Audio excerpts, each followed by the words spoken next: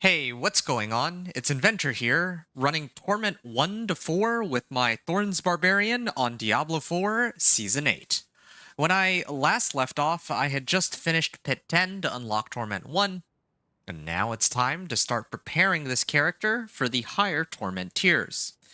In summary, my plan for Torment will go something like this. Boss powers, gear, uniques, masterworking, and then glyphs. First, I'm going to prioritize the boss powers. I don't need boss mass to fight bosses, only for item rewards. So even right now, I could port over to, let's say, Gaping Crevice and go fight Duriel and kill him and try to take his boss power, assuming I'm strong enough to kill him, which I'm not entirely sure that I am, but yeah, in theory, that's how I could unlock his boss power if I didn't already have it. Second, I would be tempering, or rather grabbing tempering recipes and ancestral weapons. I will have some aspects missing at the moment, and probably for some time to come, and I'll have to wait for those ones as a drop. Just to show you some of the recipes that I'm still missing, I still want Aspect of Giant Strides, although I might have to switch that out anyway. Aspect of Perpetual Stomping, and the biggest one is actually Bold Chieftains. Bold Chieftains kind of, I want to say even, I would even go as far as saying makes the whole build, because as my health scales higher and higher, I would want to run Challenging Shout. And for that, I need this to be off cooldown as much as possible, which Bold Chieftain's aspect is in charge of handling by itself. So that's for tempering recipes, ancestral weapons, and recipes. And aspects, I mean. Next up would be uniques. So uniques third. The big one that comes to mind is, of course, Razorplate. But there are a few others that that can be extremely helpful too. Like for example, Fists of Fate or Shard of Arathiel. So now, to tell you the truth, I actually already have a Razorplate and a Shard of Arathiel. Oh, wait, no. I had a Razorplate. I think I may have given it away. But yeah, you see, I actually already have Shard of Arathiel. But even if I did have a Razorplate, I would have been starting this character from the ground up anyway. Or I am starting this character from the ground up, so I'm going to try to farm the Razorplate for myself. Again, this is meant to simulate a fresh new season character. I don't want to utilize the items from past characters. I mean, the materials I can't really do anything about, but yeah, uniques and stuff like that are items that I'll have to grab myself on this guy. And then, of course, Fists. Oh, yeah, right. I actually do have a Fist of Fate, though, so I can kind of show that. Yeah, here we go. So Fists of Fate, right? Your attacks randomly deal a percentage of their normal damage, so that does include Thorns, which it makes this kind of like a pretty big damage boost if I can get a good roll on Fists of Fate. Fourth up would be Masterworking. This will be in Torment 3 since Obdicite from lower Torments aren't really worth it, and we get plenty of gear upgrades anyway. Imagine if I did have Obdicite right now, it would be completely pointless to burn it on these 750s, considering I'm going to be replacing them with 800s, in theory. So, yeah, and then last but not least, I'll be dealing with Glyphs. Now, of course, I'll be leveling these while doing limit testing. But generally speaking, I would say this is lower priority since the other things I mentioned are easier to upgrade, and you'll get the Artificer Stones to open the pit more while you do the other activities. So, but first, before any of these activities that I just mentioned, let's see how far we can go using just my current level of equipment. I'm going to head back to Karagar here real quick, and I'm going to start pushing pit 20, then I'll go from there. I predict that we can make it to Torment 2 with this setup, but we'll see. And perhaps most of all, I expect that this Torment 1 to 4 will probably take upwards of 10 hours, is what I am, like, guessing. But I might be pleasantly surprised, because I know Dance of Knives Rogue took 16 hours, but I guess one might argue that Thorns Barb might be easier or tougher. I'm predicting at least 10 hours easy. But we'll see. Like maybe I'm mistaken. Hey Elliot, what's up, dude? Uh, Elliot and who else we got? Yeah, it's a pleasure. I think it's first time I'm seeing you guys here. I'm just trying to read chat. That's why I'm just standing here for a second. Okay, perfect. Death's Horseman. Sorry to keep you waiting, buddy. I was in the middle of like because I always do this as part of a recording, right? At the like you've probably seen on my channel. I kind of like talk about, oh hey yeah, this is kind of what I'm trying to do, and then I like. I have to. I try to hit two birds with one stone. I don't want to have to do it twice, so I just start the stream, and then that way, like while I'm doing this all, I can record it while talking to people in chat. So, yeah.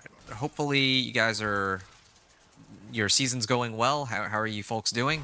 Yeah. In case you're not aware, my name is Inventor. I'm just I want to say a humble small time content creator that is trying to put together these kinds of guides to help people play the way that they want without having to rely on like some meta strategy of sorts. I guess that's the easiest way I can kind of explain what I'm trying to do here. I can kind of tell that, oh wow, this isn't looking too good for me. You're sad that you missed my necro leveling? What's there to be sad about? I have the, gameplay up on YouTube, unless you really wanted to catch it in real time, but, yeah, if you have questions about the necro run specifically, you're more than welcome to ask, of course. And as I, have just pointed out, like, yeah, I mean, I have the gameplay already there on, YouTube, so if there were like parts of that run you wanted to see, you're more than welcome to check it out. I've already uploaded it. I might in the future stop doing that and only upload the pit clears and the guides. It doesn't really cost me much to upload the gameplay for the most part, but I also do feel like there's not enough. I mean, I kind of want to keep my channel clean. I don't want to like just keep uploading garbage, and I don't know how many people really care to see this gameplay. I mean, I guess there's enough viewership that it it hints to me that people are interested in watching my run, but I also, yeah, I don't know. Maybe might be better that I.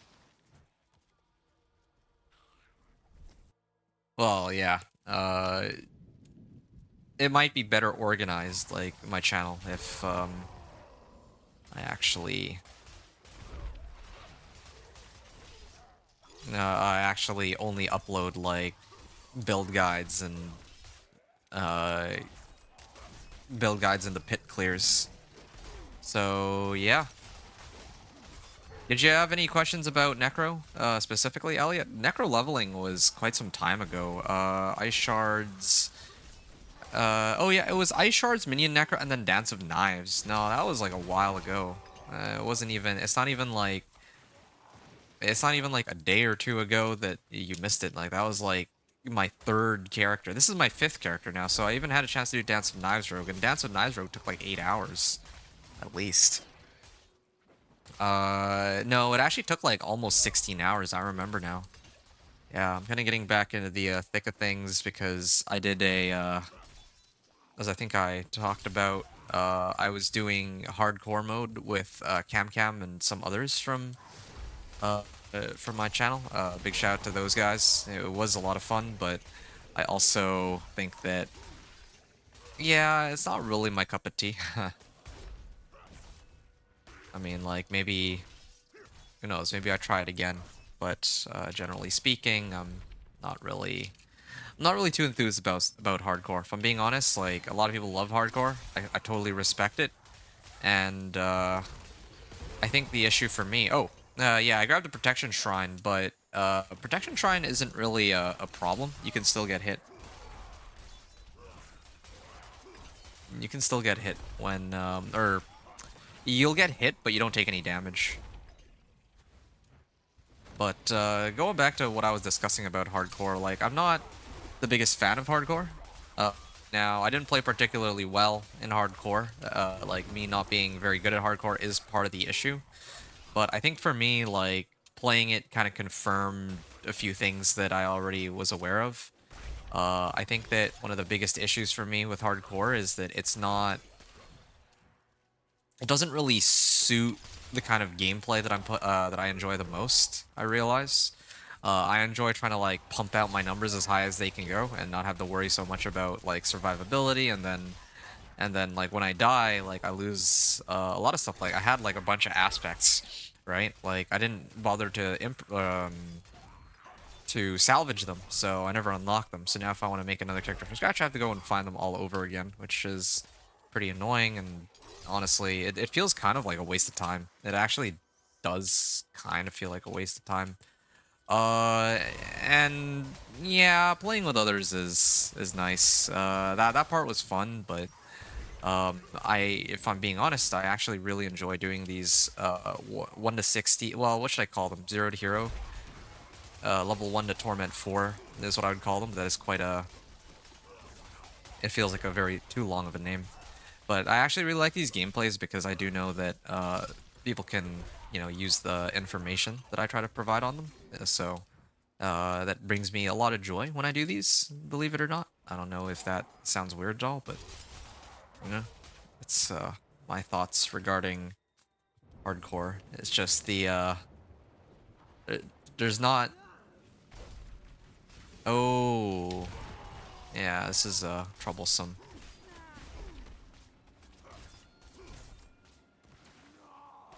Yeah, there's just not enough reason for me to really get into hardcore, I would say. Um, yeah, I just don't feel like there's like hardcore didn't suddenly make the game like 10 times more exciting. And I think that the punishment for not succeeding, getting set back like however many hours, like yeah, eventually I could just run pits with people, so sure, fine, whatever. But yeah, just if I'm looking at this from like purely how the gameplay really went, like it's not even an issue of like, oh, well, I'm just not very good at the game and I need to get better. I mean, that's part of it, right? Like I'm not hardcore felt like I'm playing I don't want to say a completely different game. It was like the same game, but with different rules. If that makes sense. And I just wasn't really. It just really isn't my. It's not really my MO. If you could even really call it that. Hey, lol, what's up, dude? Sup, weirdo. Nothing much. Just doing adventure things. It's time for the Thorns Barbarian. Uh, yeah, it's time for me to run Thorns Barbarian now. So, kind of trying to, bring down Mother's Judgment. This is exactly the part of the game that I was dreading from the very beginning. The fact that bringing her down takes like forever. Like it actually takes so long. You're finishing up the barb, I see. Yeah, dude, finishing up the barb. That is absolutely correct. How are you? How are your games last night? I saw you were playing with Cam Cam. Sorry I couldn't stick around, but yeah, I had some things of my own to take care of, and in fact, it kind of went well into today. I want to is my first ancestral. So yeah, I mean, it took a while to finish up the things that I needed to. Otherwise, yeah, I really did want to have a chance to stream. Well, yesterday I was busy, but today I was hoping to stream like in the morning, but it wasn't able to. Just not enough time the day. I had some things to take care of and all that. So this was a pit 20 clear. Uh, Pit 20 clear, and I took 615 on it. Using gear from same setup as pit 10 clear. Okay. And then this was like how long into the this was about 16 minutes in to the stream. Horseman, you were saying all good man still trying to get geared, been a bit of a struggle. Okay. Well, you said you're trying to get geared. What's your situation? Deaths? Are you In Torment, what items do you need? Maybe I can help you out if you need a unique or two or something. Also, in case you want real-time conversations, you can reach out to me on twitch.tv/inventor, because that's where like on Twitch the broadcast delay is not nearly as bad as on YouTube. So yeah. You got to live over recording. Okay, that's totally fair. That's totally fair. I mean, it's the same content. Like, if you're sorry, 1 second. Yeah, when it comes to content, it's still gameplay. If you're trying to learn a thing or two with Minion Necro, it's like all there on recording. You got to level 28, became frustrated, need a break. What did you frustrated? How and why? What frustrated you? Lawless on Twitch was saying, I'm tired of all the classes. Oh, I'm bored of Diablo, and League was fine, just wasn't as fun as Diablo hardcore. Oh, that's funny. Maybe it was more fun for you because you actually lived through all of it. But yeah, I am, in all seriousness, genuinely glad that you enjoyed it, though. Yeah, I mean, I'm glad that you and Cam had a lot of fun. It sounded like you had a lot of fun, so that's pretty good. Now, just for fun, I'm gonna quickly go back to Karragar, and I'm gonna show what a Pit 25 looks like. See, I couldn't even... I was predicting that we could make it into Torment too, but even with this level of... this baseline level of equipment, it's still not enough, unfortunately. So I'm gonna set it to Pit 25 here. I do not expect that we're gonna be able to get past this whatsoever, but I'd like to show it off anyway. How well it goes or how badly it goes, either or. Okay, so if I put on the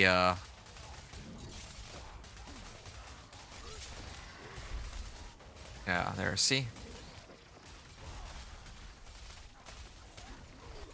Yeah, these guys hurt more, but that's not the biggest issue. The biggest issue is that, yeah, I mean, I can still... The funny thing is, I can still kill these guys, but I'm not going to continue this run, just because I know that the boss is going to be a big problem. So, here's what I'm going to do. Here's what I'm going to prioritize, okay? There are two powers that I'm going to get on this guy. The first is Andariel's, because that's the power that I originally wanted to try, but it looks like it does like 0 damage. That's the thing that bothers me. I know for a fact that Harbinger of Hatred's Volley does do damage, so that's the one that I would use to deal with bosses, but this one, not so much. So, I'm sorry to hear, Lawless, that you're kind of bored of playing Diablo already. I'm still far from tired of the game. I think that I have a lot of objectives that I need to go over. So, like, I mean, a lot of the focus for me, because I'm making content, is going to be like on playing different builds and seeing if they can clear Pit 6 or Pit 55. And yeah, no, that's really it. Like, even this morning, I had like a little bit of time. We didn't have enough time to stream, but I did have a bit of time, and I used that time to figure out um I took the time to figure out how an Ice Shard sorcerer build, or no, a Blizzard sorcerer build would look. Uh yeah, that's pretty much it. I went to go see what it would be like to play Blizzard, and I figured some stuff out. And uh going forward, I've already made guides on like Ice Shard Sorcerer, Dance of Knives Rogue, and Minion Necro. Each of those got 1,000 views easy. Will they make it to 2,000? Maybe not. But the fact that there was that much, I guess, demand for them. I shouldn't say demand, but the fact that there's that many views, right, suggests to me that, yeah, there are people who want to see that kind of content. So that means, okay, for me, I'd love to pick out more of those builds that people actually really enjoy playing, but that there aren't as many guides for, and then try to make content for those. I guess maybe as an example, so I played Dance of Knives, I played Ice Shards, I played Minion Necro. So now, for example, oh, hold on, let me I don't even know if I can bring her down. Like, this is exactly what I... Well, no, I think I can, but it'll take a while. And I have Spectral Ash, don't I? Oh yeah, I have no boss powers yet. That was part of it. At this point, I think it's safe to say that I would have some boss powers at least, maybe? Anyway. Going back to what I was saying while I AFK this fight, it's going to take a while. At least I brought her down like a quarter so far, though. And I have plenty of life to tank her skills. I ran, what? Ice Shard Sorcerer and all that. The next one is Blizzard Sorcerer that I'd like to do, and then maybe... Oh, hold on a second.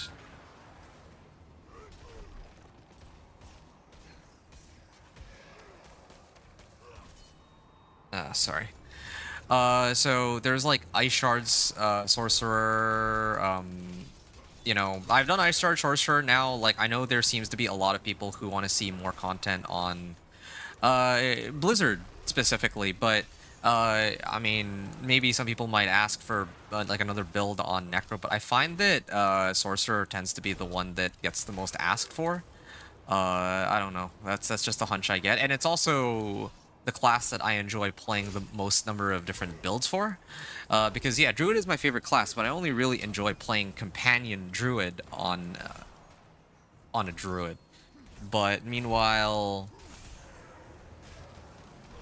oh, oh shoot. Okay, well, I need to be right back anyway. Well, actually, I can talk while I'm like doing something on the side real quick. So yeah, like I noticed that like I like Druid the most, but I only play one particular type of Druid, that being Companion Druid. And then my second favorite class is really like a toss-up between all like either Necro or Sorcerer, probably, right? Because as much as I enjoy Thorns Barb, and as much as I would like Whirlwind Barb, um, yeah, like I enjoy having an army of minions, and I also enjoy Sorcerer because it has so much flexibility in like all the different builds it plays, and all the different builds actually feel very different, right? Anyway, but the thing about Sorcerer is there's a lot of people who want to play like all sorts of... It's not like Necro, where if you're playing Necro, you probably want to play a minion Necro. So if I do a minion Necro, that's fine, right? Like I think that's sufficient. But Sorcerer has so many different like skills that they could use that people would actually like to make builds around. Incinerate, Blizzard, Ball Lightning, right?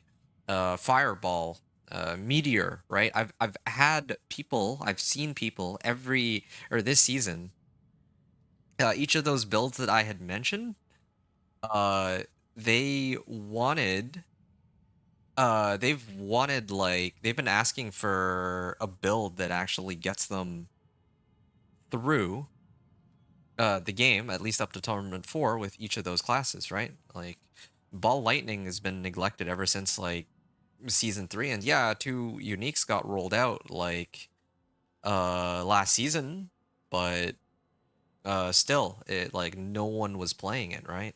Mainly because probably Lightning Spear was so dominant, but anyway, I think that, I guess what I'm trying to get at is that, I feel like I have an objective in the game. Um, I have an objective, that objective being, you know, creating content for these less popular builds and trying to reach Torment 4 with them. I have a uh, very specific sort of objective, I guess, to work towards, and there's no ambiguity. I either cleared Torment 4 or I didn't. Some people will say, oh, this is a good build. What constitutes a good build, right? I don't want to just say, hey guys, yeah, it's a good build, and then it can clear Penitent and Torment 1, but then barely reaches Torment 2. So that's my thoughts. I don't know if anyone cares for what I'm talking about here, but that's just kind of my thought process regarding, well, all of this. And yeah, I mean, I'm enjoying the game a lot right now, and I'm gonna continue to enjoy the game as much as I can, but that's just the gist of how I feel. Uh, yeah. So I might have to back out of this fight just because it is taking a lot longer than I would have wanted it for it to.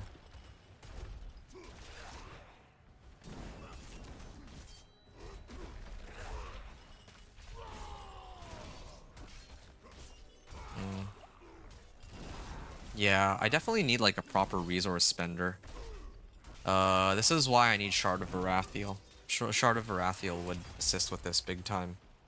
And then of course, unfortunately for me, there's they added like a second phase, or they made it so that I have to do the second phase for Andariel. I don't actually know, like I can bring her down a quarter or like 1/5 of her life with zero.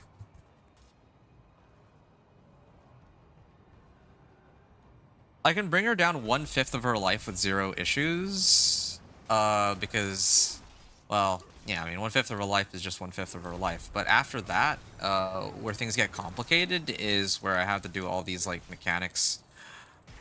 Um, yeah, and like even now, like my stuff is on cooldown, right?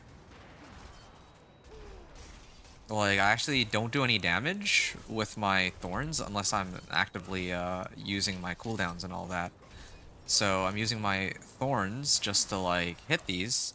And this is just like the first phase too. There's gonna be like another 2 phases, and yeah, that's gonna be a mess.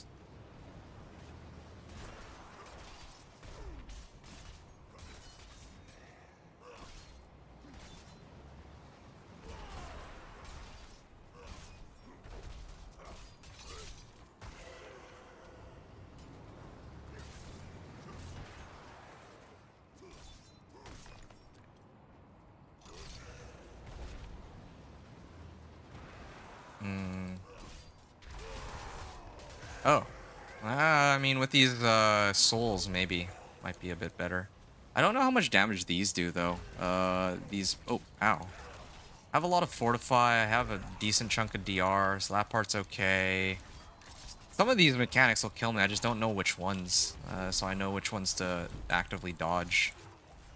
Yeah, I don't think this is a good fight for me. Like, I wanted to grab the Andy power right away, but I think I hate to say it, but I need to like gear up before I take on Andy. Uh, Even if I were to like buff up with all the side powers right now, which I will pretend like I did get all the side powers. I think that's fair and square because, you know, like incursions or like all the blue powers come from incursions. Yeah, this fight, oh, this is gonna take a while. Or I'll die immediately in a moment. Oh, does she go into phase 2 here, or is that like later, like at 1/4 of her, or half her life? Might be half her life, actually. Hold on. Yeah, it's okay. Ow. Ow. Okay, so there's the second phase. And I have to avoid getting hit by that. That's an instant kill mechanic.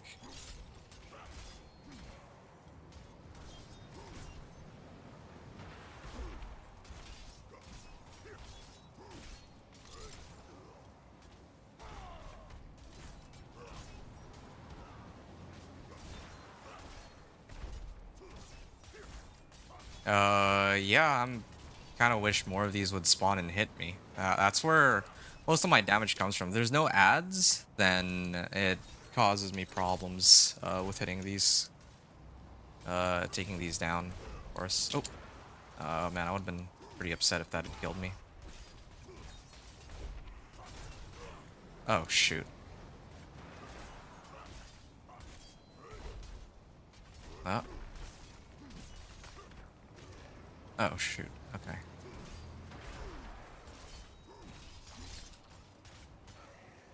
Uh.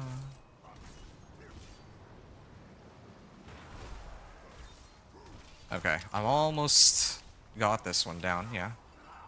It's not too bad. Oh. Yeah, if she knocks me into one of these, I think I just die instantly. Like, I have... Oh, shoot. I have, like, close to full health, but I don't think it's nearly enough. Oh, shoot. I don't know if I can hop over it either. It's another issue. And I'm actually running out of potions. This fight. This is pretty miserable, I'll be honest.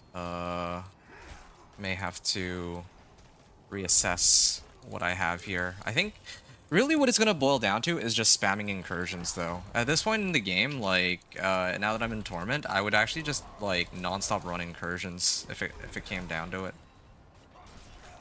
Hold on a second. I might be able to bring her down. That would be nice if I could. Oh.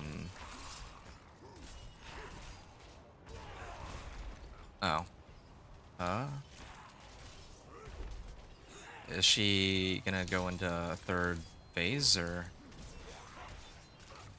Be great if this is the only remaining phase, but I think there's still one more where she kind of goes into invulnerable and had to kill those little...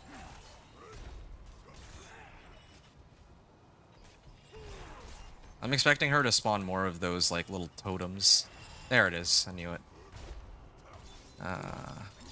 This is gonna take a bit. Okay, well I'm glad I still had Leap available, otherwise I would have been dead there. Oh. Oh, back I go. Really just playing around the Rosie. I think I can avoid getting hit by this one though.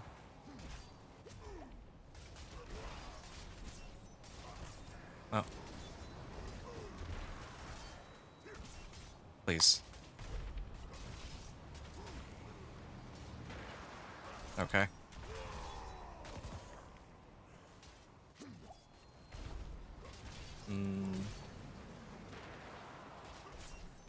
Really just gambling with how many dodges I can do here.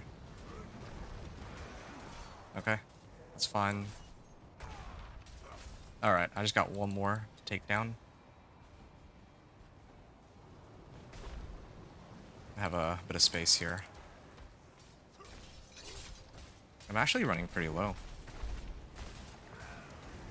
Ow! Oh, no. I'm out of potions too. Dude, no way. I'm actually gonna lose this. Oh, I actually would have gotten her. I just don't have any potions. No, I don't want to redo this fight. I could redo this fight, but I don't think it's worth my time. I'll just come back here when I upgrade my gear. But that's like, if I didn't mess up and I run out of potions like that, like I didn't think I need all those potions at the end. Otherwise I would have been a little more conservative with how many I used. Then it would have been totally fine. So yeah, well, with that all said, yeah, it's time to actually kind of like look at my equipment and upgrade as needed. Although that might be a little difficult, all things considered, because like, what's there to even upgrade? Like, these ancestral, this ancestral is pretty useless. Like, what aspects can I even throw on? It's really right now. The way the game has to be played is just I have to farm until I get better gear. And same thing with like obols too. I have to like grind obols. Rest of my like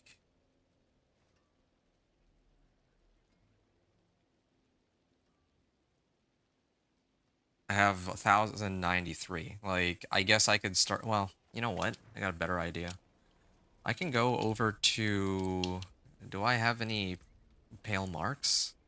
I'm apparently out of pale marks. And I don't think I would have had pale marks because I didn't bother to use any of the mercenaries. I should have just used Aldkin, though. Aldkin would have been the right sort of mercenary to use, I admit.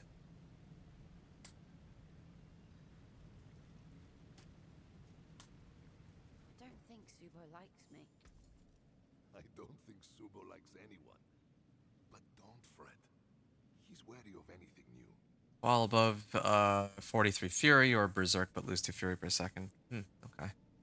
Defensive Aspect Cache. That would be pretty nice, but I guess this doesn't really help me.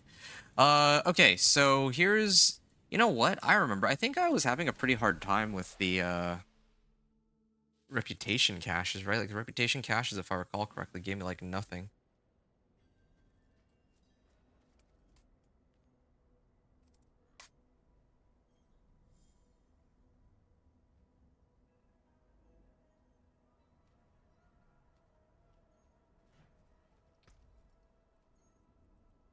Uh, yeah. Yeah, okay. So probably what I would do, I'm like thinking about this. If I okay, well I'd have access to these at least. Um, Whenever I gain fortify, additionally gain that amount as barrier. That's not bad. I get plenty of fortify. Yeah. Maybe this one. We gain vulnerable damage. It's like 5%. That's like because I'm like looking at these, right? This is movement speed. Okay, it's usable, but it's not amazing for my damage. Or because I value damage. I don't do summons on this build, so that's kind of pointless. This one I don't really do crit strike. Or yeah, I just don't do crit strikes. Karma's sparks again, evade cooldown. I don't need that. I could throw this on, just as a temp, right? Outlaw Sharpshooter's Eye. So the irony about this one is usually I just run through monsters, but if there's monsters that are hitting me from a distance, then it might be usable. Uh, but okay, let's take that off the. Well, we'll wait a little bit. Increase damage to all elements. I don't. Thorns is physical, right? So that doesn't count as physical damage. Damage over time. This also doesn't help me. And then finally, we got Tortisk's Rage. Now, funny enough, Tortisk's Rage might actually be the most useful of the bunch because then I can actually use Flame more often, but not even by much. So the majority of these blue powers are pretty pointless, which kind of gets me thinking, okay, what would be some other powers that might actually help, right? Activating my boss power fears them. I don't want them to be feared. I want them to be hitting me. Once per activation, damaging an enemy stuns enemies. No, I obviously don't want that. Activating my boss power heals me.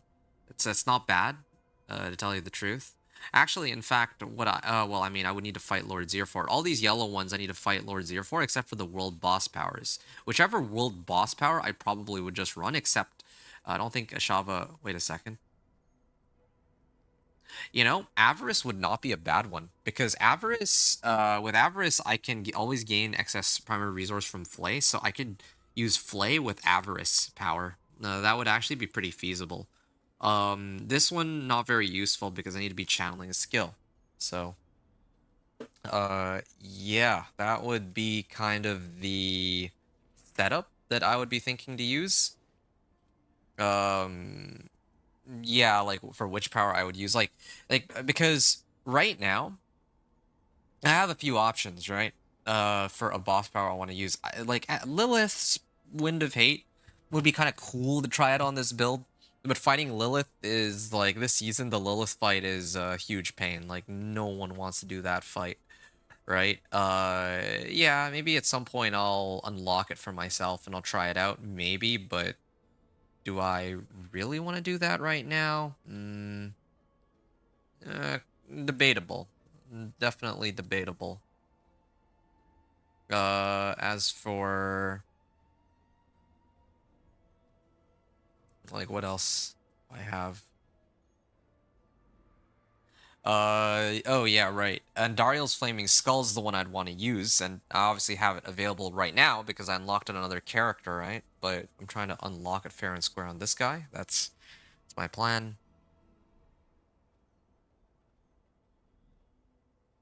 And then of course the last but definitely not least is Harbinger of Hatred's Volley. So these are the three like most serious contenders for a power or avarices. Um but here's the ups and downs for each, right? Like Lilith's it's very difficult to get. I wouldn't even consider it just off of that alone. If I'm having this much trouble with Andariel fight, then Lilith's power is like nigh impossible for me, even on Torment 1, which is very unfortunate. And Dariel's Flaming Skull is, I mean, I have the fight Andariel, which is okay. I was actually very close to it. In fact, maybe if I did Andariel, I could. I'm kind of tempted to do it, like redo it, because I was actually very close to winning it. Now that I think about it, maybe if I made some like slight gear adjustments, I could pull it off. But anyway, yeah. So Andariel, standing still. Uh, Yeah, like I have to stand still. That's the weird thing about this build. Normally I just run at monsters with my Barbed Carapace, but another possibility is I maybe hook monsters in and then I stand there, let them hit me. Barbed Carapace goes off and like while I'm hitting them too, while standing still, my Andariel's Flaming Skull is orbiting around me and hitting all of them too, right? So that's kind of what I had in mind, what I wanted to try with this build. And alternatively, there's Avarice's Explosive Ore, like I mentioned. If I spam Flay, then I would be producing these pieces of ore. So, one of these powers could be pretty decent. And then Harbinger of Hatred's Volley, again, for some reason, like, if I can apply Vulnerable, I don't really have Vulnerable on hand right now. That's, like, the one thing. I could, actually, no, my kick does apply Vulnerable. So as long as I kick a group of monsters, my Volley will go off. And this Volley does a pretty immense amount of damage. But ideally, I'd like to use one of the other powers. But I'm just pointing out that of all the powers I've used until now, Harbingers of Hatred Volley is far and away the strongest one. Stronger than... Yeah, I mean, it's stronger than pretty much everything. Like, it's very noticeable. If you go into the training dummy and you test it, you'll very clearly see this thing is an absurd amount of damage. The only one I'm kind of curious about is Lilith's, if that one might be on par with the Volley, but that's besides the point. I'm not going to consider the Lilith power. So it's basically Andariel's and Avarice's I want to try. And I fight Avarice? I feel like I didn't I? I think I might have actually fought. I may actually have fought Avarice. I feel like Avarice might be fair game here, but I might try the boss fight here one more time. But I'm just trying to figure out. Okay, maybe I throw on this, maybe make some adjustments on my gear really quickly. Just some slight gear improvements. There's also some apparition incursions and all that. And I've been saving my spectral ash just so that I could maybe pump up whatever my first boss power is. Oh wait, sorry, that's for the main power. When it comes to like the side powers, again, I'm using these three right now, but later, ideally, I'd like to clear all the bosses so that I can get probably this one. Yeah, no, probably Lord Zero's Blood Pool wouldn't be bad. Uh, Damaging an enemy with my main boss powers applies poisoning. I don't care about that. I don't use an ult, so I don't care about that one either. Inflicts nearby enemies with 15k corrupting damage. Yeah, I mean, it could work, but maybe this one. Activating my main boss power spends all my primary resource. You know what? That might actually work really well as a side power. That might make it so I don't need, I might not need Shard of Arathiel. Let me see how exactly this works. So, casting a skill with a... Wait, no. For every 25 Fury I spend, I gain 10% Thorns. So you're telling me that if I were to use Avarices with Kermas, or with anything, really, I could drain out all my resource. Hey, that's actually very handy. I could actually permanently have like 120 percent thorns. So that's definitely something I'm going to have to consider. So I think in the future, my powers are going to look something like this. Let's do the Andariel's Flaming Skull. So this is what I'm working towards, but yeah, that boss power. And then probably the one where I heal, Lord Zero's Blood Pool. Yeah, that's actually not bad. So activate this skull, I get to heal. And then with this, I get barrier. So I'm basically immortal while I'm while spamming Flay. And then Avarice's Explosive Ore is my resource spender. So I might not even need Shard of Arathiel. So we'll see. I'll have to play around with it, but as it stands right now, I don't really have too many other options. The other really good one is Wandering Death's Chest Beam. Now, normally I would take the ones that give damage, right? But frankly, this works well with any boss power. It doesn't matter that I'm Thorns related. It'll just execute them. But all these other powers are very oriented around like the use of skills rather than Thorns. They're not very compatible, is what I'm getting at here.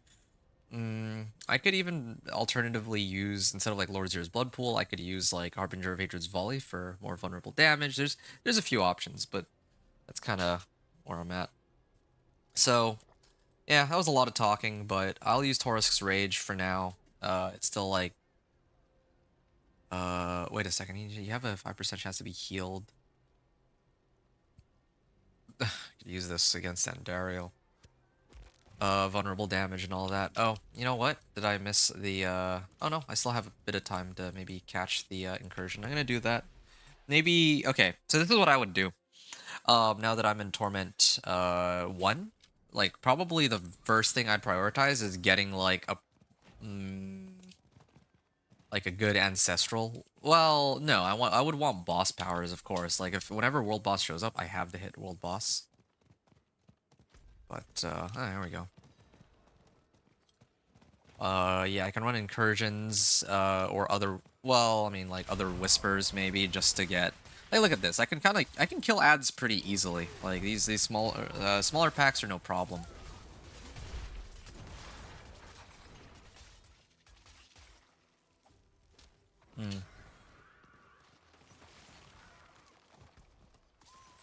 And then I also have, like, Paragon board and all that, too. So, there's, like, a couple things, right?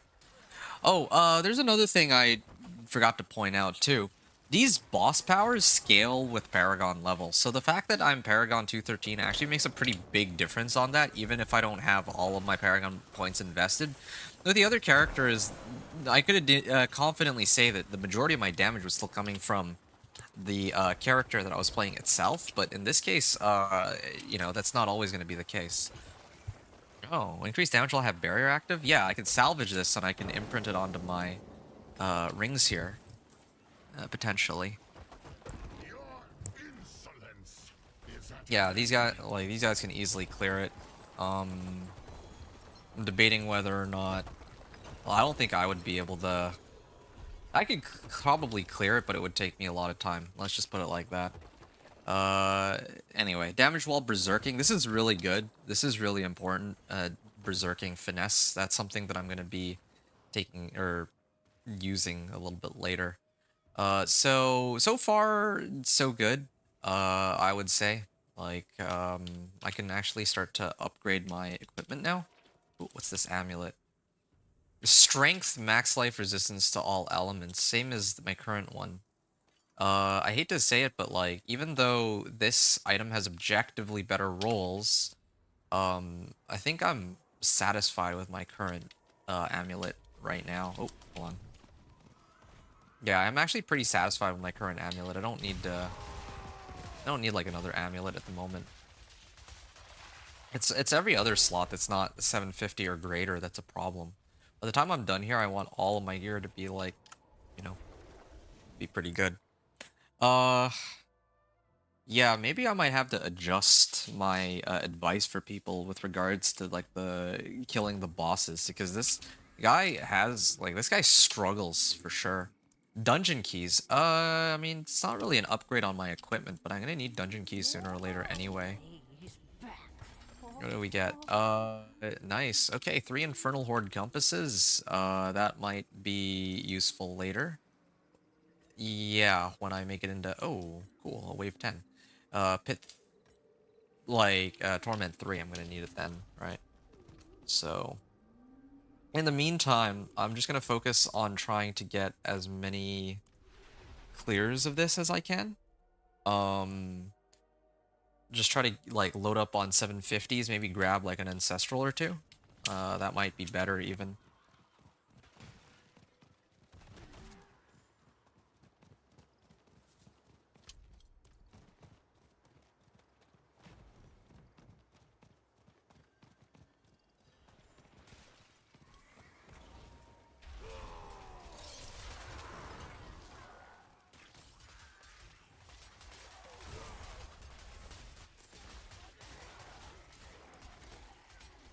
Ton rune. What about my runes? Like, are there any that are, like, remotely useful?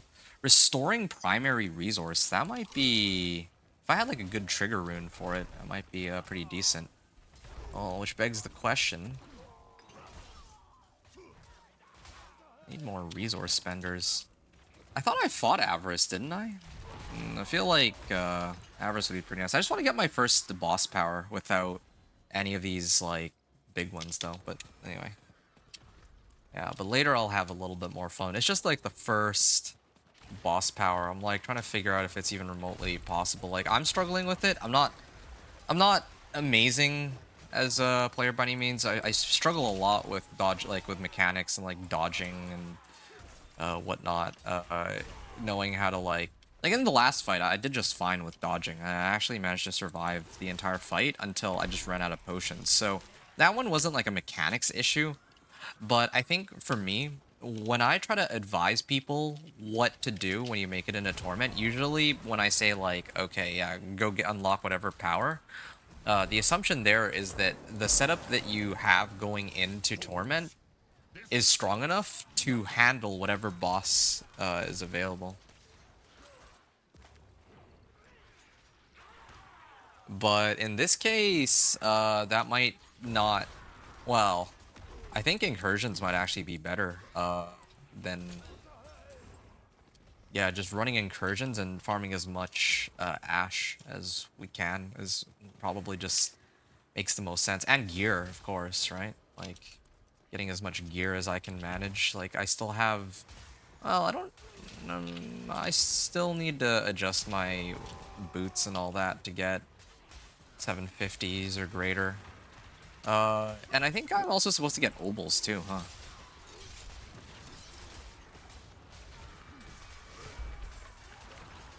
Yeah, and I'm missing an aspect too, the Bold Chieftain's aspect. Bold Chieftain's aspect is pretty instrumental to this build for sure. So there's like a lot of stuff. Uh, there's a lot of stuff missing, definitely. And oh, I just used two of my charges on nothing. I am getting glyphs too. The glyphs are pretty good. The glyphs might save me some time as well, but yeah, that's the gist of it so far. Yeah, I'm not sure I would recommend going right into these boss fights now that I've had a chance to test it for myself. So definitely gonna need to consider more.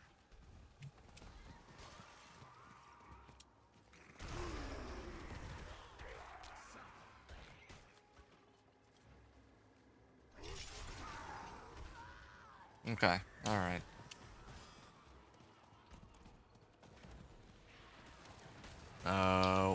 What other things am I missing here? Like, I actually have a pretty good setup. Oh, maybe this one. Maybe I need like a much better polearm. Yeah, an ancestral polearm and then putting Deathwish on it would actually cause my damage to go way up. Uh,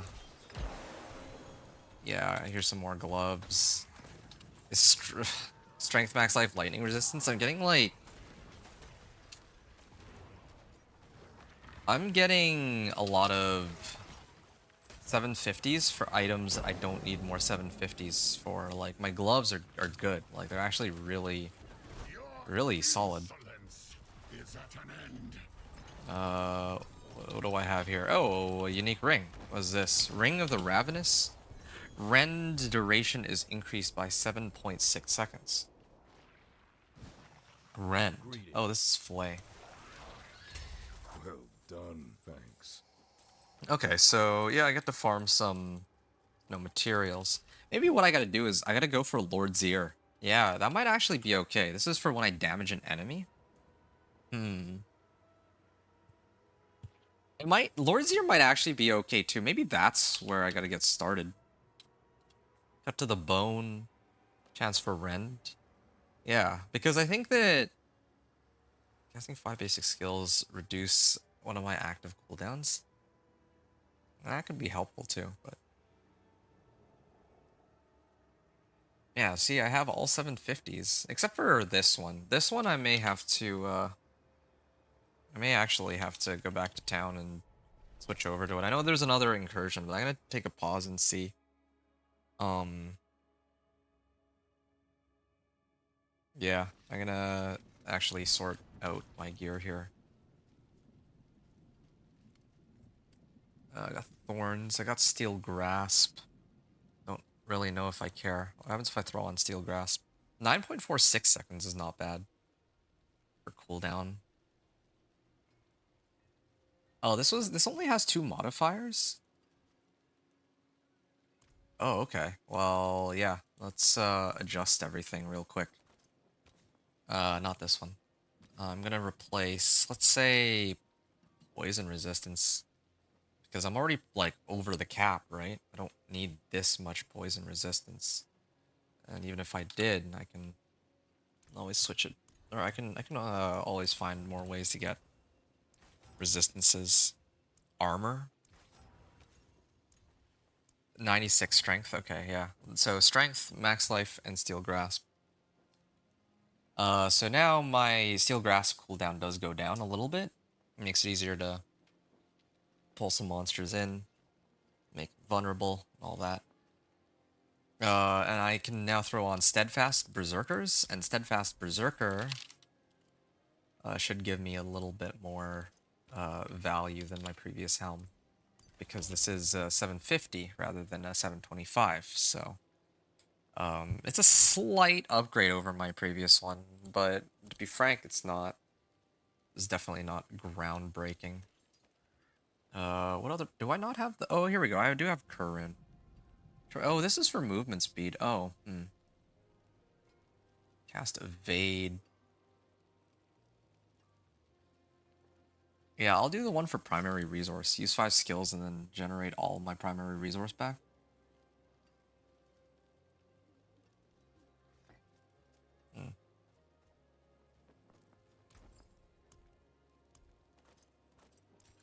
Okay, so now mobility or macabre skills. Drink a healing potion. If I drink a healing potion, I get what? Movement speed? Evade for movement speed. Alright. Yeah, I'm also running Juggernauts too. I wonder if I might be better off with some other role. Yeah, my resistance here are fine too, so I could probably... Oh, I may have to switch over to one of these later, but for the time being, of course, I need Thorns while fortified would be the big one. Oh yeah, I should have actually tempered first before anything else, so I know what I roll on these. Thorns while fortified. Good. So, this is a slight upgrade over my previous helm. Now I have like all 750s at least, except for my boots. But I think the other problem is just that, yeah, like I don't have... Okay, I'm gonna salvage this and I can say I have conceded, so let's go get conceded aspect. Lost track of which aspects I have or don't have access to. I know Death Wish I have, of course. And here's another issue too. So I get that many Thorns while berserking, so if I put on Death Wish on my weapon, I get 820. So it's like an extra 150 if I switch. I might consider doing that. This is like very incremental upgrades, but I don't know how long it's gonna be before I get like a two-hander or whatever that actually is ancestral and all that. Berserking finesse, damage while berserking. Yeah, I think it's about time that I went for damage while berserking. There, damage while berserking is good. And then I would temper, of course, on my weapon. I'm starting to get these, like, legendaries, but I think it's okay for me to just use this one for now. And then worry about... Okay, well, heavy hitters... Wait a second, this is the wrong weapon, no wonder. Here, if I have an augments Warpath.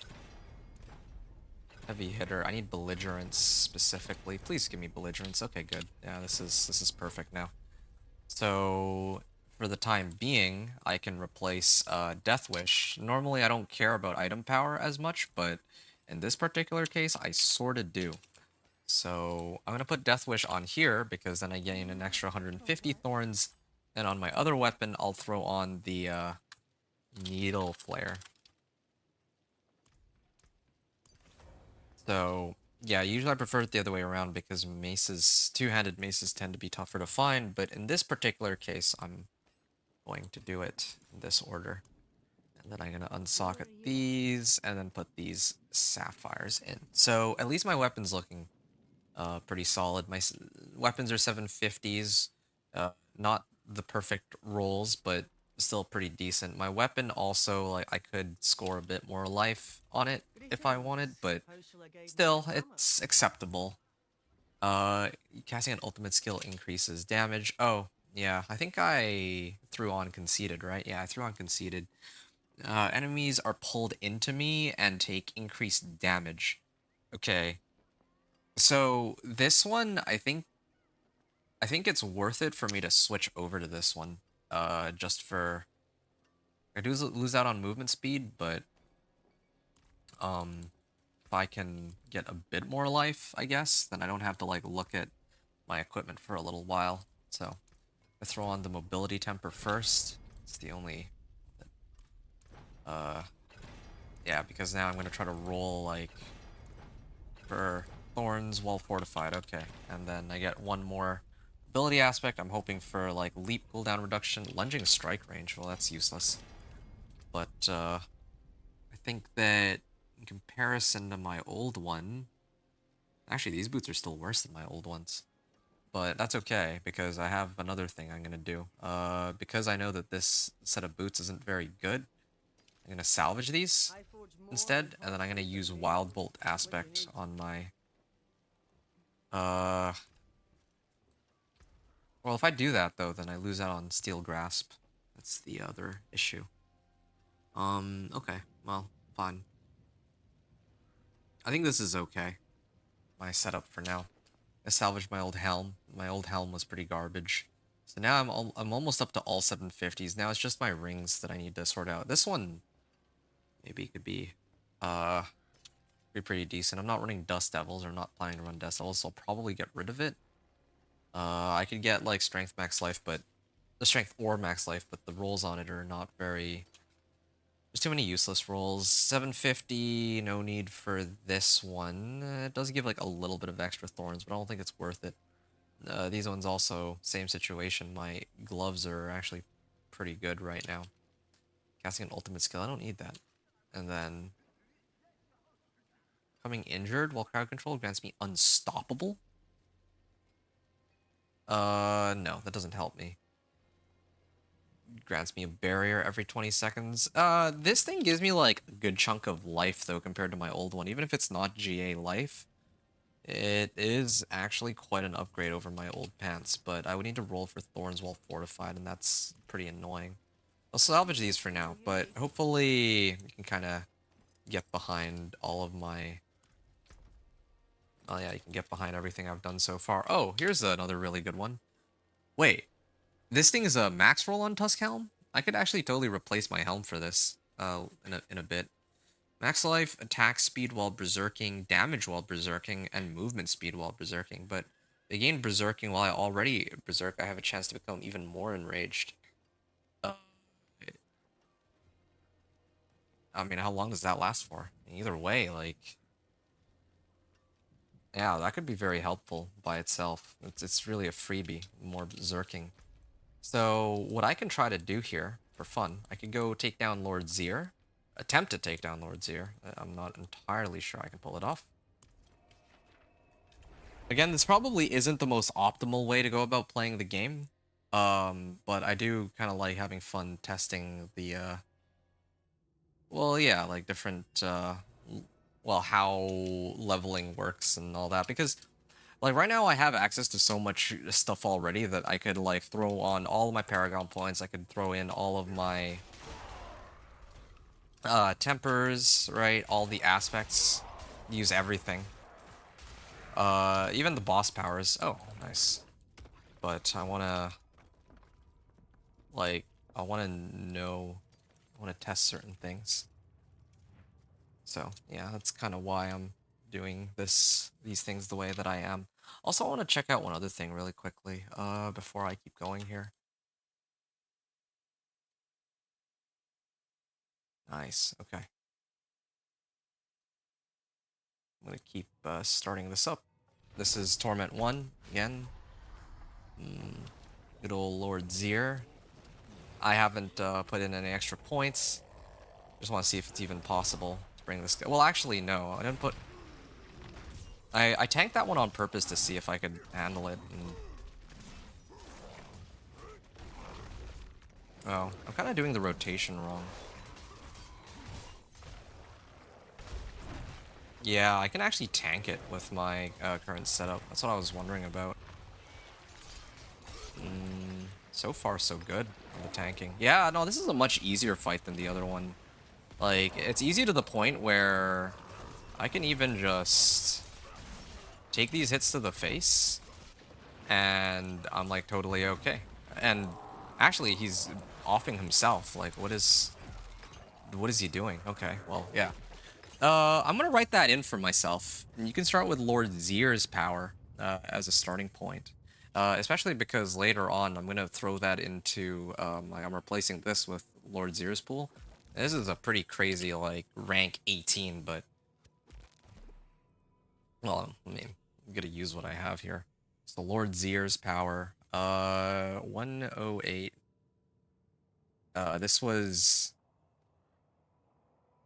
okay, hold on a second. Cleared Lord Zier first pretty easily. Okay. And with minimal adjustments, I'd say minimal adjustments from Pit 10 clear. And okay, I'm quite happy that this bot showed up in my chat so that I know that it's not like chat's broken or anything. If anyone's hanging around, then please do ask if you have any questions. I'd be happy to try to help you out here. So Lord Zier's Horde, do I have... I don't have enough to open the chest yet, but later I will need to come back here to grab a Razorplate. But that's going to be for a while from now.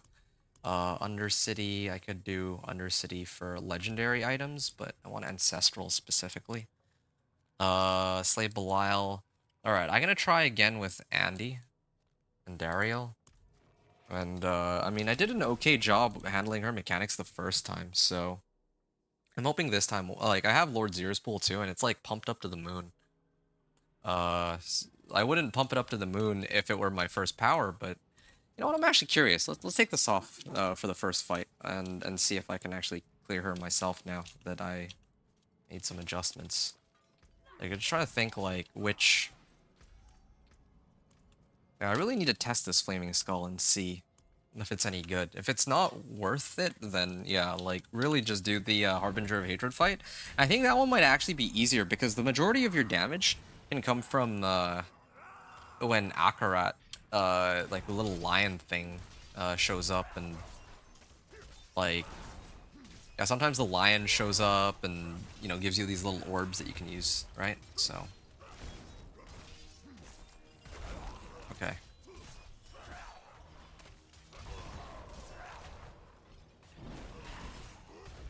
Okay. Yeah, this is pretty annoying. Like, I have enough to tank this. Yo, this barrier power is actually pretty nuts. Yo, this barrier is insane. Can I don't think I can tank that though, right? Yeah, I still don't think I can really tank that. And, I mean, I wasn't able to tank it last time when I had max health and all, but... Or I had, like, my elixirs up too, even back then. And I still wasn't able to tank it. Let's see what happens this time. Oh, I actually managed to max out my resource. I need to play around with that a little bit more later. I think I have a tech that will allow me to handle, like, I still have a... I'm pretty committed to making a working Ice Shards build. Okay, what happens if I throw on Lord Zier's pool? When I do damage? Oh, okay, yeah, this definitely helps a lot. So then if I put this pool down, like, I'd be able to kill this, so it's fine. I just want to test this. Or what about against Andy? See, the funny thing about... Oh, shoot. It's because my Thorns is going off that she's taking damage now. Yeah, so there's a couple things for... A couple takeaways from this, what I did just now. And what is she doing?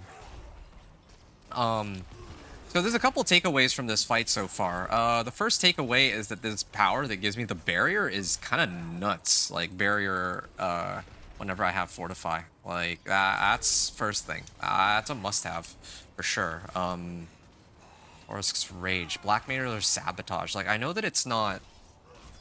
Yeah, this is pretty crazy. I'm like, it feels like I'm like immortal with this. Now I just need to worry about damage. But Anyway, yeah, the second part of like this pool is that it helps contribute some extra damage, but the problem with this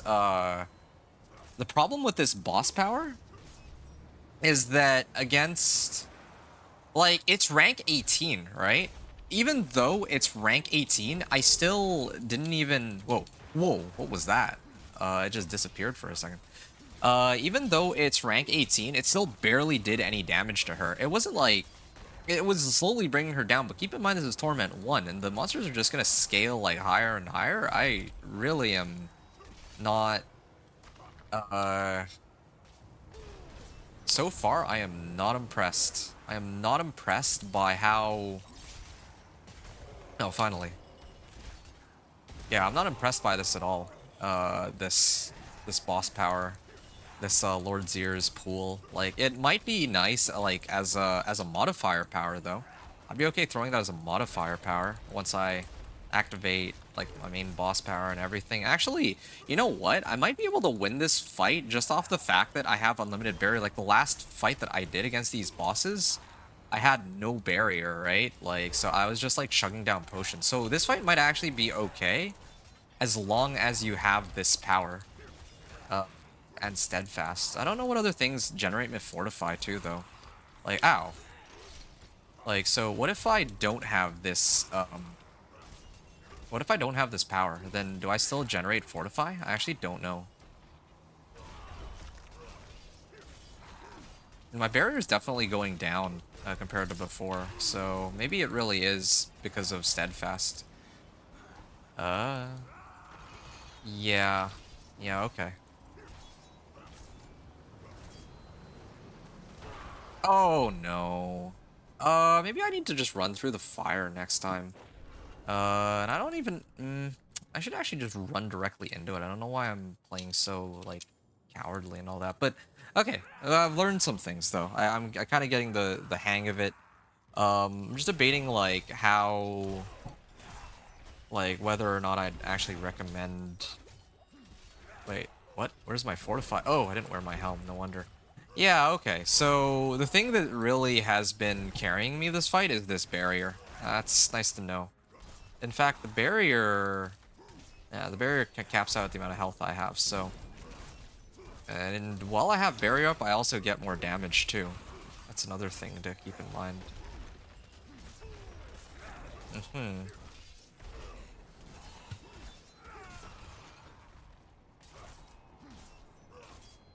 You know what? What else I'm gonna do? Wait, Avarice. I need to check later if I've done Avarice. I think I did Avarice. I'm pretty sure I did at least one. I must have done at least one world boss, and I think it was Avarice. If it was not Avarice, then I would have, like... If it were Wandering Death's Chest Beam, well, actually, all three of them would be useful. Any one of the three would be useful, because one of them would be, like, Execute, right? The other one would be... The other one, like... Even if Wandering Death's Chest Beam, I can't use it as a main power, I would still be able to get the Execute off of it. If I were to use... if I were to get, like, the... Okay. What are the other ones? Ashavas? Okay, Ashavas might not be useful. But, here, what's Ashavas? That's for activation. Yeah, I mean, like, as a modifier, it might be pretty decent. Okay.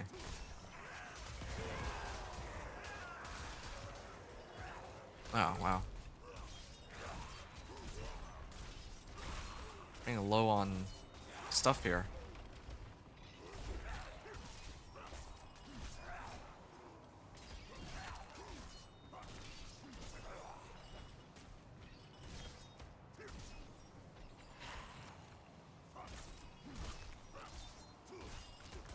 Yeah.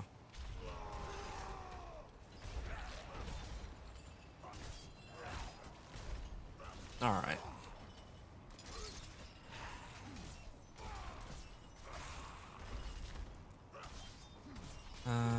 Alright. Yeah, getting there. Yeah, the fight is... Oh, yeah, there we go. There's the second phase. I wonder if I have to do this, like, 2 more times or something. Because I remember in the previous fights, I only had to do this, like, twice, I thought.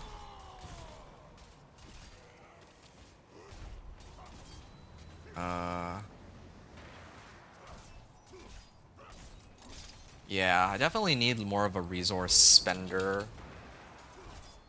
in these.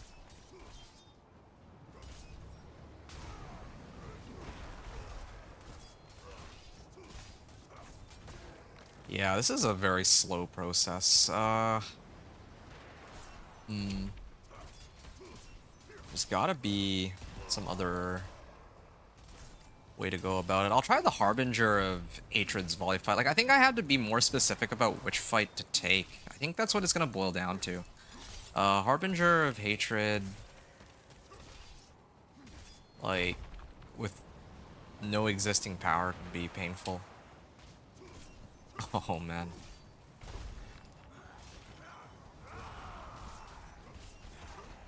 Ow.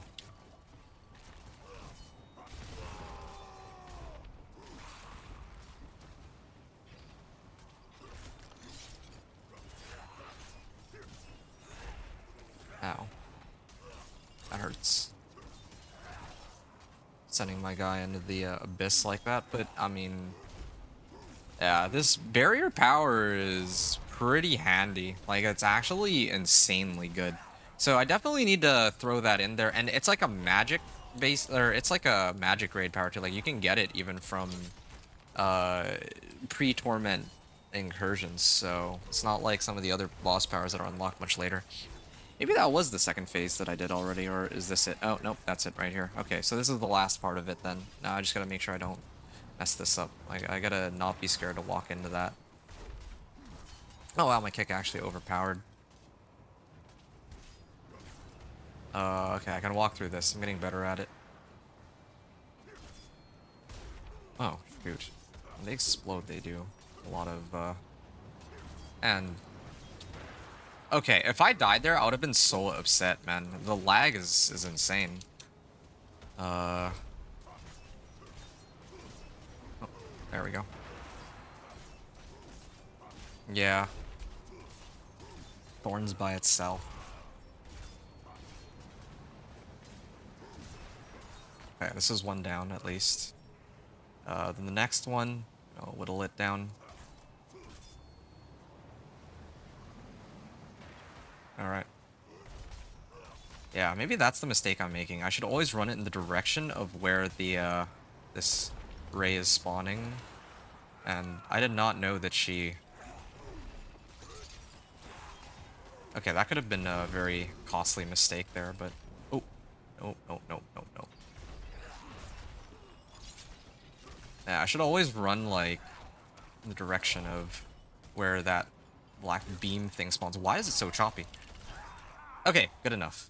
Alright, so that was my first successful clear. It took a couple attempts, but,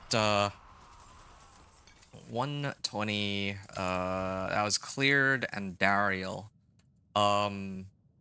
Pretty easily with... It's... Okay, so it's easy if you have... Easy if you have blackmailers. And what's something that generates Fortify? Do any of these generate Fortify? Or is it really only this one Steadfast Zerkers?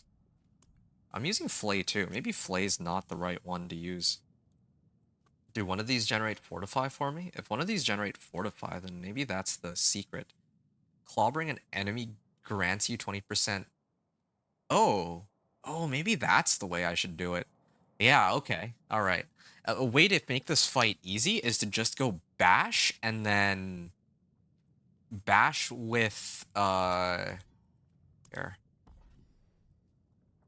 Like, does this vulnerable? 40 thorns for 6 seconds. I can get myself 300 thorns, but I don't need 300 thorns when I'm sitting on, like... Actually, I already have a pretty sizable amount of thorns. Alright. Sure. Okay, what's my thorns at?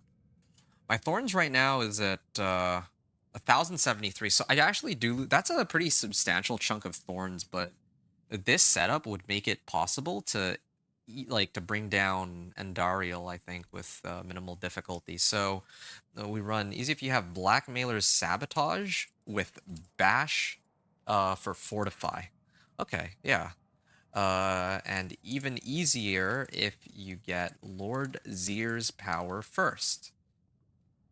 Lord Zir's pool as main power first. Okay, all right. That's a good learning. Yeah, I have something to advise people if they want to play this. It's locked. Thorns requires 3 pincushion dulls. All right. Well, I don't. Kind of wish there was a way to just redo this, but can I?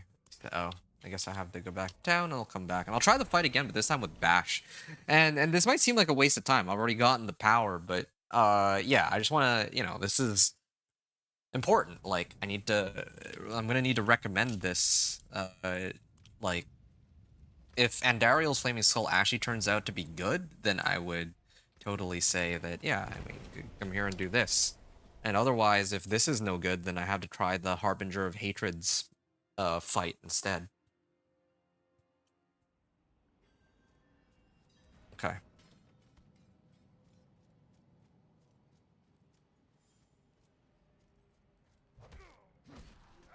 Yeah, I feel like oh, that's a lot of fortify. Okay. This is exciting. I'm gonna take this off actually. Whenever I deal direct damage while berserking. So I'm not even gonna use that. I'm just gonna spawn in Andariel. I'm gonna start swinging.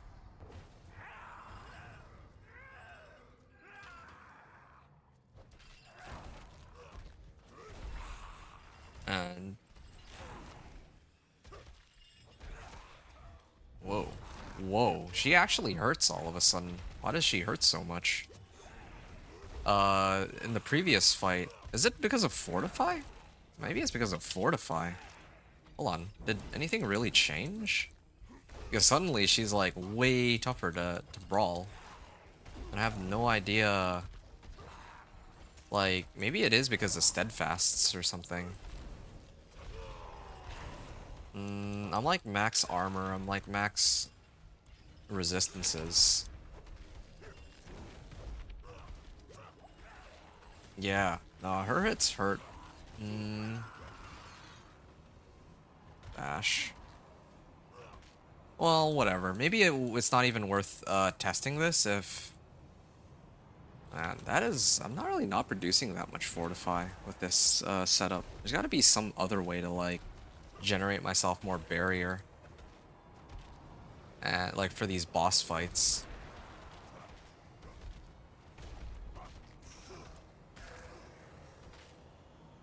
So I take direct damage. Well, I don't always take direct damage. See, this is much better.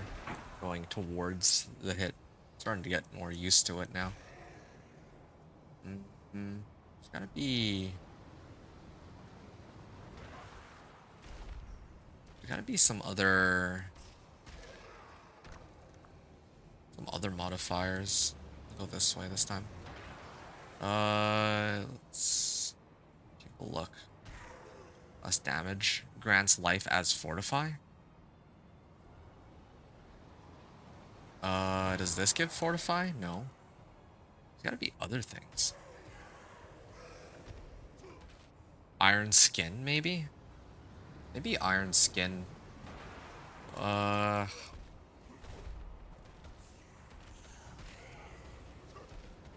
I kind of like having a resource producer. There's gotta be... Yeah, maybe there's just no easy way around it. Like, maybe you actually just have to do the fights and their mechanics.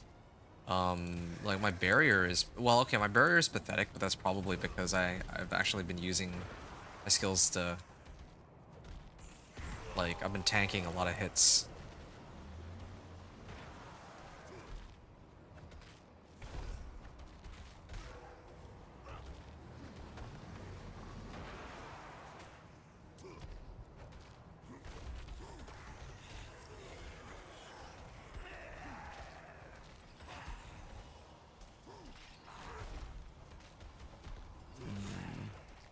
There's gotta be some reason why I'm like not able to tank all this. Like my poison resistance is pretty good, but for some yeah, I think it really is. You can go steadfast with this steadfast berserker. That's like the only way, I guess.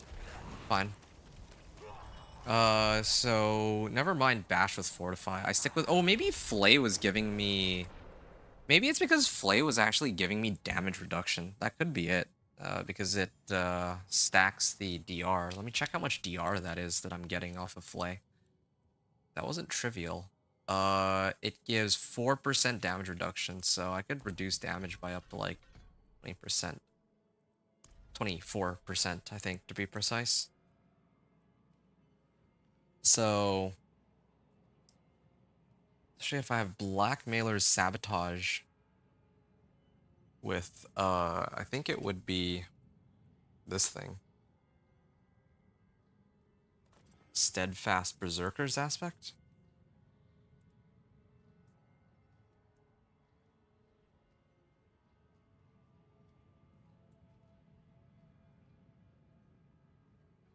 Get, but if you were to just use Lord Zero's boss power, I think that would actually make the fight a lot easier. Yeah, I mean, I already showed that it was quite easy enough, because then at least you have one source of, like, consistent damage that's not dependent on them doing damage to you. Like, I think that's what I'm just gonna have to say, like, you need to prioritize getting, like, some other boss power. Wait, why is... Sure. Here. Let's see how much damage this does. Okay, so I just stand here. I just stand here, and maybe I just keep swinging. I'm just gonna stand still and keep swinging while my little flaming skull orbits slowly around. Did she even get hit by that? No, she's definitely getting hit by it, or else she wouldn't be on fire. Wait, no, I have these gloves that are put me on fire. Okay. She's taking 3.4k damage from that? Okay. What happens if I buff it up a little bit? It's at 31k right now. This might be a waste of Spectral Ash, but I need to know. Okay, so now I've ranked it up a little bit. Is this worth anything? Rank 11. This is rank 11, skull here, and apparently I have something that applies vulnerable, but I don't know what. Oh, here. Yeah, there's a chance to make him vulnerable. Dude, this does like no damage. This actually does like 0 damage. Okay, what if I switch over to Harbinger of Hatred's Volley? Like, I hate to say it. I really wanted, like, I was hyped up for this boss power to be remotely useful, but so far, I'm not impressed. Let's do Harbinger of Hatred's Volley. I'm sure that'll do more. So I'm gonna check that. Even Lord Zeer's is doing more. Okay. Here, I'm gonna kick him first. Now I'm just, yeah, like, look at that. I'm just gonna stand here, like, I mean, yeah, it's not like deleting her off the face of the earth, but I mean, her health is, I'm not even touching the keyboard. I'm not even touching the keyboard, and she's clearly taking a far more damage from that one power than any other power that I use. So, if it comes down to it, I'm just gonna tell people to run Harbinger of Hatred's Volley. Clearing Andy is useless. But definitely want to start off with Lord Zeer's power. Lord Zeer's power is like an easy starting point, and you kind of need it anyway. For the second part of it, Lord Zeer's pool. Activating the boss power heals for 34% of, like, yeah, it heals for life, so I'd probably run that. What else? Like, what would be the best case scenario for damage, though? I definitely need this because I need to spend resource. Yeah, I mean, Harbinger of Hatred has to be my main power. Avarice would be my resource spender so that I can keep my... Wait, let me just double check that this is how it works.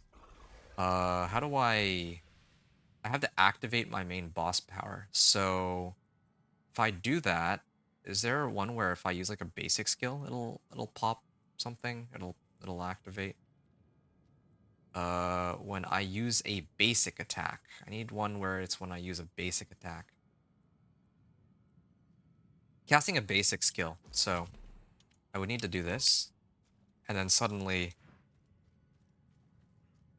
does it not, does it not work with my thorns, or is it like I need to actually hit something first? Oh, Thorns does get increased, but the problem is then this doesn't like I can't use this as a resource generator. Uh, that's actually pretty funny. I can't use it as a resource generator if I do this because it'll always just drain out all my resources. Well, no, that might actually be fine. That might actually be okay. Here, let me try something really quickly. Let me take, yeah, Alex Talons is fine. All right, this is good. Okay, so this basically has the same function as what I want from Shard of Varathiel. Oh, and in fact, like, I have these runes, right? Not Kamqua, it was Kurlum. Since I'm actually always gonna just mass generate a resource here. And this is okay. That means I can get rid of Kick, and replace it with something more valuable. Only problem is then I don't really have a good way to apply Vulnerable unless I use, like, Ground Stomp or something. But that might be fine, too, because I just need to apply Vulnerable to the one monster that matters. Like, yeah, since Flay has a chance to apply Vulnerable, I need to target whoever I want to apply Vulnerable on. Unless I have something else that applies Vulnerable. Oh no, I have Steel Grasp. Well, I'm set then. I have Steel Grasp to apply Vulnerable on whichever packs I want to apply Vulnerable on, and now this will perpetually activate Barbed Carapace. That's actually sort of insane. So the only question remaining is, did I get the Avarice's boss power? Even if I didn't, I'll probably end up using it anyway, just because, you know, I'm gonna take some creative liberties here. Okay, I'm gonna look back at my last stream, which involves gameplay. When did the boss show up? This was where I did strongholds. This is where I fought Belial. Yeah, you guys can't really see. I'm just skimming through all these. I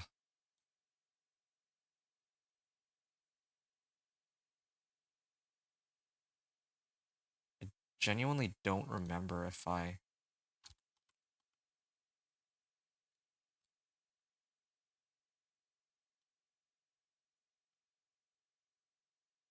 Okay, so no incursion or no world boss at that hour, which means that probably the next world boss must have been, if there was a world boss, it must have been like, oh, I think I found it. I think I found it. Yeah, it should be around here. Avarice. It was Avarice. It actually was an Avarice.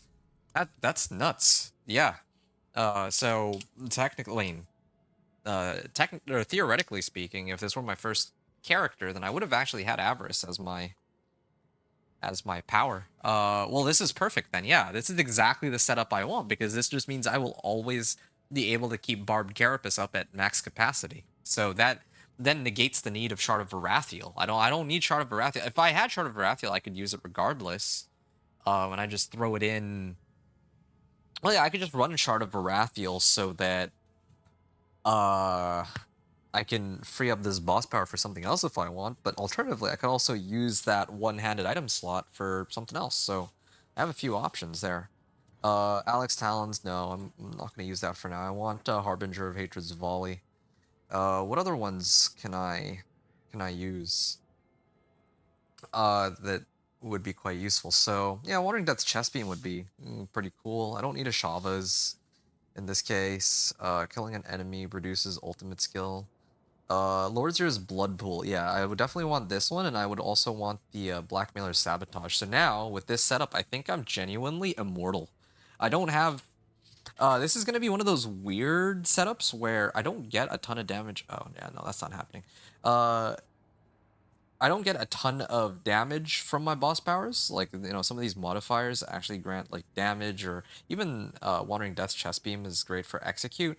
If I had the choice, I'd probably replace Lord's Blood Pool for Wandering Death's Chest Beam. Well, I mean, I shouldn't say if I had the choice, but I think one possibility is that, yeah, you could replace this for Wandering Death's Chest Beam because you don't really need to heal. That's really kind of overkill, but yeah, like, I think this would be optimal. But I think that the build that I'm gonna recommend to people, overall, is definitely gonna be Blackmailer's Sabotage with Avarices. There's no doubt about those two. And then I would kind of talk about, like, yeah, Lord Zir's or Avarices. So or Lord's Ears or Wandering Death's Chest Beam.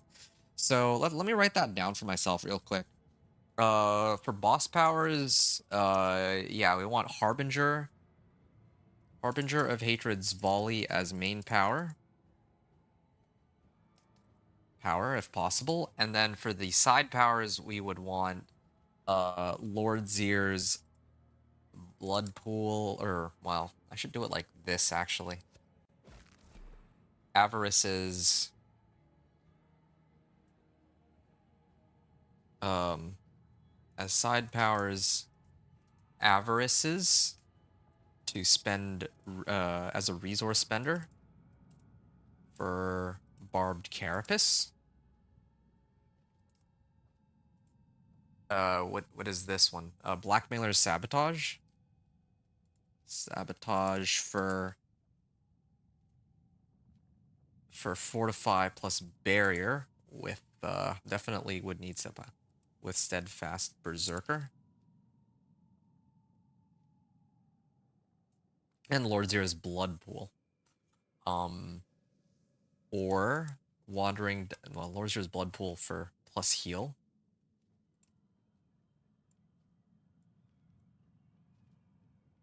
Actually, no, I'll say Wandering Death's Chest Beam. Death's Chest Beam for Execute. I think that's most important. Otherwise, well, or Lord Zero's Blood Pool as a temp and to heal. And for sustain. All right. Wow. Good. Good. So that's a starting point. Now the next thing I need to figure out is whether or not it's worth like how difficult it is to deal with Harbinger of Hatred. Now that'll be a fun one. I'm gonna head to Harbinger's of Hatred's den real quick, and then I'm just gonna be right back real quick. 1 second. I'm just gonna pause the video, and then I'll continue the recording after.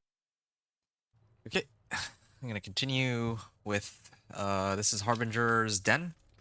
And oh yeah, right, I had taken this off earlier. I'm gonna throw that back on. What did my powers looking like? Okay, Avarice's Explosive Orb, Blackmailer's Wandering Death's Chest Beam. No, I'm gonna switch that over to Lord Zero's Blood Pool. Yeah, I would say that I should use this. Oh, the other problem with using this though is that the main boss power scales with my Paragon, huh? That might kind of skew things, but here, I'm gonna take off the power completely just to see how well we do. But I will use it here, though. I think it's fair to use it as a side power. I know it's like some of these powers are up to the moon in terms of rank, but I think overall it should have pretty well. Yeah, I'll take it off. Let's see how far we get. Especially because I'm using this Avarice's as like a resource spender anyway, so that part should be fine. Oh man, he does a lot of damage. Maybe? Might be okay. Really hoping for... Wait, where's my resource spending? Well, I'm actually doing damage to him, though. As long as I keep up this... I just wish I had more, charges of kick. Maybe I need to, like, max that out.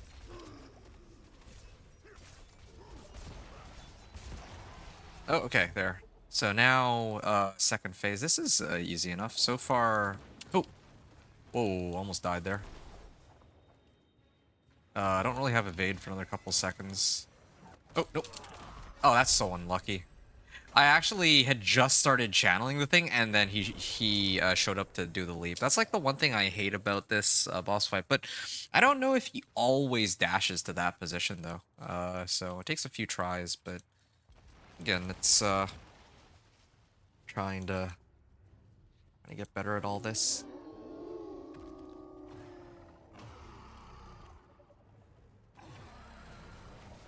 Okay.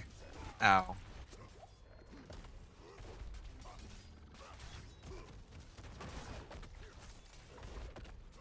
Well, yeah, no, when I have barrier, it's like a night and day difference. It really is this barrier that's carrying me. Otherwise, this fight would be like 10 times harder. No, definitely need to get Blackmailer Sabotage for sure. I just don't know if it's going to be so easy to get Steadfast Berserker for everybody, though. That's the thing that really concerns me. There's got to be some other source of Fortify that's possible.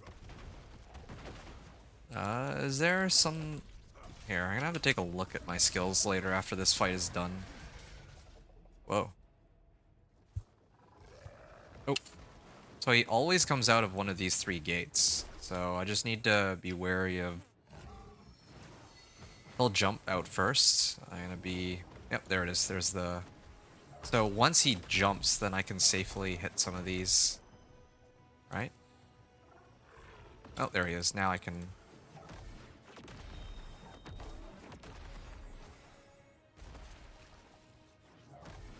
There.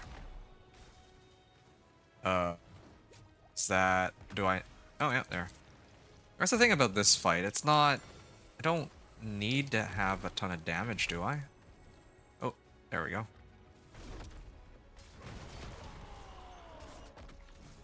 This isn't bad. Definitely think this fight would go a lot easier with the blood pool, though. Definitely gonna need to recommend to people to use that blood pool as their... Here, I can even throw it on real quick. No, no. Put in... Oh, no! I don't know how I survived that. Oh, okay. Yeah, no, that's a very big difference in damage, I would say. Oh, no. I'm surprised that doesn't... Surprised that one doesn't instantly kill me.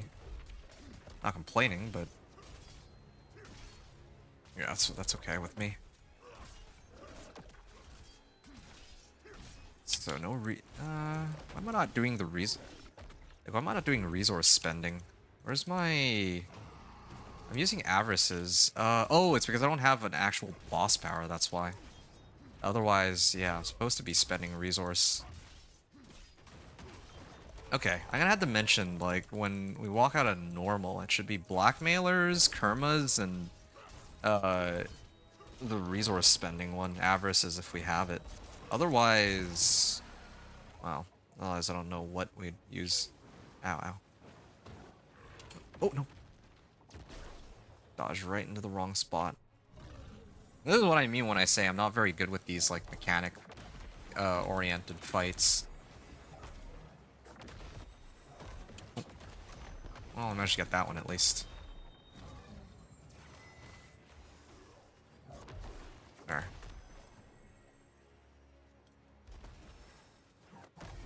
Always worried they're just gonna jump out of the... Oh, there.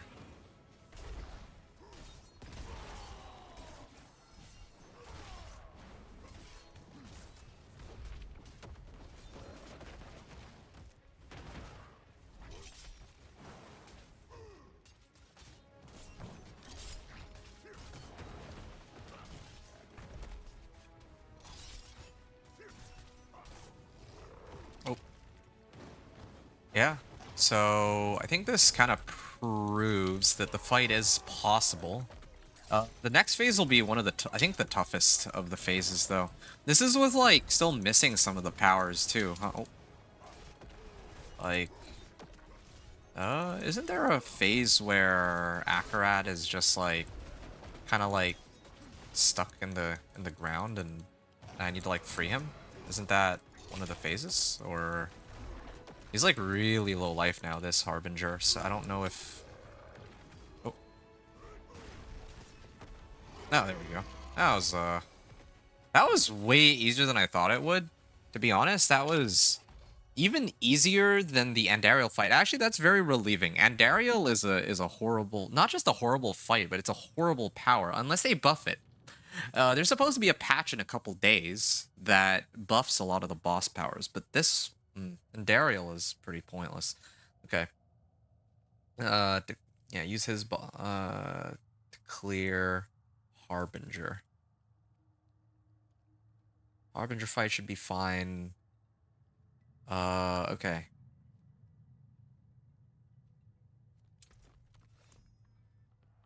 Yeah. So now I have Harbinger of Hatred's Volley, and I have, like, I would have just as soon as Harbinger power is unlocked, just pump up just pump up Volley. With, like, use all Spectral Ash on Volley. Yeah, that's pretty much it. Like, What are these other ones? What am I getting from these again? So this is just to drain resource. This is, I mean, extra barrier is okay. And then the last one was supposed to be Lord's Ear's Pool, right? So all three of these, I could leave them at rank 1 and it's totally okay. It's actually okay. Yeah, so max out Volley. Yeah, max out and max it out ASAP. The other powers, are not as important, or rather ranking up other side powers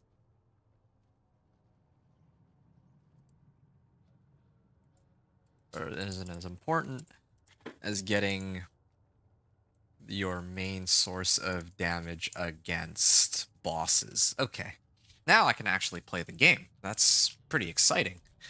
Nice. All right. I feel like I've learned a lot already in this last hour and a half. Now it's time for me to put this to the test. I have 419 Spectral Ash so far. I'm probably gonna dump it all, but yeah, like with Harbinger of Hatred's Volley, I should be able to take on just about anything. This will be a good chance for me to see whether or not, like, with all the Spectral Ash I gathered, I think I leveled Andariel's Flaming Skull up to 11, right? So I think it stands to reason that if this were a fresh power, I would have been able to get this all the way up to 11. To get this boss power all the way up to 11 right off the bat. You know what? I'll do it. Well, that's actually perfect. I had just run out of Ash. So this is a rank 11 boss power, or rank 11. Okay, I don't cleared Harbinger.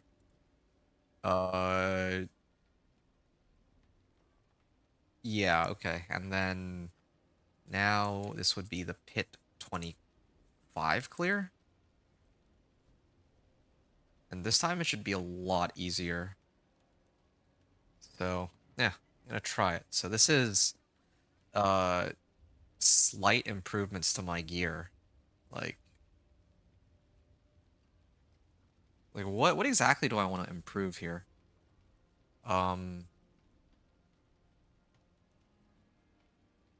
Let's say plus conceded aspect, why not? Or you know what, whatever. Minor improvements to gear. Minor improvements to gear, but mainly the big thing.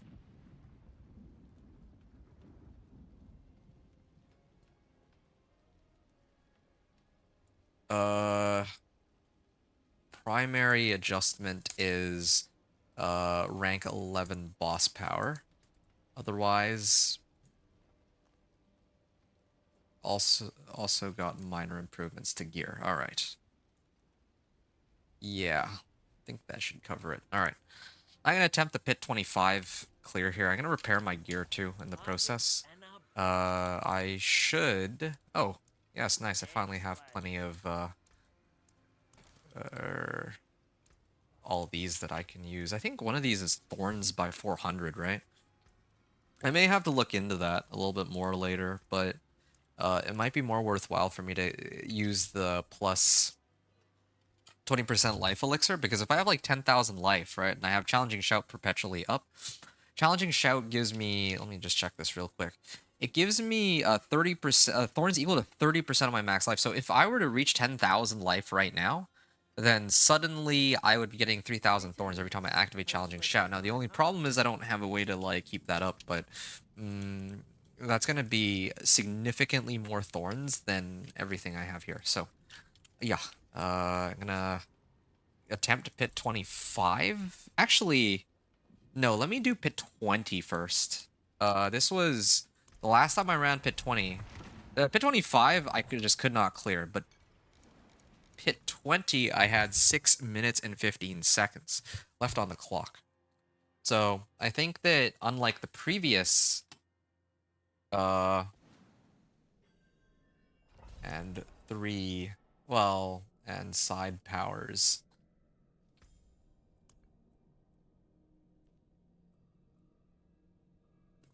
Side powers. I may have to actually start this run again.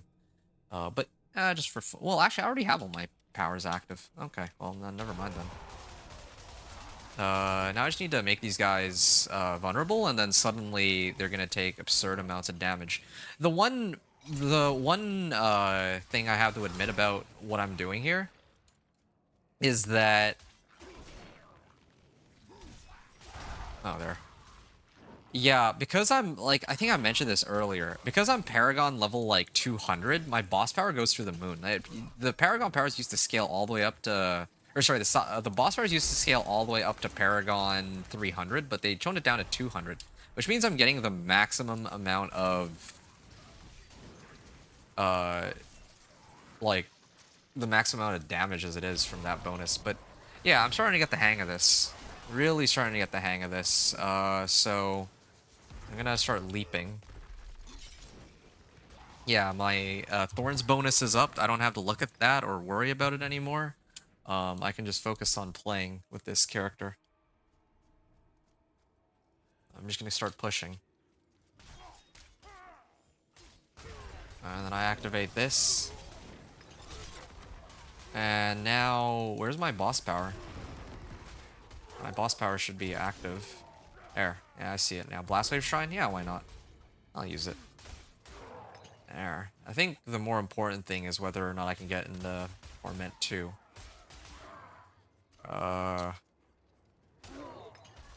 Yeah. Probably what I tell most people, like, I usually prefer to, you know, like, level or run incursions in Torment 2. I would probably have to tell people, like, yeah, the sole goal that we should have right here is that we should have we should get as many ranks into this boss power as possible, because that's, like, the only way we're going to be dealing with bosses, at least for the time being. Later, I don't know if there's going to be some other sort of, like, some other way we can crank up the damage on bosses. Like, fundamentally, Thorns is very difficult to scale against most bosses. There are a few bosses which are okay. I think Seething Hive Master in particular has a special ability where he pelts you with like 10 quick attacks, and each of those attacks will trigger Thorns, so I can actually deal with them like that. But as a more general solution, I don't really know if there's a way. Like, this is the best I've got.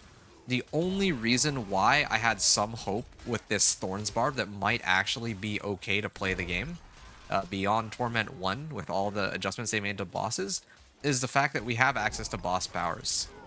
Which also, hilariously enough, means that if you're playing if you're playing on Eternal, well, you know, best of luck. I can't help you, but, you know, I'm assuming that if anyone's watching this video, that you're watching this as, like, a way to scale up your, like, a barbarian on Eternal, right? Because not having the boss powers is... I don't know how you would... Like, what are you gonna do?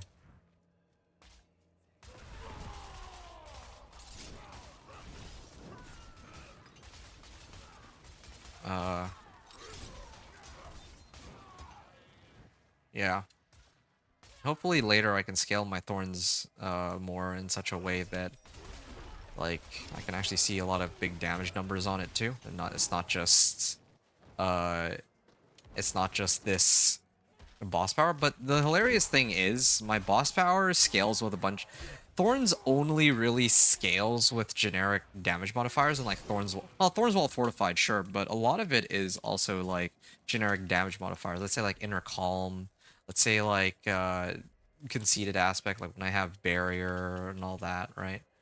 And so that kind of gets me thinking that, well, if that's the case, then I can't even hop over that. Fine. Yeah, this is really good for clearing ads, but here. Oh. So now for the boss. My Flay also has a chance to apply Vulnerable, but it's at least too bad it's not like Druid, which always has it. Oh, but I guess I could always just use Kick. As soon as I use Kick, it will automatically apply Vulnerable, and then it's like pretty much just always going to be invulnerable against the boss. Like, now I just had to sit here. I can go AFK if I wanted to, and he'll die to the boss power alone.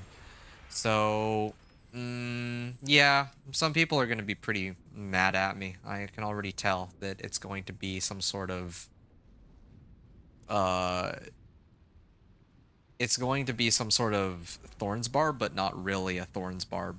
You know what I mean? 945. It's a 945 clear. And the primary adjustment was a rank 11 boss fight. I'm gonna call it a 10-minute clear just because I was like AFK for the first, well, not even AFK, but I wasn't doing anything for the first 15 seconds, just so that I could take a look at my equipment and all that. So I want to have a chance to. I have to go into pit 30 here, or no, wait, this is not a pit 25. This is a pit 20 clear. Okay, I have it written down wrong.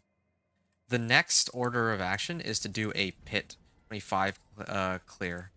And then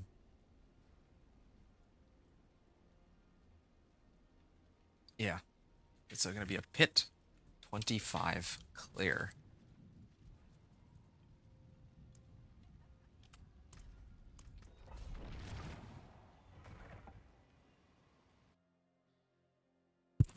Oh.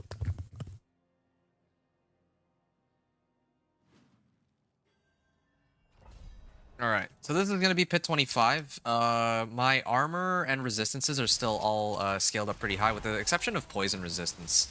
But I think that being down one resistance is okay. This is another good thing about this build too. I have Steel Grasp, so I can manipulate exactly where I want these monsters to be, and you can even see that, yeah, like, I would like... Yeah, okay. Well, I mean, I very clearly have the means to deal with these packs, right? Now I gotta be a little more... be more conscious of how I'm gonna pull them in. Steel Grasp ranks is actually pretty excellent here. Yeah.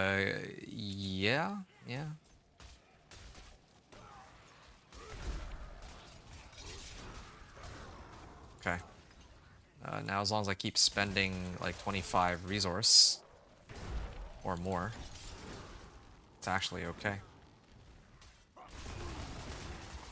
I wonder by how much the boss power gets scaled by. That's another thing I'd like to know. But either way, this whole like primary resource spending is like really, really nice. I hate to say it, but there's really no way I can think of to make Thorns actually do that much damage to bosses. It's just the nature of like, they're just making, like, bosses just have so much life. The only way that I can really think of is if you can like get your sheer health to the point where it doesn't matter that bosses have like that much life, because you just have also like a good amount of life with a lot of damage modifiers. Like if you have a guy that's like 100k, if you have a barb with, I don't know, let's say 100,000 life, maybe that would be enough to make it so that the bosses still go down very quickly. I don't know. But as it stands right now, it's not looking very good for me, at least, that like in terms of pumping up Thorns. If I had to rely on just Thorns damage alone, it would be okay for the little monsters. The real problem is just the bosses specifically. That's really where all of the difficulty lies. And there's no getting around that. There's no way to make Thorns crit. There's no way to... It's not like Spiritborn either, where there's like an aspect where... Or like, I don't know if it was a skill or an aspect, but there's something where that actually scales off your Thorns. Like it takes your Thorns and adds it to your like damage or something for the next hit. Now that, if I had something like that, that would be pretty amazing, but I don't have that. Okay, let's kick him. Right?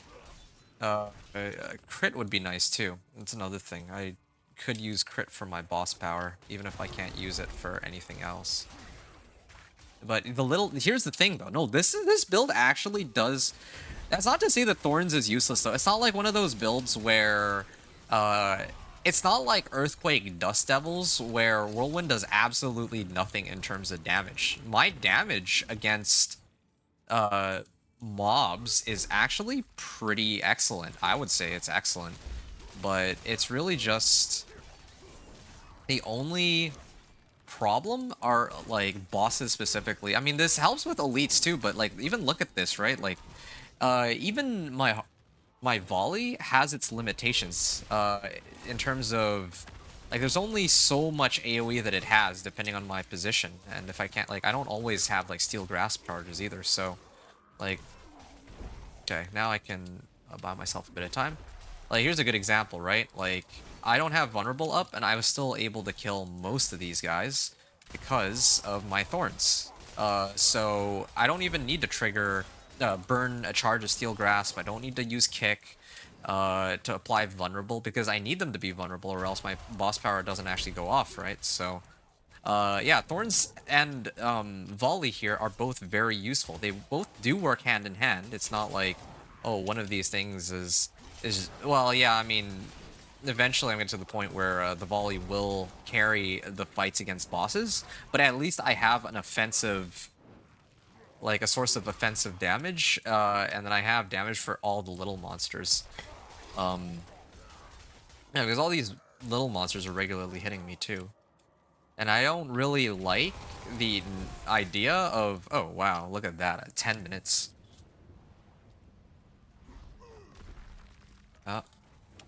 Oh, it didn't work. Oh, Seething Hive Master, well this is perfect. This is a good chance to really see. He's gonna activate his, might activate this. Yeah, that skill right there. This is that's like the only way I can get a boss to do damage to me.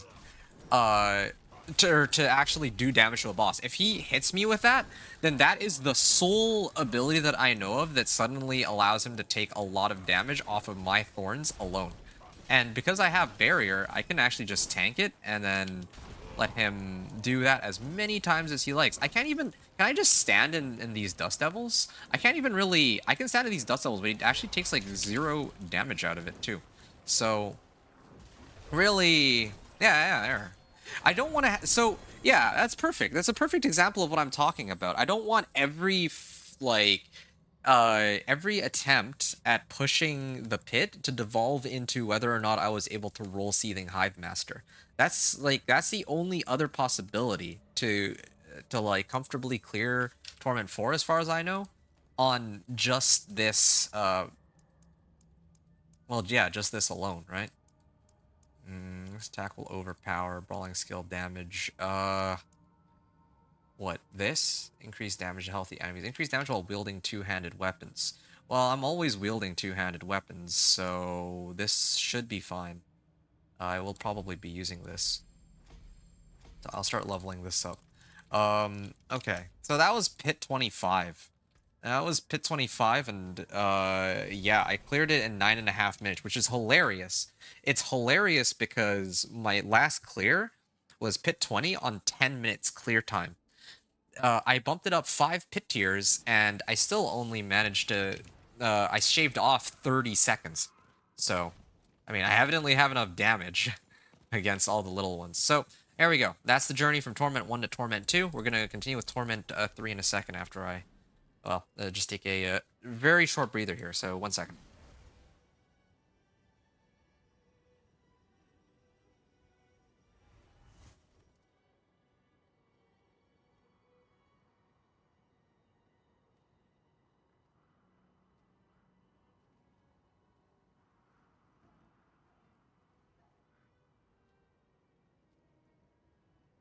Okay, I told you it would be a pretty short breather. Now that I'm in Torment 2, this is around the time that I would basically spam incursions for like, I want to say like the next couple of hours, but basically however long it takes to pump this up to rank 20. Straight up, this is like the goal here should be to pump this up as far as you can go to like rank 20 and beyond. If this were a fresh character, I probably would like, I mean, because I actually took the time to like rank this power up to 11 and then this power up to 11, right? I probably already have this like rank 13, but I don't really care about any of that.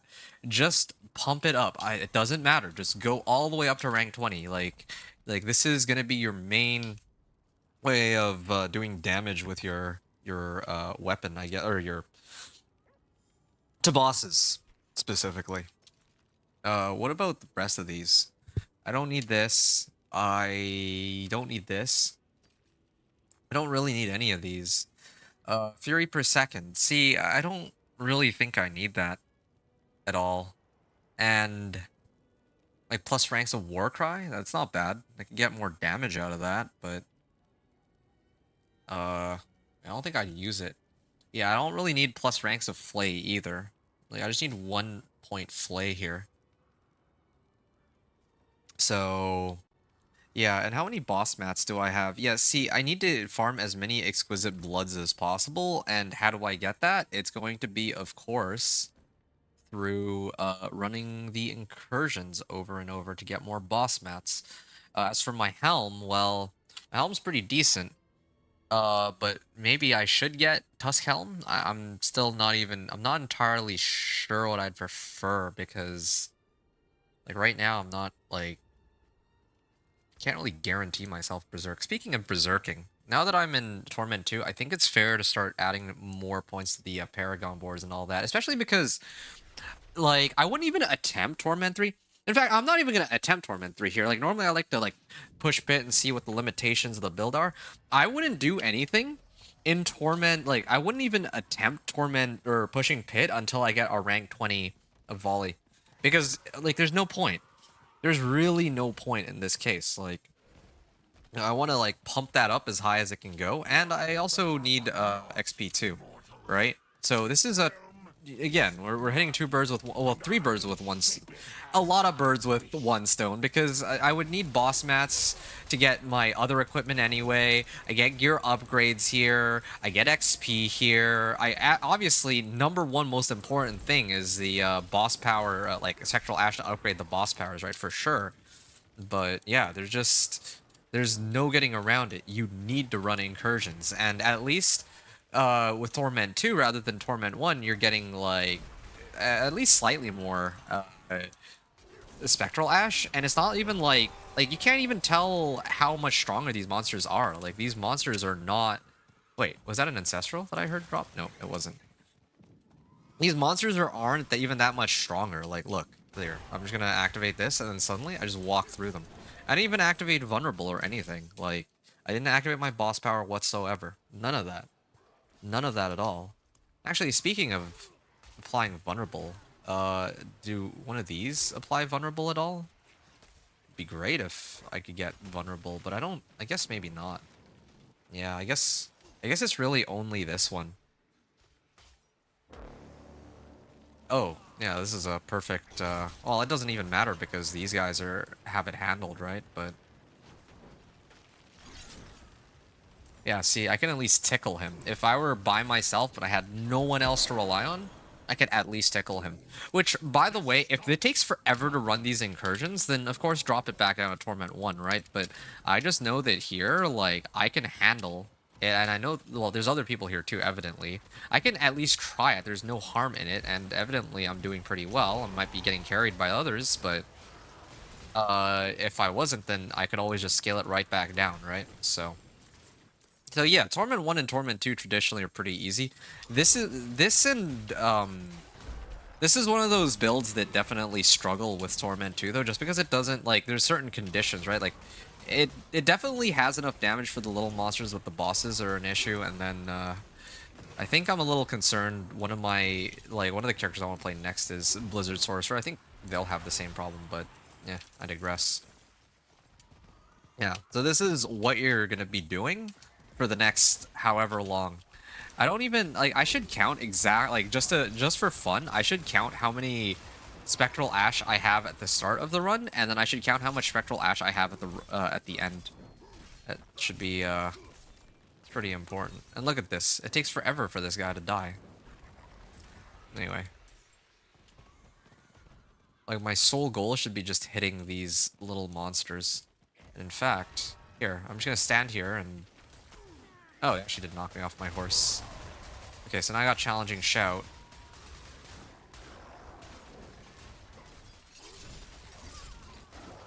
There. There's another incursion soon. Imbiber?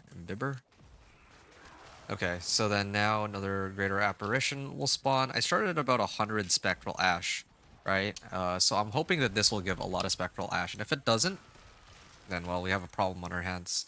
And, oh, one other thing. Boss fights, I think I might even go as far as saying that whatever boss fights you need to take on this build, just, if you're, well, actually, but we're gonna eventually be maxing out the boss powers. Once we start maxing out boss powers, then yeah, boss fights on Torment 2 are probably gonna be okay.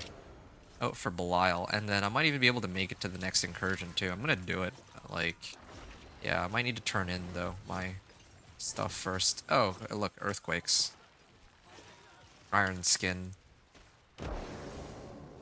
I might be able to get rid of this for iron skin, but this does give vulnerable though.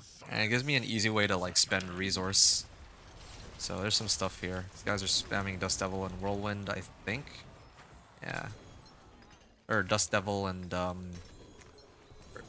Earthquakes and all that. Core Augments. Let's see. Well, this is pretty useless. This is also useless. Did I get... I did get some boss mats out of it, so that's pretty useful. And I actually managed to score about 200 Spectral Ash out of that, right? If it were Torment 1, it wouldn't have gotten nearly as many.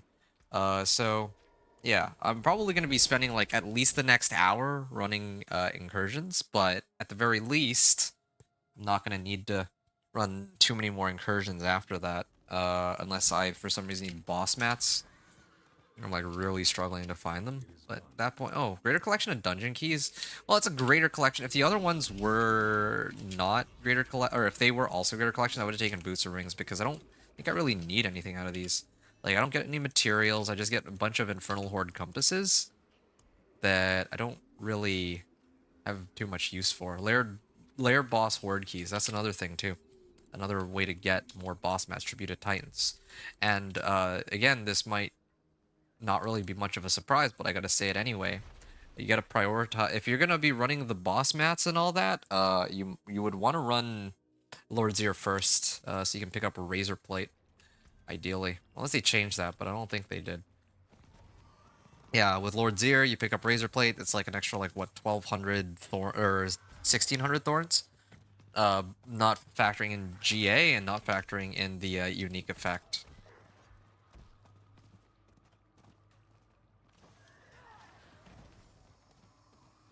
Oh.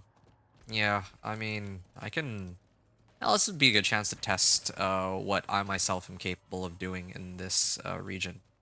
Although, it does take a while to get from pack to pack. I might not be able to complete it myself if I do this.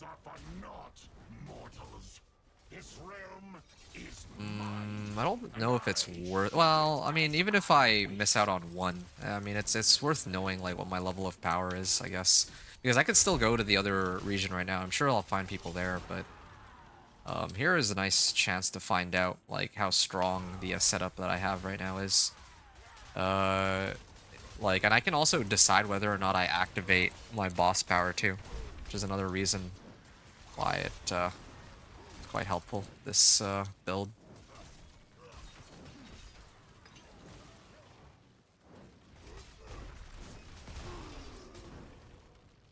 Alright.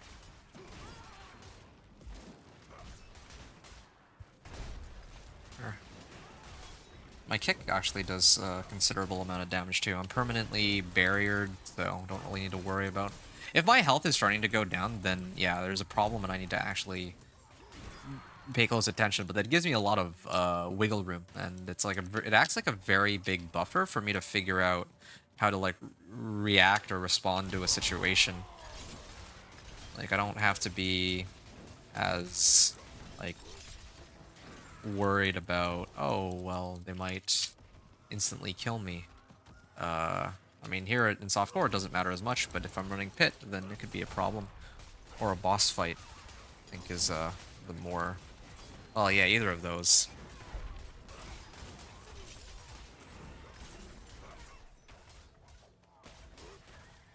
Okay, so like a minute 37 remaining on the clock. Yeah, I might actually not be able to finish. There's too many. And it does take a while. Yeah, I don't have enough damage, unfortunately. I'll be able to get through this phase. It's the second phase that I'm more worried about.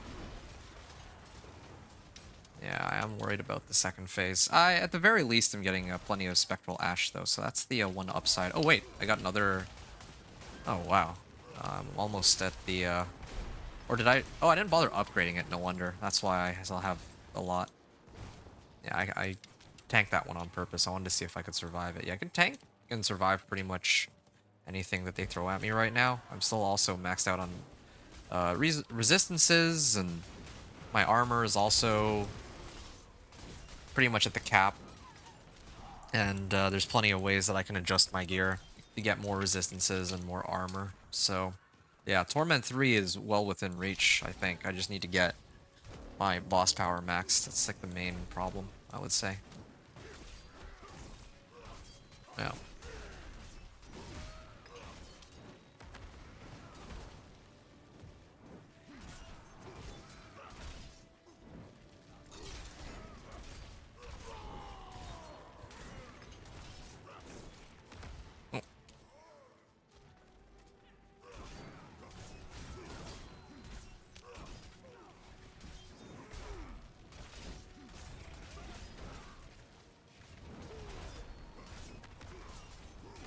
So, yeah, I mean, this evidently takes a lot longer than we would want it to. I'm actually going to use this opportunity because I can afford to just AFK while this is all taking place. I think it's about time that I actually started allocating some points into my Paragon board at this point. So, usually I have to set my board up again. Is your bleeding damage is increased? No, I don't care about bleeding.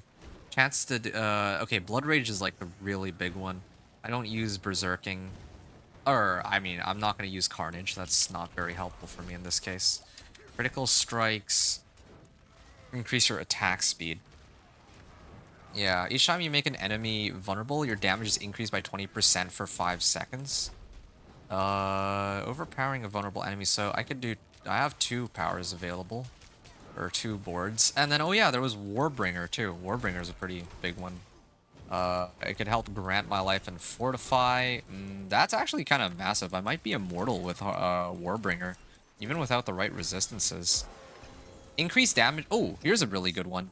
They added, these are 2 separate abilities.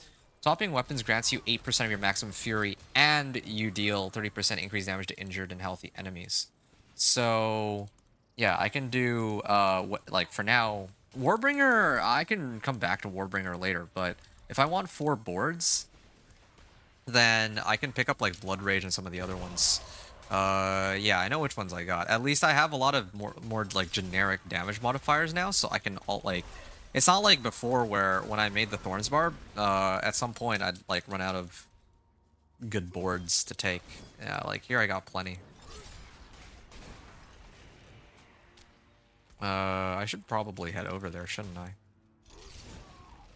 Not like Dance of Nizro, where I can just mindlessly dance around while the daggers are getting thrown, just to kill everything. My elixir is also wearing off, so I'm kind of curious now if I still live just fine. The bigger the pack, the better for me. Yeah, I gotta start getting some points into my Paragon board. I think it's about time for that.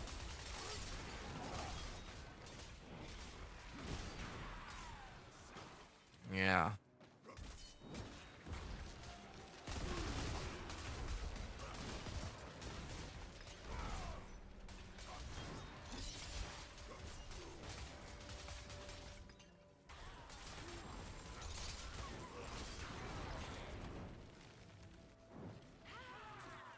Alright. There's some more monsters up here too. I'm gonna these guys in and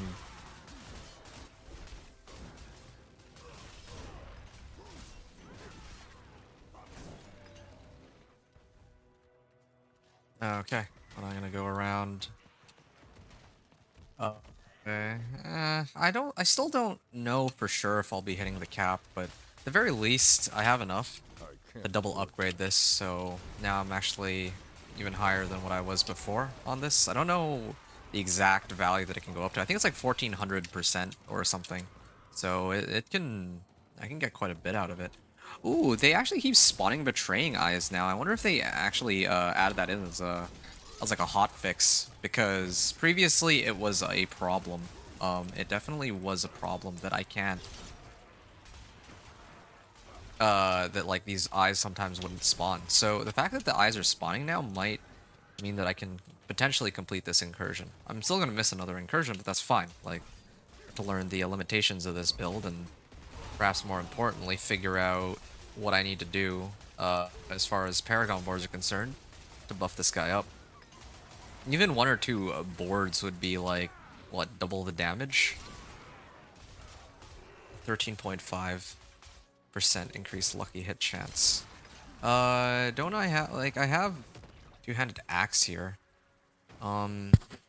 Yeah, I'm gonna need to do something about that. Gonna need to go grab like an axe and then just use it for a while so that I can get more value. And I can like rank it up and all that. But it is kind of a pain though. Like, and I'm getting like what, additional 8% more. It is multiplicative, I admit, but it's like what, 8% more damage to vulnerable enemies. Like, I could, but it is a bit of a nuisance to get an axe that I can wield and hit them with. Or maybe they didn't hotfix it. Maybe that I did use up all of the eyes. Okay, now my power will go off. Wait, what? Where's the No, never mind. I guess I won't be able to finish this after all. It's gonna be a close call. Definitely gonna be a close call. I'm running out of monsters too.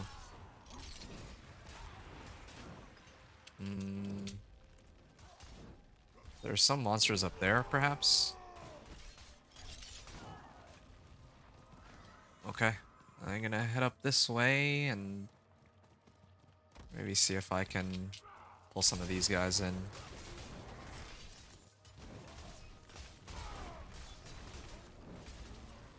No, there's not enough. I hate when this happens. Like, this part of it, if, like, I were playing, like, Chain Lightning or something, then yeah, I can zap all these guys and it's okay, but having to, like, go and walk in on every individual monster pack is, like, this is very poor design, this part of it, I think.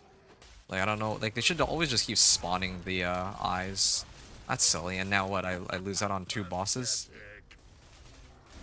Alright. Apparition Incursion, so... it's too bad. Alright, well, at least I got a chance to see what the, it's not even a damage issue either. It's the most annoying part. Oh, now Andariel shows up as a whisper. 21k. Okay. This is a good opportunity to start buffing up my Paragon board. So the one that usually gets used is Blood Rage. Percentage of my damage while berserking. I don't really have that just yet. This one is overpowering a vulnerable enemy. Well, I don't really overpower, but yeah. Each time you make an enemy vulnerable, damage is increased by 20%. You know, funny thing is, there is a rune that exists, where I can get a guaranteed crit strike overpower. That might be very helpful for activating this, but I think that that's like a legendary rune, so I don't expect to get it on this run anyway. Whenever you overpower your ultimate skills, deal 10% increase after 10 seconds. Well. Twice per second while channeling Whirlwind. This is Fortify. Okay, I would actually consider using either this or... Actually, wait. What was the 9th board? Yeah, 9th board is Force of Nature. I would use this one and Blood Rage, those two. The reason why I would prioritize this one first is just because the other one requires me to retemper my gear for damage. Like, I would need to retemper it for, like, damage while berserking, because otherwise I don't really have very much of that. I can grab this cluster, just to amp up my resistances. That could be helpful. Attack speed. Okay, well. Yeah, here. Not too bad. I can probably go this way and just bypass like going this route because I don't really need attack speed or any of the other ones. So maybe I'll start it off like this. Again, these aren't the best boards, but I know they will get the job done. I'll attach this, but I need to quickly see, like, if I refund, this is 66 Paragon points, so if I subtract, like, 30, let's say, I'm walking in with, like, 36-ish Paragon points. Or, Paragon level 36 so far. So now if I throw on Blood Rage too, max life, that's not bad. Yeah, I can do that. So, I think this would be like Paragon 50 at this point, which I think I would be around at that point with the amount of stuff I've done. I did a couple pits, did like, I did a couple pits, and I also ran like an incursion or two. I feel like that does come out to around Paragon 50. These incursions unfortunately don't have, oh, this one has a whisper attached to it, but more importantly, I'll be getting Spectral Ash. I feel like every T2 incursion, I'm getting about 200 Spectral Ash, so if I go off that math, the next 3 ranks, I think, will require 1 incursion each, so about 10-15 minutes to clear that, and then after that, like, I think the last 4 ranks require like 400 Spectral Ash, so those might take a little bit longer. So I'm going to be grinding out Spectral Ash for like an hour. But it'll be worth it though. And also my damage is much higher now too, or should be much higher, in theory. My boss power also doesn't, like, doesn't crit because I don't have any, like, I don't have very much crit strike chance. I may have to consider getting rid of something for crit strike chance. I'm not entirely sure yet. Here's another thing too, Iron Skin. Like, could really use, I could get Iron Skin, but I mean, since I'm already like permanently barriered, I don't know if there's need for that. Or maybe the other way around. Maybe I just should be going for more crit strike chance for my boss power, and then I should get rid of barrier. Like right now, like I don't need this. I could, this is like keeping me like permanently healed.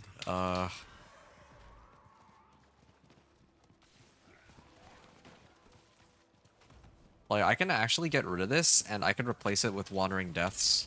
Or, I could do this. I can just take, like, this might actually be the way to go. I'm not even joking. Or, not Kerma's. Where's the crit strike chance? Yeah, Hatred's Embrace. I'm already maxed on this, too, so. So now my boss power should crit half the time. Yeah.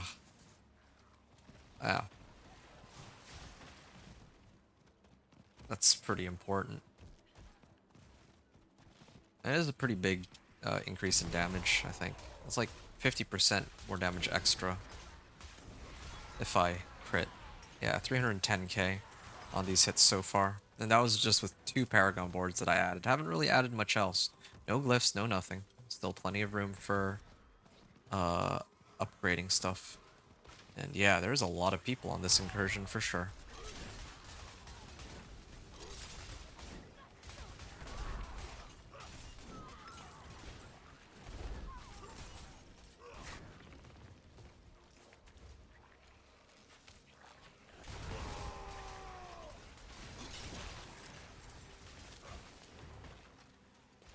164 Paragon points. Damage while berserking? Yeah, this board does also give me damage while berserking. I could run that... Well, actually... Yeah, I'm gonna have to, like, look through my gear and readjust everything for damage while berserking in a bit. Then that'll amp up my overall damage. Good. I don't even care that there's people just crushing everything here. Like, whatever. There needs to be polearm expertise that was... Oh, this is increased damage while healthy. Okay, I gotta max this out. Yeah, yeah, that's like 15% extra damage. No, that's actually quite sizable. Critical strike damage while berserking.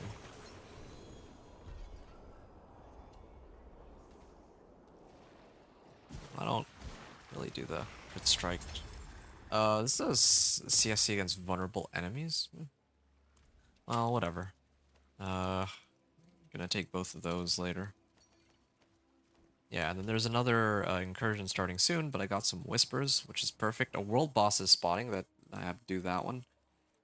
This one does not have a whisper attached to it, but I don't know if I care, and I'm just gonna buff this up. So right now it's 86.6k, and then now I'm getting an extra 100% on this. Yeah, soon it's gonna be...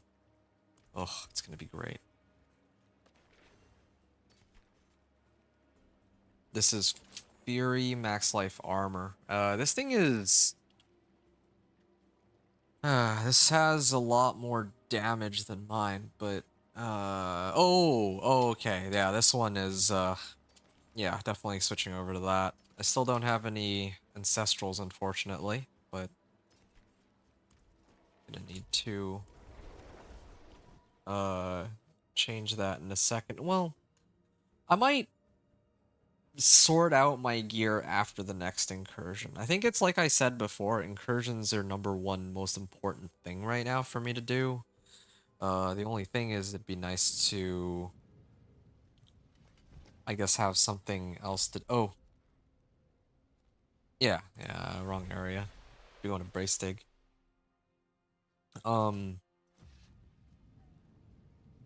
Yeah, I should also go back to the den at some point and then go grab, like, Aldkin as a reinforcement.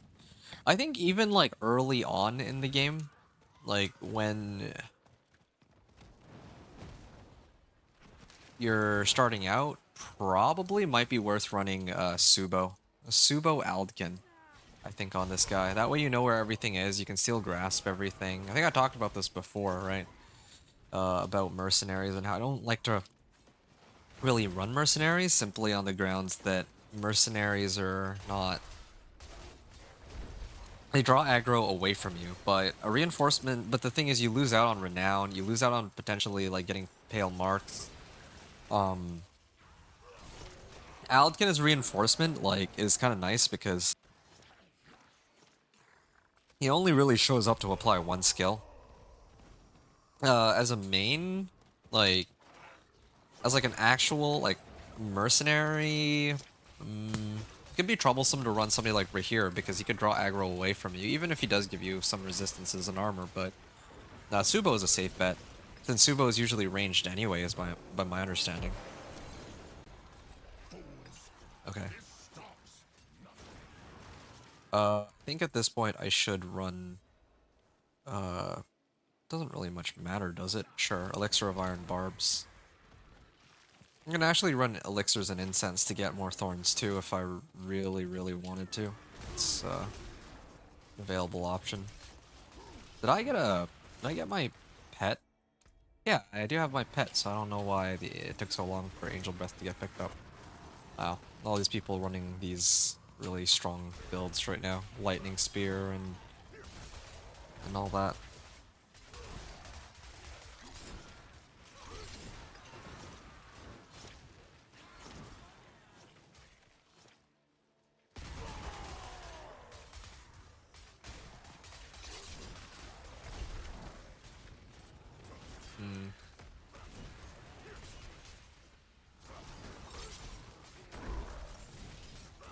I see like 750k, so it's starting to look pretty good.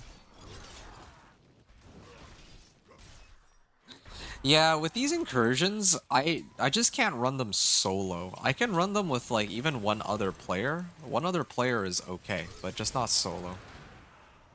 Just because I don't have enough mobility to get to all of the packs in time.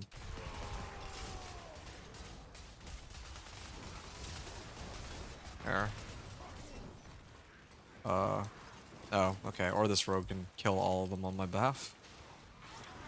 Sure, yeah. I'm gonna let him do that while I go and run something else.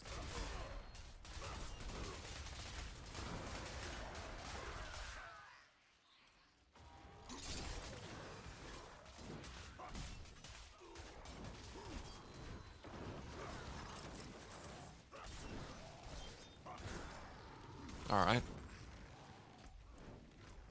Yeah, a minute 15. And there's an incursion there next. I'd love to hit that one. Get more materials and all. Yeah, I just don't need any of these. I really do just need ancestrals. As many ancestrals as I can manage. Don't really need stealth or unstoppable.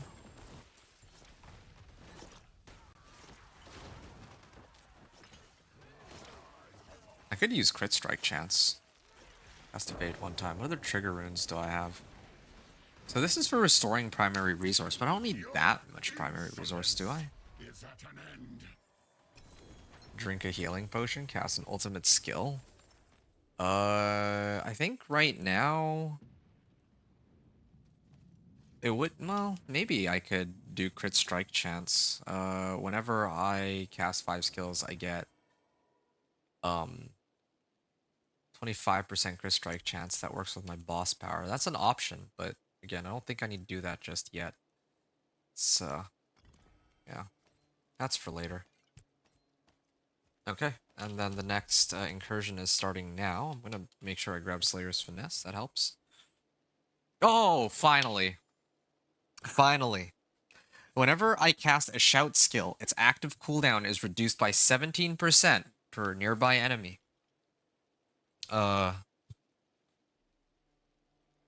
3 of your primary resource, once per skill. Resource cost reduction. Ooh, and what's this one? Mighty Throw and Steel Grasp. These two, though. Attack speed? I could, but I lose out on resistance to all elements, so... Yeah, definitely need to salvage this one. I'll have to look at the other pieces of equipment I got later, but this is, this takes precedence for now. And again, like, I'm just, pumping up this boss power. I actually lied earlier. I thought I'd only be getting, like, 200 for each of these T2 runs, T2 incursions, but no. Actually, it seems that I'm getting about 300, although I did miss out on this one because they were really quick about it. But I guess as long as I make it in time for the bosses, it might still be okay. Since they're going this quickly, I might even be able to open my like the renown or the reputation rewards that I got.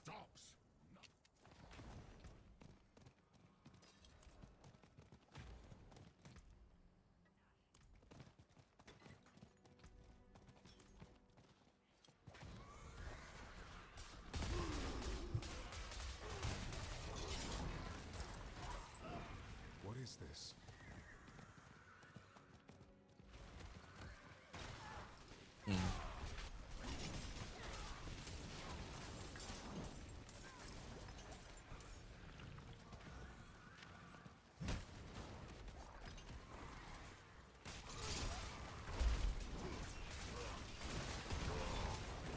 Alright. 30%, right? 17% per nearby enemy. Did they nerf that? I think they might have. Well, 15% per nearby enemy. I think it used to scale all the way up to 30%. So if you have like 3 enemies, it would just be basically get your max bonus. But whatever, either way, I still need it. Nerf or not, it's still kind of a must-have, and I'm still very surprised I haven't found too many. All like from the start of my run until now, I have only found like 1 ancestral item the whole time. Oh, that's fine. Okay, so that was the second one. Getting some spectral ash.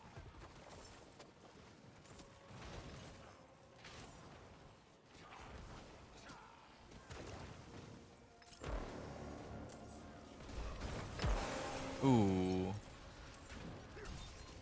He's dead. While enemies are unstoppable, I deal increased damage to them. Yeah. I don't really CC them enough, aside from with taunt, so might not be too useful for me, but I could at least use these as 750 item power rings. Place of my old ones, but my old ones actually had like 3 good rolls. Yeah, there. He's dead. And I'm 338. Now how much do I get from this? Ooh, yeah, that was quite a bit. Then I get some more here even too. 502.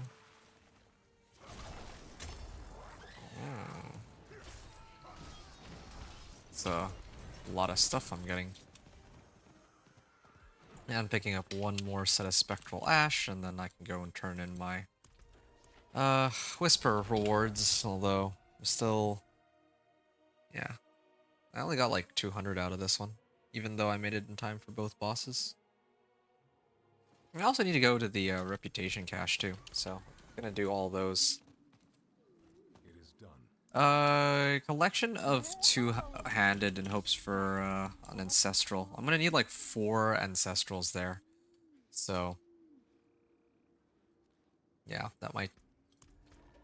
Yeah, I'm gonna need like an ancestral or 2 ancestral one-handers and 2 ancestral two-handers, so that will require a lot of two-handed, well, caches and just everything. And I'd ideally like to roll for max life rather than strength for now, but I mean, I guess anything really helps.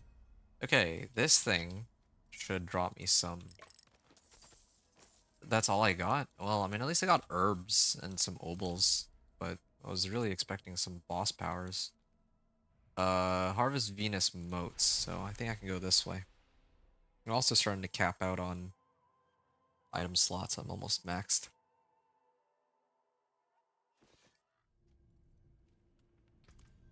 Am I at the point where I can... Oh, I can actually run Zir now.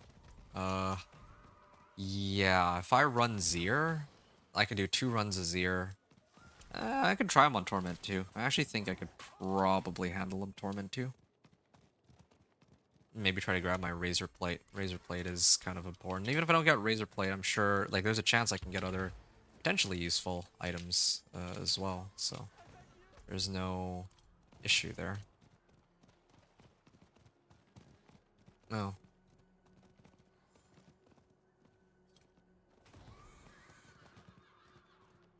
Yeah. I'm still a little lost. Somebody is gonna hit that betraying eye, right?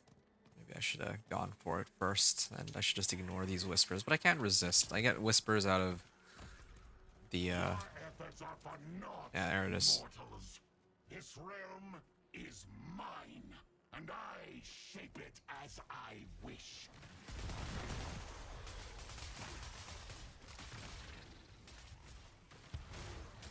Alright.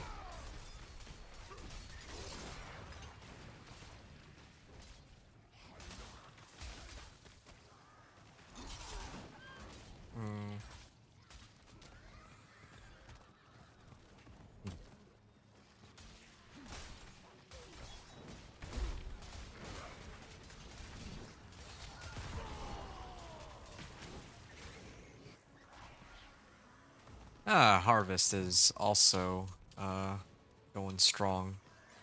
I think there's probably some sort of... Oh, there's all these Venus mounts. There's other people here too. Very convenient. I just need to... Oh, there's another ritual site here. A couple different locations. Yeah, I may have to take inventory after this one and see what I have, or how much I have.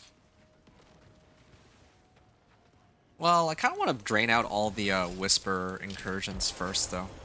Malignant Heart, good. Need more boss mats. Would like to get a Razorplate. Razorplate definitely helps, and it also gives like a chance for more... Razorplate has that special effect where I have like a 10% chance to apply 200% Thorns, or is not... Yeah, something like that.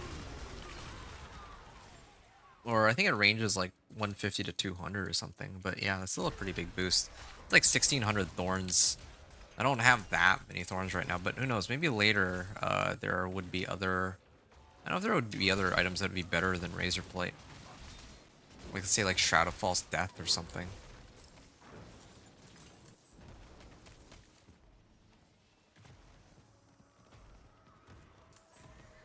so they're fine. And then rituals, there's one up there. Alright. I'll be just fine here.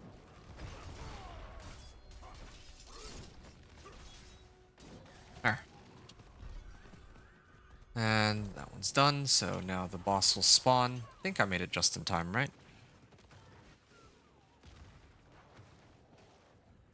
Oh, yeah, definitely. Then...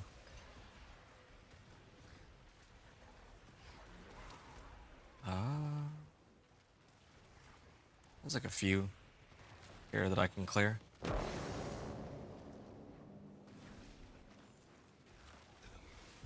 Your insolence Oh, is at an end. there we are.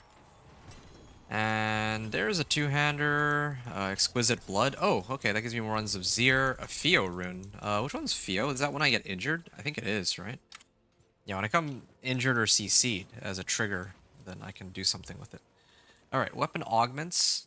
The Barbarian Motion. Okay, that helps with leap and all that.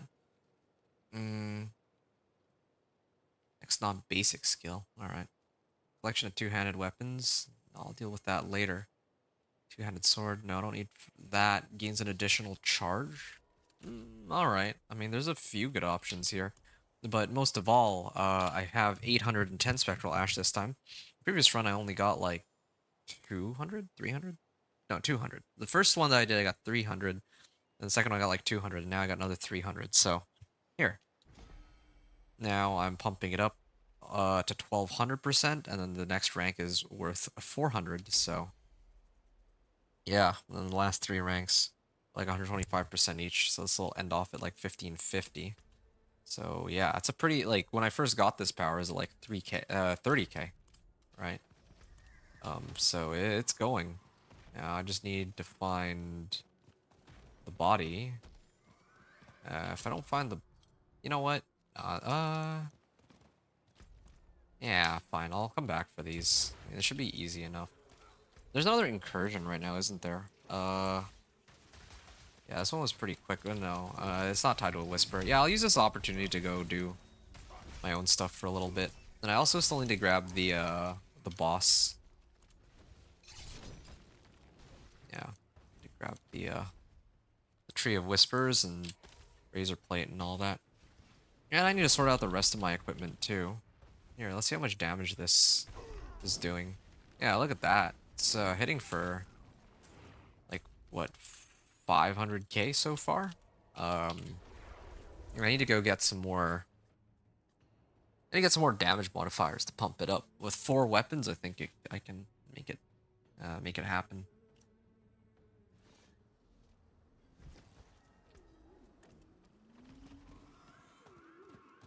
It is done. Greater collection of materials. Yes, please. Use greater collection of materials. That's not too bad, and usually it drops like 1 or 2 useful items too. Barbarian Breach, Executioner, and plenty of materials. That has a lot of good stuff there. Barbarian Breach and Executioner, nice. Steel Grasp, Concussion, Exposed Vulnerability. Enemies hit by dust levels take increased damage, so they are encouraging us to use this. Like, use those Dust Devils. Well, whatever. Bold Chieftains aspect. I think it's about time. Bold Chieftains is a must-have, for sure. Relentless Berserker. I don't know which one that is, though.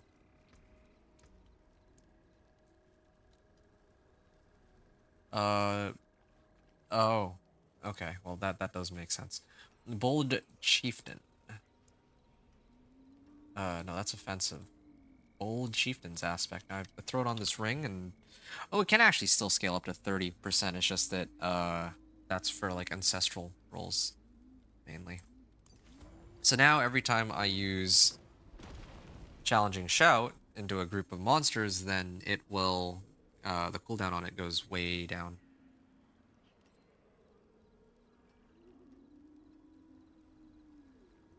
Okay.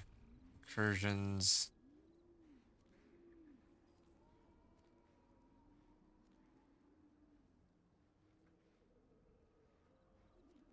Okay, well, there's incursions just south, and I still need to run incursions.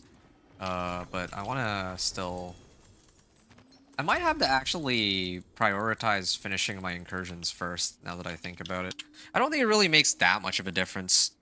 It actually doesn't make, like, a huge difference. Like, it's not gonna matter. I just need to, like, max out this one power, then that way I can go and dog walk, Zir. I'm not like in a rush to go and get Razorplate just yet because I'm not really doing anything that requires it. And all this equipment too, it's the same story. Like as soon as I get all of my uh like I need to prioritize two things, like getting my boss power. Well, since I need to run the incursions to max out my volley anyway, I should be getting more chances at equipment that might be ancestral. And if I get ancestral equipment, then I need to focus on that rather than trying to use these useless 750s. Not even useless, but they're really just temps. Yeah, this is the only available incursion as far as I can tell. So I'm gonna run on over and start it up in a second.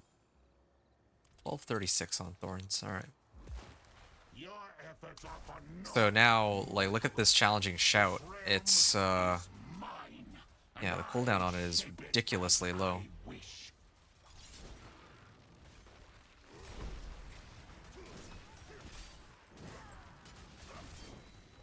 Okay. That wasn't bad. At least the first... Well, I was gonna say the first phase is usually pretty easy, but then I see that there's other people in the area, so of course that'll be the case.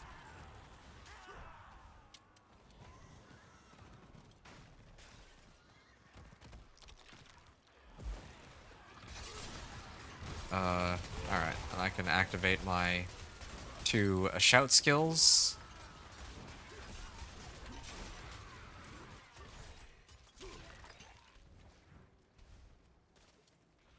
Yep. Wonder if I have a way to activate Unstoppable, but it doesn't even really matter if I activate Unstoppable or not, because even if I don't have Unstoppable, like, what are they gonna do? They can't really kill me. Yeah, they have no way to really kill me. Okay, Apparition of Cinerette. I'm gonna stand here. I'm surprised that he's not doing more damage, but yeah, I can see this is my volley. Oh, hold on. Yeah, so I have Vulnerable here. Applied Vulnerable. I'm hitting for 829k so far. It's not great, but it's honest work. Oh, there you go. He was just waiting for that, I guess. This stops. Well done. Alright.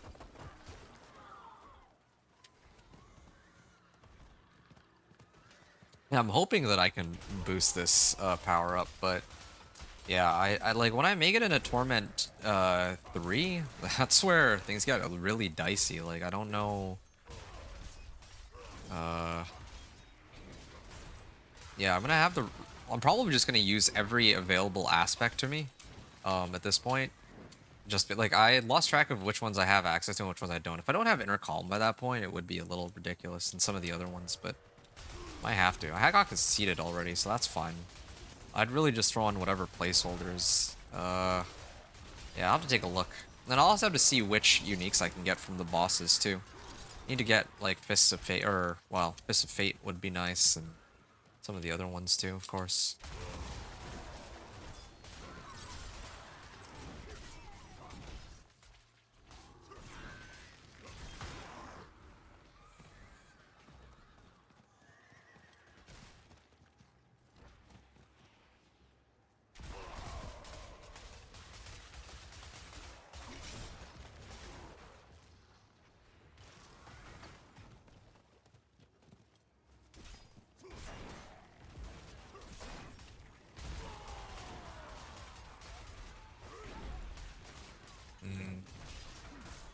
Pull them all in.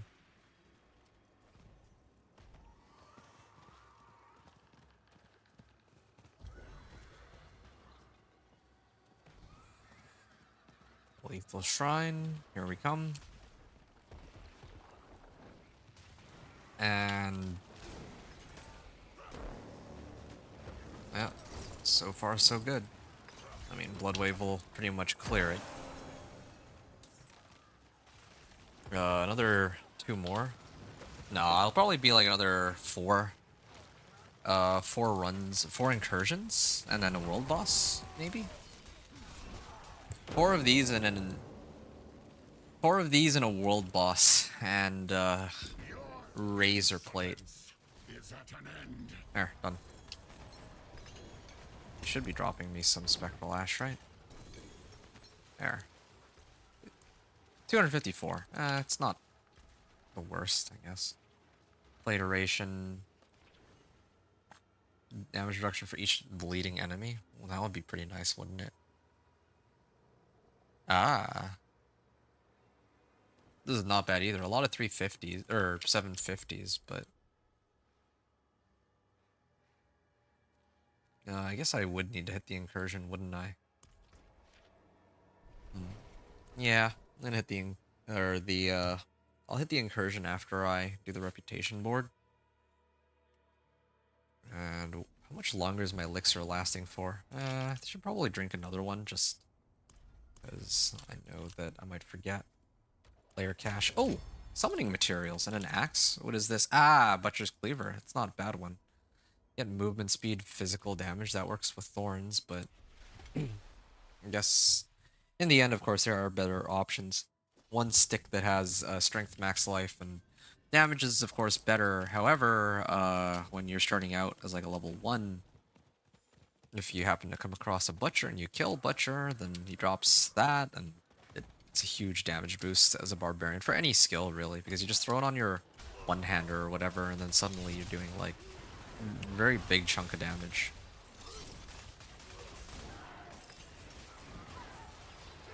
Yeah. I could probably hold off on running incursions after this one, actually, just because I think the bosses themselves also drop Spectral Ash. So, yeah, to finish maxing out Harbinger of Hatred's Volley, I'll probably just go spam 0. Wait, what's this? Lithrune. Stand still while fighting for 0.3 seconds? I mean, if I do this...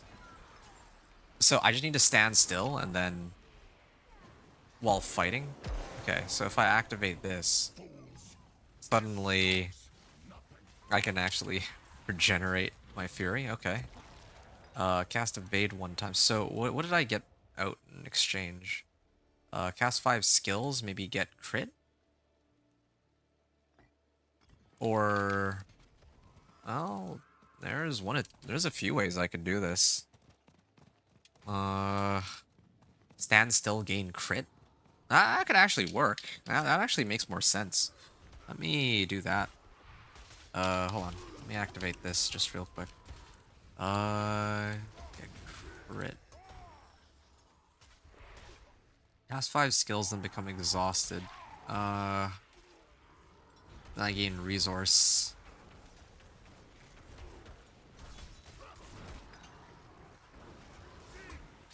Yeah, I'm curious about this. So, let's say I stand still. It'll just keep draining out my... Well, it's something. I mean, either one of these could work really nicely. Just stand still, get crit for my ability. I feel like that just makes more sense. I think that's more valuable overall. So I'm gonna do that. Lith with crit rune. Gar. So stand still while fighting. Oh, but it takes forever though to generate this, whereas primary resource would be... No. If it were like more than 2.5%, maybe, but no, I think I should...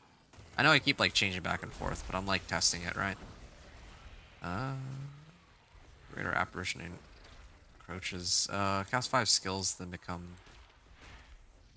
I'll do this, and then...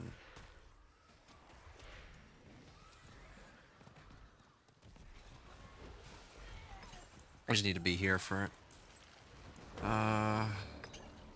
So...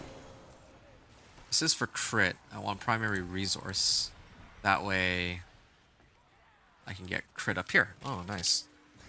So the way that it'll work with Juggernauts, or with this setup, is I just stand still to keep perpetually generating me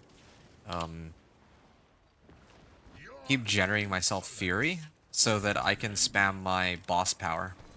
Or not my boss power, to keep buffing my, like, to keep up my key passive. Because my key passive, like, if I drain Fury, right, then it's good, but, like, now I just need a way to make it so that this gives me another way to, like, generate Fury. Is what I'm aiming for. This incursion, I could join that incursion, or I could start spamming the boss. I think I'm gonna do the boss. This boss power, probably after the next, like, when I do, like, Zir, I should be able to get enough that it's not gonna matter anymore. I don't need any of the other powers to be maxed. I could, like, if I, especially if I got, like, Wandering Deaths, then fine. If I did not have this one maxed, I would try to max this one. Or I might consider, like, maxing this one too. This one, similar, or I would at least get each of these to, like, rank 11 or something. This I wouldn't bother. Well, I mean, I guess I would. I guess I would try to focus on ranking these to at least 11, next after this one gets maxed, if these were, like, rank 1 to start. But definitely this one, I could max that one too. But yeah, I guess this one is, like, super high important. But everything else can wait. But all right, I'm gonna go and try to deal with Lord Zir now. I know it's on Torment too. I want to try to see if my boss power is enough to carry me through the fight, because it's up to about 1,000,000 now.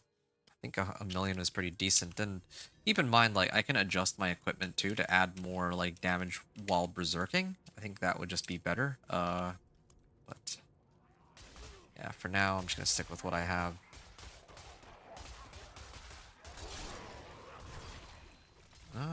Sure. Elixir of Fortitude. Just making sure that I use these random elixirs right now. Okay, there's got to be a faster way to go about this, right?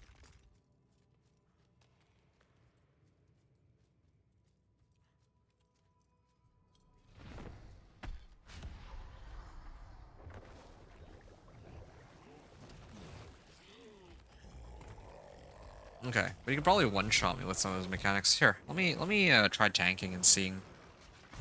Okay, so he can instantly kill me with that. So I'm gonna need to be a little bit more careful, and I also need to see whether or not I can even... Can I even survive against him? Like, or can I even kill him? That's the other thing that I'm a little scared about. Can I kill him?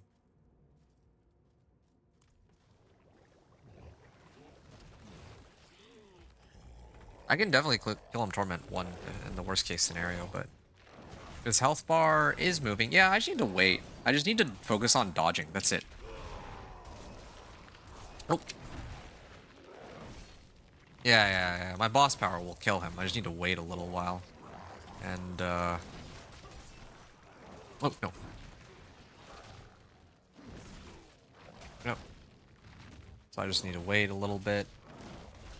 He's gonna maybe use whatever skill. I can dodge it. And even if I don't dodge it, I can always, like, if I don't have dodge, I can, or evade, I mean, I can always just leap past it. Oh. Yeah, that was good timing on that. Oh. Oh.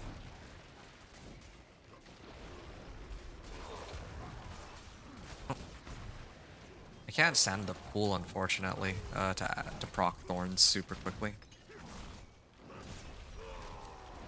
Mm.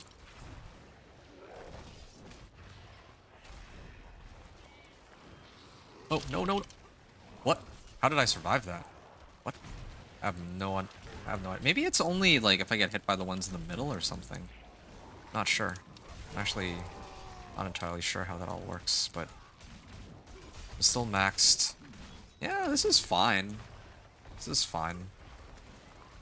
No. What? Okay, something is CCing me. Like, it's like preventing me from moving. I don't know what it is, and I don't really like it. But yeah, like, I do have enough damage. It just takes a while to bring him down with this setup. So, you know what I'm gonna do? I have to make some adjustments to my gear. I think it's about time. Like, I could take him with this. It might take me some time, but have a better idea. I have a better idea in the sense that like I grabbed this legendary node and I need to like buff it. Yeah, need to buff this guy. Like the like right now I'm only getting 14%. I can buff that up to 45%, so that's a pretty sizable increase in damage. But then that begs the question: what am I switching out? I don't need +2 to core skills, so I can There's magic in roll all that things. off. Let me show you. But I don't know what's available. Attack speed or crit strike chance or resistance to all elements even. Any one of those. Like, I think ideally I want to try... I don't even know if I need attack speed, to tell you the truth. But no, it's got to be crit strike chance. Crit strike chance would have to be it. Although it's very strange to me that I still haven't been offered CSC at this point. Attack speed I'll try 1 or 2 more times. Oh, there we go. 6% crit strike chance. Okay. Yeah, I'm trying to pump up my power here. Although I should have tempered first, just to make sure. I always forget. Thorns well fortified. Alright, that one's fine. Okay, now this is the moment of truth. Damage while berserking. Damage while berserking. Okay, good. They treated me very kindly on this. So that's one of my... That's one condition I need to sort out. Also I had like... Oh, yeah, I can go down this way and activate all these real quick. Just to make things a bit easier for myself. So that puts me up to 25%. Then tempering. Okay, so I did find a 750, right? 750 item power weapon. It's about time that I use this 750 item power weapon for the greater good.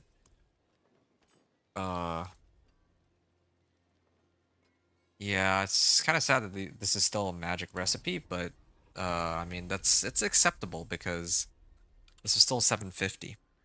Later, when I start getting ancestrals, I'm gonna want to be a little more careful about what I roll. Wrath of the Berserker, damage while war cries out. Oh, okay. Max roll damage while berserking on the last try. Game came in clutch. Okay, now I'm up to 40 or 39%.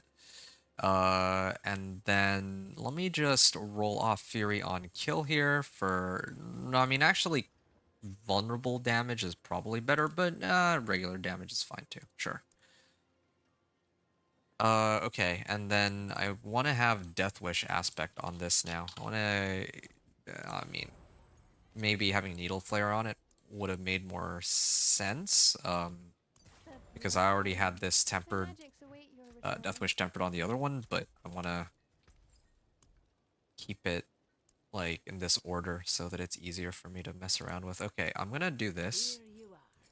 I'm gonna smash all these and then I'm gonna do regular sapphires. I think it's I should have access to regular sapphires at this point, right? I think. Should be fine. Oh yeah, I gotta add a socket to this. Well done. So vulnerable, plenty of vulnerable damage, damage while zerking, and then of course, on my Paragon board, I'm just a little short from reaching it. Now that begs the question, do I want to try and... I could try to switch this one. Yeah, this one's got overpower damage. No, this is a temp. I can roll it for this one instead. And I'm gonna temper this with...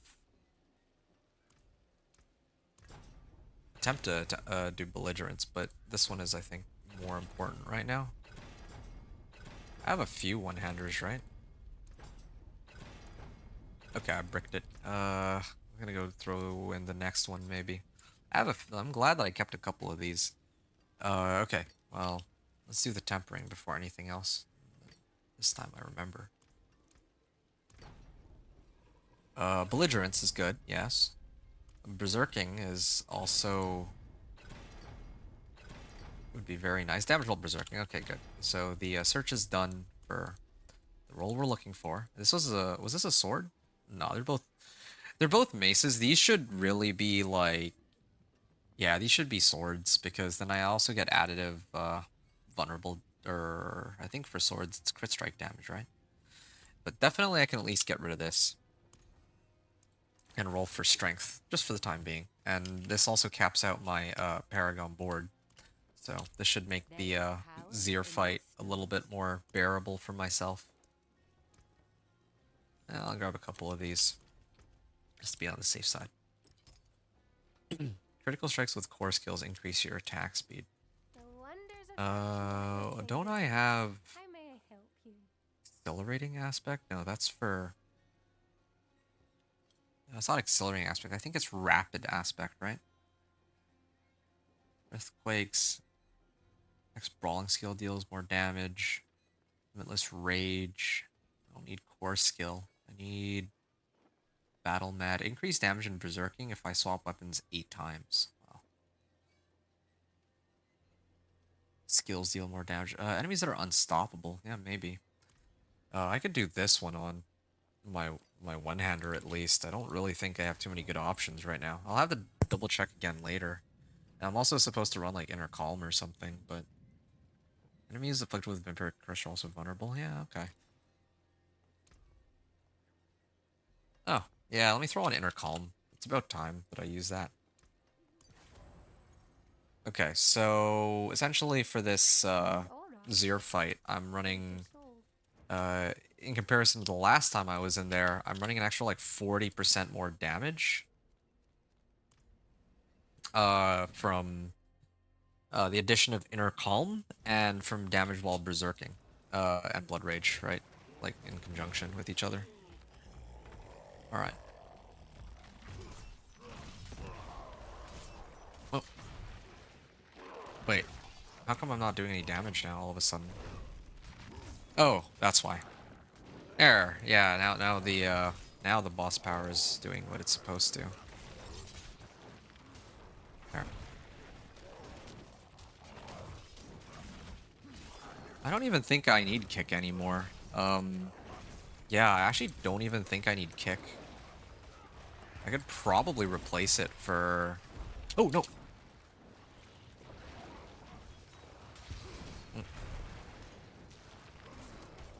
Oh, wow. I think I tanked that by taking it from the side, but I think I know what's going on. My evade is like really long cooldown.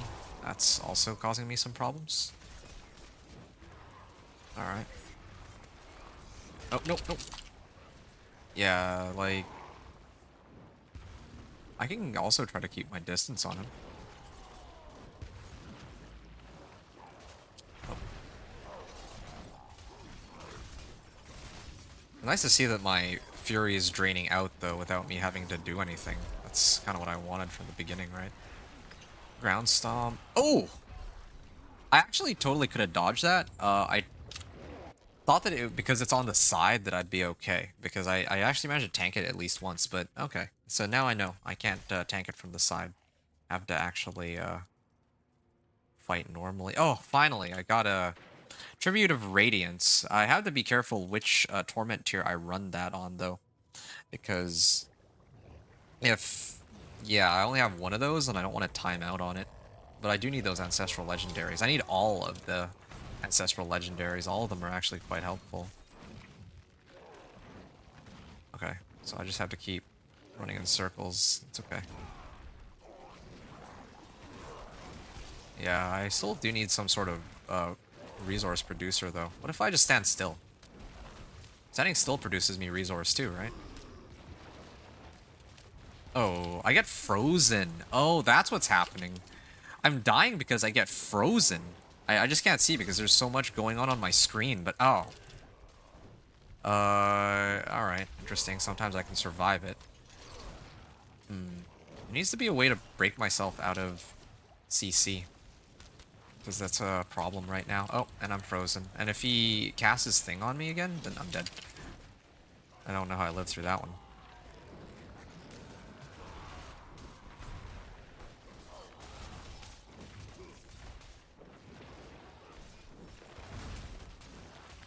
No.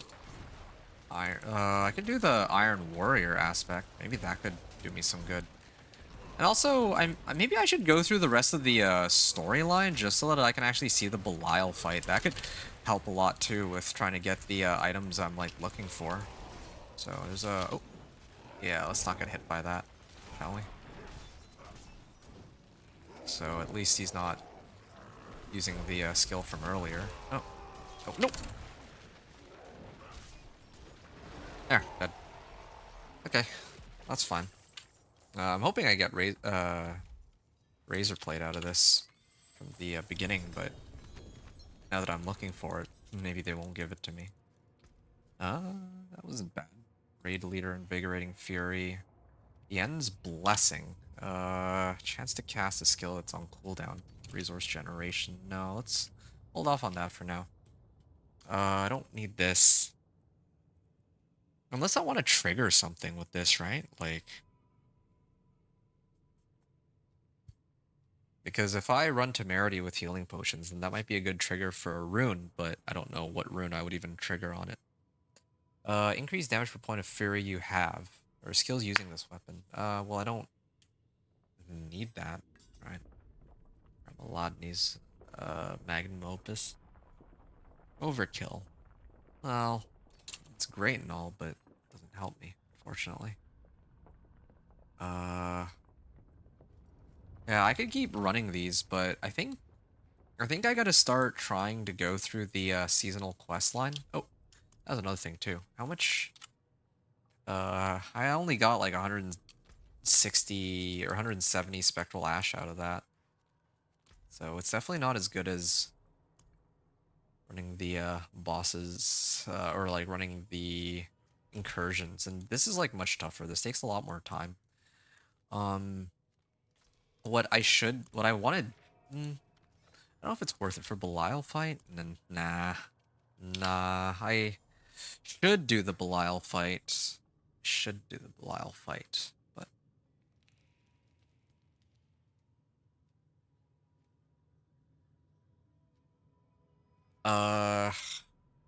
I like in the future, if I were to like really commit to this character, the Belial fight is like important because it'd up the chances of getting equipment. But I think the other problem too is like I'd actually have to fight Belial too. There's like a lot of stuff there, but I think I'm not gonna do it. I just don't think it's worth the time investment. I have to go through the whole storyline and then I unlock Belial and for what exactly? Like what am I gonna be looking for that I can't already get from the existing uniques that I have? So I think I'm gonna hold off on that, and I'm gonna try to do the fight again in just a second. I gotta do something here real quick.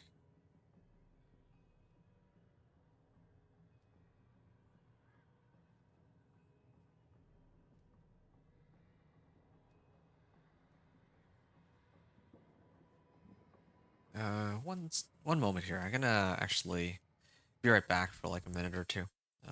Yeah. Right, my bad about that. I am back. And I can keep... Oh, did I miss the world boss? I think I did. That's really unfortunate. I wanted to grab that world boss. Well, that's too bad. I guess that's what happens when stuff comes up, but...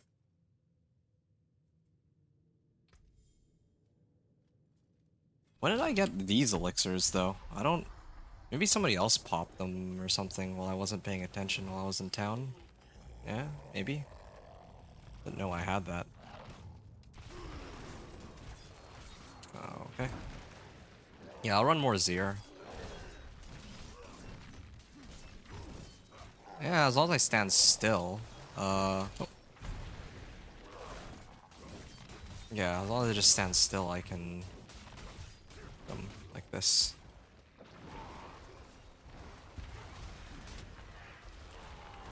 Oh.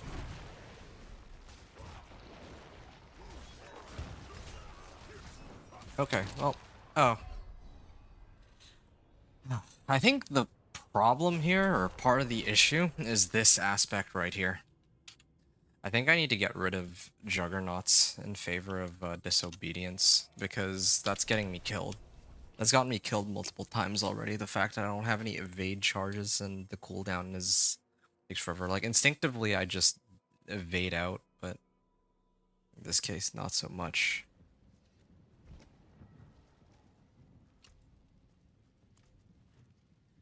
I mean, I guess it doesn't matter that I didn't clear the world boss because, like, what am I really? The best case scenario is that it would have been Wandering Death, but I mean, I could always just throw on Wandering Death if it comes down to it. Okay, there, and I have all resistances and armor here. You know what? I might crash later, but sure, let's do this for now, and I'm gonna try to deal with Zir with this. Hey, what's up, Sean? I know it's not Barbblade. That's okay. You can ask whatever. I mean, I'm recording this mainly for... Anyway, I'll talk about that after. Directly answering your question, did you push past Pit 55 on your sorcerer? You mean like for ice shards? Like, did I try to, push like Pit 60 and so on? The answer to that is no. I mean, this channel, my goal this season is to try to get as many people and as like to be able to reach Torment 4 with like various different builds, right? So I kind of right now I'm not too interested in like trying to really push past like Pit 55, if that makes sense. But having said that, like that character has so much room for Oh, what? How did I live? That sorcerer had so much room for growth. Like, I could level all my glyphs to like, well, like 60 or 7. Why am I dying? Like, I could level my glyphs to like 60. I could level them to 70 or beyond that even. I could, like I could masterwork all my equipment. I don't have any mythics. I don't have like all of the right aspects or roles on my gear. Like I could probably make it to Pit 65 at least, but yeah, like I haven't made it past 55, but I know that there's a lot of stuff I haven't done that would allow me to get there is what I'm trying to say. So yeah, that's what I'm gonna tell you. Do you have other questions about the sorcerer, or like why do you ask? Like, are you looking to play Ice Shard Sorcerer and like pit push or something? Because nothing's like, if you're looking to like pit push this season with a sorcerer, then no, okay, of course I had lag before that happens. If you're looking to like pit push with sorcerer, then there's nothing that's gonna top Lightning Spear this season, I'm pretty sure, unless some bugged build shows up. But right now, like Ice Shards are, well, yeah, I mean, as cool as Ice Shards is, it's not gonna hold a candle to how ridiculously overpowered Lightning Spears. You hear me though? Was this Sean Andrews? Sean Andrews? Yeah. Oh. Okay, this is not a fun fight. There's gotta be... Maybe I should just stand still. Yeah, stand still and just start hitting him. I don't have very many like multiplicative damage modifiers. My boss power is... I've like almost maxed my boss power and it's... Oh, you know what? 56 seconds. You know, I'll come back to this a little later. I'm just gonna finish maxing out my power first and I'll come back here and see if the fight is any easier.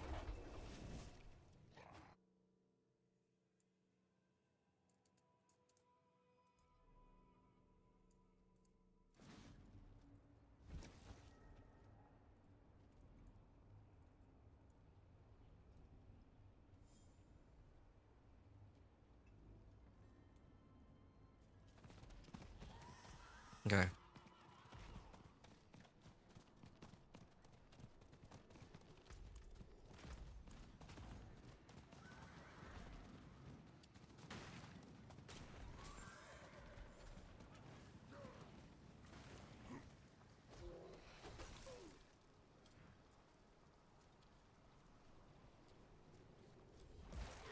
Your efforts are for naught.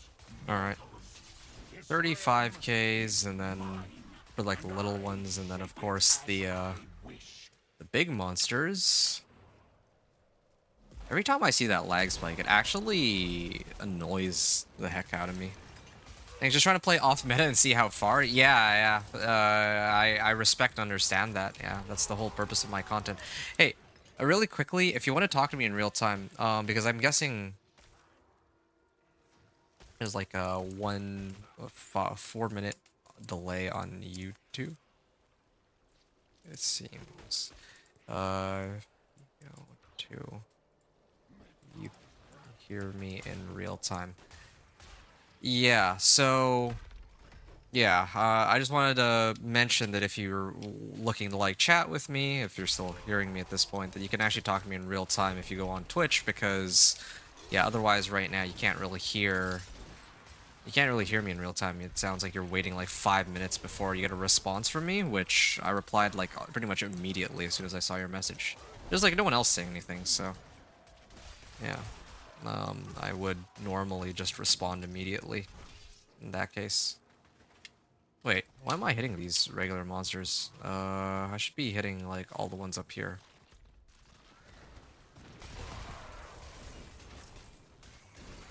I mean, I want to clear this because it's worth a whisper, but if there's no one else here, then there's no point. It's a waste of time. You're trying to play off it and see how far you can get, it sounds like. Yeah, and that makes perfect sense, of course. Curious about taking the take the Azarath idea, but still use Avalanche. Azarath. Take Azarath for what? Like you take Azarath and then so that you apply vulnerable, I guess. Because I don't really know if there's like I don't know if there's like something about Azarath that's like that makes it like really good. But did I mention anything about Azarath? I don't remember like talking about Azarath at all in Ice Shards. I don't think I've ever really seriously considered Ice Shards on a build. Or Azarath on a build, let alone for like Ice Shards specifically. Yeah, this is looking really good. It's really just the boss that is troublesome. Maybe I'm doing it wrong. Maybe I have to just dodge rather than attack. Yeah, that was easy. Yeah, I don't really trust that I'll be able to clear this in time. Maybe. I can like try and well, I always fall for this. No, I'm not gonna make the same mistake this time. I always try it, like I always think, oh yeah, it looks like it's gonna be easy enough, and then I actually try it, and then it turns out that no, I can't actually pull it off. So I'm gonna just turn in these Venus motes and then get ready for the next incursion, in which hopefully there will be others to run with. And in the meantime, I can sort out the rest of my gear. Masterwork for cold damage on it. Okay, yeah. Builds that use Enlightenment are doing that this season. Azarath, huh? Yeah, okay. I didn't think it could be that much more damage, but yeah. Cold damage. Cold damage? Oh, right, because with Enlightenment you just convert that into like damage for every element. Those that use Enlightenment are doing that, huh? Yeah, sure. I mean, give it a go. That's meant to, like, that build is meant to be there as a baseline. Maybe Azarath could work really nicely. I know for sure, like, you throw on, like, Shroud of Fall's Death, it'd probably be better, or if you get, like, some much better amulets and all that. But generally speaking, like, I think that there's going to be a lot of people who are, like,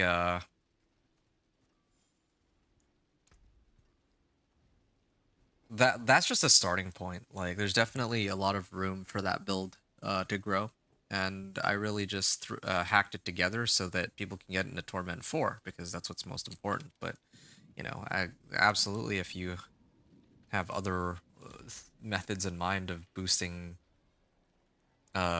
your damage, then yeah, would be quite happy to see that. Uh, barrier.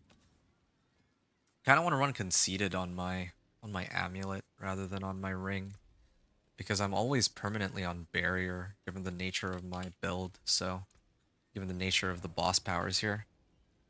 And then maybe I still have Inner Calm there, so maybe I can grab something else instead. Elements? Aspect of elements might not be bad. Yeah, I think I'm gonna do that. I don't even know if I got access to aspect of elements, but sure, whatever.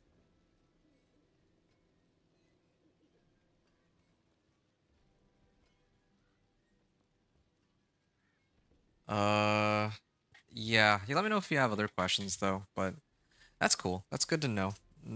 I mean, I wish you the best of luck if you're trying to like play non-meta. I mean, yeah, that's kind of the whole premise of my channel. There's a reason I named myself Inventor, right? Like that's the whole backstory behind it. I wanted to encourage like, oh, if you want to play some off-meta build, then here you go. But of course, yeah, right now I think my main goal is just getting people to be able to push Torment 4 and all that. So, yeah, there you have it. Okay, I think it's about time that I throw this on. So this is gonna be for retribution aspects, so when monsters are stunned. And then this one, I would want to run... What is it called? Exploiters, there. I was looking for this. So now I have like a good chunk of damage on just about everything, at least for the time being. Later I'll grab Fists of Fate. That should be a pretty sizable damage boost too. And then...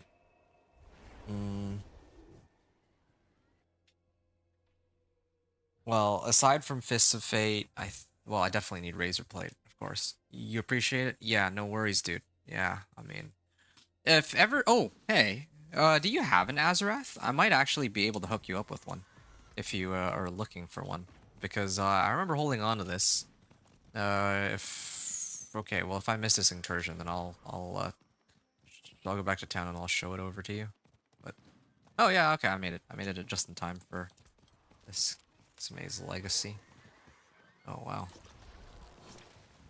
that is a good custom maze.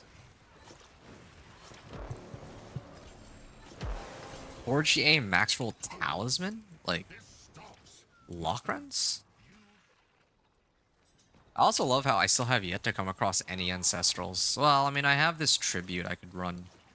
I'll do that a little later, but it's pretty annoying that I'm struggling so much. Oh, is this... Oh, this is Blight. This is Blight Necro.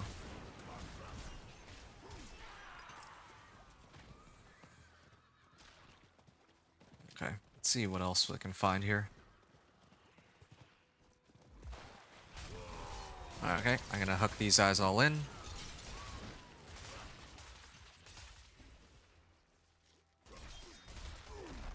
Okay, so now if I just stand here, do I have a way to like apply vulnerable and everything? I have ground stomp, but... And kick. I guess I could kick him. Here.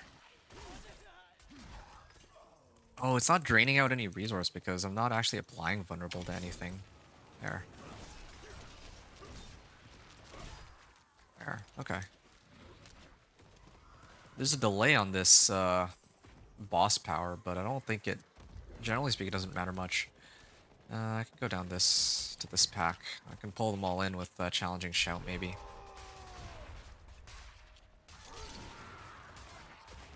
Yeah, I should always just have my Challenging Shout up. Oh, I just pulled it away from him. Whoops. Maybe Infernal Hordes. Yeah. Maybe if I do Infernal Hordes, I can get a lot of value out of that. Well, I guess I am gonna need to masterwork anyway, so I just need to make it a Torment 3, and I can just start spamming the Hordes. But then again, the problem with Hordes is I don't know how difficult it's gonna be to deal with the bosses on those Hordes. This is still... Yeah, I still got a ways to go before I can like pump my boss power up to as high as it can go.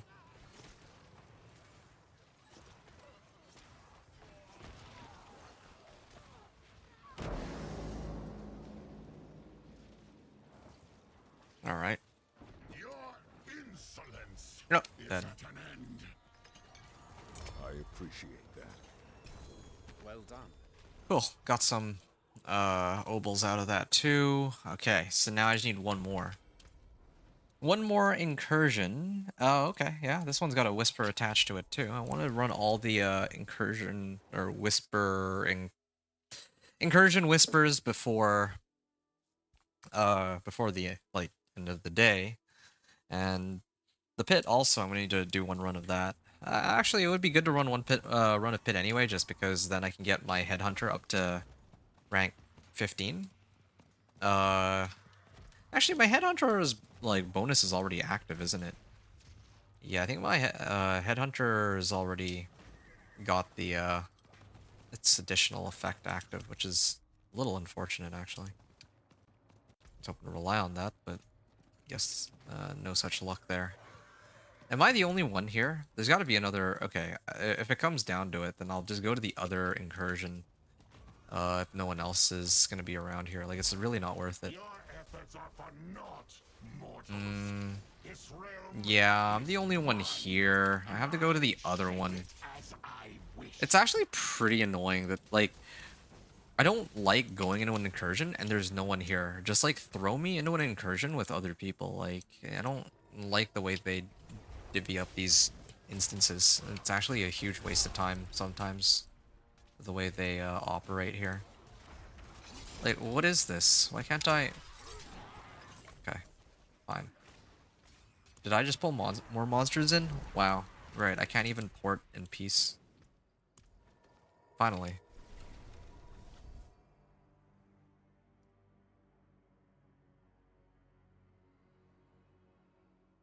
Yeah, just let me know if you have other questions, Sean Andrews. But like I was saying, I do have an Azarath if you're interested. Are you interested in? I have a 3GA Azarath, I think, but I think that it rolled the 3GAs on everything except for the lucky hit chance to do more damage with your weapon. It would have been nice to get the GA with that one modifier on that one modifier. I would have taken that over the other three, but yeah, I have a 3GA Azarath and it rolled everything I think except for the one stat that mattered. I don't remember which character got it, but I guess it doesn't really much matter. Okay, so I just need to do 2 of these. The last one gave me like almost 400, but I feel like that was a very generous run. Usually I expect to get about 200 to 300 range, so maybe 1 or 2 more of these would have me covered.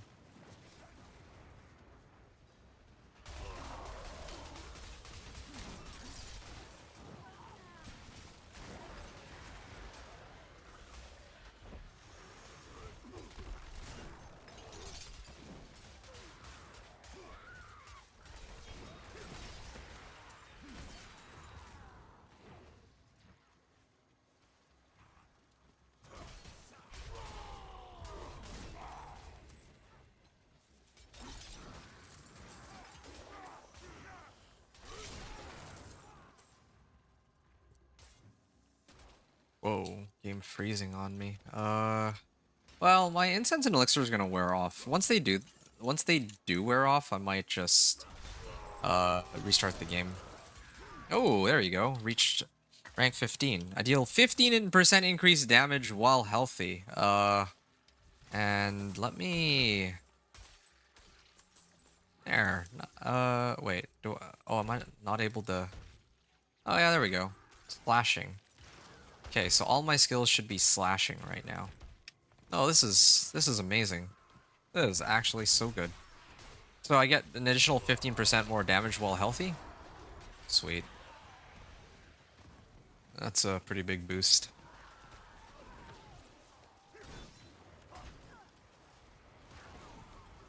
I kind of want to level my axe next. That'll be another thing to figure out.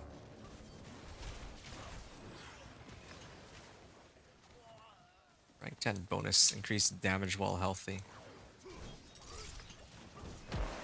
Good. Legendary rank, come on, some good modifiers. Ooh, that is a good modifier. Gain primary resource for every 20% of my life that I heal? Or that I overheal while at max life. Actually, there's that... Your insolence is at an end. I think there's that boss power where every time I activate my ult, like, or activate my boss power, I get life, right? That could count as overhealing for me. If I overheal, then what?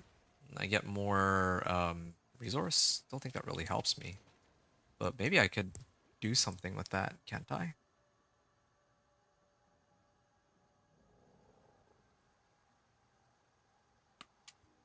Alright, I still have about 10 minutes to do Zir. Although, I think, yeah, I knew it. I have only 200 Spectral Ash here. So now I'm just waiting for the next Incursion to show up. And apparently, no luck there.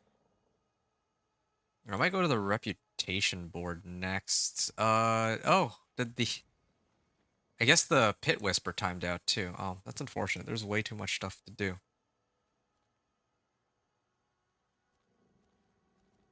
Okay, well, the Tarsaract it is then.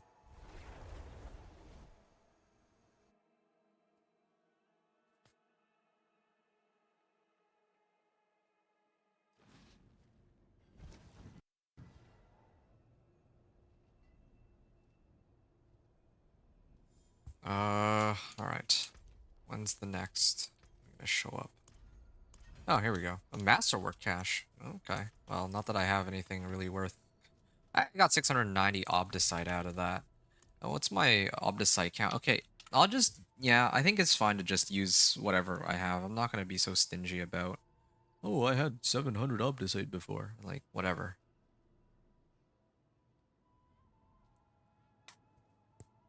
Hey, Big Joe. Nothing much. I'm just in the middle of trying to get my Thorns Barb up to Torment 4.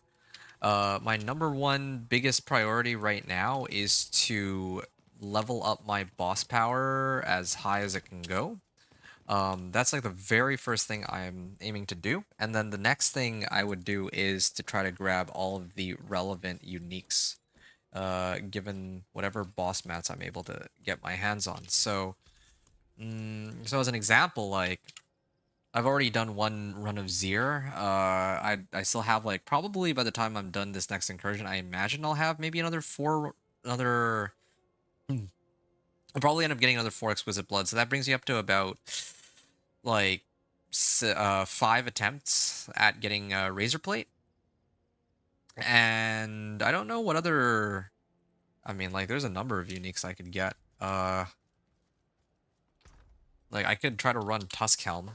Alright, like, there's a lot of different ways I can play this guy, for sure. This is actually kind of useless, I just realized, because I don't even have Iron Skin on hand. So, yeah, I could replace this.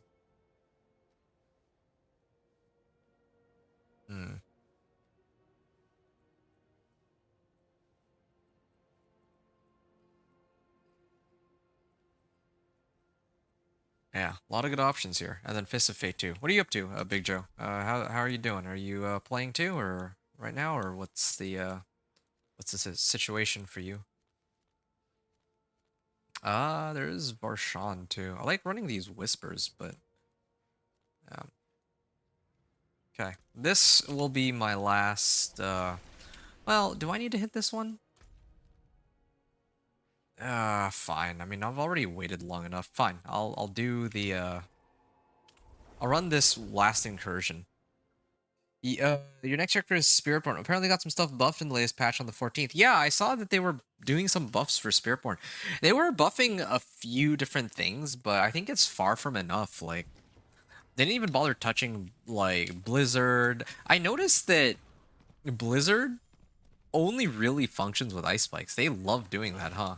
Which makes no sense to me, because, like, Incinerate exists, and Incinerate's actually, I would say, it looks to me like it's in a really good spot, but Blizzard is only useful if you run it with, like, ice spikes. I don't even think it's really that good if you run it with, like, X-Fouls. I tried running it with, yeah, I tried running it as is, and it was not good. Like, it just doesn't do any damage. And then I throw on X-Fouls. At least X-Fouls does damage. But then suddenly I throw on Ice Spikes, and it's, like, ridiculously strong. Okay, cool. Yeah, just as a friendly reminder, if you want to be able to communicate with me in real time, then I have my Twitch stream up, so you don't have to wait, like, 2 minutes for, you know, in between responses, because I'm actually replying to you immediately after your message shows up right now. 70k. That's good. I'm like healthy, so. Or my guy is healthy at the moment. Yeah, but I'm like so far away from finishing this build. Like it's yeah, I still got quite a bit to go. And then I also have like a tribute too that I have to run for ancestral legendaries, and that's gonna be like a little later, but yeah, I need to like max out my life as far as it can go.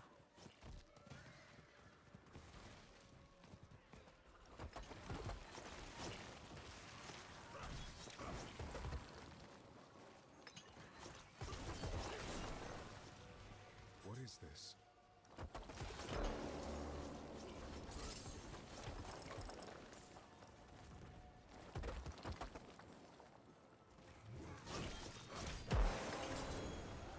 Fools!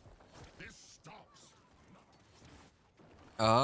Gain armor, or this is for helm.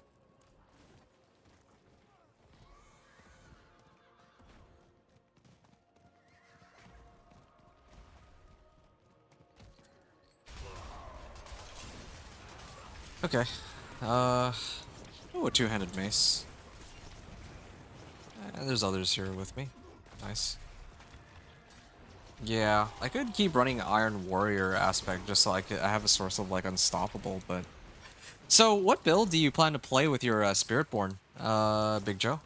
Because yeah, like for me right now, my main focus is gonna be on finishing this Thorns Barb. It would be great to finish this Thorns Barb by tonight, but I'm not gonna really hold my breath. I think that this seems like it's gonna be a two-parter just because like really, I'm just waiting on my boss power to do as much damage as possible. It's really just an issue of whether or not my boss power will be able to kill the bosses. Like I have to scale my boss power to the moon. That's how I plan to do boss damage, but I don't know if that'll be enough by itself.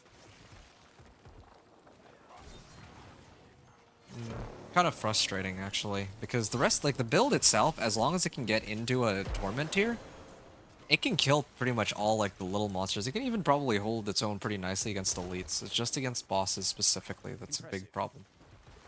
Yeah, no, I'm done picking up 750s, I think.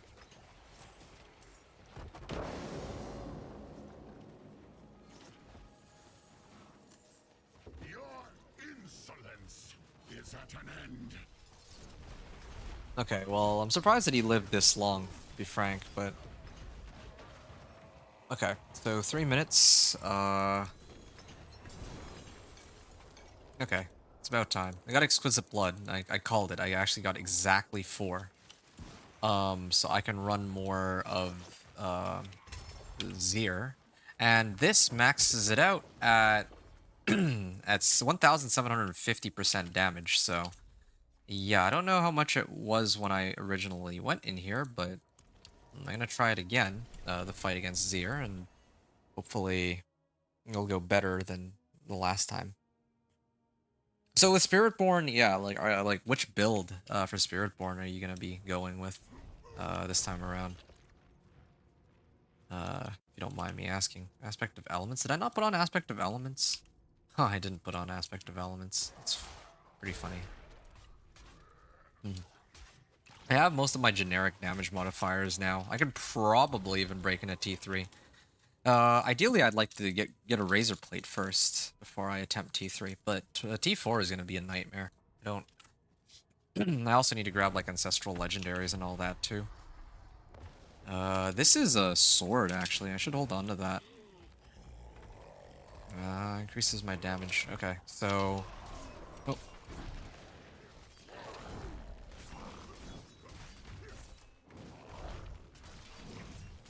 Alright. Oh. Actually, I should just stand still. I think if I stand still and I just keep swinging, it's okay. Oh, no. Oh, I know why I'm dying, actually. I don't have enough armor to tank some of these mechanics anymore. Some of these abilities that skills that he uses. There, I can dodge that, at least. Oh, no! Dude, I actually can't. I don't have enough... I don't have enough armor. That's the problem. I actually don't have enough armor to tank this. You miss Necro? You just you just deleted your Eternal Necro? What are you playing then right now? So you're gonna be making Spiritborn, and you said that you I'm guessing are not playing Necro, it sounds like. I'm gonna restart my game real quick while I chat with you, if that's alright. I think this would be a good time to do it. Because I don't want the game to like freeze up on me while I'm doing the run. I'd be very, very upset.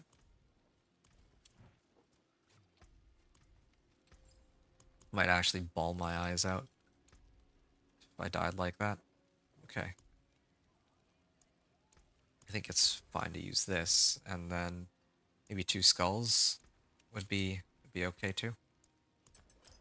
This puts me up to like 943. Well, I mean, it's not it doesn't cap me out, but oh, okay, it just wore off. Doesn't cap me out, but I mean, that'd be great. Okay, let me restart my game real quick, and let me also repair everything, and then I'll try again Use it well. and see how this goes. Okay. I'm gonna stop the recording here for a second. Okay, I'm back in here. So I think the plan was, now that I have a fresh, well, I'm fresh, so I can throw on a couple elixirs of fortitude, maybe a couple of these, and a couple of these. Now, I could consider doing thorns later, but like a thorns incense might be better if I want like a little bit more thorns, but yeah, that's okay. We'll leave it be for now. Alright, I'm glad that I don't have to touch incursions for at least the next little bit. That is reassuring at least. Alright, let's go and do the... Okay, please let me click this. There's also whispers that I could run too, but I think I want to run all these bosses and then maybe try to run the Ancestral Legendary tribute. That would also be very helpful. This thing right here would give me a nice way to get some Ancestrals. In fact, yeah, I guess when I do make it into Torment 3, that's when I can start running all my Infernal Hordes. Not even for not even for Obdicite, but because I actually could use the I actually do need Ancestral Weapons. Ancestral everything, but especially Ancestral Weapons, because those can give me life.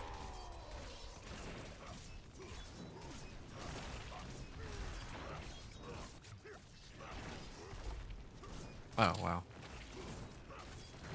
Can that kill me? Can I just, like, AFK this fight? That would be great if I could.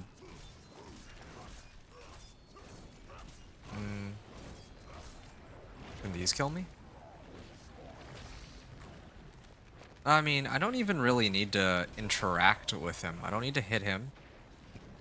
As long as I just keep, casting my... As long as I keep my distance and, like...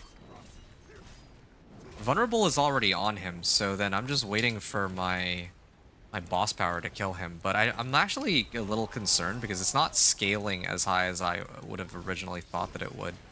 It's scaling up to like 1,000 damage, and this is with maxed out Paragon, right? And all aspects. So that's a bit troublesome. Maybe aspect of elements could help. I don't know. I have a lot of damage modifiers that should work with this, but to no avail. Okay, just wanted the, well, whatever I could get out of this. It gives me free stuff. I might have to sell some items. Whoa, I got my first 100,000 steps. Wow. My first GA unique on this guy, and of course it's like the most useless one. I don't automatically cast Ground Stomp. Yeah, no, I actually don't think there's any use for this, for, like, in my case. Fields of Crimson. Using this weapon... Ooh, damaging at least one enemy with Rupture creates a blood pool. Enemy standing in the pool takes 70% increased damage. Well, that's nice, but I don't use Rupture, so... Doesn't really help me now, does it? I think I already have an like a max roll overkill. Okay, well, I'd run it again, and the fight was pretty easy. Now, what else can I pick up?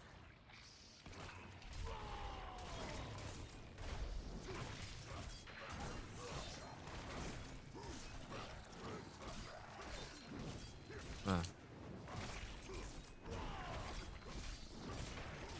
Yeah, I could just AFK this fight, right? Just want to double check this. What if I just stand still and I like duel him? Will he be able to kill me? He is actually eating through my barrier. Yeah, he doesn't have like stacking damage like he used to either. Oh, yeah, he is actually starting to cut through. I have disobedience too, I just realized, so maybe that also helps me generate armor and all that.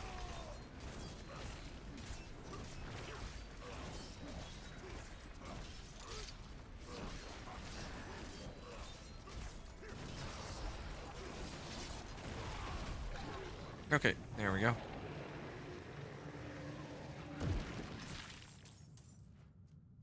Hmm.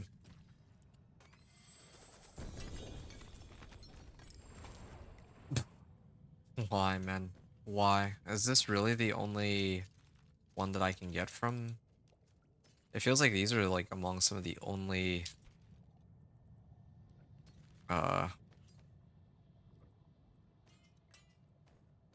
these are like the only uniques that can drop. I guess. Tribute of Titans. Is that for yeah, that's for like more keys. I'd rather wait, no, hold on. Do I have any more materials? Oh, I still have like 2 more. I don't know if it's worth it for me to hang out here. I should be spamming Zir. The whole reason I had even come here was for the Whisper, but I didn't expect that the items I'd be getting would be this trashy. But let me go deal with Zir and actually grab a Razorplate from him. I think that should at least double my Thorns damage, because right now I'm sitting on like 1200 Thorns unless I Berserk, right? But if I get a Razorplate, then suddenly it should shoot way up. Okay, I have the I don't need more rings because I got like what I was looking for. Ooh, is this Tybalt's? A Queh rune. Earthen Bulwark. Yeah, I can get myself more barrier. Too bad there's a cap. Transfer. Kick and leap to deal double damage. Malignant Hearts. Weapon efficiency. Ooh, Brawling cooldown reduction. Brawling cooldown reduction would help Warcry and the leap, I guess. Yeah. Yeah, if I wanted to go about that. Lunging Strike. This is Flay. Yeah, that doesn't really help me much now, does it? For every 10% life I'm missing, I gain damage reduction? That's funny. It's funny armor. Or set of pants, I guess.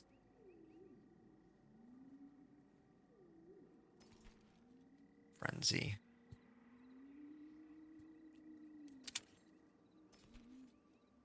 After swapping weapons, gain Fortify. Yeah, I don't need these.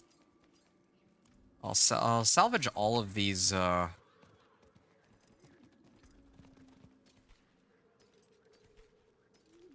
salvage all of these. The forge is ready for whatever you need. And then I'll sell the other ones. And maybe this one, sure. Alright. Where? Oh yeah, Lord Zir. So, the journey to get a Razorplate. Already I'm like 4 hours into my run, which is kind of nuts. It hasn't felt like 4 hours, but I mean, there's a very specific progression in this case that needs to be done.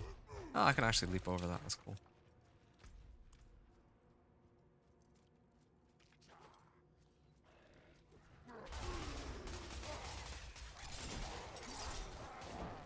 Hmm.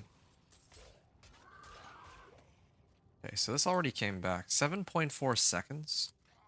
Yeah, I still would like to reduce the cooldown on this, but I don't know if there's maybe some better options.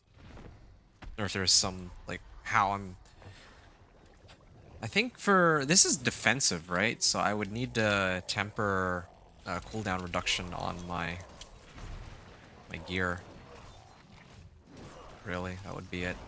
Okay, I can Warcry and I can amp up the damage on him, but the reality is, it still takes a while. What? How come he can't, didn't affect them?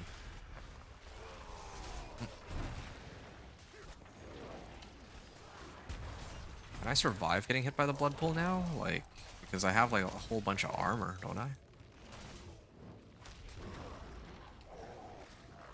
Introduction.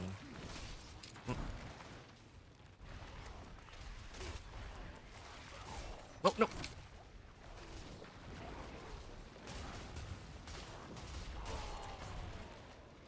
Yeah, it's just if I get CC'd. I think I need to replace my right click with Iron Skin. That alone might be enough to... No. Yeah, I think I need to. I actually think that Kick has outlived its usefulness. I don't remember the last time I activated Kick because I have no... I've never had enough Fury to even consider, like, using Kick. So it's at the point where it's pretty useless now. So I'll replace it with... Well, I could get Fortified, but... heal for... I don't really need heal. I'm actually okay on heal. It's just... this.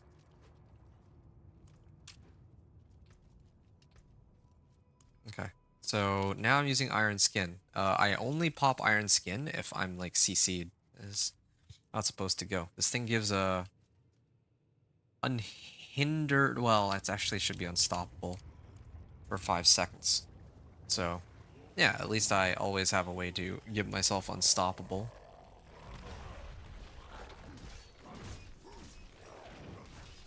And if he activates something where I'm CC'd, then now I have a response, a very good response for it.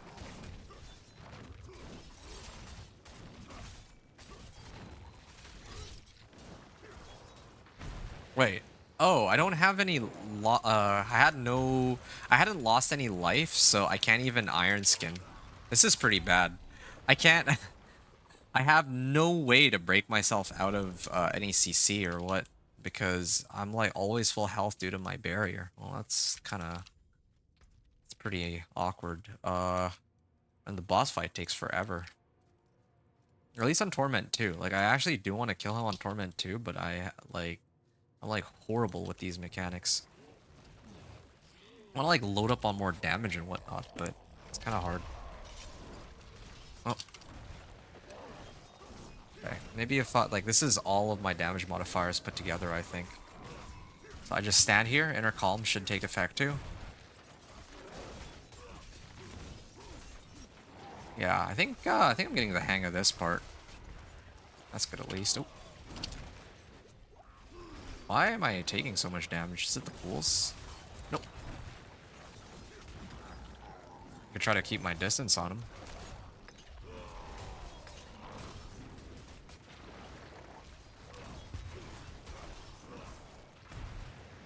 Ow, ow, ow.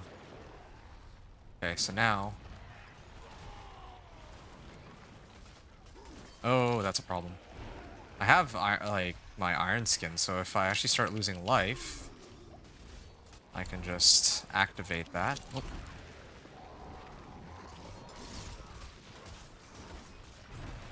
Okay. There, done. Okay, that was success number 2. Now I gotta open this up and hope for the best. Two-handed mace. This is another overkill, right? Yeah. Yeah, this doesn't really help me. Ooh, a Watt rune. Okay, that's a little juicy. A Watt rune helps me execute monsters, but it kind of reduces. Well, it's not bad. A Watt rune slows enemies, reduces their damage. Not the worst thing, but I'm not too interested in it. I need more like CSC for my boss power. And if I were to use this Wandering Death's power to execute, then there's no need for Watt rune. Okay, so Wrath of the Berserker cooldown reduction caused me to explode. I deal increased fire damage. Wait. This works out perfectly with my boss power. Okay. That could help. While berserking, my direct damage is converted into fire. Direct damage. Yeah, I could wear this just for the extra fire damage alone. It's an option.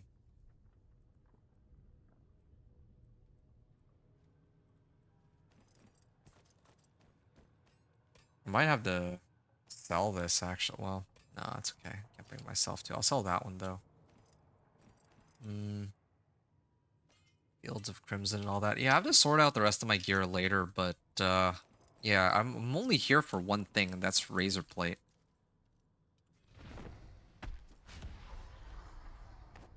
So, that causes some problems. Also, they're going to be fixing this barrier to actually have a timer. I think as, like, next patch. Oh.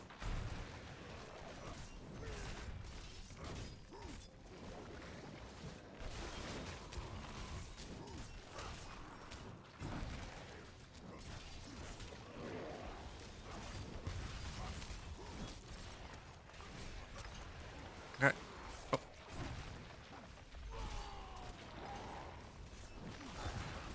Should only really be using Challenging Shout if there's multiple of them, I guess.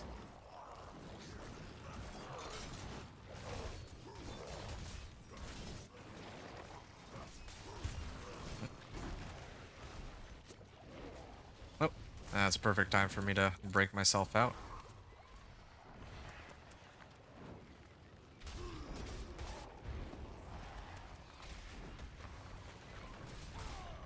Oh, no.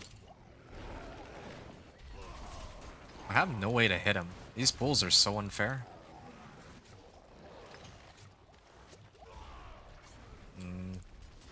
Almost got me.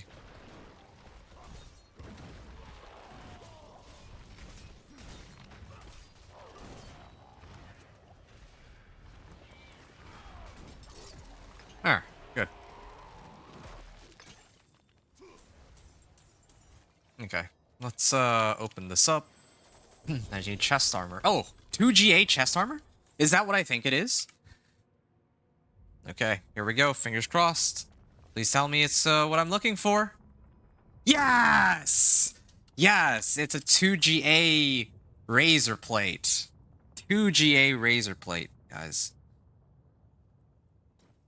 Oh, that is a big boost in Thorns. So I just went from 1,600 to 4,000 Thorns.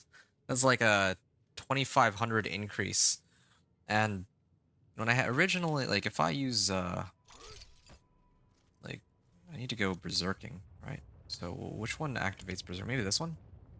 So my Thorns, it doesn't, maybe I need, well, it's hard to tell, but it's just a very, very large increase.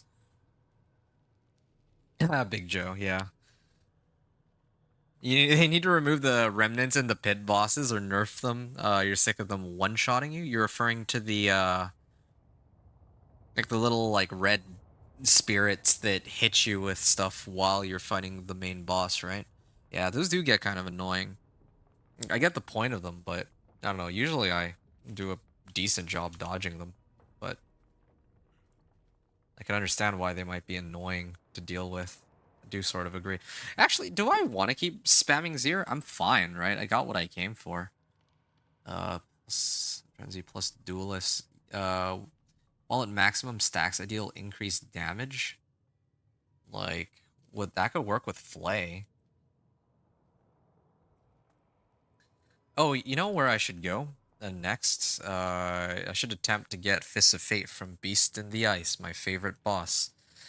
But if I do that, if indeed I'm looking for Fists of Fate, then I'm going to need to be a little careful because I'll at least get the Whispers out of this. Yeah, why not? Yeah, like Elias and Lilith, those two need to go. Yeah, those two hurt. The other ones are, like, acceptable, but you just see, like, a wave of spikes get tossed your way. and you just cry. And then the same thing with Elias. Elias is he shoots out those like little fire bolts, and those hurt. For some reason, it's just those two bosses. All the other ones are whatever. I think there's like like there's like a bunch of like circles that get that are like really that have like a really large radius, and they slowly get smaller and smaller, right? Like that one is pretty easy to dodge, but even if you tank that head on, you still probably survive it. It's silly to me how little damage some of these actually do in comparison to other effects, right?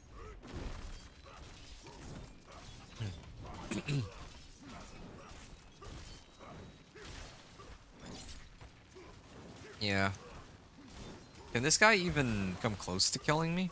It's not like Zir, where Zir had like so many different mechanics that do like ridiculous amounts of damage. Here I might be able to just take him on. Like, I could just brawl him to death.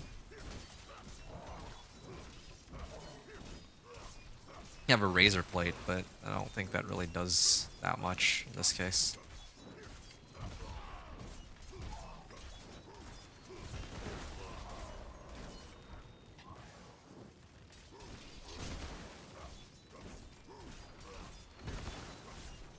Okay.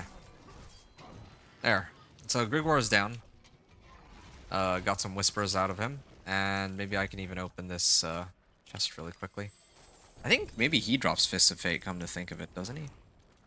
Well, doesn't really much matter. I didn't. If he does, then I didn't actually end up getting it. So Penitent Greaves. I don't chill enemies, but maybe if yeah, maybe I could run that. But then again, I lose out on Thorns while fortified, so that's not. I don't even think that's worth it.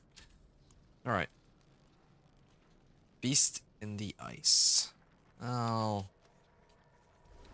I'll deal with Beast in the Ice in a bit. I'd like to do two such fights back to back. Also, Beast in the Ice is particularly scary because, well, I'm just not very good with Beast in the Ice as a fight. Let's just put it like that.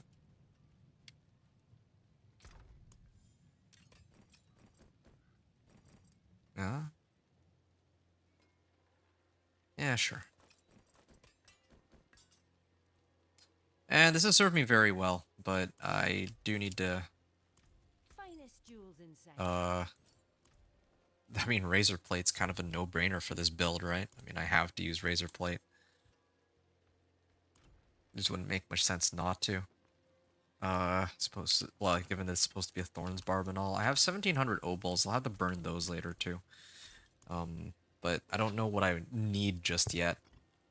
So I'll wait until later to sort that all out. Lithrune. Within Bulwark, I can always get, like, plenty of barrier, but I think, like I mentioned, I'd like to generate resource. I think, like, moving around, nah, I think that's fine. Yeah. I have 600 Spectral Ash, eh? I can try to, like, max out Avarices. I would need to use this sooner or later anyway.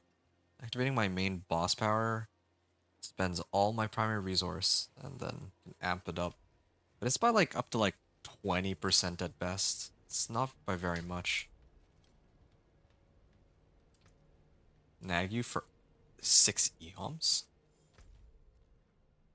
Oh, an incursion. Okay, I'll hit that incursion because there's actually a whisper attached to it. So I think, yeah, I might as well take the freebie.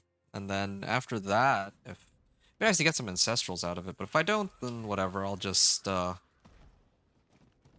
run pit. I think it's about time. So the two things I've done: rank 20 boss power and a Razorplate. Yeah. Oh, and there's no one here. I'll give it like a minute or two. If no one shows up, then whatever. I'm not missing out on much. Your efforts are for naught. Ooh, yeah. I see the damage has gone up a lot because And I shape it as my I wish. boss power, or my thorns are much higher now.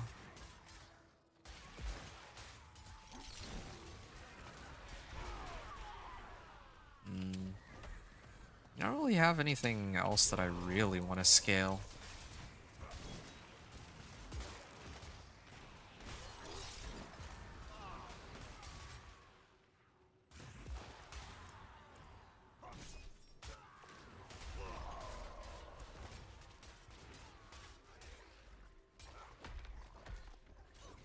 Additionally gain percentages barrier, but I'm like, yeah, it's... I could just max out this power if I really wanted to, but I feel like it's kind of a waste. That's why I don't bother. I feel like it's sort of pointless. Yeah, I could... Well, I mean, I wouldn't be able to finish this. No, I'm just gonna leave it be. Slay the enemies. How long would this take? I can't, like, instantly kill them. I have to wait for them to come to me. This is also a waste of time. Yeah, I'm gonna head on over to the pit. It's about time that I try to push for pit 40, I believe. Pit 40 is where I unlock Torment 3 and all that, so... for something is gonna be a pit 30 clear. And then, the adjustment is rank 21...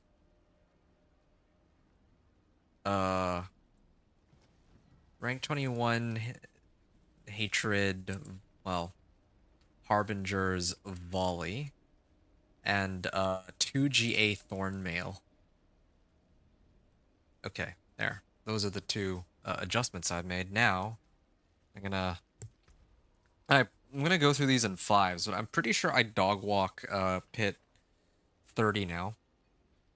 Well, actually, no. I should start with pit 25. I should start with pit 25 and go from there. Also, one other thing I wanted to do.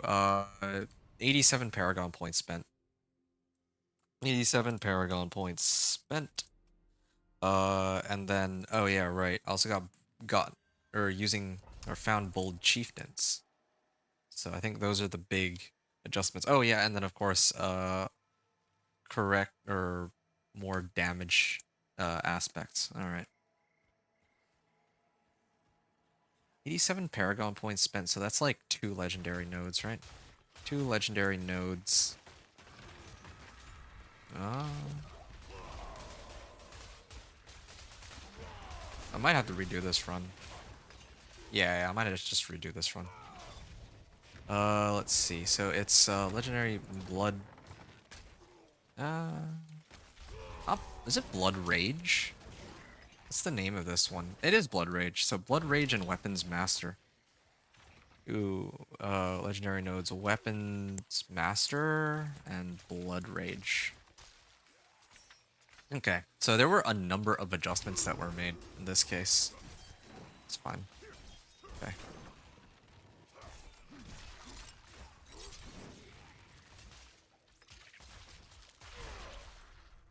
Okay. If I could just get like a little bit of space away from these guys, I'd be very happy. So this is supposed to be a pit 25 clear, and then I'm gonna start pumping up pit 30 and then pit 35 and then hopefully pit 40 if all goes well. Pit 25. I should be able to clear this in 3 minutes before my elixirs and incense wore off, but I also... Oh, this is a good one for it, I think.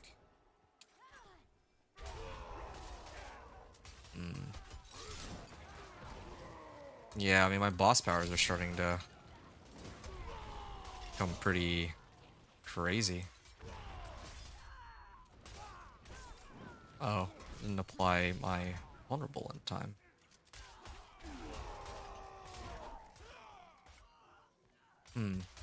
I mean, I guess Steel Grasp was supposed to apply vulnerable, so... I mean, I Steel Grasp something and then my boss power goes off on it. It's not bad, but I also don't think... Maybe I gotta use the skill where... Maybe I gotta use... Like, I forget what that item was. There's like a unique which converts my Steel Grasp into a core skill, but instead of charges, it actually uses Fury, I think? That might actually be like a really good one. Because then I can just pull them all into me. I might do that. Yeah, that could be kind of a fun build. I forget what it's called. I want to say Steel Ren, but that doesn't sound right.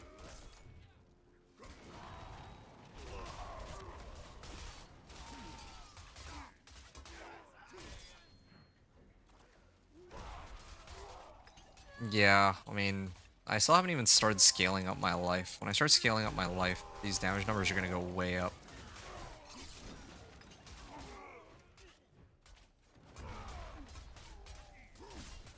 Good. 3 million. It's not bad, but definitely can pump that up more. I can pump everything up more, higher. I mean, even that one helm I got, like, I can boost my fire damage by like 80%, just that alone. You can also get like super berserking.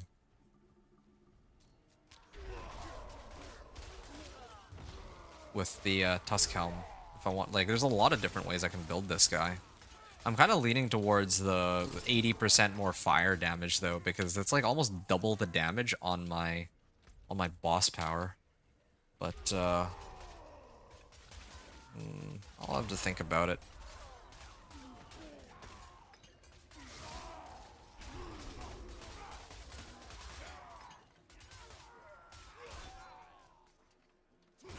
What is this? No channeling shrine? Sure.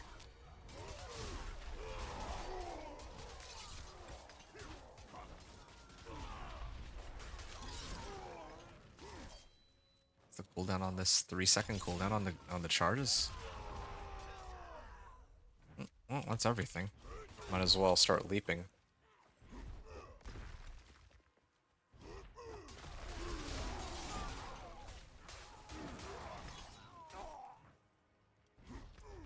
Okay, so it's this way. I almost got everything on this field, I guess, but now I gotta run all the way down.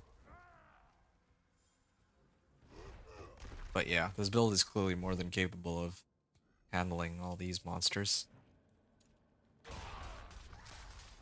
I might need to start amping up Warcry too. Yeah, maybe that's what I'm missing. I gotta get like more ranks of Warcry. Do I usually do only 1 rank, or do I get it up to 5? Either way, that's like something that needs to get pumped up like crazy. You get as many ranks into Warcry as I can manage. Yeah. I think that's like the only... For my boots, it should be Strength, Max Life, and Warcry. There's no... There's no other reasonable alternative here. Yep, they're dead. Okay. Tribute of Titans. It's not bad. Alright. Increased damage while wielding two-handed, one-handed. Do I have all of my... Oh yeah, I do have all my glyphs. So now I get to pick and choose which ones I intend to use. This one might be nice because I get more crit strike damage, but it only works for my boss power.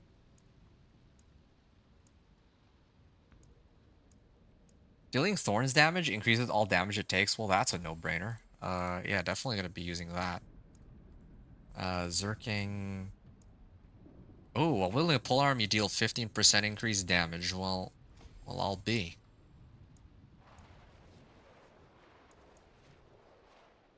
Okay, so this is what I got so far. Increased damage while wielding two-handers. 15 damage or 15% increased damage while wearing a polearm, and then of course increased damage with thorns. I mean, all of those seem very useful. The next or every 12 seconds, my next attack will overpower. That can be helpful because it'll trigger more consistently the I had this thing, right? Oh no, I don't. Yeah, because if I have Warpath, then it could help, but brawling skills deal increased damage. That doesn't help my boss power or my thorns.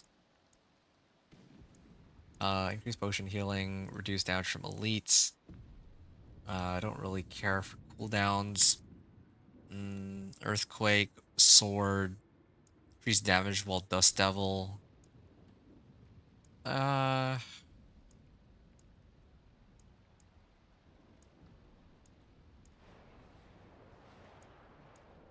there, as far as I can tell, isn't really one that stands out that I would want. I mean, I could pump up more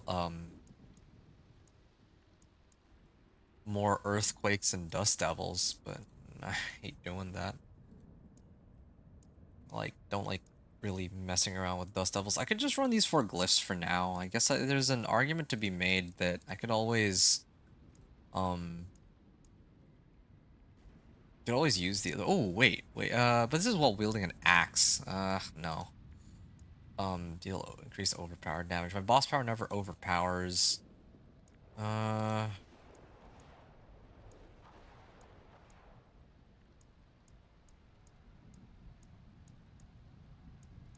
I guess, you know what? It would have to be this one.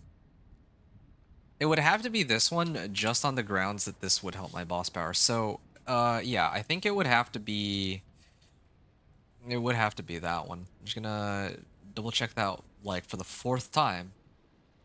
Killing a bleeding enemy has a chance to reduce the cooldowns. Yeah, well, I mean, my aspect works now, so I don't need that. Increase crit strike damage, no.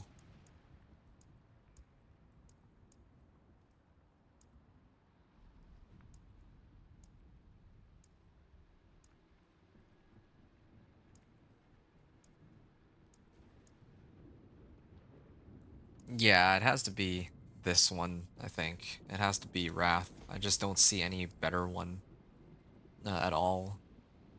So these will be my glyphs. 10%, 8%, 15%, and 15%.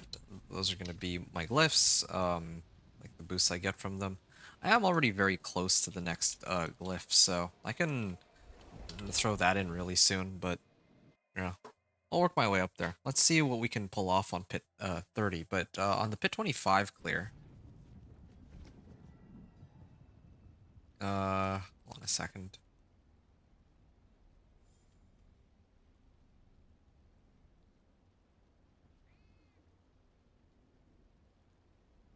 Okay, so I had to fight the boss, and he died in like 2 hits. Okay, 1045. I cleared it. 1045, and let's just say how much?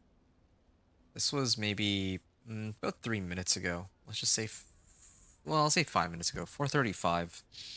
4 hours, 35 minutes into the run. Is that a reasonable assessment? Yeah, okay, fine. Okay, so next one would be pit 30. And yeah, I mean, all this should be all peachy. The bosses are gonna get tougher and tougher, though. It's the only problem.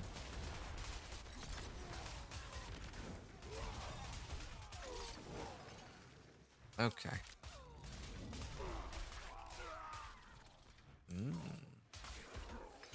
I can really switch out my boots. I mean, I'm still running the 701 item power. Yeah, I'm gonna have to max out Warcry pretty soon with that, or in place of that, and just run with it. Brawling cooldown reduction would reduce the cooldown on my Warcry, but I wonder if there's something else that I could throw in that might be a little more valuable. These bosses. Yep, see? Just walking in and everything's dying. I don't even have my elixir up anymore, come to think of it. Maybe that's part of the reason why I'm doing so little damage.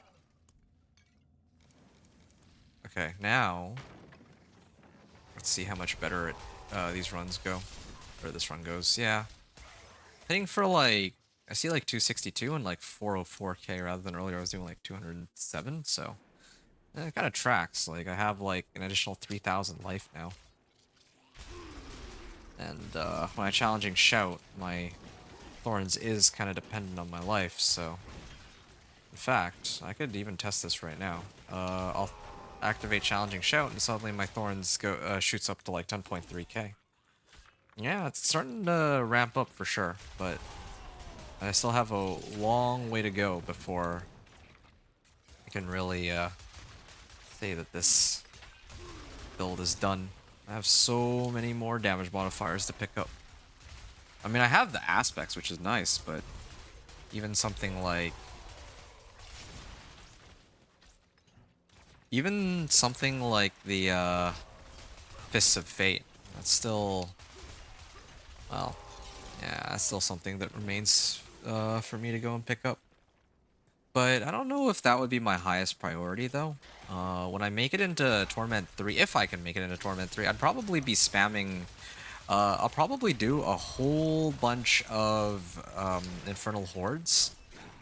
And the reason I'd be running Infernal Hordes, aside from the ridiculously large like density of monsters, is like at the end of each Infernal Hordes, there's that chest that I can open up, right? And I get Ancestrals out of it, so that'd be probably where I try to get some Ancestrals.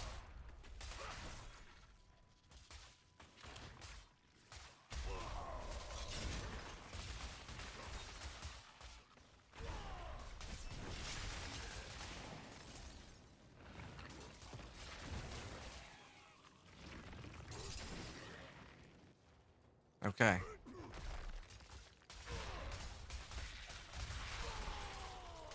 Come on. They should be in the next area by now. There. Good. Okay. And I might actually be able to clear this in roughly the same amount of time as it took the previous run. There we are. I just have to stand here. I don't really need to do much else, right? Yeah, the boss power alone will be enough to kill it. Just gotta like pump up my boss power to the moon. There. Dead. It was like, you got like no dift. I'm gonna max this. And then maybe do revenge after. I'm gonna get all my glyphs in order. I think I would do the Thorns 1/3, though. Actually, this is 8%. This is 15%. I'm wearing a pole arm like all the time, regardless. So I should actually be running with that one. But that's okay. I mean, I'm gonna level them all up anyway, and then I'll pick one and I'll try to pump it up to 45 or 46 or whatever. Okay, how long did it take me to bring down the boss? Yeah, so that was an 11:15, which that's actually funny. My Pit 30 clear was faster than my Pit 25 clear, maybe because the map layout was better or something. But Pit 30 clear for at 11:15 with the with the same level of equipment as what I had, or the same setup as what I had in the previous run. So that's done. Do I get Warcry yet? I'm just waiting for Warcry on my boots, right? That would be pretty nice.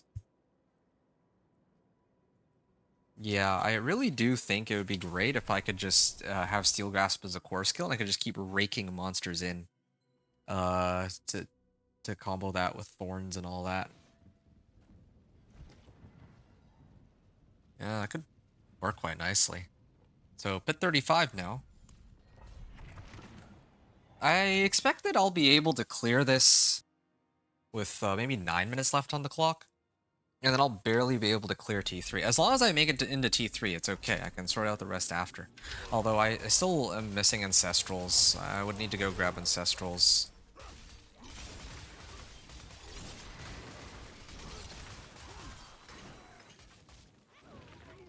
Okay.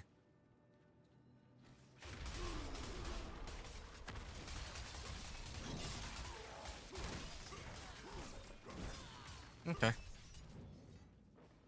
Well, out we go.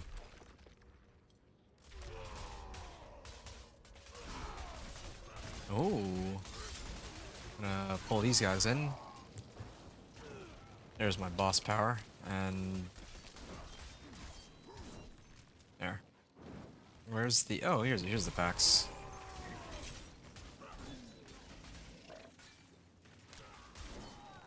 There, dead.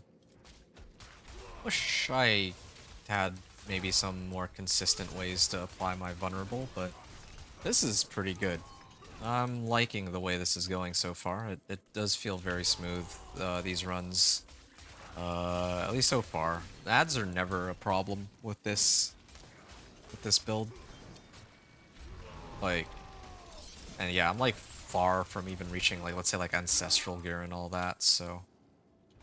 I mean, I have Ancestral Razorplate. It's funny because I was complaining that I have yet to find any Ancestral like weapons. and yet I found probably the best ancestral item I could hope for, and it wasn't even a 1 GA, it was a 2 GA Razorplate. Yeah, doesn't get much better than that. Which is nuts. Yeah, I could have been like higher than 175. Wait. 10% chance to deal 175% increased damage, so well, that's actually kind of sweet. Like so it's not just like a 2x multiplier, it's like a 2.75x multiplier. Yeah, 10% chance, but I have Needle Flare anyway, so no wonder monsters are dying so quickly. I group them all up, I rake them in with Steel Grasp, and then eventually one of them is gonna proc my my power, right? My Razorplate, I mean. Yeah, just keep raking them in. There. I could also leap. I also haven't been leaping enough. Still trying to adjust to how this build is supposed to play. Can I pull them in? Oh, I can. I can't damage them, I guess, but I can at least pull them in. Lethal Shrine? I don't think this works with Thorns, though. I think that's an L change. I don't know why they didn't let us... like, what? Were they too scared that Thorns was, like, overpowered or something? Why they make it so that your, like, Lethal Shrine can't work with the dots and Thorns anymore, but it's, like, okay for it to work with, like... for Lightning Spear to work with, like, overpower. But minions can't, companions I can't make overpower. Like, I don't get the logic behind this. It's so inconsistent, but, you know, whatever. I'm playing within the rules of what they've set. I just don't necessarily agree with all of the rules that they've set. Okay.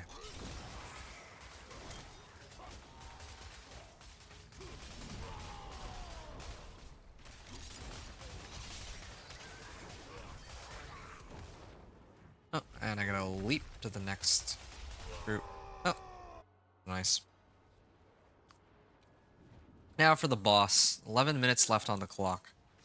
And I can just challenging shout, I don't care. Vulnerable's already been implied, so now I just have to... Now it's just a matter of time. I already have barrier up. But now it doesn't even matter if she hits me because my barrier is not only stronger, but I want her to... I want Mother's Judgment, this boss, to like take as much damage as possible out of Thorns. Yeah, I can definitely feel like the hitting the boss down takes a while.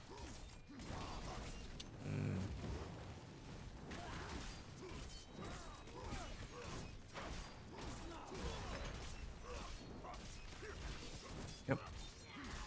10-15. I'll round it up. 10-15 run. That's pretty good. So this is a 451, or at 451 it was a pit 35 clear with 10-15 left on the clock. All right, good.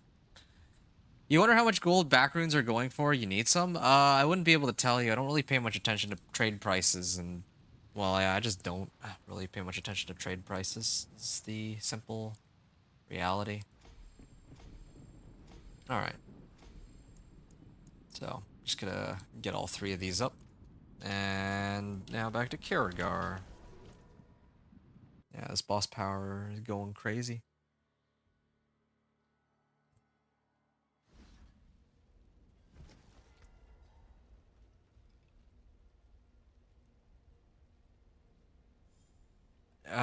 Yeah, I think can take on Pit 40 without even adjusting anything else. I think I'm still just fine. Although my armor stat is gonna go way down and my cold resistance and everything. Okay, I do need to make some adjustments here. I had evade. I had to take off Juggernauts because I was dying way too often earlier. But now I can kind of readjust. Pump up fire res and cold res and a diamond maybe. Yeah. And a diamond. Here you are.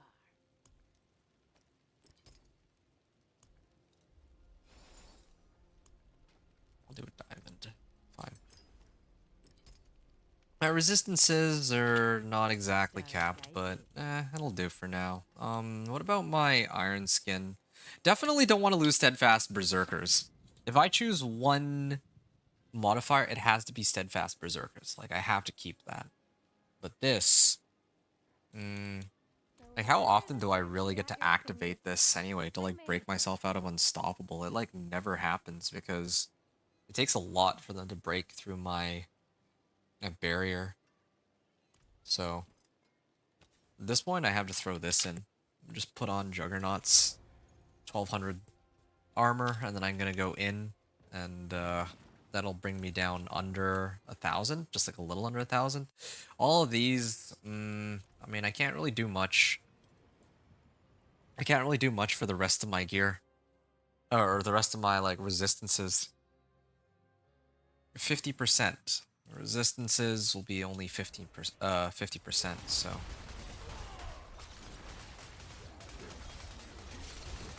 Ooh. Yeah, I still have plenty of durability here.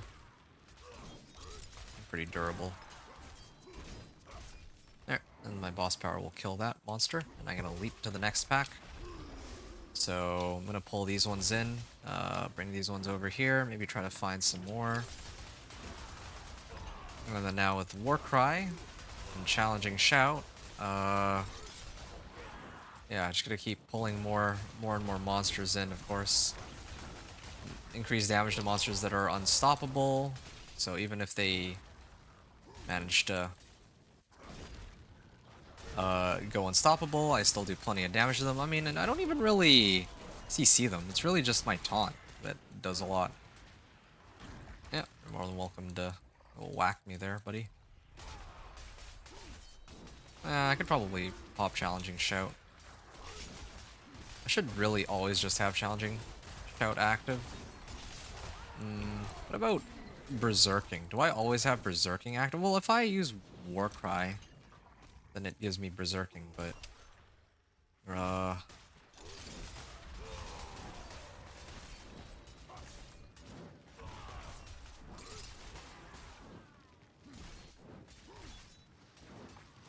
Okay.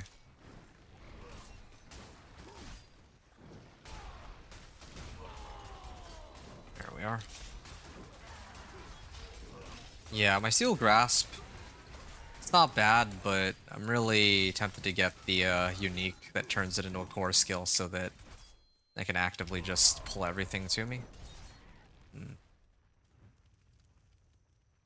That would also negate the need for this boss power that I'm running right now that gives me a primary resource, or that drains out my primary resource, because then if I'm using a Steel Grasp as like a core skill, then I'm chewing through mana that way, right?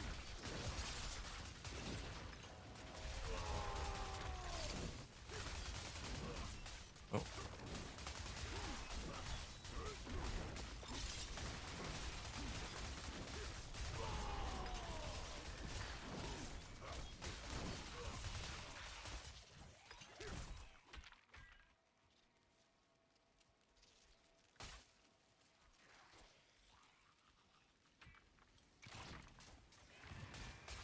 Okay.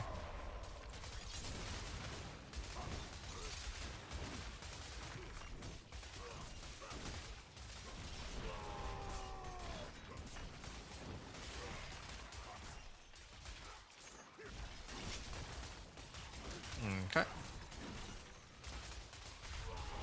Oh, Channeling Shrine.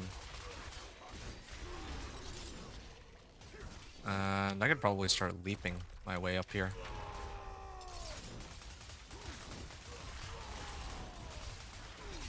I like how I have a Channeling Shrine that is supposed to give me unlimited theory, but because I keep draining it out as a boss power, it doesn't actually do that.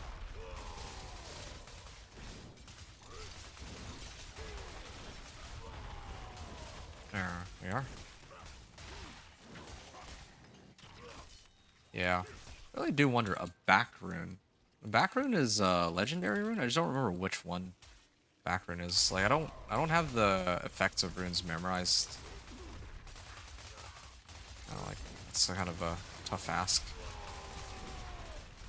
Okay, everything just dies as soon as I walk into them with Challenging Shout. A lot of damage numbers. It's pretty good. Kind of like this setup. Thorns for the ads and then my boss power for everything else.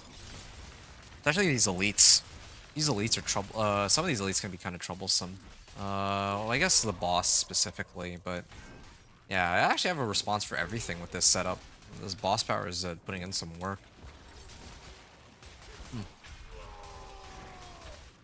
Glad that I left this for last, like trying to level this last with for my Thorns Barb. Like I could have buffed it up with the other characters, but I was trying to have some fun with it.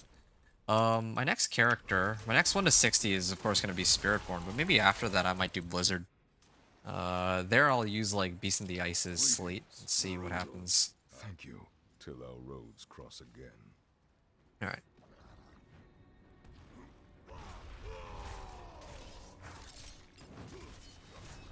Alright.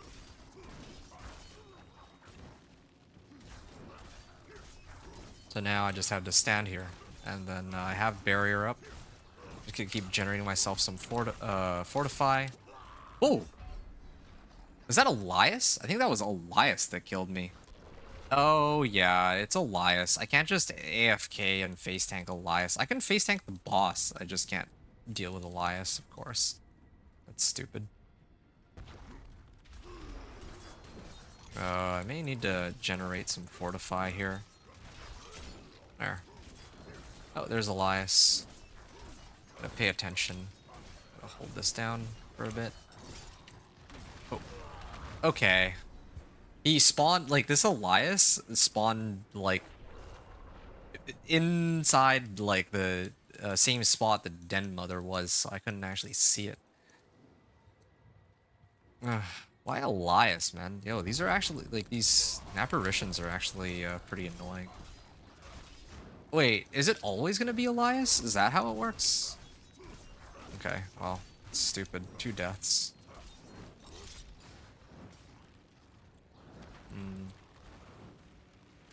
Ow. Hit by that one. Alright, it's still a fight that I can handle, but just... Ooh. Why does he keep spawning, like, right in a spot that I can't see? Wait, what ability is that? Is that still Elias, or is that somebody else? Yeah, that's still Elias. It's annoying. If it were any apparition aside from Elias, it would be okay. Or Lilith. Lilith and Elias are both horrible to deal with.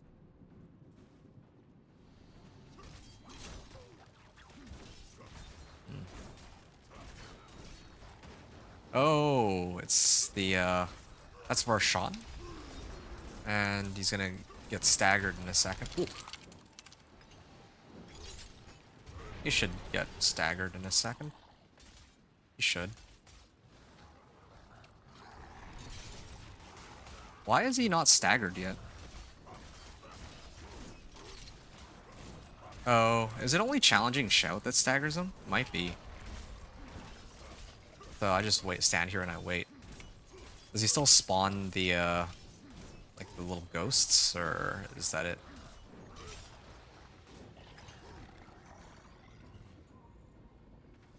Okay. Yeah, see, as long as I know to look out for Elias, it's okay, but...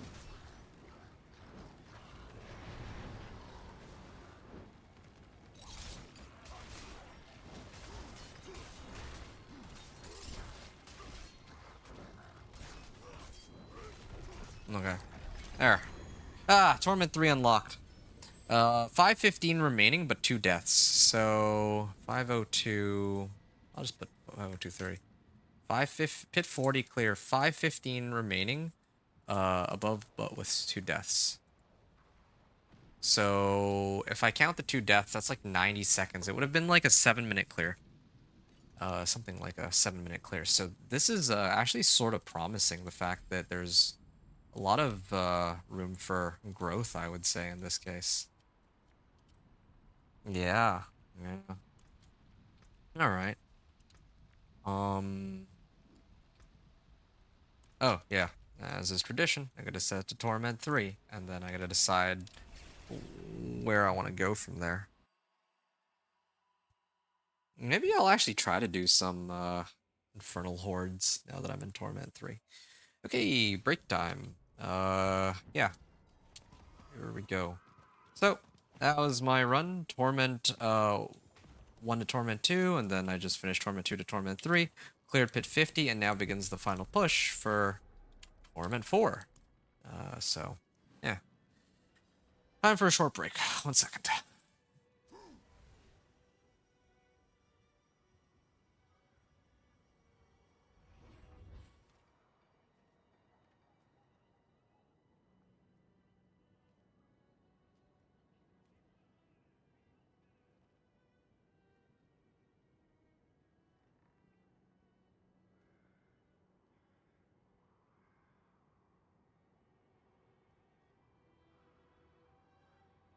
Okay, so I think it would be pretty safe for me to try out Infernal Hordes compasses first. Yeah, I'm gonna be doing a bunch of Infernal Hordes like right now, I think. Oh, I still have like a bunch of obols too. Hmm. Yeah, I don't know what I want to do about like the rest of my gear. Like maybe it's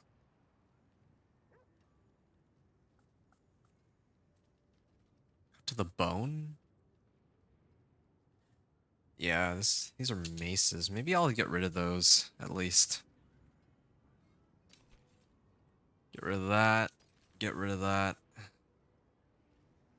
2 fury per second. No, I don't need fury per second at all. And hold on to that. This one is something to keep because I can get crit strike damage off of it. Strength and max life. Strength. Okay, well, I mean, any chest plate is pretty pointless for me to keep now. I'm never switching my chest plate, especially if it's non-GA. Then it's definitely not worth keeping if it's a non-GA. Okay, all of these are effectively worthless. Yeah, that's a kind of a given. The rest of the gear I can toss in here. I'm gonna have to sort through my equipment pretty soon, but for now I think it's okay. I'm gonna try and run Infernal Hordes compass here. I'm like trying to figure out in my head like slay Andariel. Could if I were to take out an Andariel, what good would this do me? Godslayer Crown Tybalt's? Could do Godslayer Crown Tybalt's, but I'm actually tempted to just run Ugly Bastard Helm. Yeah. I lose out on Steel Grasp though, I admit, but that's still acceptable. Ugly Bastard Helm. 84% increased damage for some reason on a helmet.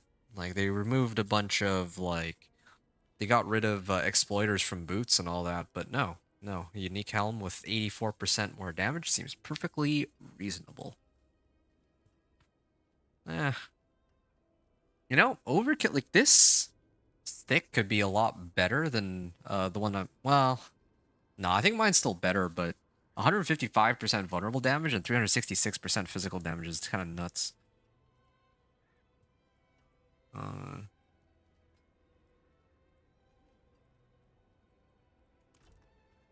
Alright. Yeah, let's start up one of these. Infernal Hordes. It's Torment 3. This will be a good chance to test how well my build fares. Yes. I mean, it'll be fine for everything except for the bosses. The bosses are going to be a pain, but I think the little ones should be easy enough.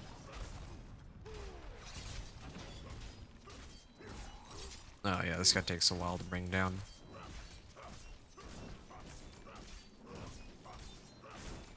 Are all of them going to be this difficult? No way, right?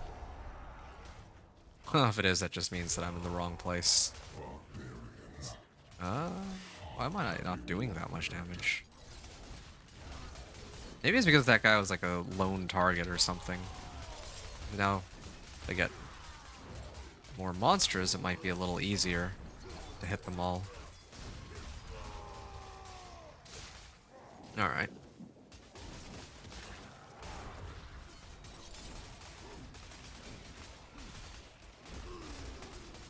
Challenging shout. Yep. And etheric mass.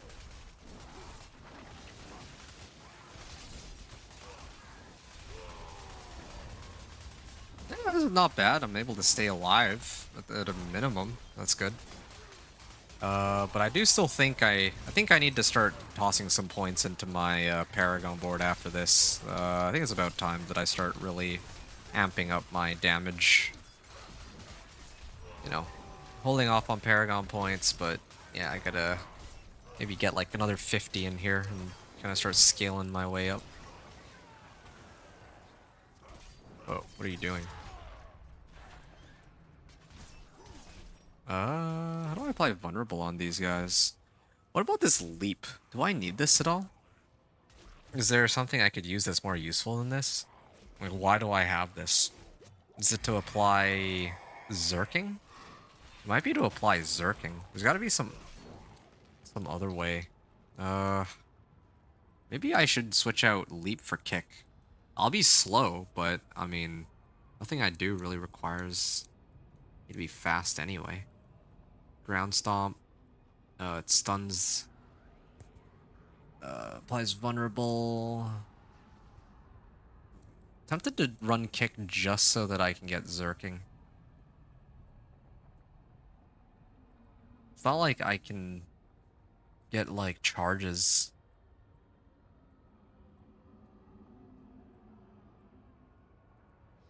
Steel Grasp.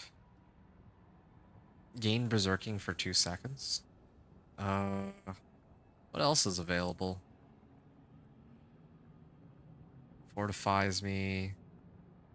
While fortified, I gain an additional 6% damage reduction.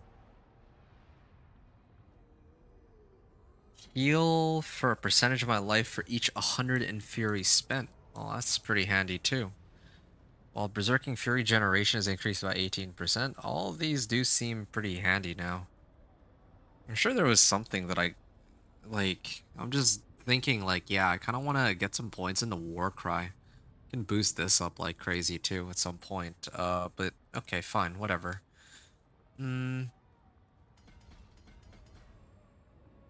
Executioner, right? Yeah, let's get some Executioner in here.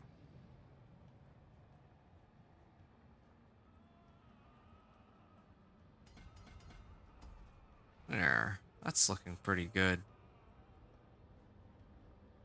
40 strength, so 15% increased damage just from that alone. And then after that,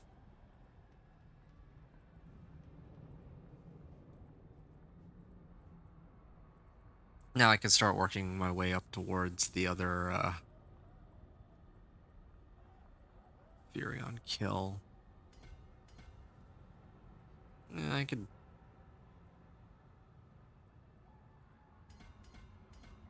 I guess I could go this way.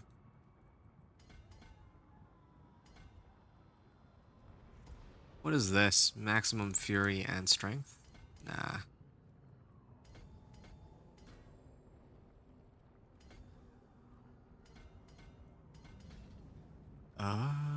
Might Glyph? I mean, eventually I'll be getting these, right? I just need to level this up. I just need to level it up like 1 and I'll get it.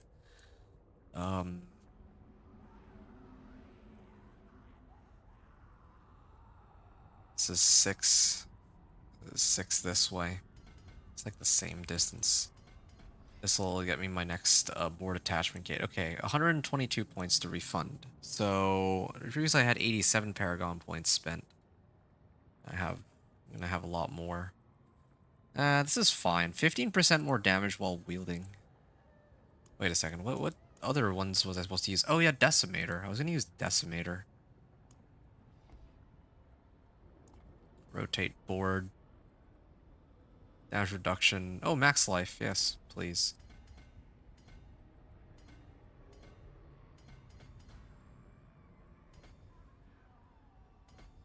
There.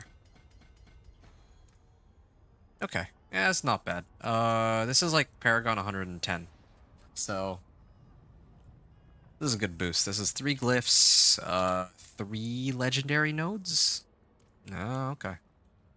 What do we got? Aether Fiend's Grant Aether. I want Hellfire. More Hellborn. Hey, Infinite Axe. What's up, man? Yeah, what are you up to? Yeah, I mean, I haven't really seen anyone or too many people chatting today on Twitch. So, yeah, thanks for stopping by to say hello at least. And yeah, I hope you're doing well so far. What's up with you? What are you up to? Yeah, you can see I'm running my Thorns Barbarian. You doing any co-op or all solo? This guy is all solo. If you want, like, in the future, I can, like, I just want to... Okay, so when I do my, like, 1 to 60 and then Torment 1 to 4, I play solo, at least for these characters, because I want to actually see how... Chillin'? Okay. Yeah, I want to see how well these guys can do on their own. Like, if you were to join me right now, you'd probably do, like, 90% of the damage, I bet, right? Because this guy's, like, far from done, among other issues. But, for example,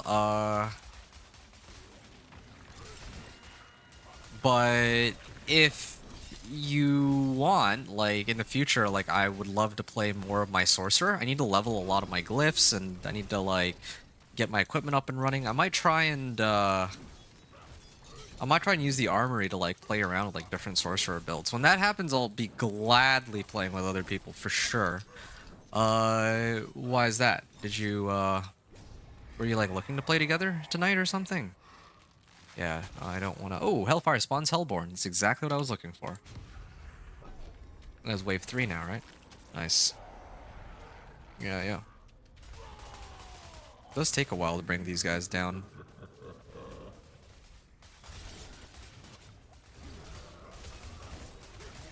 You're vibing for just right now? Chilling is Friday. I'm just drinking, doing stupid damage. Oh! I was reading chat. I didn't realize that I was actually in danger of dying here. Oh, is it because my elixir wore off? Oh, wow. Yeah, suddenly they do so much more damage. I might actually have to... I think I actually have to run my incense here. Otherwise, I'm gonna end up wasting this Infernal Hordes. Because I actually need the... I need like 200 to open that chest, but I mean, this is supposed to be like an experimental one to see if I'd, like, how well I'd do. If, let's survive it and all that. Bad timing on that? No, no, no, no, that's not your fault at all. That's on me for expecting that my build could actually survive that. Like, I actually genuinely thought that, I mean, my build is kind of in a weird spot, like, I was able to, some of the boss fights, I can actually just AFK, and as long as I hold down left click, it's alright, because I have barrier. Yeah, like, my barrier is kind of nuts. But, of course, yeah, apparently I'm not quite at that level yet. Okay, wave 4. I'm hoping to farm 200, Aether here, but we'll see. We'll see what happens. It's gonna be a lot of this. I'm gonna be running a lot of this. My build, I think Blink and stuff is dead. Yeah, I think that's what I would expect too, and that's exactly, that actually ties in exactly with why I'm not playing co-op or why I'm not playing with others. I don't want it to be the case where I'll be telling people, oh yeah, like my Thorns Barb is super overpowered, and then, you know, like we start playing together and you're doing 99% of the AoE and damage, right? And so this is exactly why I need to be very careful about, and I feel bad about it, because at the end of the day, I typically prefer playing with others than playing solo, right? From like an enjoyment standpoint. But because, you know, like my content, I'm like trying to tell people, you know, like how these builds work, and yeah, I try to explain to people like how my build works and how you get into Torment 3 and all that, and Torment 4, and it doesn't make much sense to Oh, wow. You're hitting for 700 billion? Oh, dude, that's absolutely nuts. What are you playing? Lightning Spear or what? 700 billion is like kind of crazy. Like I have no build right now that comes even close to that. I can hit 700 mil on my or I could probably with like a little bit of work get to like 700 mil uh on my druid, but it'd be very difficult for me to reach. Oh, okay. Well, Death Trap Rogue, no wonder. Yeah, it'd be extremely difficult for me to reach those damage numbers, like 700 billion on my companion druid. Maybe like I bet I could probably hit for like 50 billion at most, maybe, and that's dubious. That's a pretty dubious proposition. But we'll see. I mean, I don't know. You have best in slot for most, best in class for most gear. Ah, okay, yeah. That's again what I would sort of expect by this point. Death Trap Rogue. I'm guessing you have all your glyphs like maxed out to like 100. You probably have like all the good equipment. What are you missing now? Like, what are you aiming for? Are you just like pit pushing? Because yeah, like at this point, I'd expect that you wouldn't need very much more. Why am I getting like no Hellborn though? No max glyphs even. Oh, so you still have plenty of room for growth then, if that's the case, which is nuts. Okay, the only thing that can salvage my run here is if I could get like a butcher as one of the spawns. Because so far, like, I don't know why, but I don't think I've seen a single Hellborn. Oh.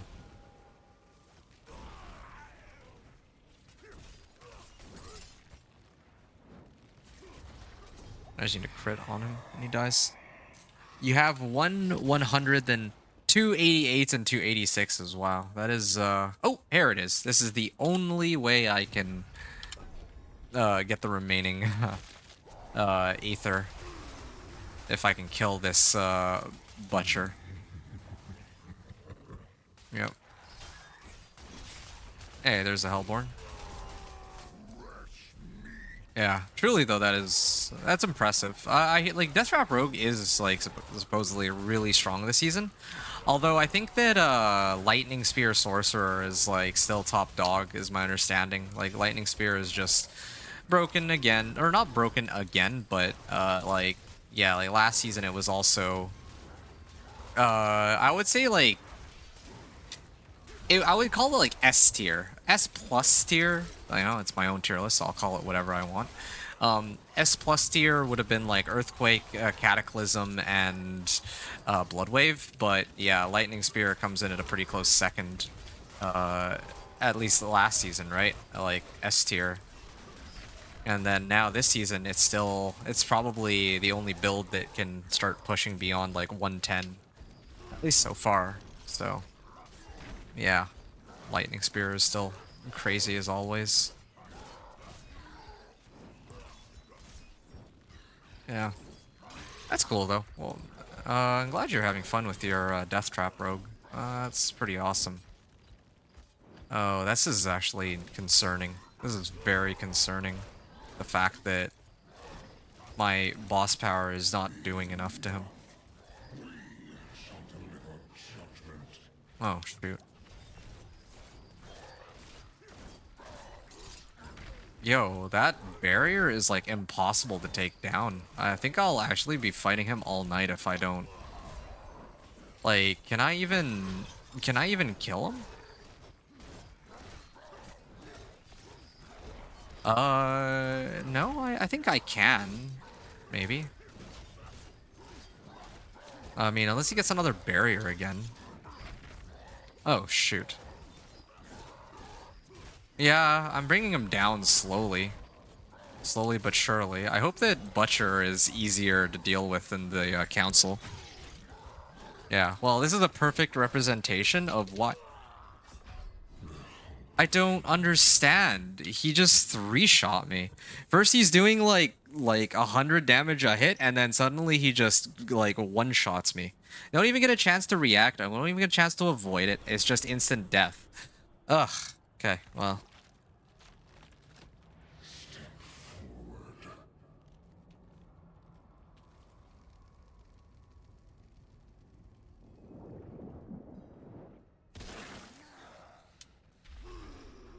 Okay. And what? My boss power should take effect here, right? Oh yeah. No, I don't like this. This is this is actually so miserable, the amount of... Well, you know something? I should really just get an ancestral polearm. I think that's what I gotta prioritize. Once I get an ancestral polearm, it might be a little easier to handle like fights like this.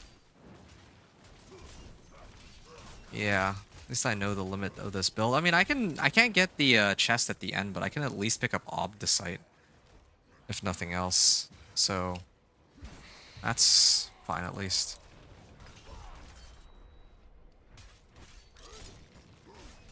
Yeah. I do like no damage. I think that if the goal is to farm Obdicite, then I actually have to run Infernal Hordes. These Infernal Hordes, or not Infernal Hordes, Nightmare Dungeons, I meant to say.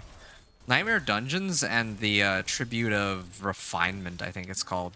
Because I just don't relish the idea of having to do this. Although, if I do get like a better weapon, then maybe it might be okay. It might amp up the damage on my boss power. Valid. I'm only Paragon 246 right now. Oh wow, only 246. Well, I think once I'm higher Paragon and Max Glyph and Masterworking, I'll rip through stuff more. Well, I think you're already ripping through everything that the game has to offer, sans the pit. Like, what's your highest pit clear right now? Because, yeah, like right now if you're running like pit 90, then maybe you make it to like pit 100, right? Or something, I don't know, I'm just making up numbers. Once you've masterworked everything, but as it is right now, you're gonna one-tap everything in Torment 4 as it is. There's no challenge to that. Pit 90, you still have 2 pieces to masterwork. Pit 99 right now. Oh, okay. Pit 99. Here, vulnerable. Pit 99. Yeah, you're closing in on 100, and so basically you're telling me that 1 trillion is the goal for pit 100. Ah, that's cool to know.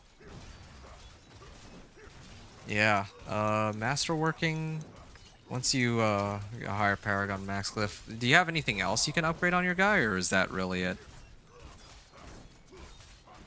You know, I hate to say it, but part of me just kind of wants to abandon this run. Oh, well, actually, they spawn ads, don't they?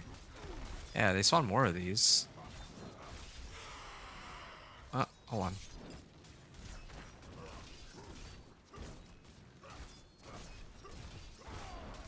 You're so close. You're 100, you're close. Yeah, okay.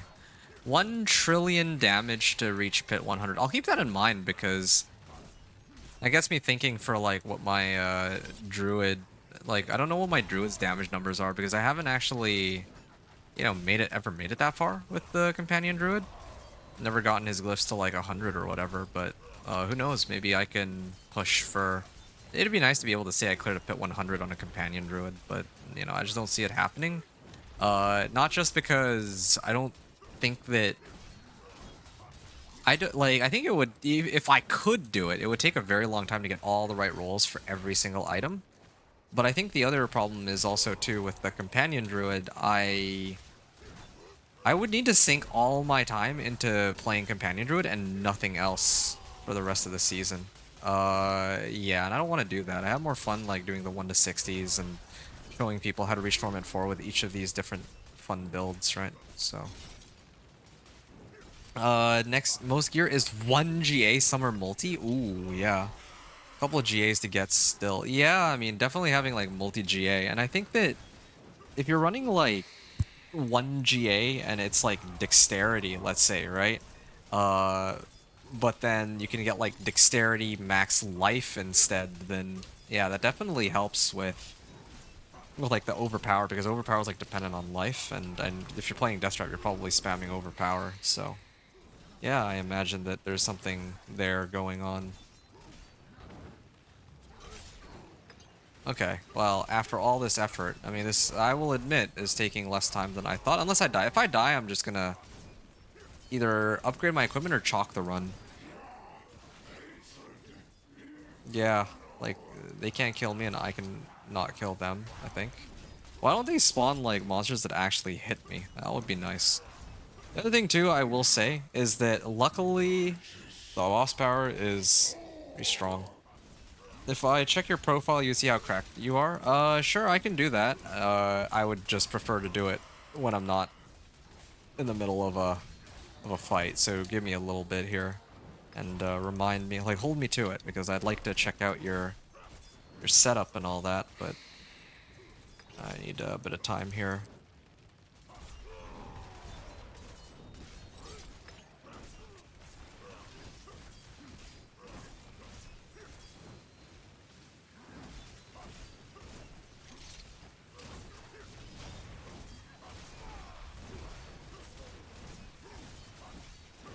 Okay, that's 2 down, and then there's 1 more to go.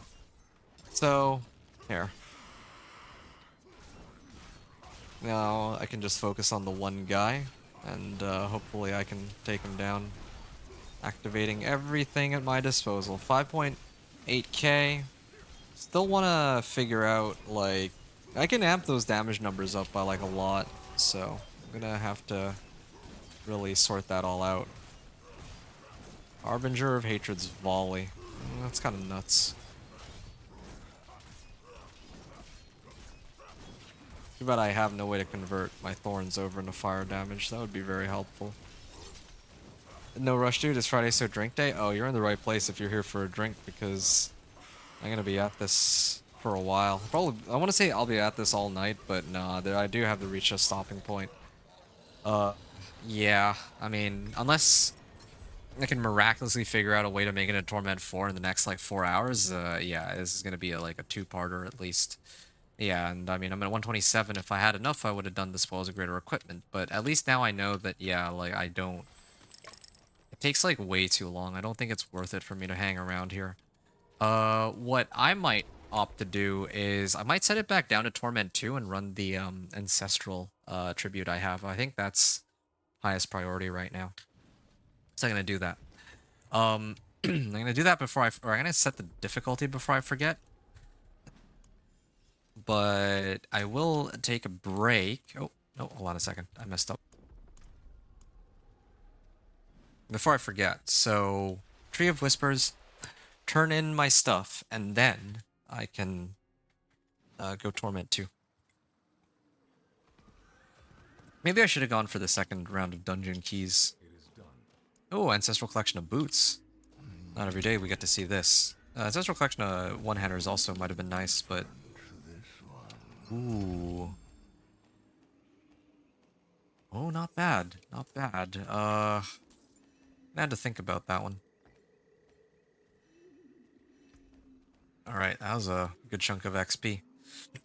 Ground Stomp cooldown reduction, Iron Skin cooldown reduction, and Challenging Shout cooldown reduction.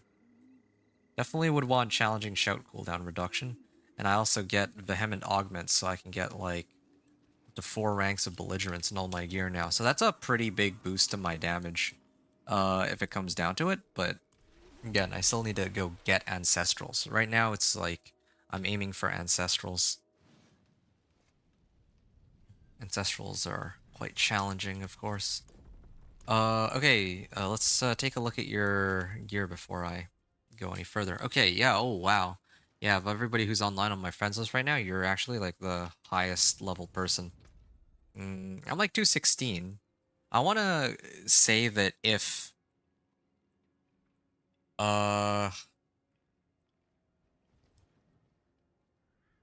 Yeah, I want to say that if for some reason...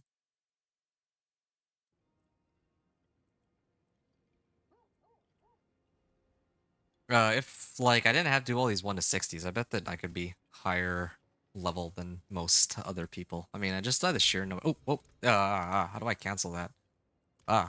Never mind. My bad. That was an accident. My bad. How do I can't cancel? All right. Well, that's... Oops, my mistake. Yeah, okay. Thank you for that. My bad. I meant to click view profile. All right. Whoa. All right. Here we go. You got triple masterwork rolls on max resource decline since I knew you still. Yeah, I appreciate that. Thanks, dude. Scoundrel's leathers. Wow, that is a good armor. Dude, you are cracked. You really weren't kidding. Oh, these ones are Masterwork 4 out of 12, but I guess you probably didn't get enough rolls or what. Trap damage. Trap skills can be thrown a death trap every 10 seconds when cast, granting you increased damage. Dude, that's insane. Eyes in the dark. Death trap deals increased damage and will rearm itself once after activating. Right. Traps arm 1 second faster. Max life. Ultimate damage. Wow. Wow. Triple masterwork roll on max life. I wonder how many attempts that must have taken. And yeah, same thing with the max resource here. Oh, you're out of Forgotten Souls. That's pretty hilarious. And you got triple roll on trap damage? Dude, you have been grinding Beastfall boots. When you cast an ultimate skill, your next core skill consumes all of your energy and deals increased damage per energy consumed. Whoa. Oh, yeah, no kidding. Yeah, it's not even a GA roll on... It's not a GA dex. I mean, it's GA max life, which is really good, but yeah, GA dex max life overpower. Can you imagine triple GA roll? Overpower and chance for death trap to deal double damage. Oh yeah, I'm guessing you're probably trying to roll the tempers for... Never mind, you don't need to roll tempers for that because you already have their sword. Doombringer, of course, you're trying to roll for max life here to pump up your overpower damage. Okay, I don't even like why did you find this or did you buy this? This has to be like RMT, right? There's no way you found this yourself. 4GA and the perfect unique roll on BLT. You self-found a 4GA BLT with a perfect roll on the unique effect. I like what do I say to that? That's that just doesn't make any sense. That makes zero sense. That's an offense against yeah, that should be illegal. There's no way. And you I guess double rolled max life. Or you rolled max life up to like masterworking 8 and then your masterwork 12 was probably attack speed and you couldn't really fix it after that. GA on max life, but it could be like better dex max life ring. Plenty of options there. Death trap cooldown reduction. So energy's increased. Ooh, Ring of Starless Skies. Yep. Definitely a lot of ways to run this season. Like because there's that power that drains out all your primary resource. So I mean, like your death trap probably is already a core skill, but I'm like thinking like, yeah, we could totally use this to boost our damage on like other builds too, or I could. But anyway, your boots replaced our GA 0.7 aspect. Oh, really? That would be better than this one because I think there's something that allows you to turn your death trap into a core skill, right? Or like crazy. I think I might be crazy. You have a 4GA 0.7. Oh, you're saying these boots are 4GA 0.7. Oh, okay. I don't know what to say there. I don't know what Agile does here either. I don't know what the passive modifier is for. No wonder you wanted me to check out your guy. That is completely insane. That is nuts. You have, like, everything. Like, this is straight up, like, end of season, like, setup and all. Yeah, I haven't even come close to that. I've been playing the whole season. I mean, I granted I've been, like, bouncing between characters, but yeah, still, that's... Wow. I, I don't... Yeah, I don't know what to say there. That makes, like, no sense. You know what I need to do with these boots? I need to roll off movement speed and try to get... Originally I was gonna get or strength, but what if I could get, like... Uh, what if I could get Warcry instead? I can get Charge, Kick. Actually, I mean, Warcry is an option, right? Warcry should be an option. I lose out on a bit of strength, but I think that's actually okay. Okay. So now if I put this on, I think it. Yeah, this actually works with my Warcry, and they still refuse to give me what I'm looking for. Get more crack because I'm improving still. Okay, well, I'd love to see it next time. Next time I stream, if you're here, then just hit me up and let me know when you get it up and running. I'm gonna spend maybe another like 6 mil and then I'll actually stop. But why? I love how it only rolls. Okay, and one for the road. Two to charge. Like I think I've gotten charge. Like hold on. Let me look at this real quick because I just want to understand this. I rolled kick, charge, and leap like 3 times each, but 0 chances for Warcry. If I spend another 50 mil, I'm sure I could get it, but I'll just leave it. I mean, clearly the game's trying to tell me something here. Oh, I didn't even get like the max. I still don't yet have cooldown reduction. Hold on. Lunging strike range, charge and leap. Well, I have leap, but movement speed. Oh, okay, I mean, why not? Infinite axe, linking me a 4GA Beastfall boots. Whoa. Okay. Opportunist's Royal Bone Blade. That is a 2GA. That's nuts. Your 2 replacements, you have no Forgotten Sulfur aside from the 2 I need to ups I'm still wearing. Oh, wow. I see. Wow. That is amazing. Thanks again for sharing. That's like, dude, yeah, no, you have a lot of, you still got a lot of stuff to set up ahead of you. I mean, but that is impressive what you have so far. So good on you. Mm, 2 to brawling skills. I kind of want to masterwork this. I might actually burn 1 attempt, 1 to outburst. That's fine for now. I think this is worth trying to masterwork real quick. 1, 2, 3, 4. Max life. Brawling skills would be ideal, but definitely it would be ideal. Oh, you know what I'm doing? Why haven't I masterworked this yet? I should just masterwork this up to the moon. Oh yeah, most definitely. I'm gonna be keeping this one. Ooh, 913 thorns. And then another, come on, GA. I was hoping it rolls on GA, but okay, well, that helps. Okay, so I quad masterwork. So now my thorns is up to 5k up from 4k. Yeah, RNG, like your RNG this season apparently is insane. Like I've never seen somebody roll out like a 4GA before. That is completely,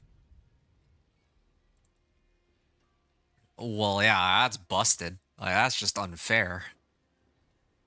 Like I have to leave today's stream with the knowledge that you were so lucky enough to get 4GA boots, Beastfall boots, I mean, 4GA BLT, and a couple, like, you have like 3 mythics already. I don't know what to say there. Like you're actually a beast. And I would say that it's just because you play too much, but then looking at this, you're like only Paragon 246, so that's actually just sheer insane luck. Have crazy luck even with your Spiritborn getting a perfect 4GA Fists of Fate. Man. Well, alright. Yeah. That's let's see. Rank 8 Razorplate.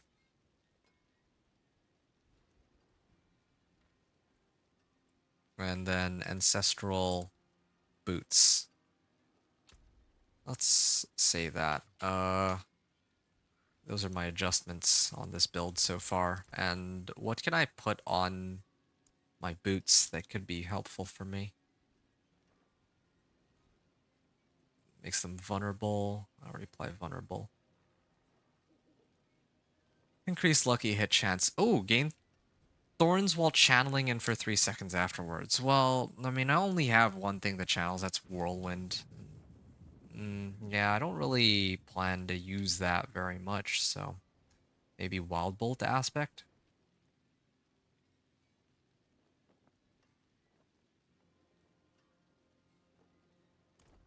And actually, yeah, this wouldn't be bad at all, would it? I mean, I'm already unhindered most of the time, so it doesn't hurt at all. Fists of Fate. Oh, you're gonna show this too. Wow. Are you supposed to masterwork attack speed? I don't know what's good to masterwork on this one. 101% lucky hit chance. I didn't even know it could be that crazy. 101% lucky hit chance. Chance to make enemies vulnerable for 3 seconds too. 114% chance. And then perfect roll on the unique. Wow. Dude, I don't know what to tell you. Like you gotta like you're burning your luck on the wrong thing. Like you should go get yourself a lottery ticket, I think. Yeah, that might be better. Yeah, I'll stick with Redamine Buzz for now. Probably forever.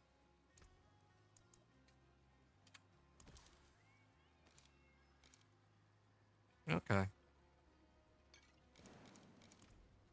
And alright, so I am done fawning over your items. Maybe I should have even like stopped the recording before I did that, but that's fine. I'm gonna keep at it. Like, yeah, I need to go to the brazier here. Or brazier, whatever it's called. This is the den. This is Kurast Bazaar. Alright. Too bad I think I missed out on the whisper. Attack speed was best masterwork. Oh, okay. You have really good luck in games, but it's terrible in real life. Ooh. Well, hey, I mean, that's better that the case than you have bad luck in games and in real life, so alright. I'm hoping that I actually do get some ancestral legendaries here. I might have to run more whispers just to get like actual ancestrals. I also have some obols left too. I might have to, if I don't get, like if I don't actually end up getting an ancestral weapon, like polearm, I mean, I might have to just like gamble it off like with obols and all that. Yeah, it's kind of a big deal right now. That's like a lot of damage. Because like my weapon damage is also directly impacts how much damage my boss power will do. So definitely need to take advantage of that.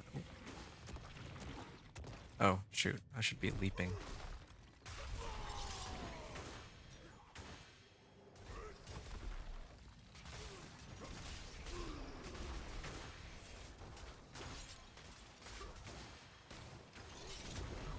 All right.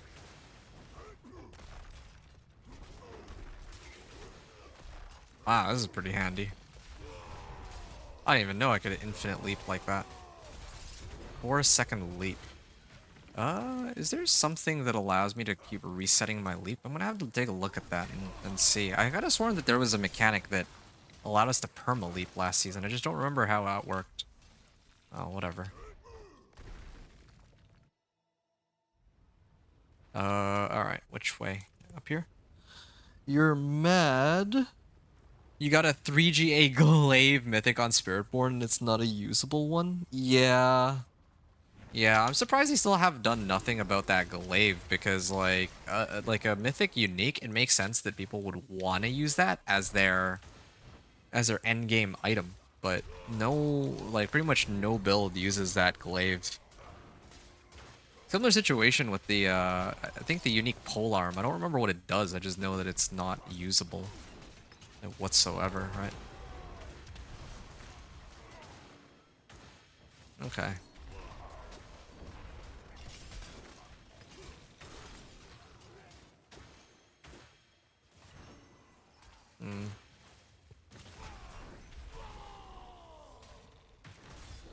Okay. Here we are. I guess start leaping.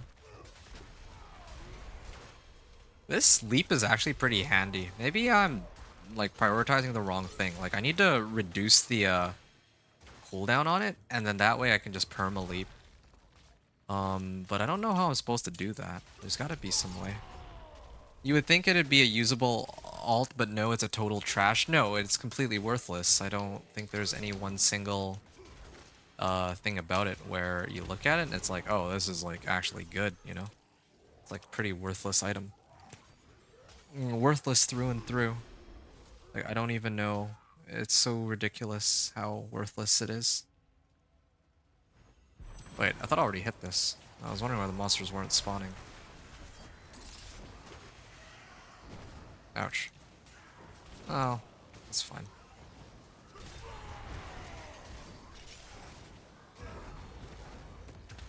Okay, that is one full.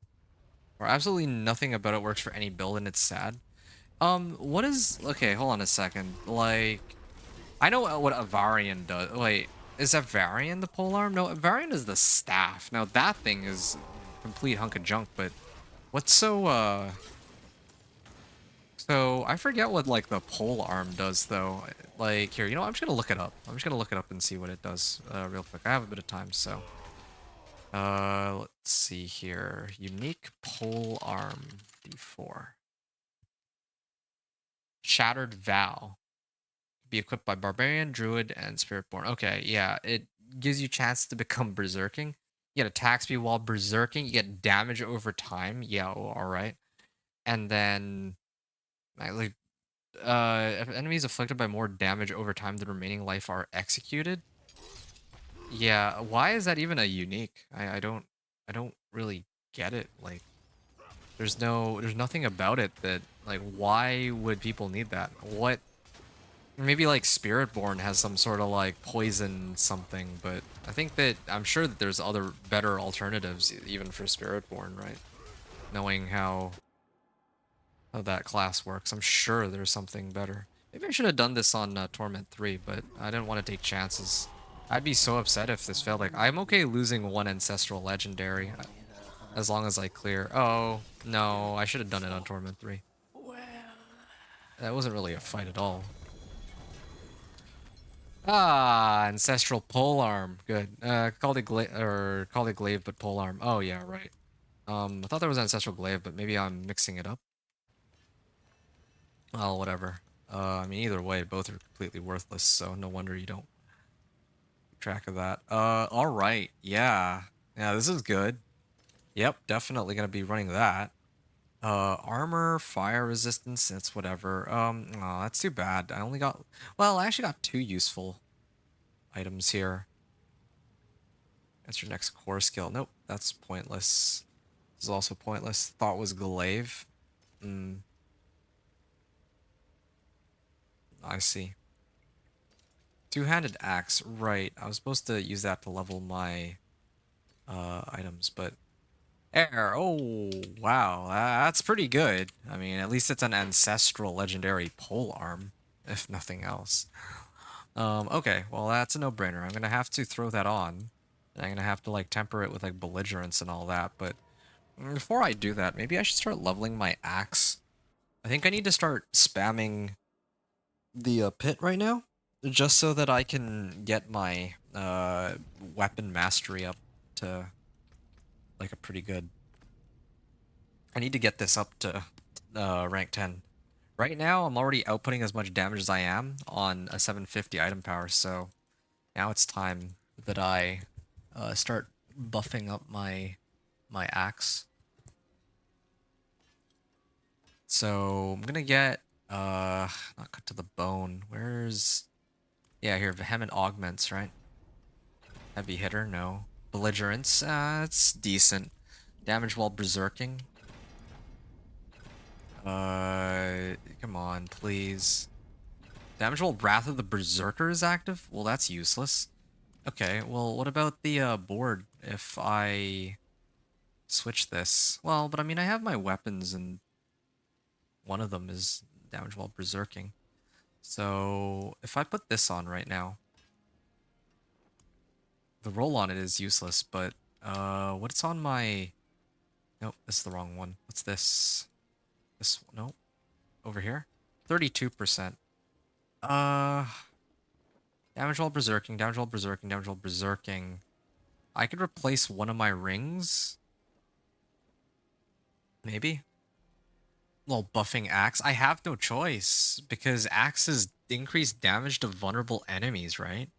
So, I mean, it's not much, but it's still it's free damage, so I kind of have to do it. Otherwise, like I'm not exactly I'm not thrilled to be doing this, but I don't think I have a choice. What is this like? Okay, whatever. Axe is best. Well, yeah, I mean as a modifier, but okay. These. Oh, you know what I'm gonna do? I'm gonna temper this one next. Why is this marked as salvage? What? Come on, mate. Warpath. All right, fine. We'll do. You try to do damage while zerking. No way. Damage while zerking. Okay. Well, we got it right this time at least. Belligerence. Oh, okay. And it's not 2 ranks, but it'll have to do for now. And this one's a no-brainer. Of course, I'm switching it out for life. Okay, there. At least we have that going for us. And then it also has like a higher roll on Inner Calm, so I can use that to my advantage too. Craft another sapphire. Oh, you showed me a Shattered Vow. JK, mace is usually better for modifier. Usually better, yeah. Here, I'll take a look at that in a second. Up to a 44% chance to become berserking. What? Because is it because we get berserking? Wow. Very, very useful. This is zerking. I mean, like zerking is fine by itself, but like a whole weapon slot dedicated to it is kind of nuts. It makes no sense. Um, mace. Yeah. Well, this is damage to stunned enemies though. Chance to gain berserking. Increase damage to stunned enemies. Yeah, no. I don't really need that. Okay, so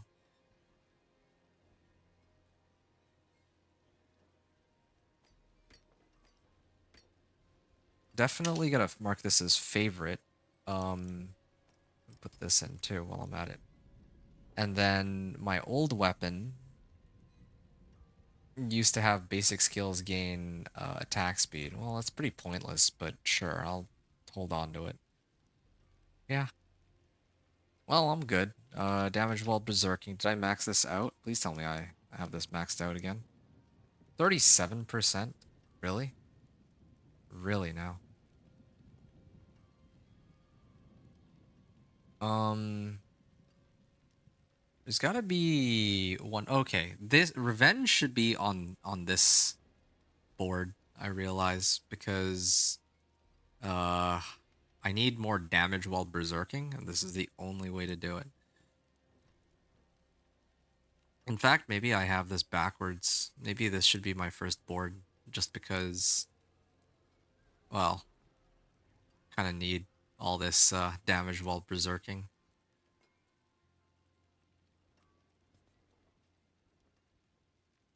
I can't be bothered to figure out the rest. Like, I'll.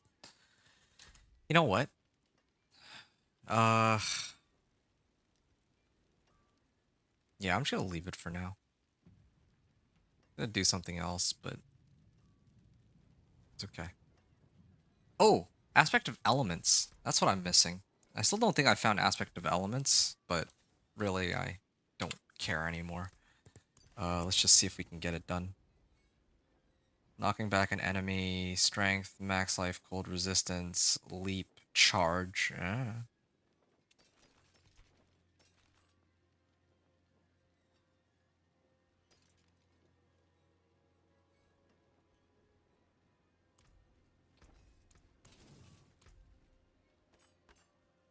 Okay, and this polearm though I need to mark as favorited. Uh, oh, yeah, let me actually get belligerence. Death Wish aspect. Deathwish aspect goes in here, and then now I can go and mess around with an axe just so that I can get Fury on kill. Resource cost reduction, yeah. I'm gonna do damage. So I'm gonna mess around with this so that I can actually level my... Color. Well, I need to level my glyphs anyway, so... We'll speed clear, like, pit 35, I guess? Yeah, pit 35 is really easy for me. I could probably even do pit 40 now that I think about it. But... yeah, I don't really want to figure out what I'm capable of handling. Now, I've made a number of adjustments on this build, but... I think it's fine. Pit 35. Yeah, I'm just going to be leveling glyphs for the next little while. I don't need to do any more incursions. I don't even know if I really need to do that many bosses. I might have to do some fists or like Beast in the Ice for Fists of Fate, but yeah, that's for me to sort out a little after. Like I want to... oh, actually, how much damage is my weapon now? Or is my boss power, because that was like I actually upped the damage on it thanks to this ancestral... wait, no, I'm not using an ancestral weapon. Right, I'm here just to level my axe. Later, I'm gonna need to level my ancestral weapon, my ancestral pole arm. That's a pretty big like damage boost for sure. But I mean, so far this is so good with like my boss power. It's definitely doing scaling like kind of how I had anticipated. So yeah.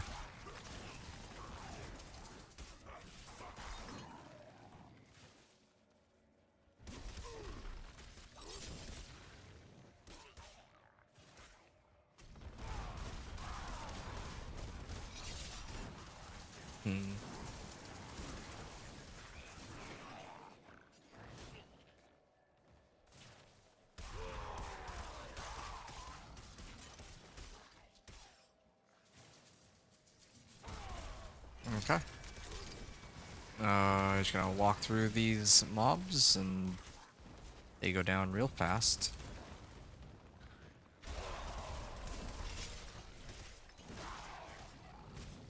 Okay.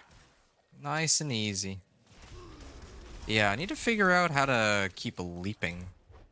Yeah, is there... there's an aspect where I can do, like, multiple jumps, right? I'm gonna need to look into that. I have confidence that my guy will be able to tank pretty much everything they can throw at me. So, what can I get for a leap? Perpetual stomping.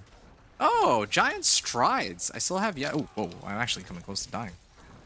Yeah, I need giant strides. I haven't gotten giant strides yet. If I can get giant strides, then yeah, then that's where my mobility will come from. My guy will just be like leaping from pack to pack, and I can have...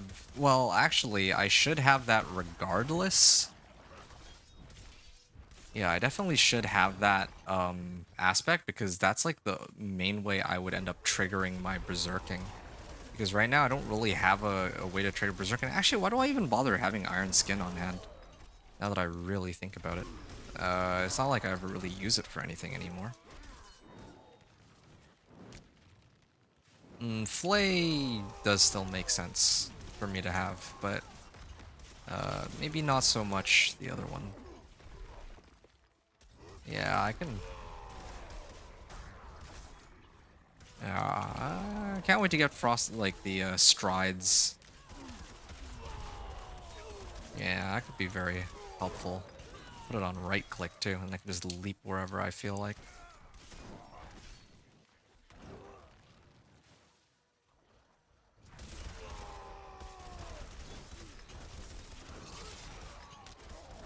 $6.9 mil on that hit. Oh, there we are. Yeah, I think I'm gated by mobility right now, actually. Never thought I'd see the day, but on these runs I'm actually gated on mobility. It could be nice to amp up my damage still, though, because sometimes I feel like I don't quite have enough to one-tap some of these monsters.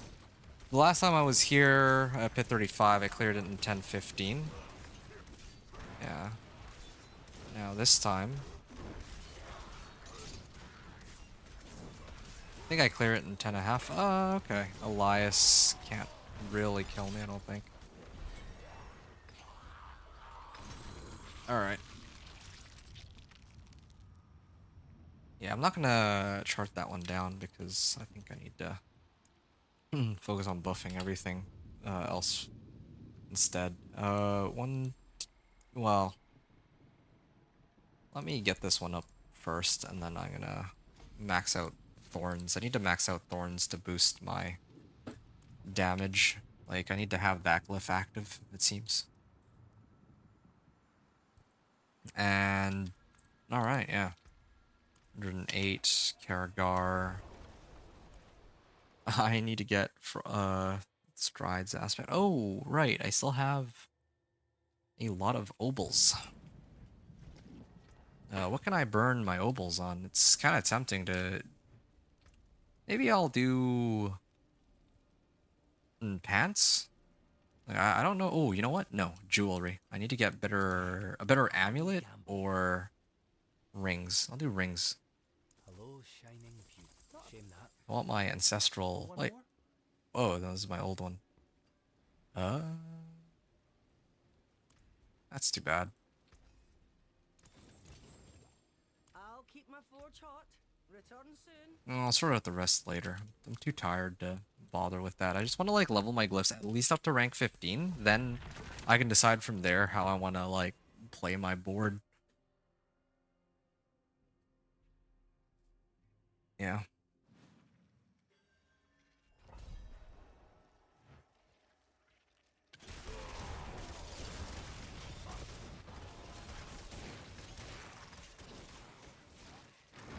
All right.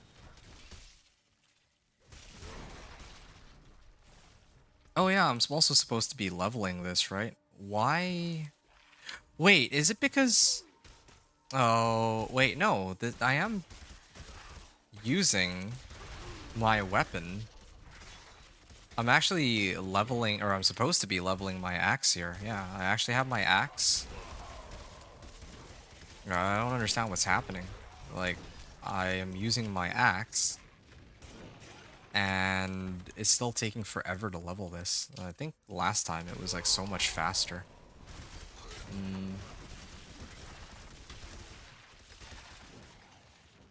Just trying to think like what the best course of action here would be, because if this is how long it takes, like it's actually gonna take forever to like get this thing up to rank 10.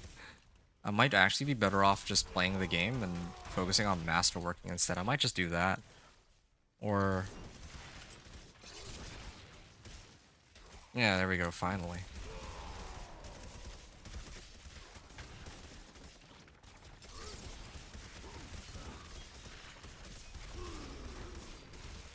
I think my boss power will go up in like 20% if I switch.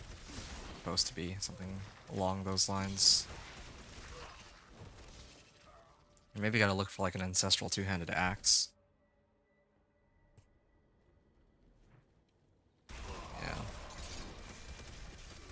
Yeah. I kind of do want to just get the Fist of Fate though. But I don't really have that many distilled fears. In fact, maybe that would be a good reason for me to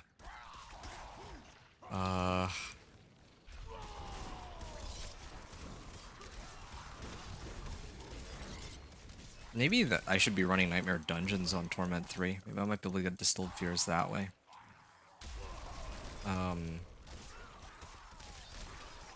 Gloves. Oh, wait a second. Oh, this isn't actually too bad.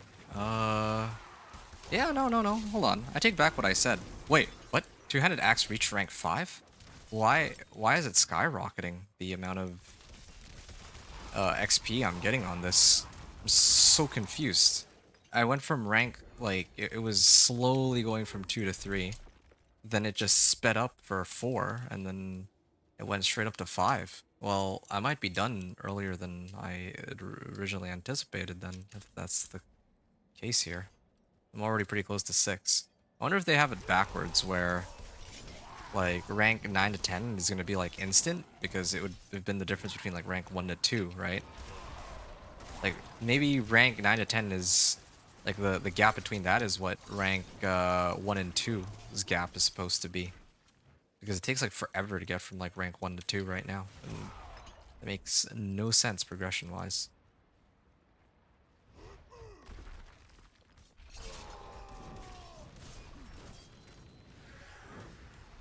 I'm kind of tempted to run... never mind. I was gonna say to run the Intent Greaves, and then I remembered that, oh wait, no, I was supposed to be maxing out my War Cry.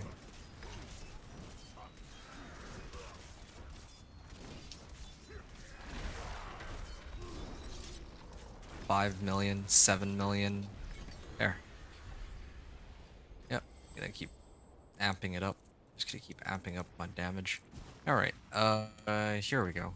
Thorns, getting this up to rank 15, and then I could pump this one up too if I wanted. Do I want to though?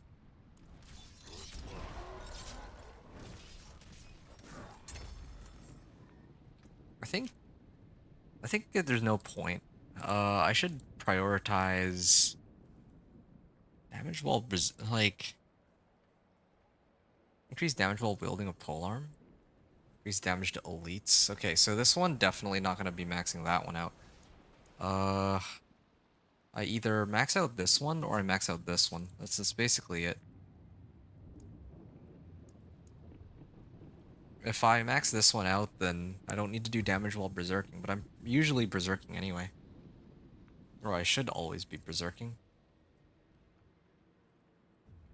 I think I'll do this one.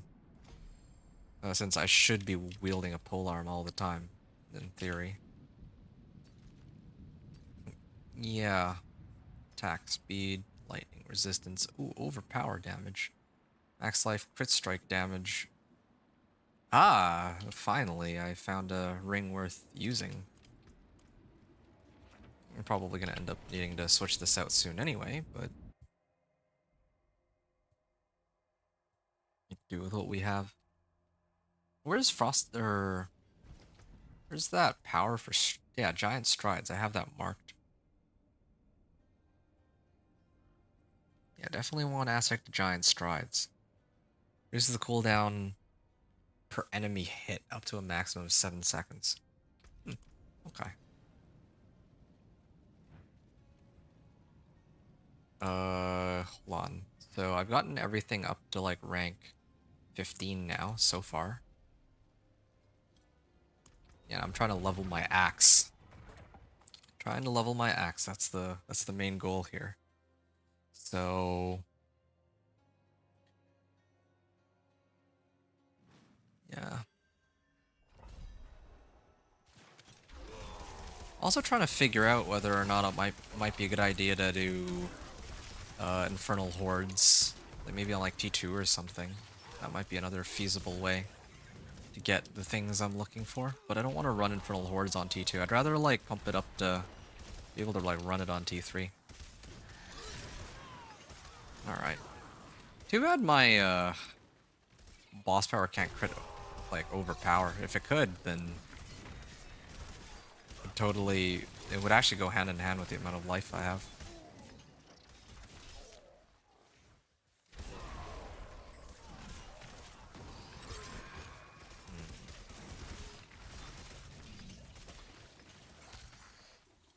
Okay, now all of a sudden my axe expertise is like taking forever. Unless it's like delayed? I have no idea. Maybe it's delayed.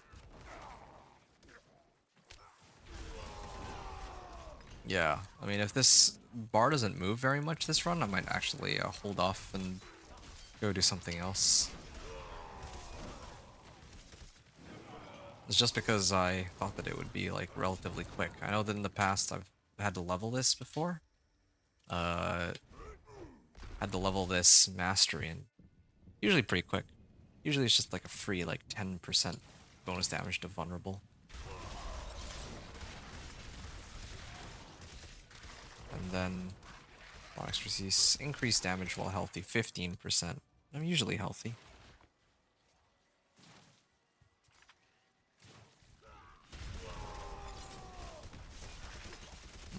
Wow.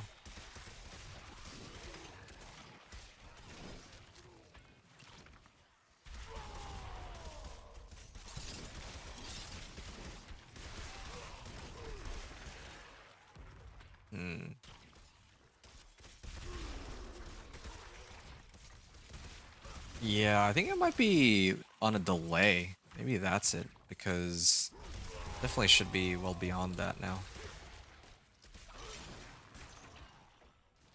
I can leap it.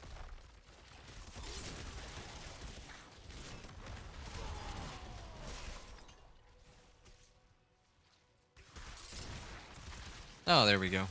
It like went way up all of a sudden. Yeah, just need to do another couple runs of these, and it might actually be okay. And I need to like pump up my glyph anyway, so I think should be all right.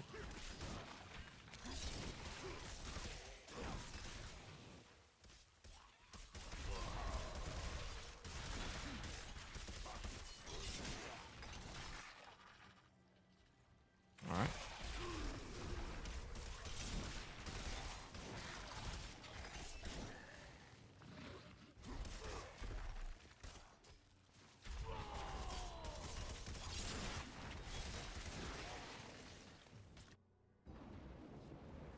Okay.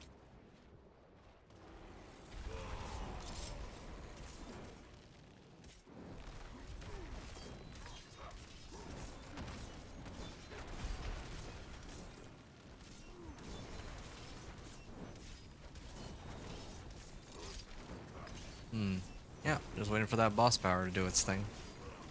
And oh, he does hurt though. Yeah, that poison actually can kill me still. All right. There, done. Yes, I need to pump this up. And okay, it's like almost there. Oh, I can get 2 of these now that have the right rolls. Give me a second. Okay. Tempering. What do I have? Resource generation with 2-handed slashing weapons. Brawling cooldown reduction. Oh, most definitely I need that. Weapon mastery cooldown reduction. That's for like steel grasp, right? But yeah, I think it's fine for me not to have that. I'm already draining out all my like the way my build used to work was I ran Shard of Varathiel with Worldly Stability as my resource generator and spender, but I don't need to do that, so I can afford to switch it up.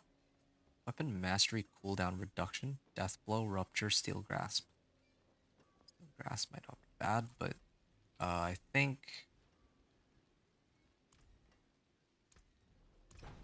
here, kick cooldown reduction. Nope, don't need that. Okay, now damage while berserking. Okay, well that helps. And then Warcry cooldown reduction. Oh, that's perfect. That's exactly what I'm looking Yes, it for. will. And then perhaps, most of all, I need to roll for either all res or CSC, just to try to get as much crit as I can on my boss power. Attack speed. This is starting to really get expensive though. Oh, resistance to all elements. It'll do for now. Yeah. All right. Definitely need to throw on bold chieftains here too. Bold. You know, like just resource bold chieftain there. That's a little better. Okay. And I'm gonna put this on. Oh, my fire resist is actually really low. No wonder I'm dying to fire. Ruby.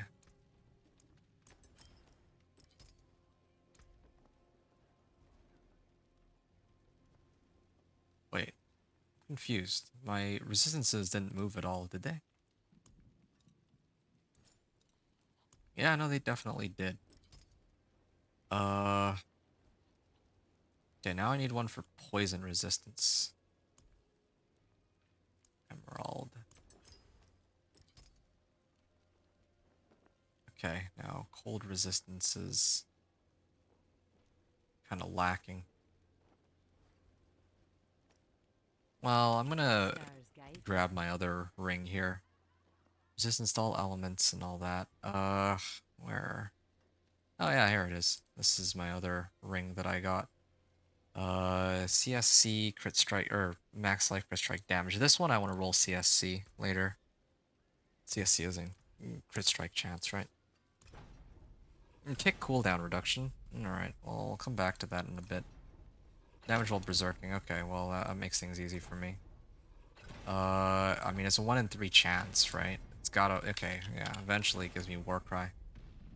Yeah, the more Warcry, the better. Just permanent, like, damage modifier. At least as it should be. Okay, and then I roll off damage over time here.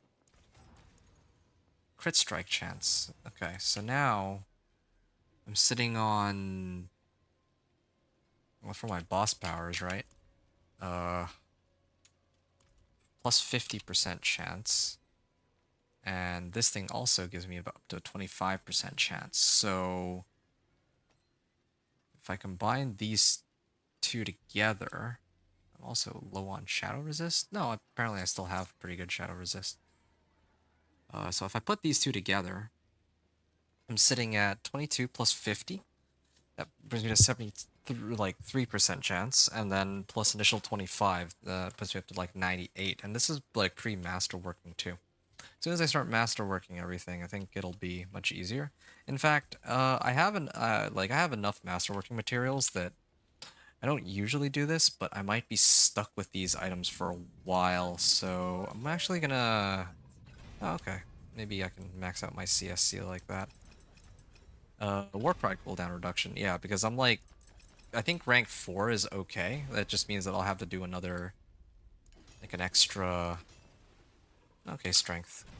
An extra, like, Infernal Hordes. Like, I can live with that for now.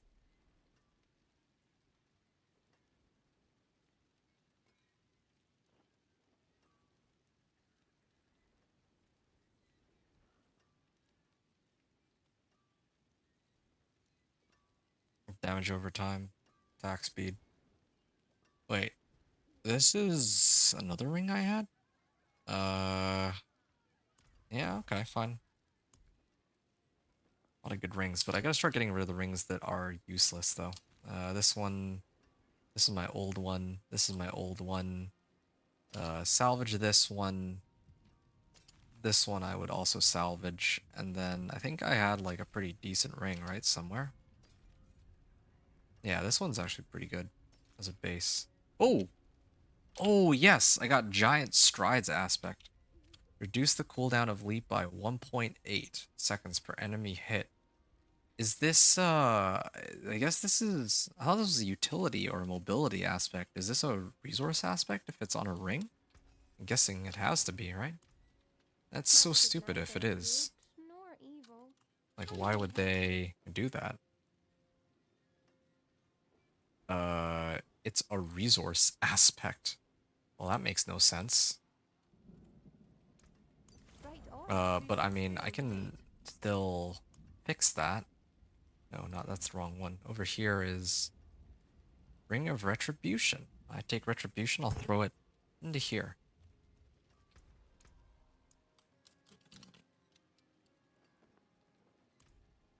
I can slam it into this.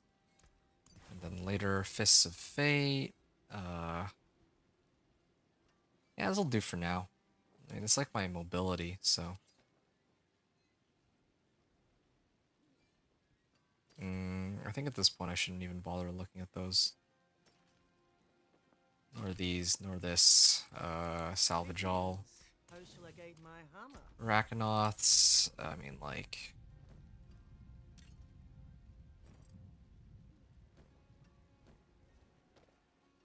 I think I would never use these. I think I should just salvage these ones. Yeah, this is a nice chunk of armor, but I wouldn't run armor fire resist. I should get rid of them. What's still got a hammer sing Okay. when you return? Good.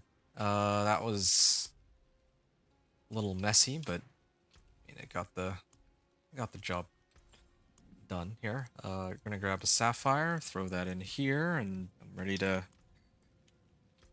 go into whatever comes next. I think I'm really committed to trying to max out this uh, axe. So I'm gonna max out my axe. Then I have pretty much all the aspects I need now, so. And I can even... Oh, yes.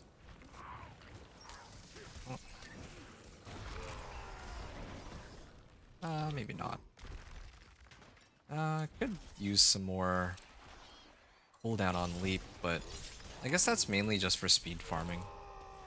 But then again, I'm also not using Iron Skin, so that might be a room for improvement. I replace it with Wrath of the Berserker, perhaps? If I put on Wrath of the Berserker... Nah, it could work. Like, what do I need Iron Skin for, really? I get, like, Unstoppable with it, perhaps? With, like, Tybalt's? Yeah, that's an option. Get an extra 20% more damage out of it whenever I go Unstoppable, but...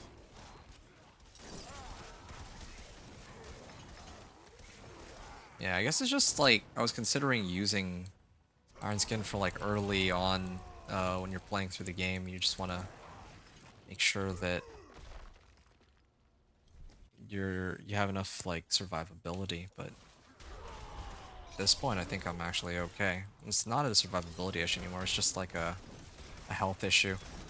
Basically bosses. It all boils down to can I kill the boss, and so because of that, I think as many damage modifiers as I can manage. Oh, yeah. Any damage modifiers as I can for my boss power, as you can see.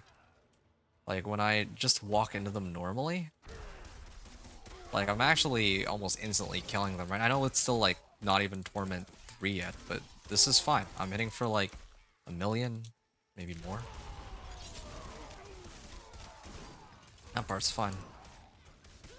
Yeah, but I do want Fist of Fate, though, although I feel like the problem with Fist of Fate is if it rolls, like, really low, like, let's say, like, 210%, that's not worth it. But if it rolls, I don't know, 280, then something to definitely have to consider switch out. I could also get CSC from Fist of Fate too, so that helps as well.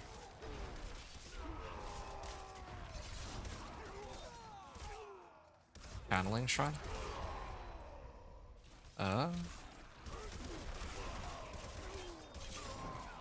Why is there like a delay on all my casts? Oh, there. Yep, the runs are definitely getting faster, and I think that this time, the reason this particular run got quicker is because of my, what is this? Giant strides. I still think that should be a mobility aspect.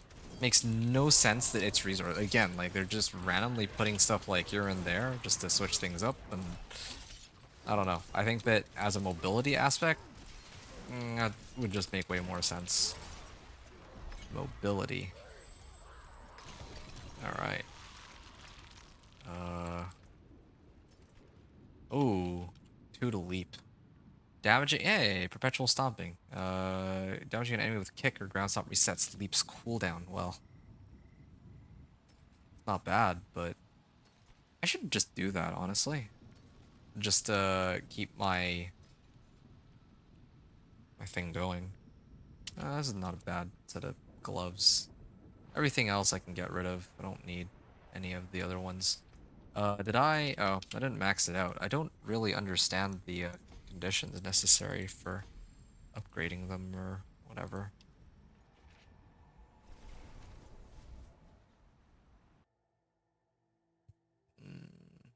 Need to get this up to 45.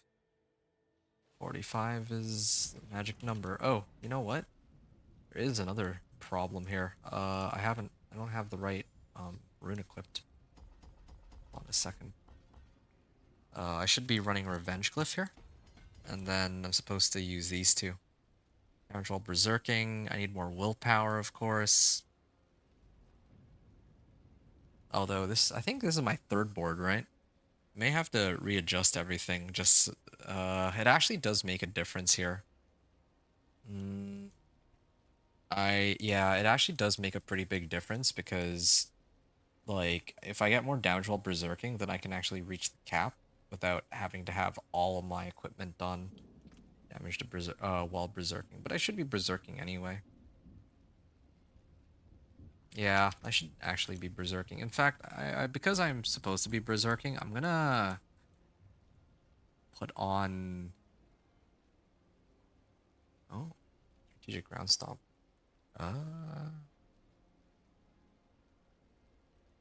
Wrath of the Berserker.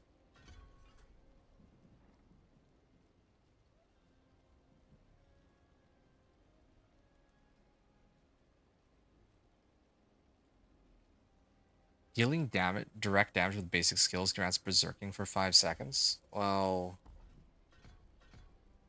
yeah. I mean, I mean, this gives me unstoppable too. Come to think of it, yeah. Why don't I do this? In fact, maybe I should have just done Wrath of the Berserker, as my. Yeah, I could have done Wrath of the Berserker instead of Warcry cooldown reduction. No, that could have actually been quite nice. And then bring this, and then like put 5 ranks into this, and just have like Wrath of the Berserker up like most of the time. Anyway, what do we got? So yeah, I'm only here for damage while berserking, but still, it's acceptable. But now I just need to grab willpower. So willpower here. What? Where else can I grab? Okay, sure. These 3 willpower, and oh, I don't know. Here. So now, I mean, I think some of these glyphs weren't even active to begin with. This one's not active either for some reason. Didn't, oh, because I had just leveled it, right. So in that case, maximum fury? What do I care? Actually, this barely gives any strength. That's all it does. Wait, this is for... That doesn't really help me.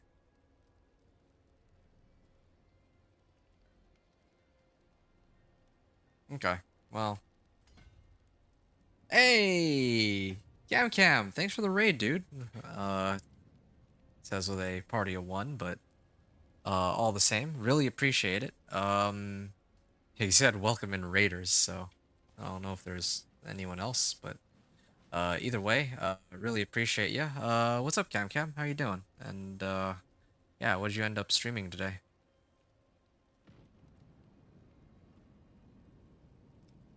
Yeah. Uh, hope you had a good stream. Hope everything's okay with you, dude.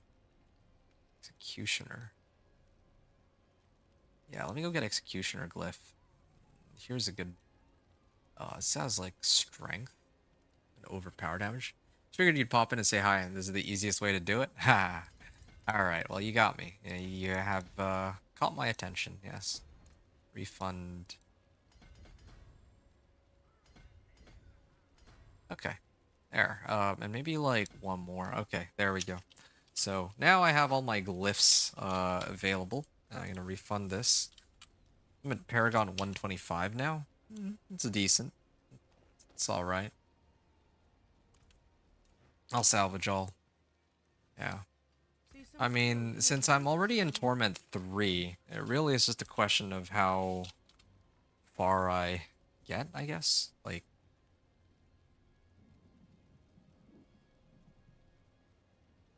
I already know what I need to clear Torment, or what I needed to clear Torment 2 and get into Torment 3. But I think the question now is how to get into Torment 4. So I'm gonna have to upgrade all these like at some point. But anyway, yeah, thanks again. Hope all's well with you, dude, and thanks again for this very, very generous raid. I'll also try to raid somebody, I guess, after this is done. But yeah, I'll have to take a look and see who's online. But that's for later. I have my own, well, struggles here, as you can see. I'm gonna burn my remaining spectral ash on trying to up this power, I think. Just gonna try to get this all the way up to max. Also, I'm curious about something. If I replace this, oh, 316k, 255k all the way up to 316k. Is that, am I understanding that right? So 255, and then with this, 316. Wow. So it's like a 20% increase in damage. All right. I'm gonna keep ramping up my glyphs. I'm happy with the pace that we're going right now. Pretty soon, I'm gonna reattempt the pit 40 clear and then see. Because I've masterworked some of my equipment by this point. And... oh yeah. And I want to try my ult too. Yeah, very tempting to try my ult. Yeah, these monsters are dying well before I can to use this. Ah, there's some extra damage from my berserking.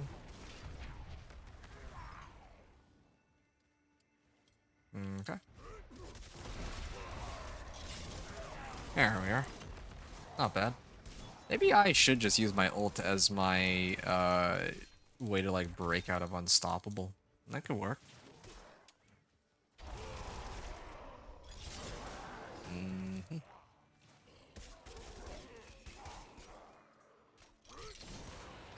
Okay, two-handed axe reached rank 7. That's not bad.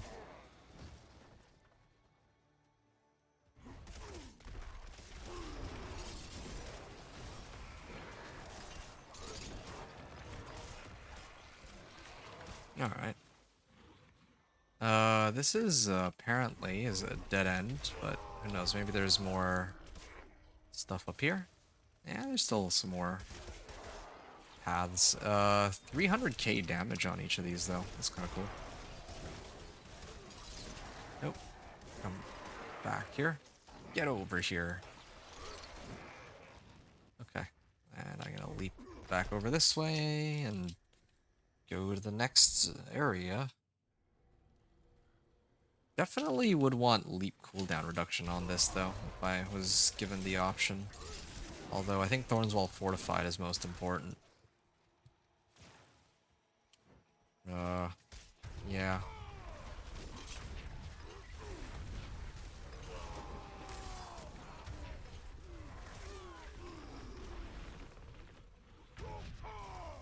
Well, this is one way to guarantee that I'm always on Berserker.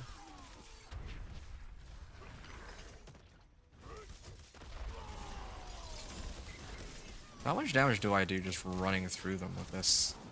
I'm not gonna have my boss power back in time to, or my ult back in time to find out, but oh well. I'm glad that I can get unhindered just by using a skill. It was kind of annoying running this aspect on my companion druid, and then everything just gets pulled into me, and then I die. It was good. Alright, I'm gonna leap ahead. Oh, there we are.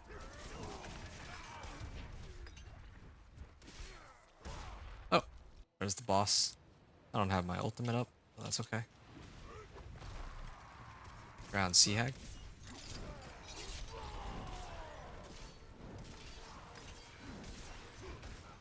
How is this generating fury so quickly? What? Oh, it's because of the rune. If I stand still, I'm just getting 17 primary resource by standing here. As long as I stand still.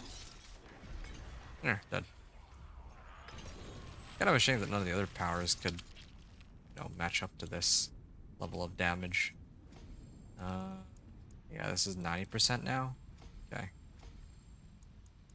Gonna have to up it a little bit soon.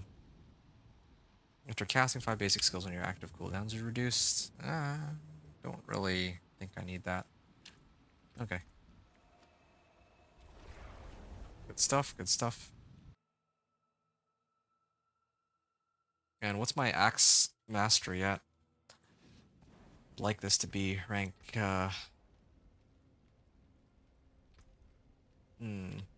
not quite there yet. Okay, I have to bump it up, I mean, at this point I have to bump it up or else the glyph can't really level, without me taking some sort of penalty. So I'm gonna switch it to Pit 40. My armor stat is way through the roof, but my resistances are not gonna do so hot. Better than before, at least, but... Yeah, you know what I might need to do? I might need to run, like, Rakanoth or some other... Or, like, Tacits. Tacits might actually be feasible here.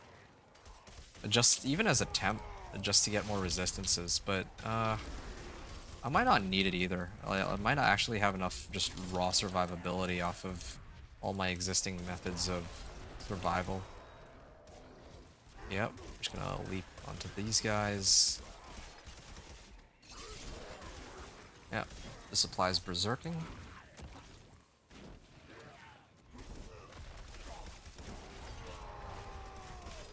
Alright.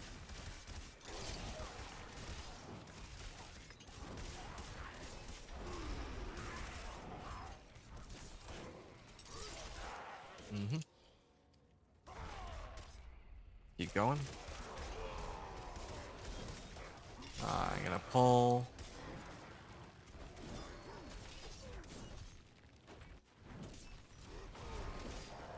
There. And...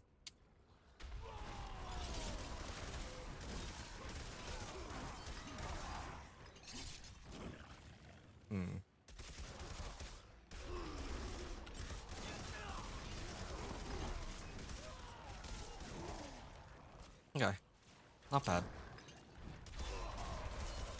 Can't wait to start, like, running Infernal Hordes and getting enough Obdicite to masterwork my equipment. Oh, that'll be fun. I'm already seeing my damage numbers hitting for, like, 12 mil. And, yeah, I can amp that up, like, even higher. I already know I can.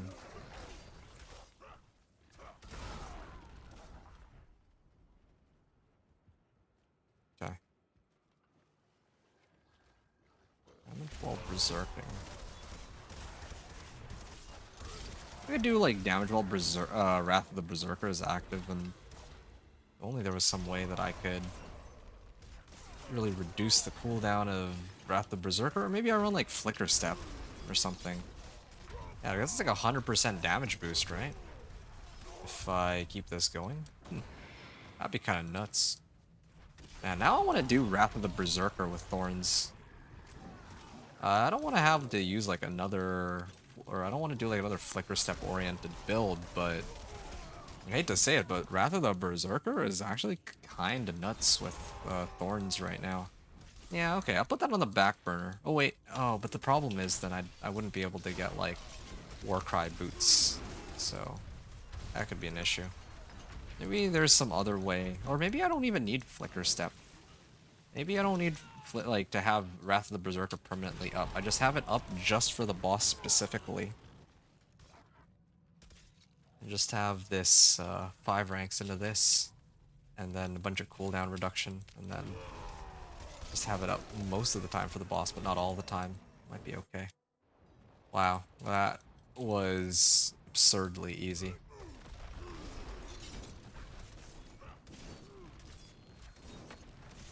Could I just face tank him?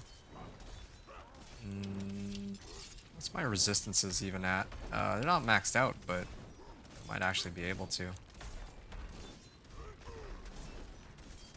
Do any of my other skills have a way to, like, give me berserking, maybe? Yeah.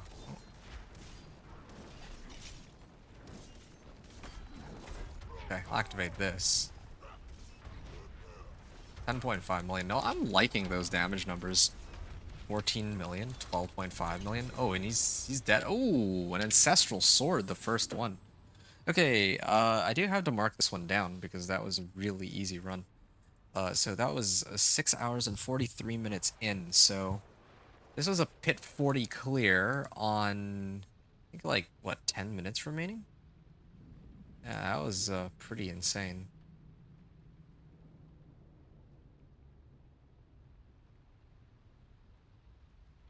Okay, so 11-minute clear. And what if I adjusted? So I've gotten Okay, there's like so many things. I did get. I have 4 glyphs active now. And how many Paragon points is this? 157 Paragon points spent. So 3 legendary nodes. Um, with 4 glyphs.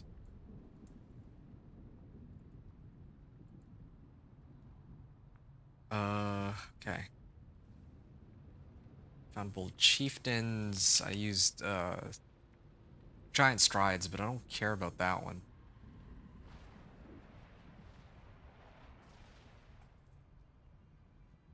Four rank 15 glyphs. And what about my expertise? Well, I haven't maxed it out yet. Actually, I didn't get anything out of that. Like, this is supposed to be... Like, why am I not... Why is it not leveling? I'm very confused by this. Like, earlier it was leveling, now it just ceased to level. For no particular reason, either. Still flare. Increased damage to stun or knockdown. Yeah, I think I got like 2. I'll just put 2 ancestral. 2 ancestral. 1 ancestral one-handed plus 1 ancestral boots. Yeah, that's fine.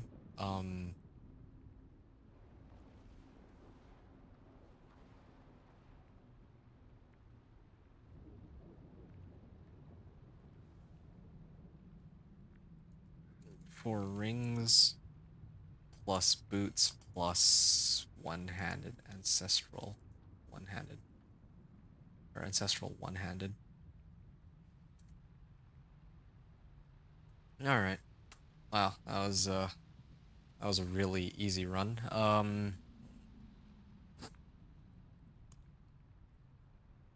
This is far from being able to be usable. Oh, shoot, I didn't actually level this yet. Gotta do that before I crash, although who knows, maybe they fixed it. I haven't seen the game get like choppier and choppier progressively in recent times. I'm tempted to switch over to this Ancestral Legendary Sword. It's just the GA roll was pretty worthless, but everything else is fine.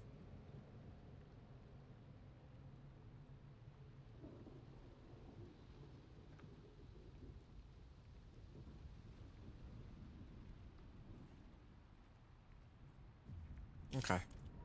Yeah, I think that I still value resistance to all elements more than crit strike chance right now, but yeah, I mean, let's make do with what I have. I could actually probably push it up to pit 45 at this point, but yeah, I'm just gonna play it safe. Uh, where can I... Come on, give me belligerence, please. Heavy hitter. Okay.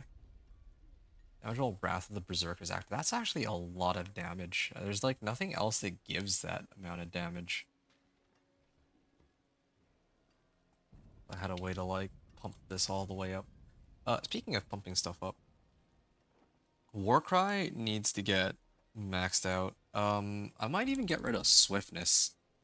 Yeah, maybe that's where I can afford to lose some points. And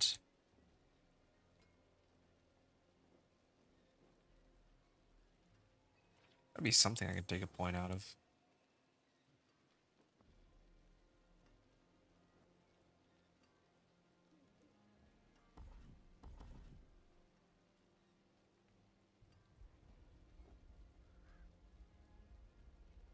Increase crit strike chance, so that could help too, but so heal, less damage.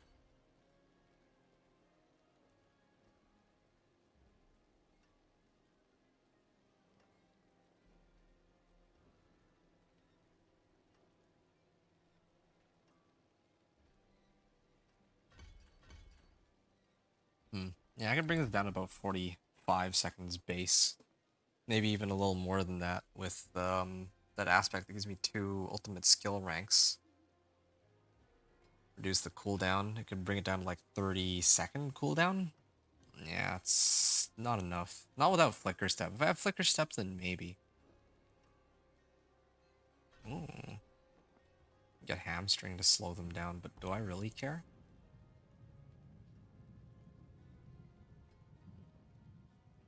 Ultimate skills deal 15% more damage. Well, this doesn't really help me. Two kind of weapons you deal increased crit strike damage. I guess that works with my boss power. But oh well. I guess I can just do this. Yeah, damage reduction while berserking. Okay, cool. It's nice and maxed out. Alright. This is looking pretty good. Warcry against berserking. Previously it was just 18%. Now I'm up to 24%, so that's a slight improvement over what I was just using. These can go, except for this one. This one's actually a nice thing to swap to because it has... I just need to roll off vulnerable damage for int or something. I'm actually really tempted to push it up to 45, but I really want to, like... I'm specifically here to get two-handed expertise. I'm very confused as to why I'm not able to level my axe. It doesn't even make sense. Like, is it because I need to kill them with like leap and like my regular attacks or something? It's like the only thing I can think of, like actually using my weapon rather than just running in and then activating my war cries to kill them. Yeah, I can't believe I'm saying this, but I might actually be very close to being able to clear T4 at this rate. I still need to buff my boss power some more, but I think I can see it. I'm already hitting for 14 million, so... And I haven't even done, like, masterworking or anything. Oh, what? What was that orange... What was that orange number just now? Was that my Steel Grasp? It might have been. Oh, okay.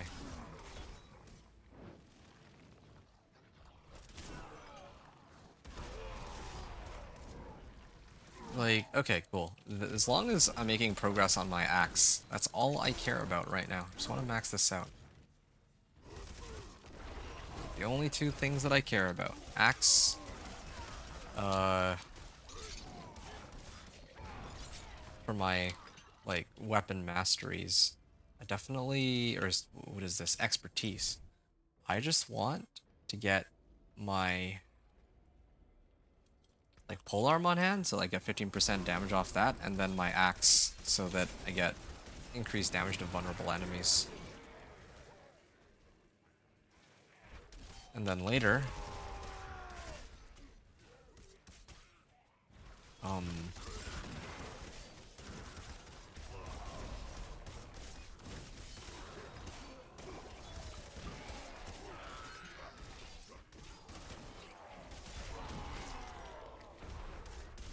and then later, I really do want to start trying to push the pit. I'm already hitting for like 11 million on my boss power, and I haven't even really... like... I haven't even, like, updated my weapon to the sick polearm that I have. And I haven't gotten belligerent. Well, I do have belligerence on everything, though. I do have to admit that part is pretty good, but...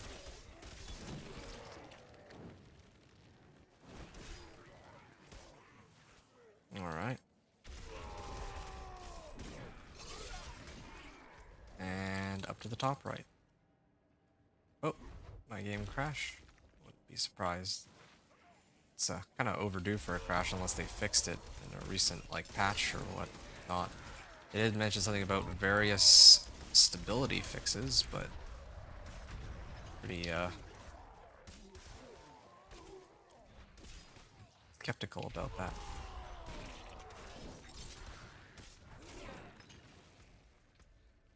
Yeah, this is...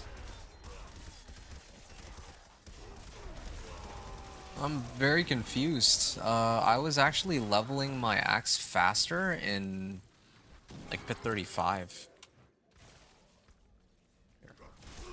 I can actually keep this open. I see that they're going, or it's going up like really slowly. Yeah, There. Okay, now I got the boss.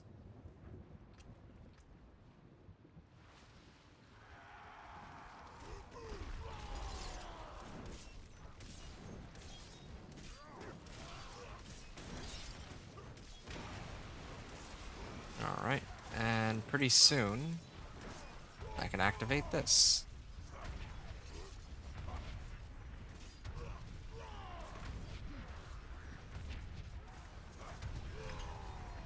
No Elias.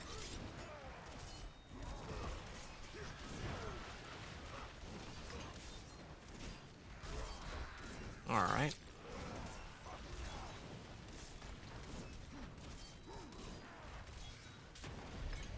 Yeah, this thing did not move. Weapon expertise. I don't get it. I can try to, like, try to max this out, or 80% is not enough. I think I had to bump it up to 45. But if I'm gonna bump it up to 45 to get ready to, like, max out that glyph, then I need to, yeah, that's not bad. Spells, upheaval.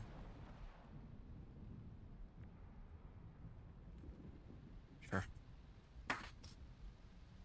Oh, I still have obols. Yeah, let me try to roll for, like, a better amulet now. An ancestral amulet would be really good. Or maybe an ancestral mace. I don't know. That's the spirit. Give it a go. I don't know which item I'll need the most. Oh, There's here we go. something special. Killing an enemy while berserking has a 40% chance to grant increased cooldown reduction for your brawling skills for 2 seconds. Well, too bad the GA roll on this is pretty pointless. I mean, I can still use it though.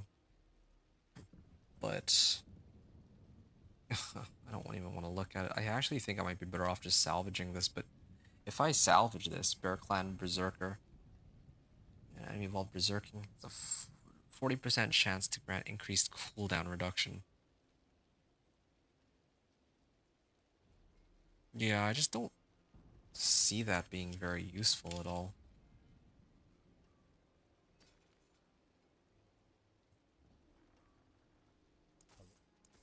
Not a bad pull. Hello, shining. Shame that. Nope. Go one more? Oh, these are not very helpful. Oh, this is a max roll on this aspect. Better than starting from nothing. Yeah, I could up my weapon too, if I want. Really wish it were like max life roll or willpower. Either I'd be happy with, but and the gambling rolls too. Just no luck there, but alright, fine. I mean, I can still go. I can still keep going. I could up it to, well, I think my biggest gripe with all this is I really want to max this out. So that's why I'm even bothering trying to run like Pit 40 specifically. If I upped it to Pit 45, I could probably still clear it, but it takes like longer. I'm not here to try to level my glyph. I'm strictly here to get this thing to rank 10. And glyphs are a byproduct, but maybe it's the other way around in this case. Like, I was hoping to make this all work, but I might have to just switch over to masterworking. Yeah, I mean, I had to level my glyphs sooner or later anyway, though, so I guess this sort of works out. Like, if I'm gonna be doing, like, all that masterworking stuff, I'm not gonna, like, running Obdicite, then, of course, I'm not using...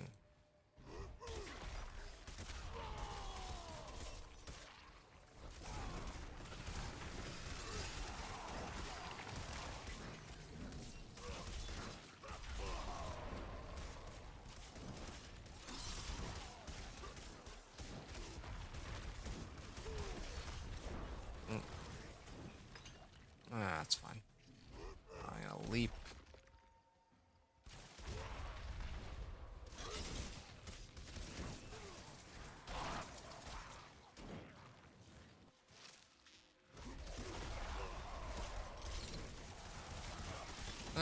activate my ult. Why not? Every time I activate my ult, I just feel so strong. While it's active, I get movement speed. While it's active, every 50 fury I spend. So I just need to stand here. If I stand here, then with my ult, might be really good. I can keep going this way too. Oh, there's a shrine up ahead too.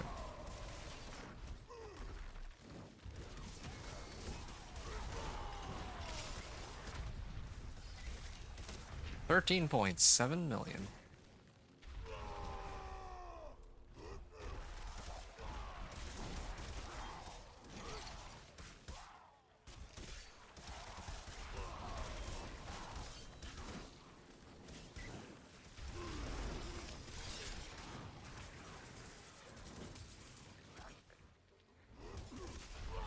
Alright, artillery shrine. Okay. Oh, I think I activated this a little too late.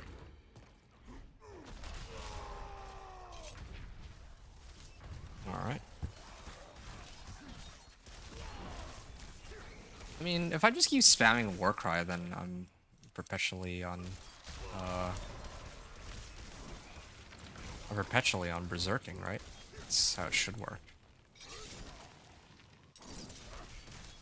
Hey, there we go. Two-handed axe reached rank 8. Yeah, almost there. At this rate, I'll be able to get two of my glyphs up to rank 15 or something. I feel like I'm mainly just doing this for completion's sake, like subconsciously. I just want to be able to say that this part of my character is complete. I think that that's probably the more, like, the reason why I'm so, like, grinding this all out, to be honest. Okay. It has to be. It doesn't really make much sense.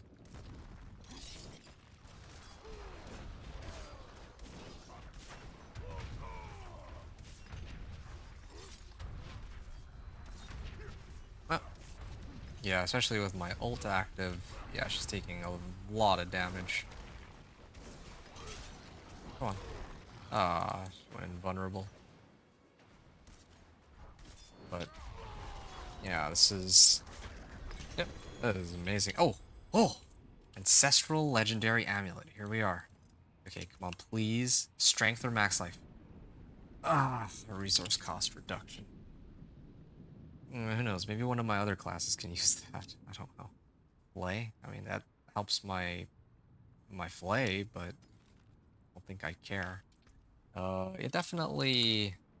I keep pumping up Executioner. At this rate, I will hit 46 on this, but I will have like a couple of failed rolls. But again, I'm here mainly to, well, I guess it wouldn't really hurt to try to bump it up a bit. No, I want to kill as many monsters as I can.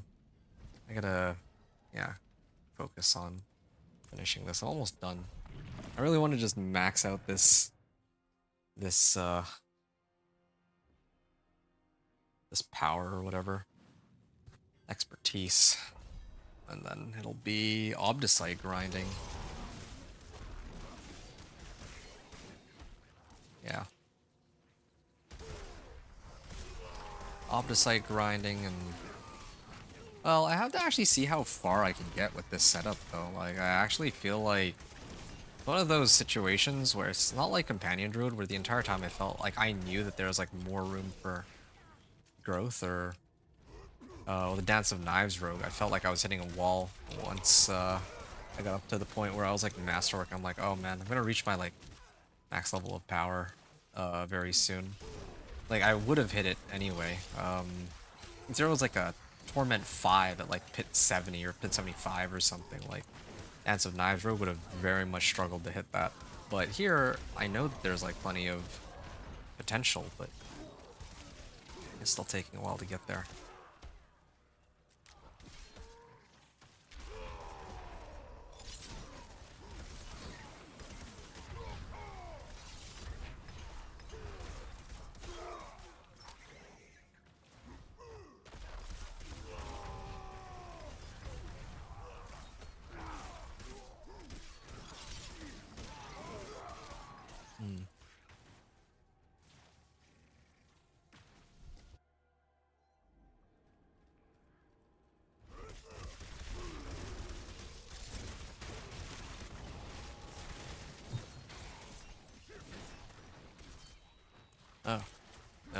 misclick that.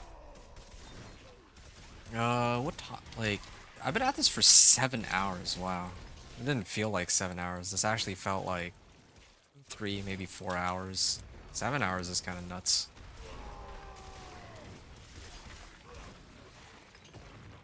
Alright.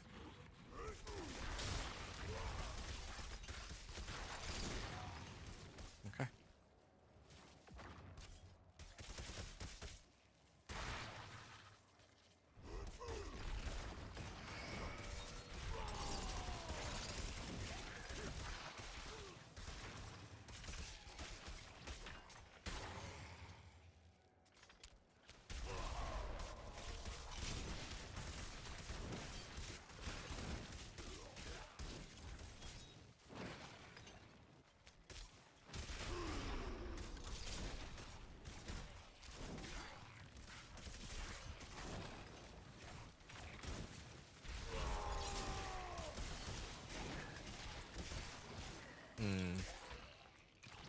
Alright. Yeah, I feel like my run speeds are getting faster and faster too. Like, my overall level of damage has gone way up since I began running this. Like, just to put it in a perspective, the very first Pit 40 clear that I did was 5 minutes and 15 seconds. Now I'm at like 11.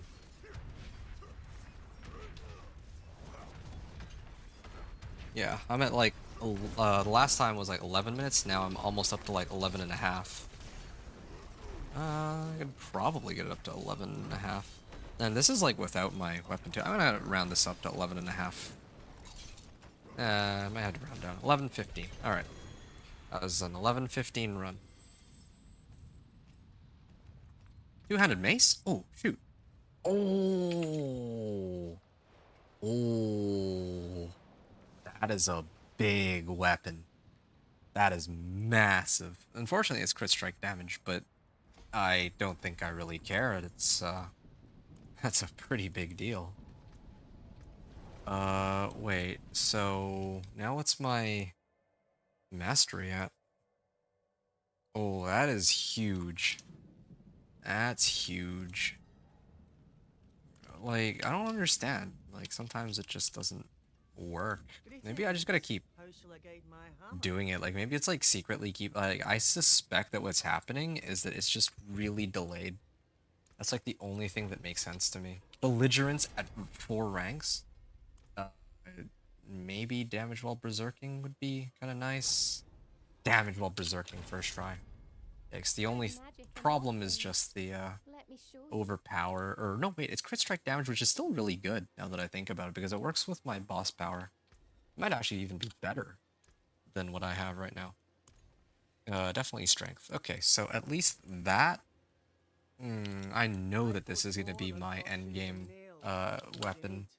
Well, end of what I'm up to. Okay, I would have guessed, I shall reroll. Okay, I'm gonna guess strength here. No. Trying to reroll for... okay, fine, this'll do. I was thinking max life would be ideal, but I still have to tide me over for now. In these stones. Well done. Okay, 2 sapphires, right? Okay. And now I would throw on Needle Flare.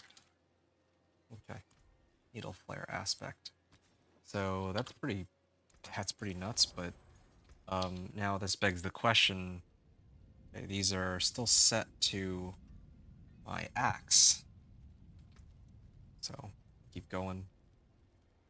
I probably am just gonna dash this. These can probably go. I don't ever really expect to be needing.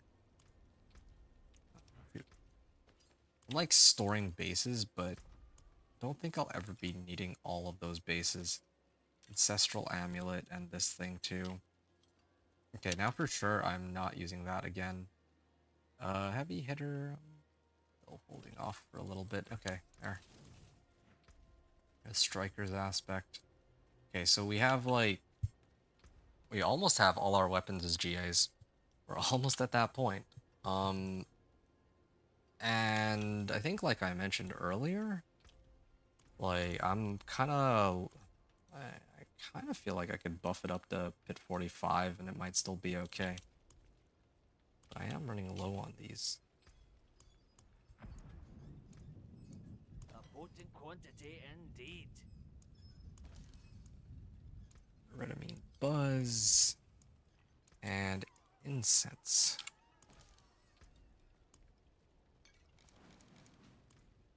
Yeah, I'll bump it up to pit 45, sure.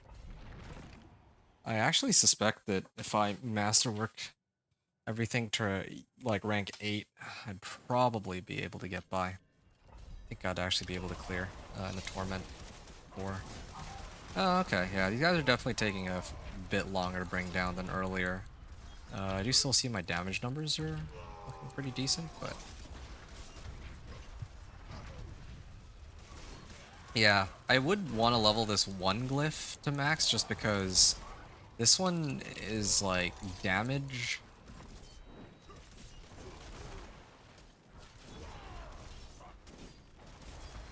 9 million, okay.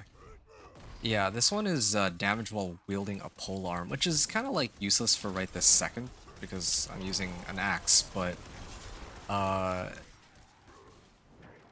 yeah, like the radius on it will increase later once it goes up to 46. And I also get 5% multiplicative damage too, which is helpful, but because the radius increases, I think that'll help me a lot. That's kind of what I'm thinking. Because I'll be able to get more like additive damage modifiers, I guess.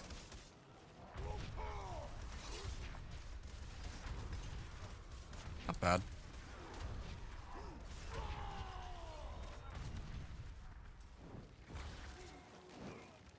Okay.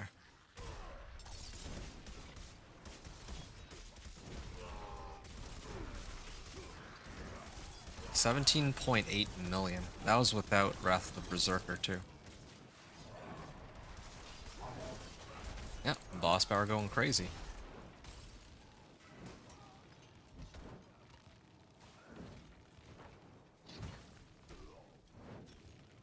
11.4k.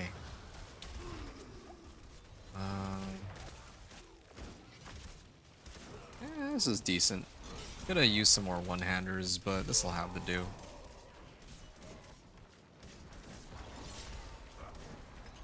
$10 million.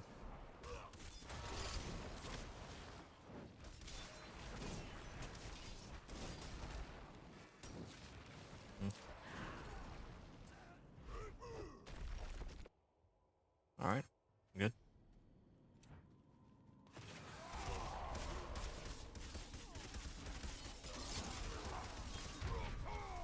Alright.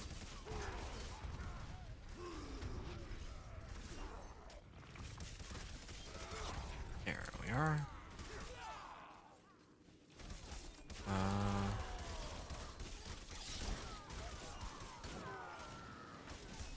I really like this, the fact that I don't need iron skin on this setup. This is looking amazing. I can leap over this. Yeah, this was a very easy pit 45. This is going to be a very easy pit 45 clear. It really is just about whether or not I can take that boss on or not. It's just what I want to know. What are my boss mats looking like? Okay, I don't really have that many. For Beast in the Ice. I don't really need Fists of Fate either. Like I'm actually...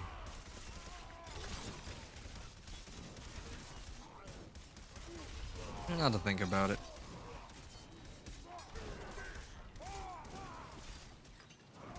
Yeah, try to roll for a good Fist of Fate.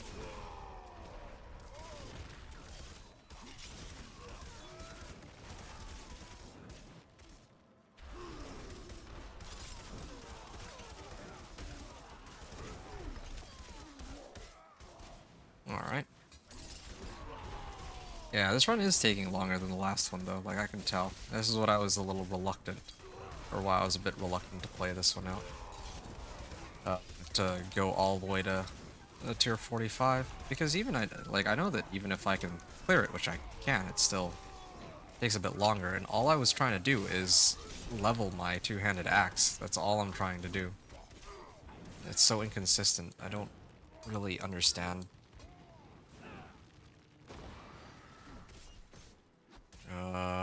Yeah, I'm not even using my axe. It's really just there as a stat stick.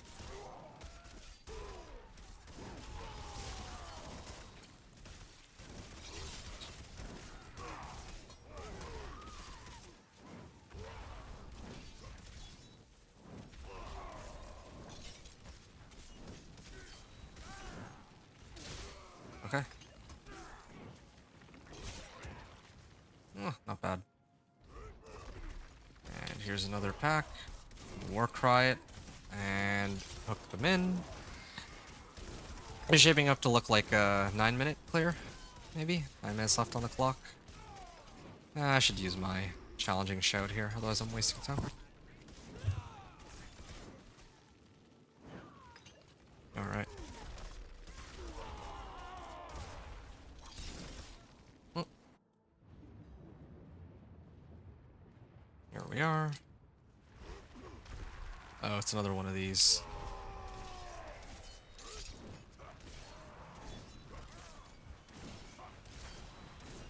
Okay, here.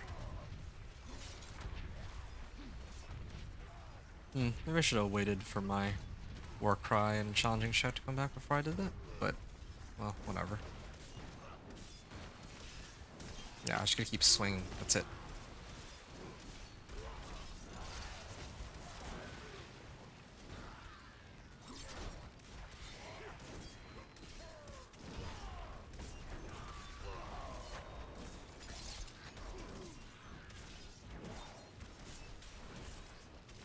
Yeah, still sitting on a pretty good batch of thorns here. Oh. Wow. 11k life, 11k barrier, and 11k fortify. It's gonna have a very difficult time trying to overcome that. Say that for sure. Oh. Did not even realize, but sure, I'll activate my ult. Ooh, 22.9s. And there's like 2 that come out. It's like 2 different claw marks, and each one is like hitting for like 10 million each, or 20 million each. There. That was fine. Oh. Failed upgrade. Really? Okay. Yeah, I'll come back here, pit 45. I think that I don't want to fail again. Expertise did not really do much.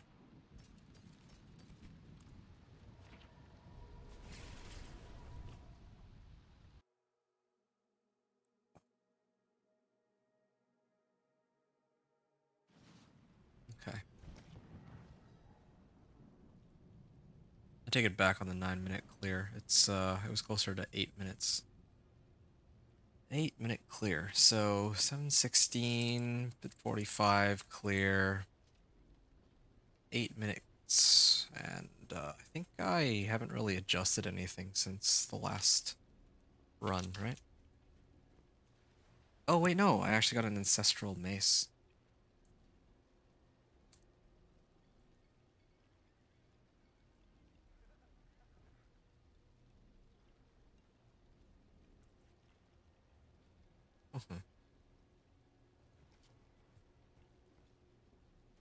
I guess I could keep going.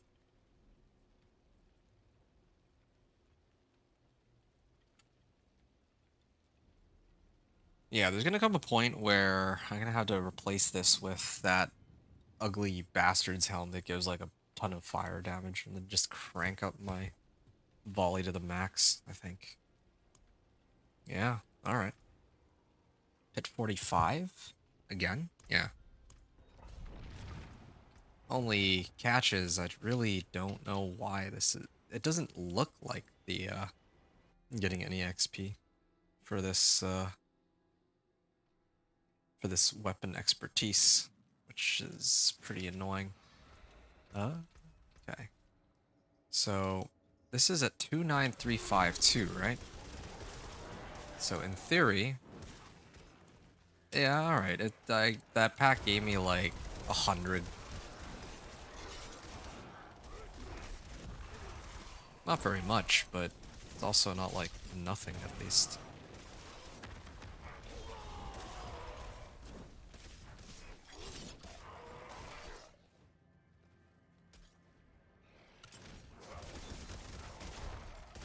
Yeah, why not? I'll activate this.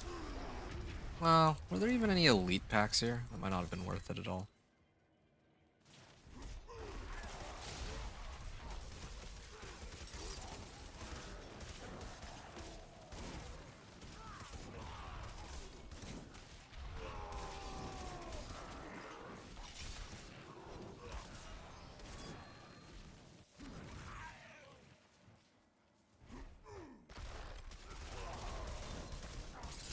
Okay.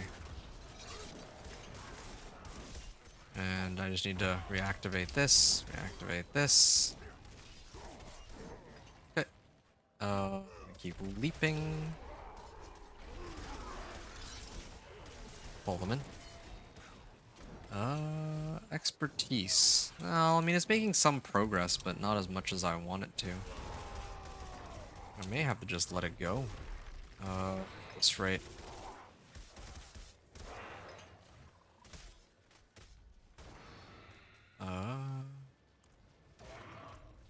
I think it's up this way.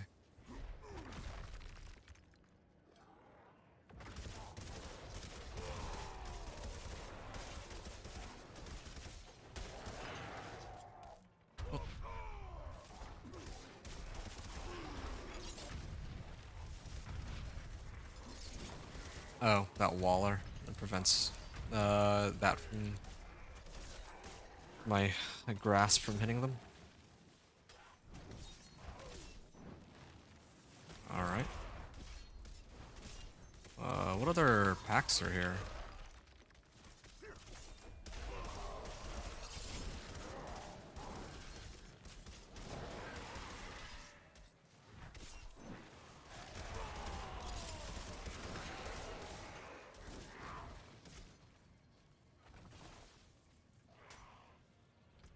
Okay. Expertise.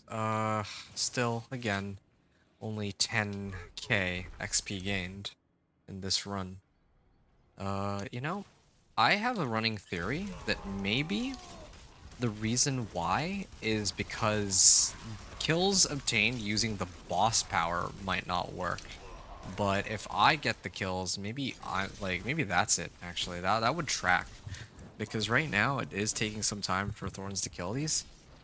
Alright, but then earlier when I was in like a lower pit tier, yeah, my Thorns were instantly killing them before my boss power ever had a chance to take effect.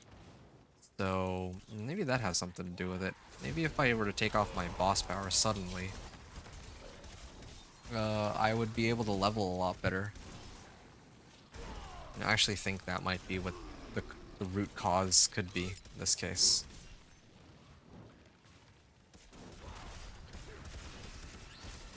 Alright.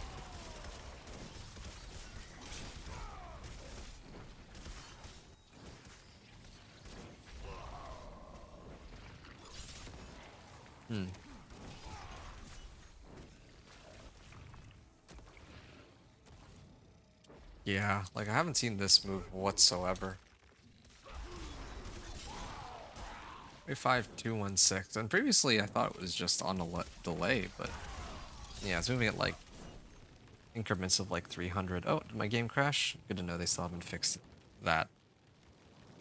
I was just saying like earlier that maybe they fixed it, these crashes, but I guess evidently they did not, so gonna have to readjust.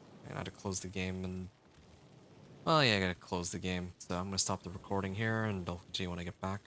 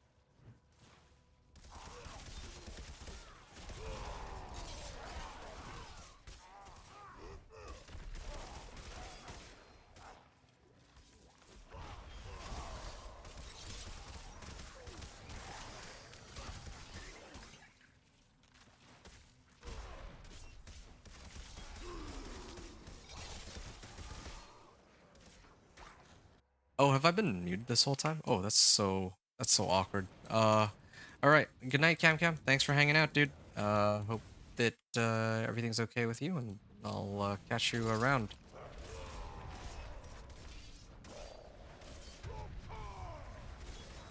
I have no way to spend a resource, so this fight might actually take some time. Maybe I should have abandoned it when I had the chance. Oh man. I think I messed up. I messed up like crazy. Like this run is gonna take me forever now. Well, I mean I haven't down like a tenth of the way.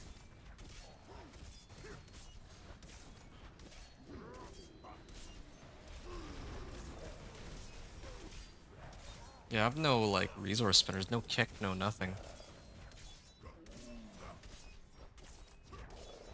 You know what? No, no, this is not worth it. I'm not doing this.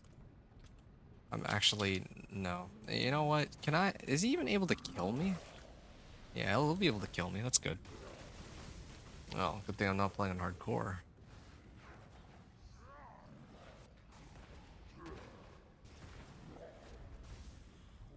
Yeah, I think I've been muted all the way since I first got back into the game. It's a little embarrassing, but it's is what it is, I guess. Anyway, basically to sum up what I was talking about, I was just saying that yeah, it's yeah, I mean, I'm glad that I crashed at a time when it was not like when I'm like pushing pit 55 for Torment 4 or something, when it was like the most crucial moments. All right. Well, yeah, there goes that theory. Uh well, whatever. This is my last. This will probably be my last run of trying to level this one glyph, and then it's going to be straight to the Infernal Hordes, and this time I have way more damage than the last time I came here, so it should be okay.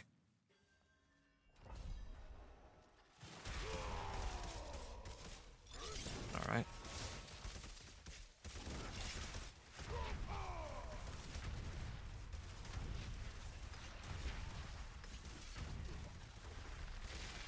Yeah, maybe I need kick instead of leap, too. That's another possibility. I'll think about it. If I have kick instead of leap, then yeah, there's one other way for me to get berserking. What's the cooldown on this anyway? Reduces it by 70%.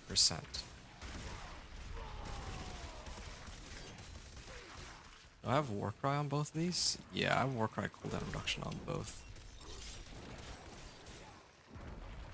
19 seconds.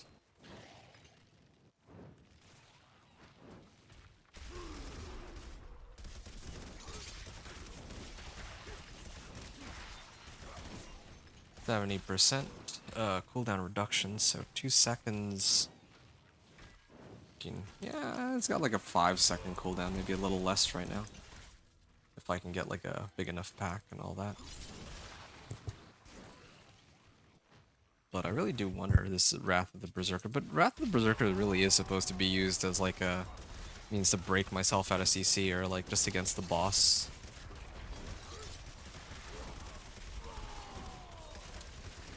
Yeah, maybe another like hour or two, I'm hoping. I might be able to finish this run. I might not need to go into like the next play session. But it'll take me a little bit of time to put together the build overview though, I admit. Because I'm gonna be busy this weekend.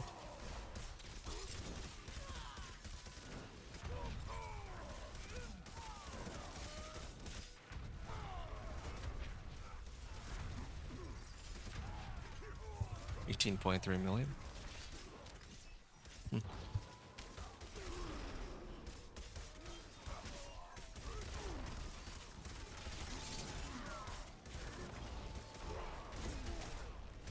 Alright. Channeling Shrine.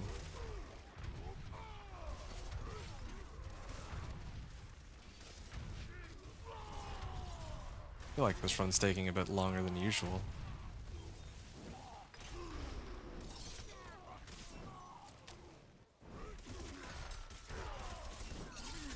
I think my ult will come back before.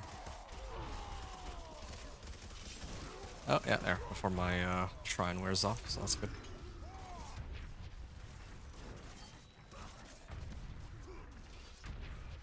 Kind of weird how sometimes my boss power just ceases to work for a moment. I noticed that.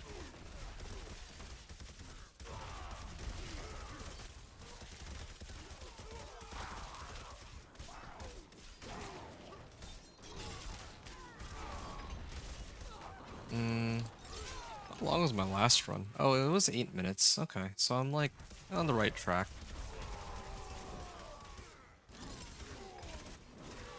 What's my expertise? Oof, this is going so slowly. No, it's not worth it. It's really not worth it. I would not run this for weapon expertise. It's got to be just for ancestrals, and that's it. Ancestral weapons into masterworking. This 10%, like, I was trying to like level this thing because I need to level the glyph anyway, but yo, this like trying to get like rank 10 expertise is just, it takes way too long.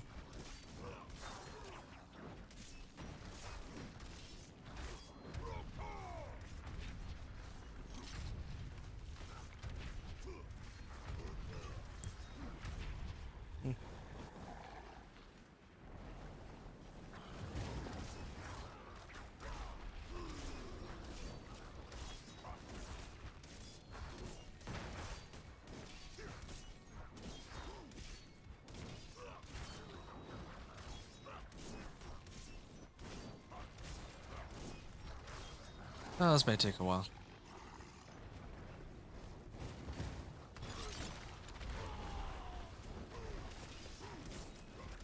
Okay.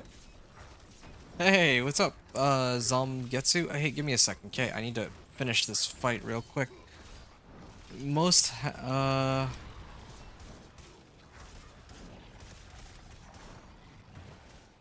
fun I've had on D4 so far, not gonna lie. What is?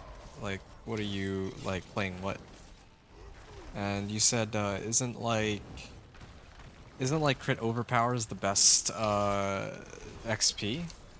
You mean for, expertise? I have no idea. I just assumed that it's to do with, like, when you kill monsters, you progressively get more and more XP. I just assumed that it was to do with monsters. That's all I had come up with. That's it.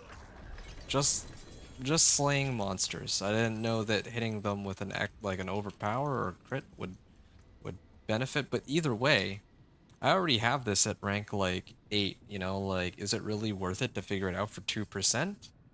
No, I don't, I think not. So I'm just gonna leave this, but at least originally when I started this off, I was at rank 2, so got it up from rank 2 to 8 while leveling this glyph, so, ugh.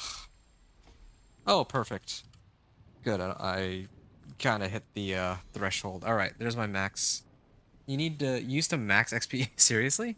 Is that how it works? You used to max XP on the dummy in Kyovashad? I did not know that. That's actually pretty nuts. Yeah. I mean, I play Barb like Thorns Barb every season, but I did not know that that's a level. Like, usually it just automatically levels itself to 10. Like, I don't even need to really touch it, so that's why I'm pretty, like, OP crits was the fastest way to max them. Oh, that's pretty funny. Yeah, I like last season when I played, it wasn't like that. But it just maxed. It got maxed. I didn't even really need to pay much attention to it. I just looked at it like, oh, okay, well, it hit the cap, right? But this season it seems to be, I don't know why, but it was so bizarre. When I went from rank 5 to 7, it was like super fast, and now from rank 8 to 9, it's like a really long slog. Like I've done like 4 pit runs, and it went from like, it's not even halfway. Yeah, I'd have max expertise before level 10 in one season. Yeah, I'm not even talking about one season. I'm talking about like 1 week or 2 weeks tops, right? Like, I'd be just like doing like pits to level the rest of my glyphs, and then, oh, all of a sudden my two-handed axe expertise is like rank 10. So I'm very I guess surprised when they gave us those OP vamp powers. You're talking about like back in season 2, right? Yeah, how are you doing by the way, Zamgetsu? Are you also playing Diablo 4 right now? What are you have cooked up for this season, if you don't mind me asking? Okay, so this was my old polearm. I can get rid of it now. And I'm gonna temper. Definitely, I need to try to get belligerence. Okay, no belligerence. Ideally, I'd like. Oh, Dust Devils? No, that's like. Ugh. Damage roll Warcry is active. Well, I could live with that. Belligerence, please. Belligerence. I mean, it's something. I can always retemper if needed later. Or use the scroll of retempering once I get one. Damage over time, of course, I'm subbing it out for life. And this is my first ancestral pole arm. And I'm gonna get some sockets into here. Add a socket, unsocket, and yeah, there. Mighty Throw, I don't need that. And I'm gonna put Death Wish. Okay. And now with Death Wish, Death Wish aspect brings us to about 1100 thorns. So my previous one was 820. Now I'm going up to 1146. So that's like a 300 thorns boost on top of the like 6k that I have thanks to Razorplate. Death Trap one button berry. Yeah, it seems that right now the running flavor of the season is just non-stop Death Trap. I mean, I don't know why it's the case that like Lightning Spear is like, I think it's safe to say that Lightning Spear is the one that's like more broken. At least it can push higher pits, right? And yet more people want to play Death Trap Rogue for some reason. And it's pretty hilarious to me, but yeah, that's the situation as far as I see it. One whole screen dead, one button up to T65. Yep. It's one button wonder. Or one button berry, like you said. Okay, well, I think I've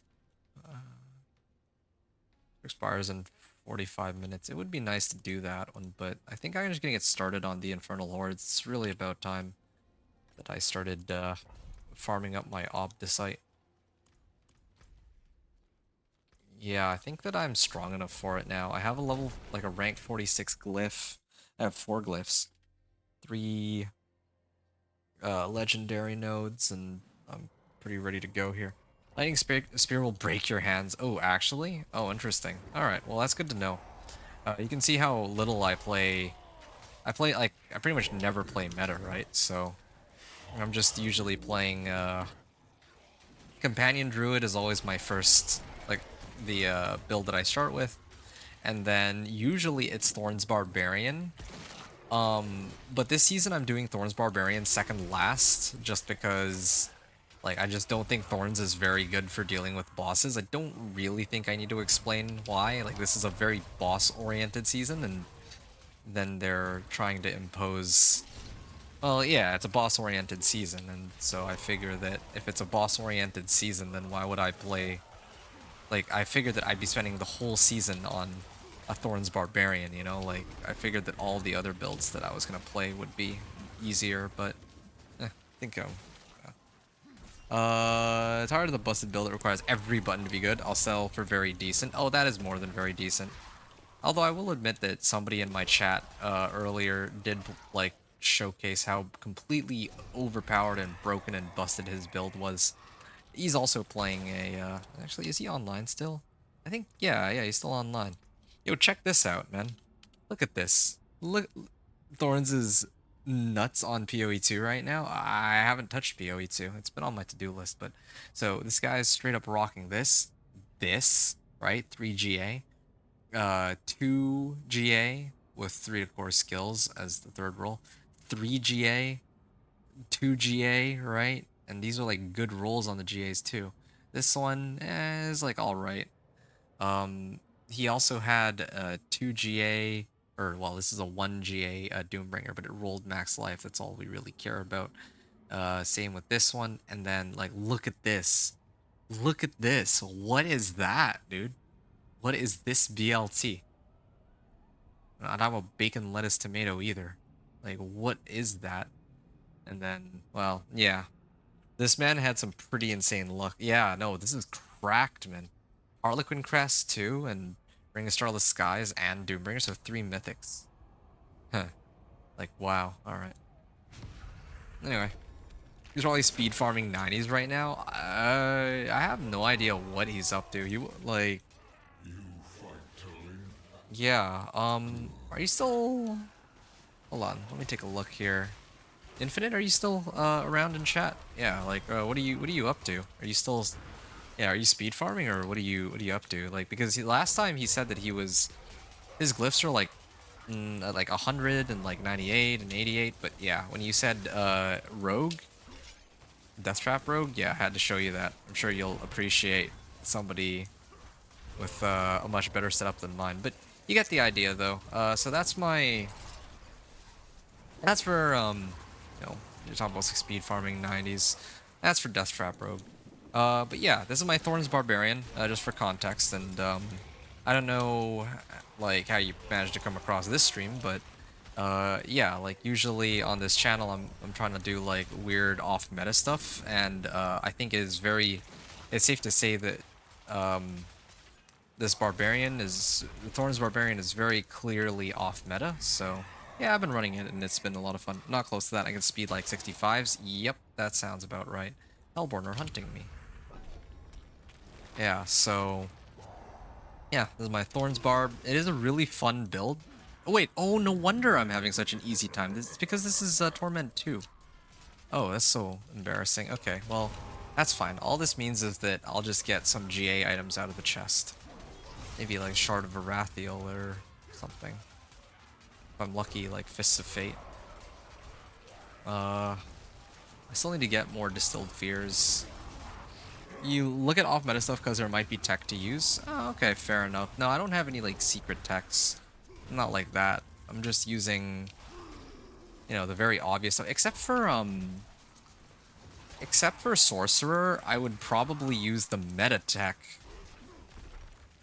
Because like this season, this power right here is pretty nuts. Avarice. Activating your main boss power drains out all of your resource, right? Previously, the only way for me to really drain out my resource was with I think there was a rune. I don't remember the name of the rune. The one which drains out all of your resource and you do like up to like double damage for like a second. So I'll do this one. Gotta have 100% vulnerable up. Wait. Oh yeah, Macro Boy just found new tech for the big damage. Yeah, I saw he put out a video and then he said, oh yeah, there's a way to get infinite damage. Like actually infinite damage, and well, I didn't really take like a good look at it, but it does look like probably some unintended like mechanic or behavior that that probably is like a bug or something is my guess. The damage is based off, wait, and you're gonna run high hits. 100 plus damage is based off of base HP. Oh wow.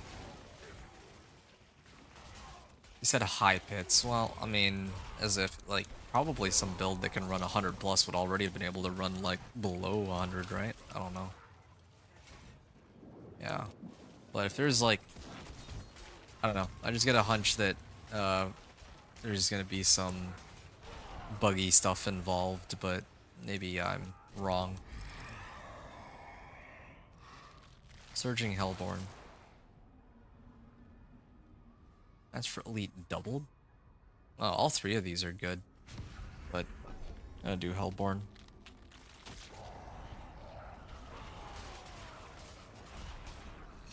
It scales higher? I guess in terms of raw damage, yeah. Okay, well, having high base HP is like the base damage, you can add modifiers after. Wow. Yeah, I don't know what to say. That's pretty sick that something like that was discovered. I figured there would be something with these boss powers, but you know, like I was just trying to build it with, you know, what's like written on the skills and whatnot. For me, I'd be happy to use this power that drains out resource just so that I can make like a proper sorcerer, like ball lightning sorcerer. Orange ball lightning is what I would want to play, or orange ice shards maybe. It's a boss power. Of course it's going to be a boss power. I think it's going to be, it's the, which one is it? I don't remember. It's Varshan's power, right? So this one. Inflicts nearby enemies with corrupting damage. Well, we're right now can't wait to get home to try it. I respect that. Yeah, I mean, I'm going to bed pretty soon, I think. Maybe an hour or two tops. Hellborn Grand Aether. Kinda wanna do chance for elite doubled, but you know what? I'll try it, sure. You don't remember?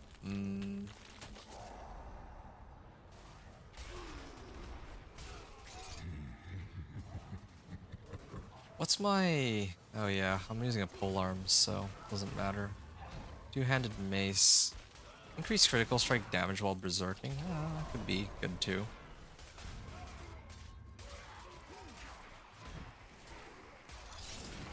Yeah.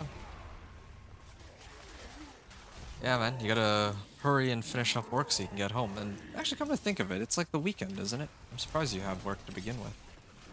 Weekend's time to just chill and vibe out and game. Oh yeah, the Aetherlord farm is amazing for getting sparks, by the way. Yeah, I heard about that. I'm not really looking for sparks right now, though. I'm really just trying to get Aether. That's really it.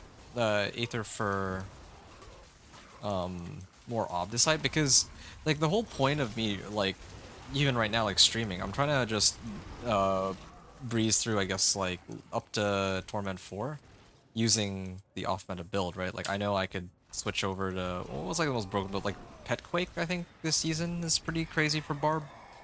But the whole point of me playing these like 1 to 60 and then level 1 to Torment 4 is so that I can that's fine, I guess, whatever, doesn't make a difference. Is so that I can kind of show people like how they can build their characters, their like lesser, like their builds that aren't as strong, or you know, let's say like Dance and Nizro. Dance and Nizro was like really strong for leveling, but as you know, everyone just switches over to Death Trap to get the highest amount of damage possible. But some people really don't want to play Death Trap, right? You're overnight? Oh, I see. Elite Lord Farm can max her up in 1 day easy peasy. Yeah, I heard. I'm aware. Fully aware. From what I've heard. Like, yeah, just run like Aether Lords and call it a day, but... And funny enough, one had actually just spawned. But, like I said, I wanted to try and see...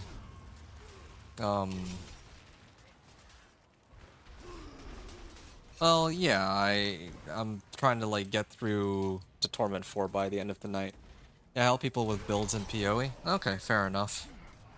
Yeah, you seem like the kind of person, like just talking with you very briefly, like you seem like the kind of person who tends to be like very knowledgeable about very important like gameplay mechanics and all that. Alright, let's have fun with this last one. Yeah, I don't help people with builds, but it's more like, yeah, I just make the, like, I don't know if you've seen my channel yet, but I've actually made, like, build guides for these off-meta builds just for reaching Torment 4. And it's not like a fully fleshed out build guide, it's just more like, okay, this is the minimum level of power I needed to get into Torment 4, personally. So that's what I try to do to help others kind of get through the game. Especially after, I think one of the campfire chats, you'll know what I'm talking about, right? One of the campfire chats, they were saying that, oh, well, their goal is to only have 10% of people make it a Torment 4, and, you know, I don't believe in that. Like, I think that it would be, like, and some people are really under the impression that, yeah, like, Torment 1, Torment 2 is totally fine, that's the end game because you can't get anything better anyway, which is fine, but I also think that Torment 4 is very achievable for almost any build in the game, so yeah, there's a lot of thoughts there. Anyway, yeah, I kind of wasted my time with this D2, but I can still get a pretty decent batch of Obdicite, I imagine. I'll have like an extra 400 ether on top of the rewards. Oh, yeah. Well, at least this will be quick. There, dead. If that's the case, lol. Well, that... I mean, which thing? I said a few things, but... Well, that's what, like, the people on the campfire chat said, that they wanted 10% of people to reach Torment 4. I think that was the most ridiculous thing. I mean... I don't... Oh, there you go. Thorn Body. Ah, okay. Well, this is actually perfect. I can throw this on.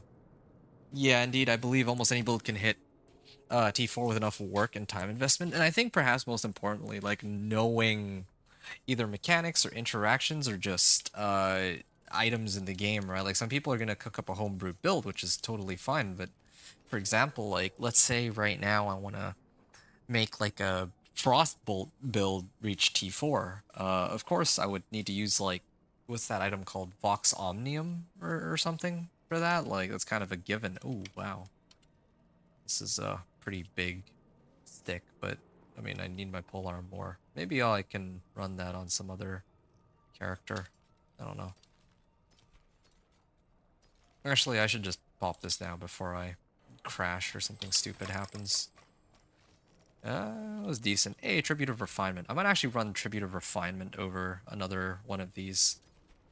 Yeah, I think Tribute of Refinement is better for what I'm trying to do. And also, I did get more...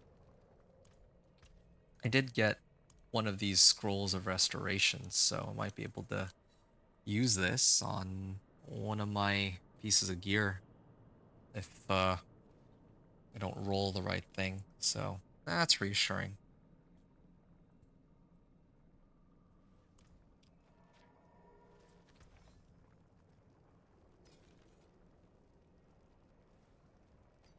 Well, yeah, I might as well start pumping this. Yeah, I'm gonna do it. The first person to say Druid was absolutely busted and no one believed me. Haha. It got totally gutted since S1, hasn't it? Yeah, well, no. Last season Cataclysm Druid was pretty nuts. But I think How shall I guide I my feel like travel? Sorcerer and Druid are prone to this. It tends to be the case that the classes as a whole are seen as like incredibly strong because there's just one build among them that is just like broken. And I think like in like what season 4, you had like a Wind Shear Druid or something. There was like some weird thing going on there. And then like last season there was like Cataclysm, right? But every other build is like atrociously bad. At least for pit pushing, I'm talking about. Like, yeah, just about any, like, pretty much any druid build, I think, could probably reach Torment 4 by now. Especially after Stoneburst now can overpower, right? But, typically, I don't know. I just, I think it's just silly what they have going right now. Okay. I'm hoping for Dexterity. I will re-roll for Dexterity if need be. Alright, fine. 1, 2, 3, 4. I'm gonna guess damage. Max life. Yeah, this is acceptable. Because, I mean, it helps with my challenging shout anyway. It's the only class that doesn't have infinite scaling of the key passive scaling. I'm just thinking, when you say key passive scaling, which, like... Okay, Sorcerer and Necro definitely have it. What about... Playing Barb right now. Okay, let's check my Barb. You said infinite damage scaling. Well, here. Skills. If I scroll down here to the key passive. Well. Yeah, like look at these key passives. Like which of these even scales? Increase to 60%. Barb has it with bleeds. Oh, this thing? I guess so. I see what you're saying. Well, I don't know. It just there's just so much weirdness in the game. It's so hard to compare these classes one to one with that as the metric. I want to agree with you. Okay, I don't want to. I'm not trying to be difficult here, but I'm a little. How should I put this? I'm just gonna max this out. Dexterity. Or not dex, strength. Yeah, there we go. Strength and max life. That'll have to do for now. I'll take it. Alright, now I'm gonna set it to T3 and then I'm gonna run my tribute. That should have me sorted out. Where is... It's over here, right? Yeah. Like, that's why Rupture is still the rotation for Pet Barb. Oh, that's actually kind of hilarious. It's cool. Druid's my favorite class. Yeah, it's my favorite class too, but as a druid, I only play one particular build, and that's a companion druid. I love companion druid. It's like my, I guess you could say bread and butter. Like if you take a look at my like past seasons, like the videos from my past seasons, I have a companion druid for every single season. It is like every start of season, I always make a companion druid, and I always get it to either Torment 4 or World Tier 4 or whatever. That's like my whole shtick. Companion druid. I like my first ever leveling guide was for companion druid, but now yeah, like I've kind of branched out and I feel like I'd rather diversify and go quantity over quality with making the content. We played him all since D2, but he wasn't my favorite in D2. Oh, that's pretty funny for D4 anyways. Played them all since Alright, well, that's cool to hear. Glad you have had that going for you for that long, but yeah. Generally run landslide early levels. Oh, that's cool. Yeah. Yeah, I just run companions. I don't even care. I just like max out my damage. Like because I don't know how much, like, maybe you have more AoE, maybe you have more damage than I do when you're playing your companion, or when you're playing your landslide druid, but I remember when I was doing the incursions with other people, right? And this was before the incursions got nerfed. Like, this was like the first day of the season. And yeah, people were like really struggling in early difficulties to kill these bosses. I would just pump out like 40k damage at like level 40. It was like it was the most awesome thing. So trample slide, right? Yeah, no, trample slide is, yeah, I can imagine trample slide being pretty insane for leveling. Although I guess you would need a. Can you unlock the aspect for it? I don't think you can, right? For trample slide. Like there's an aspect for it, but I think that that's one that you can't actually get from a dungeon.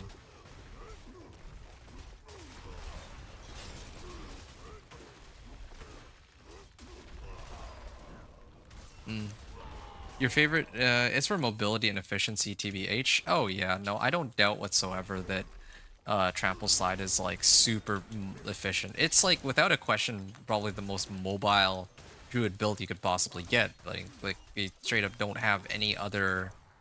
They don't have a single other mobility skill baked into their kit aside from trample. Correct me if I'm wrong. I mean, I don't really count shred or like werewolf stuff.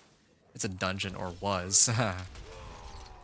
And you said your favorite druid is Cataclysm. Oh, wow. No surprise there. Like, I think everybody is, like, just loves Cataclysm because it's so ridiculously strong. And I, personally, I used to really enjoy Cataclysm, but I think that just, all, like, the snapshotting and whatnot kind of ruined it for me because, like, this ties in with what we were saying earlier, right? Like, yeah, like you're saying like, oh yeah, Druid's not that good because it doesn't have infinite damage scaling, but like last season, that was not a problem.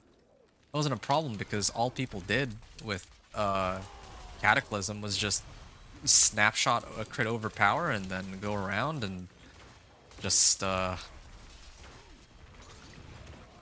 Oh wow. Okay, well, I didn't expect to die there. That's kind of embarrassing, I admit, but that was a lot of explosions. I saw them all. I tried to evade them. Evade? out of there, but I don't know why it didn't go through. Shred was gutted. Oh yeah, Shred got done dirty, for sure. Like, I don't even play Shred, but I know that it got done dirty.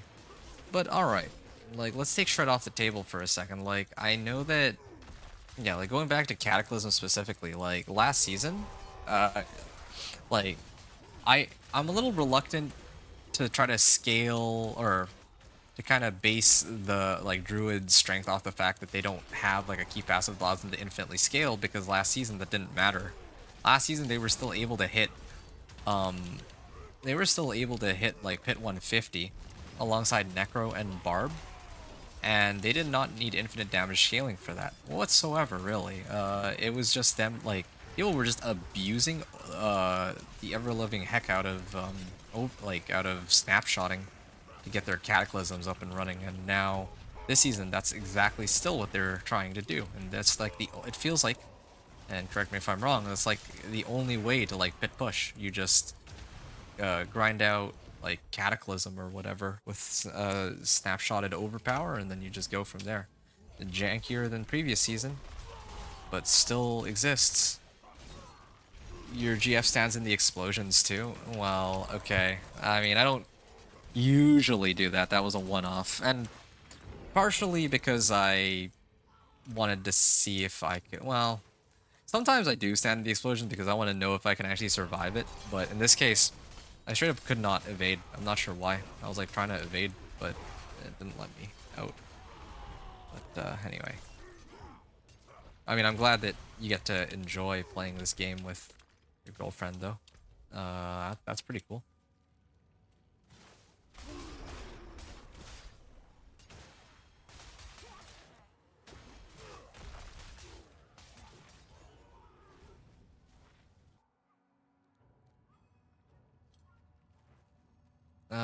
What's my... Okay. Something here has pretty low durability. Oh, okay. My pants. Are you a fan of the Berserk event? Honestly, dude? I totally forgot that that thing was even taking effect. Like, I'm not big on Berserk. Like, what is it even? Like, to tell you the truth, dude, I've been picking up this, like, material, and come to think of it, I haven't even really paid attention to, like, do I need to go to town to like grab is it, you know, like when Ancestors Favor was a thing? I had to like go to the reputation board and all that, and for Ancestors Favor, like, do I need to do that here or something? I'm not sure. Like, I have no idea, no clue whatsoever. Okay, another 1300 or another like 1000 Obdicite, and it's like decent, I guess. Upheaval is guaranteed to overpower. Well, sure. You're giddier than a schoolgirl? You mean for a Berserk event? I did not realize people were excited for it. I don't care for it. I don't hate it. Some people are like, oh man, this is a terrible event. I mean, so what a surprise that, you know, there's going to be some people who are... Some people are just here to bash on the game, which is whatever, like, it is what it is. Hey, do not hit me. Ah, a big fan actually of you. I know that you're the it's actually, I didn't expect, like, are you the real Do Not Hit Me? I recognize you. I've actually referred people to you before. Some people asked me, I think it was like last season or the season before, asking me like, "Oh, is Thorns Barb like viable for pit pushing?" And I remember telling them, I think at the time Mighty Throw had just come out. I was like, "Oh, well, Mighty Throw is like, you know, top dog.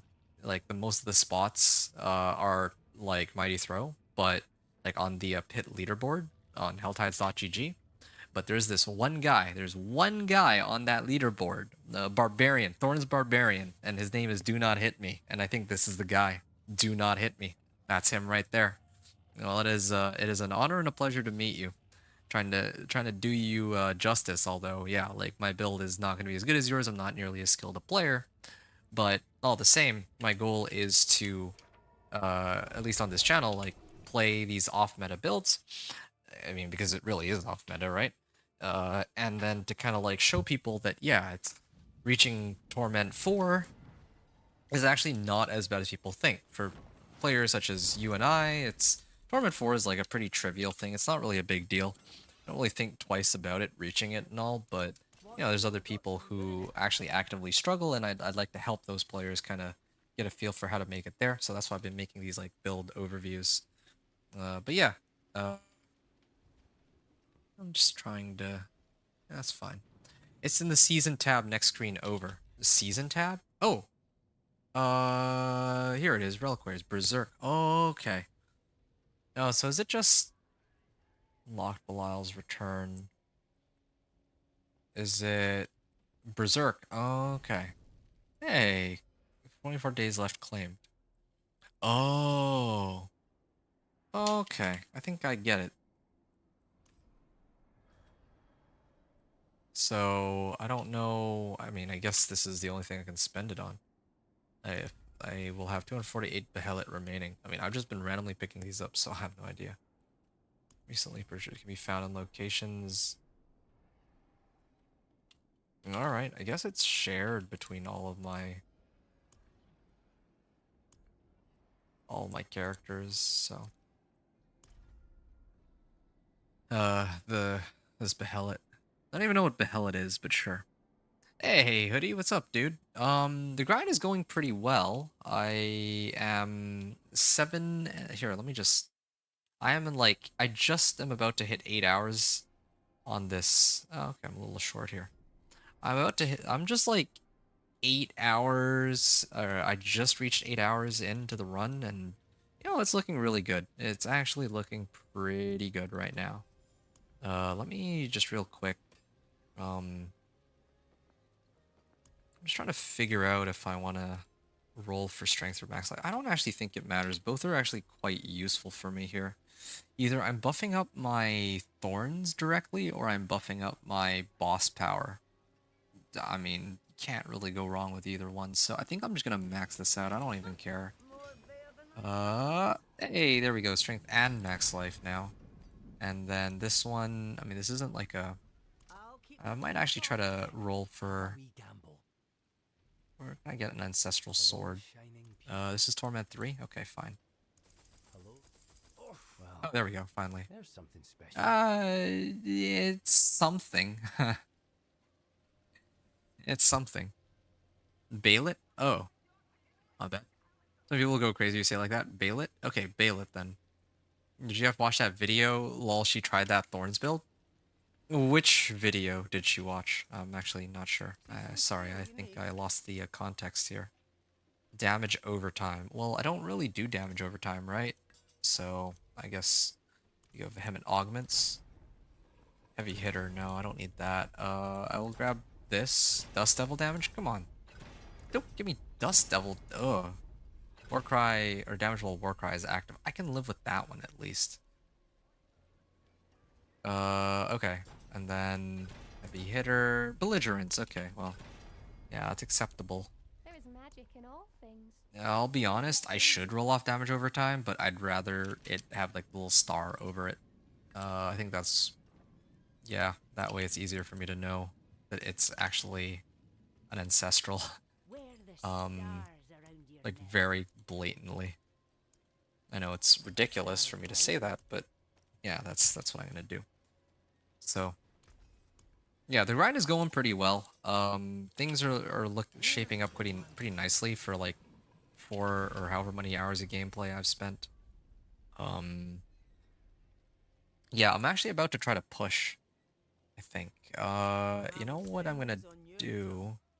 Thorns Well Fortified. I still don't have like a proper ancestral amulet. Okay, I'm gonna try to roll for a proper ancestral amulet real quick. Hello, shame that. Nope, no ancestral amulet here. So, yeah, I think I'll have to go for heavy-handed.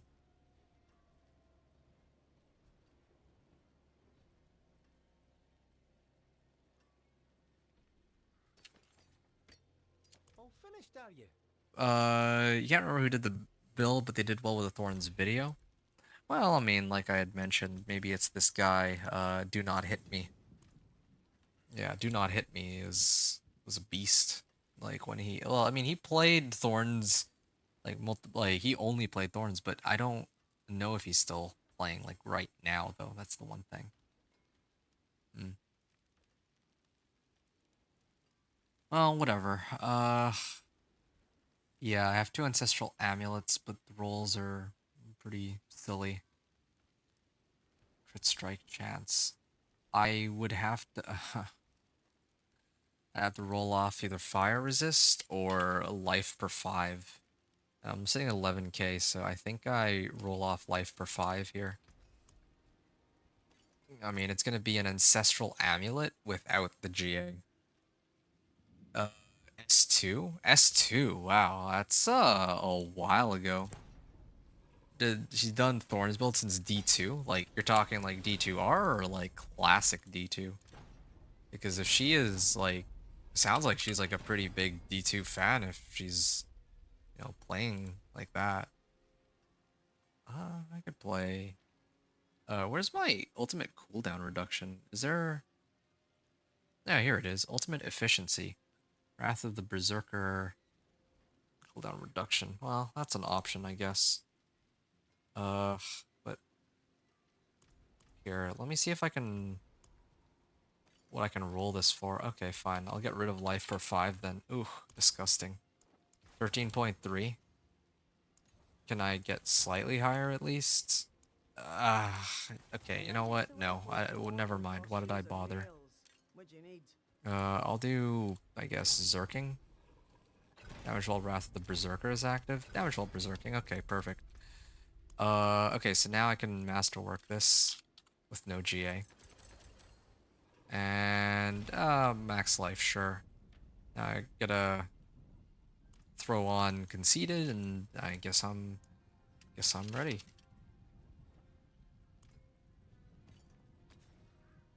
Okay. I'm gonna put this on.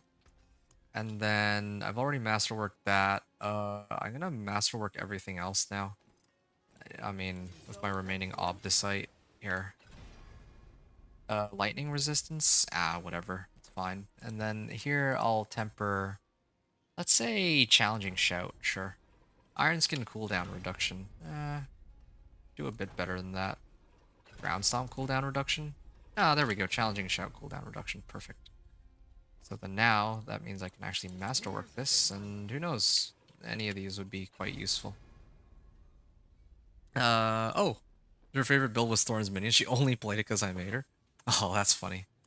Yeah, well, the fact that she was even willing to give it a go, though, I mean, you know, got respect for, like, good for her that she actually, you know, decided to take an interest in what it was that you were playing. Because, yeah, not everyone would do that, I think. Well, I think this should cover me for the most part.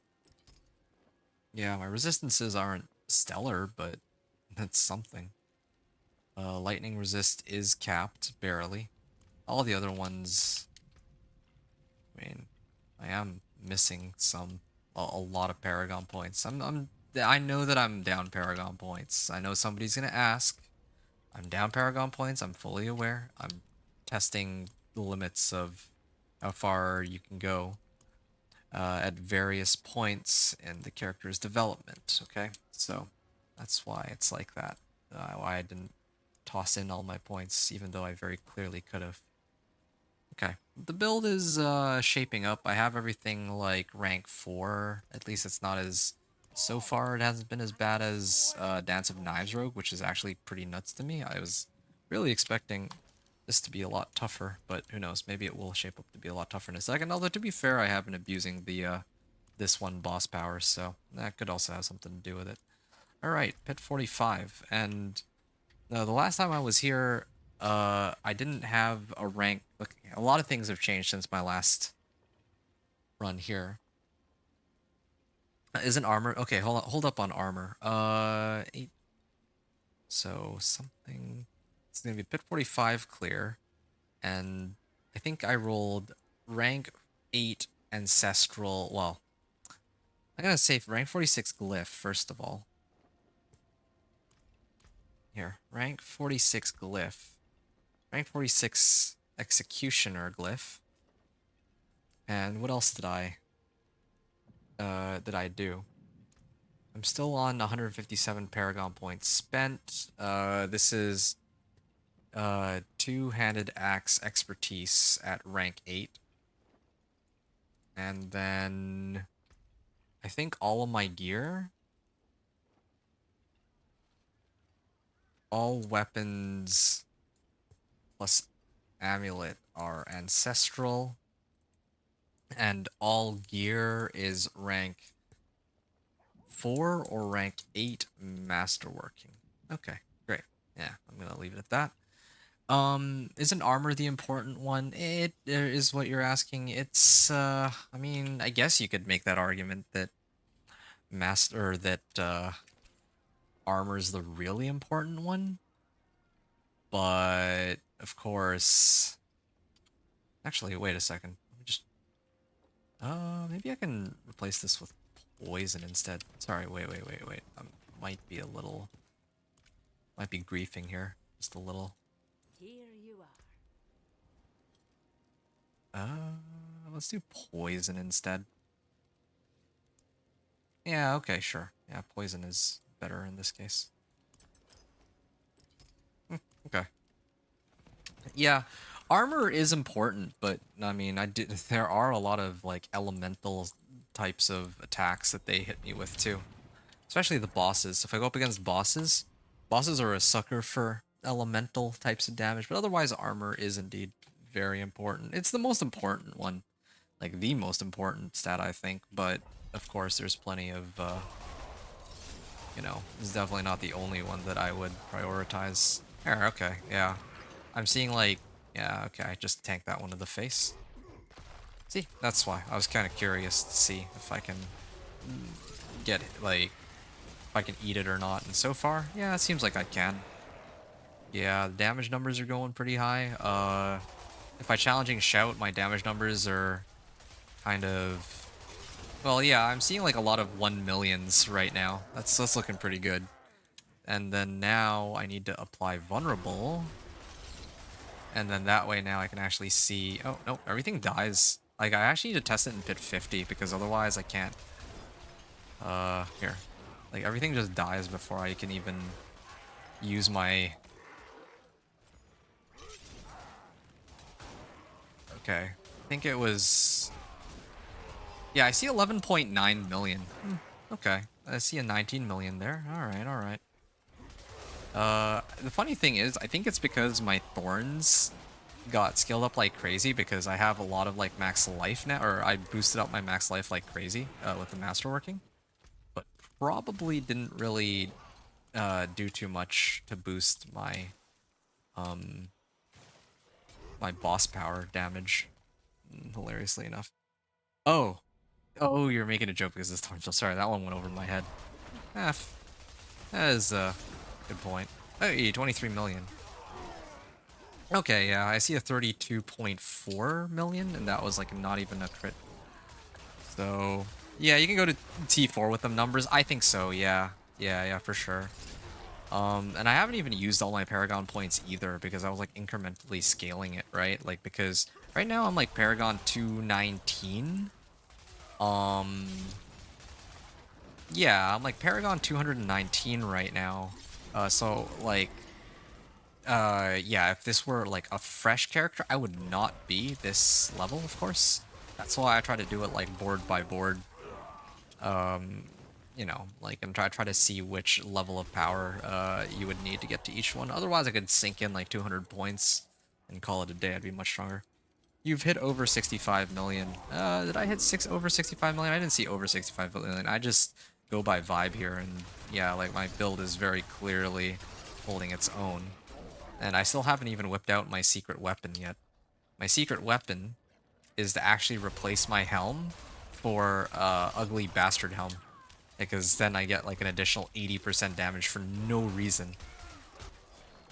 Do I have all my glyphs like... Yeah, all my glyphs are active then. That's the case. Yeah, well, all that's left is to push pit 50 and see. Whoa, that's laggy. Yeah, I see 20 million there. Okay, yeah, this will spawn the boss. And here we go for the boss. Oh.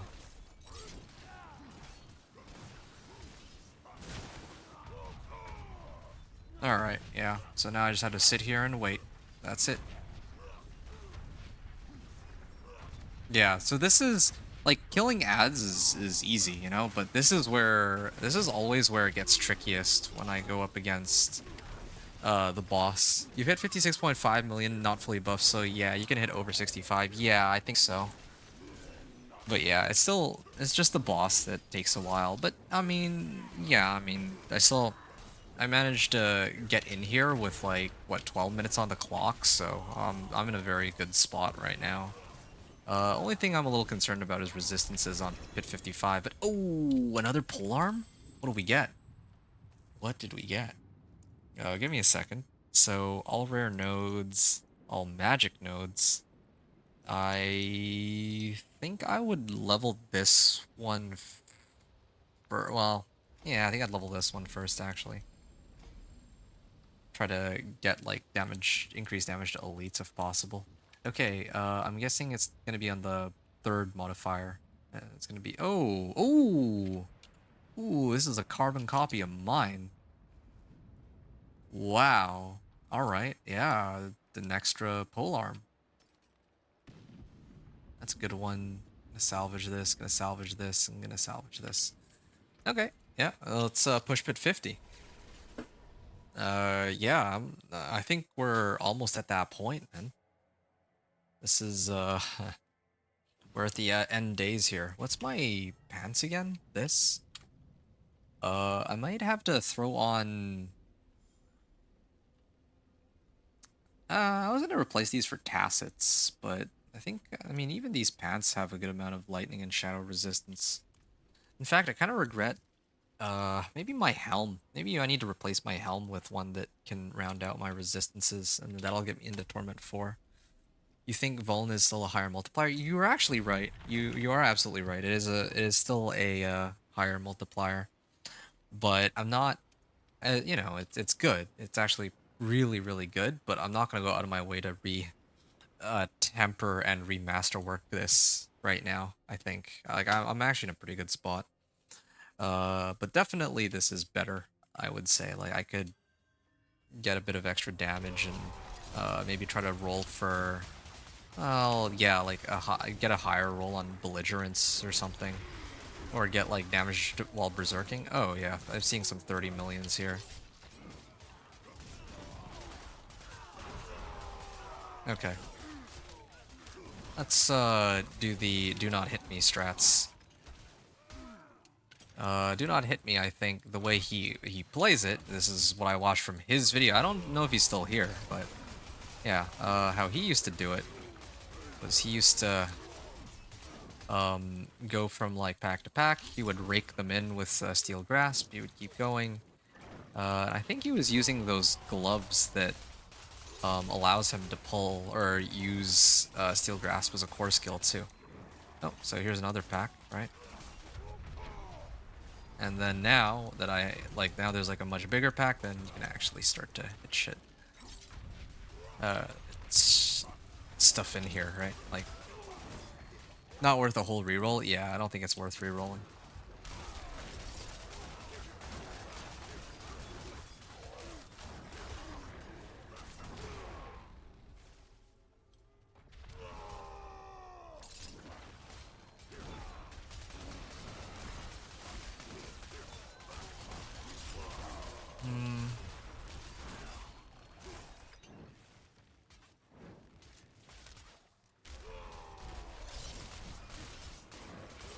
Okay. Well, it's looking pretty good. Yeah, my pit 50 is gonna be like I think I'm well overqualified for pit 50, except for maybe the boss. It always boils down to how long the boss takes. Yeah, I don't know. The boss might take a bit. That's like, again, that's like my only concern here, really.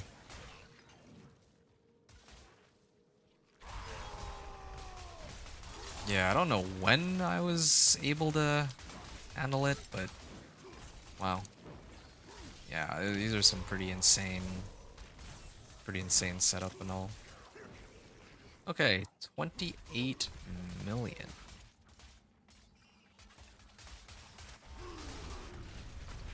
There, let's rake them all in.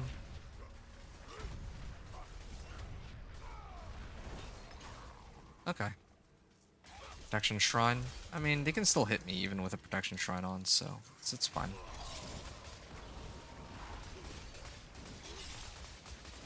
Alright.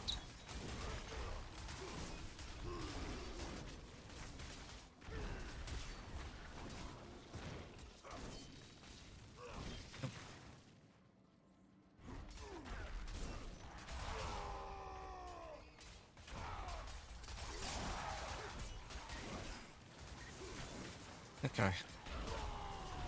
Not bad. Just double checking. Belligerence and belligerence. Okay, everything has belligerence. That's good.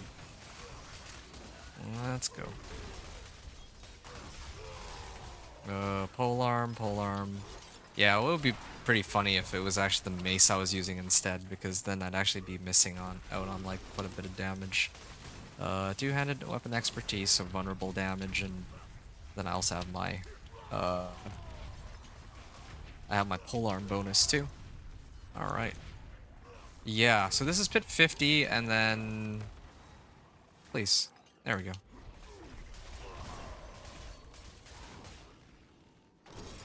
At this rate, I might actually finish faster than my previous run, except I don't have enough monsters here. Oh, there we go. Yeah, this will bring me over. Oh, did I hit the, I think I hit this little scrying pool. Hello, brutal. Thank you. Farewell. Alright, let's start it up. As Den Mother, so I would say that this is one of the easier ones to deal with. Okay, so now I just have to stand here, and that's it. That's all I gotta do for a little while. Oh, oh, that hurts. That does hurt, but... Oh, I activated my ult just as she disappeared. That's unfortunate. Now I can't use it again for a bit.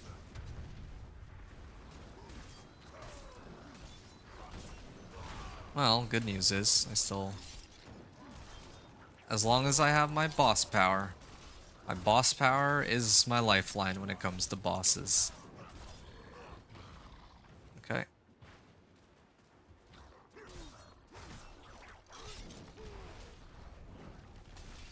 Whoa, lag. Okay.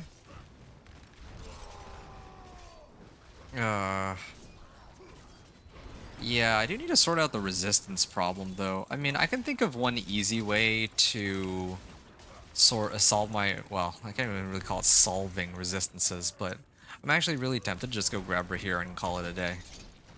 I might actually just go grab Rahir and call it a day. Like, just to... in the interest of saving time. 28 million. 31 million. That's good. I didn't get Warcry, or else it would have been even higher, those damage numbers, but... Here we are.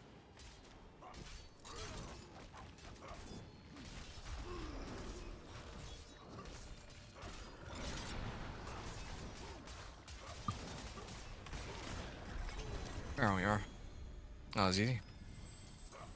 Far easier than I expected it to be, that's for sure. Okay, so a couple things I need to do here real quick. So first thing is... this is shaping up to be an 845 clear. I'm gonna put it in as 845, so...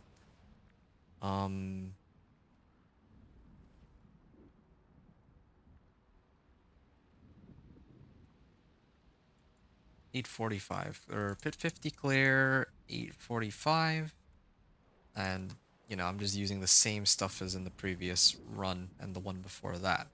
So now if I just back a couple minutes. Okay, this is pit 50. How long did the last run take?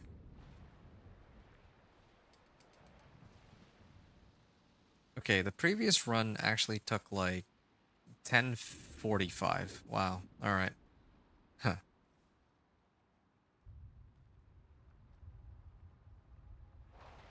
Well, I mean, all that's left is pit 55 then. And like I have to figure out the whole resistances issue, or like I think I have to. All right. Well, let's fix this real quick, and then I'm gonna go in first just to see how well or like how well or how badly it goes, and then I'll adjust accordingly. Like I think I'm just gonna. That's uber. Whoa. You mean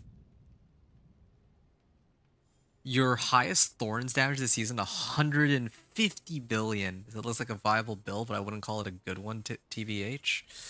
Yeah, I don't know if you heard any of what I was saying earlier, but I was like pointing out that yeah, some of the no, I don't know if I'd call myself like a big fan, but I've seen your videos before, and I'm just like impressed just watching. But yeah, I wouldn't call it a good one. Looks like like I'm assuming you're the do not hit me, the Thorns guy. 150 billion. Yeah, it's 150 billion is nuts. I don't know how you pulled off 150 billion, but okay, sure. Wouldn't call it a good one. I mean, I'm not really all that surprised to hear that. Like, how are you gonna... It's kind of difficult to beat all of the, like, broken scaling on other builds. Like, look at Lightning Spear. Lightning Spear with the city bindings? Like, what is that? How do you even top that, right? And yeah, there's like a new, uh, I guess, setup on the block where people can get like infinite damage or whatever. Greetings. Like, How's your guys' these my are hammer? pretty nuts. Hey, well, here's a good helm that I could throw on to solve my resistance problems, I guess, or attempt to. One of my resistance problems. Actually, no. I should do Thorn Body first. Outburst. Tough as nails. Thorns well fortified. Alright, well, that makes things easy for me. And my armor, I'm like really good on armor, so I might just go for cold resistance. Yeah, there we go. And then I need to imprint, I think, Steadfast Berserkers, right? Okay, Steadfast Berserker. Good. Now that I have this on, what are my resistances looking like? Let me just unsocket, or not unsocket, add socket, yeah. And that's uber low, the viable Necromancer. Bloodwave was disgusting last season. I hit like 200 trillion. Yeah, like last season, like Necro was just unfair. I mean, to be fair, like there were a lot of pretty unfair builds last season, but Bloodwave just made no sense. At least with the other, like broken S plus tier builds, you still needed like a lot of different aspects. Although I guess granted, the headhunts basically give you every possible aspect you could ever ask for. But with Bloodwave, it was so stupid. All you need is to just get one Kesamaze, and then you will go from like Pit 20 Torment 1 to like well past like Pit 65 Torment 4 with just one item. And that was like very absurd. Well, yeah, that was some pretty absurd balancing. I don't know how else to put it. It was completely unreasonable. You're asking if he did Necromancer? Because Do Not Hit Me is a barbarian main. Like, correct me if I'm wrong. I mean, I've only ever seen him play barbarian. Okay. Well. Okay, I think it's about time. I'm gonna salvage this real quick. And then, what are my resist? Oh yeah, actually maybe I do need to unsocket some stuff after all, so that I can overcap my resistances and all. Oh, somebody triggered resistance incense. Uh,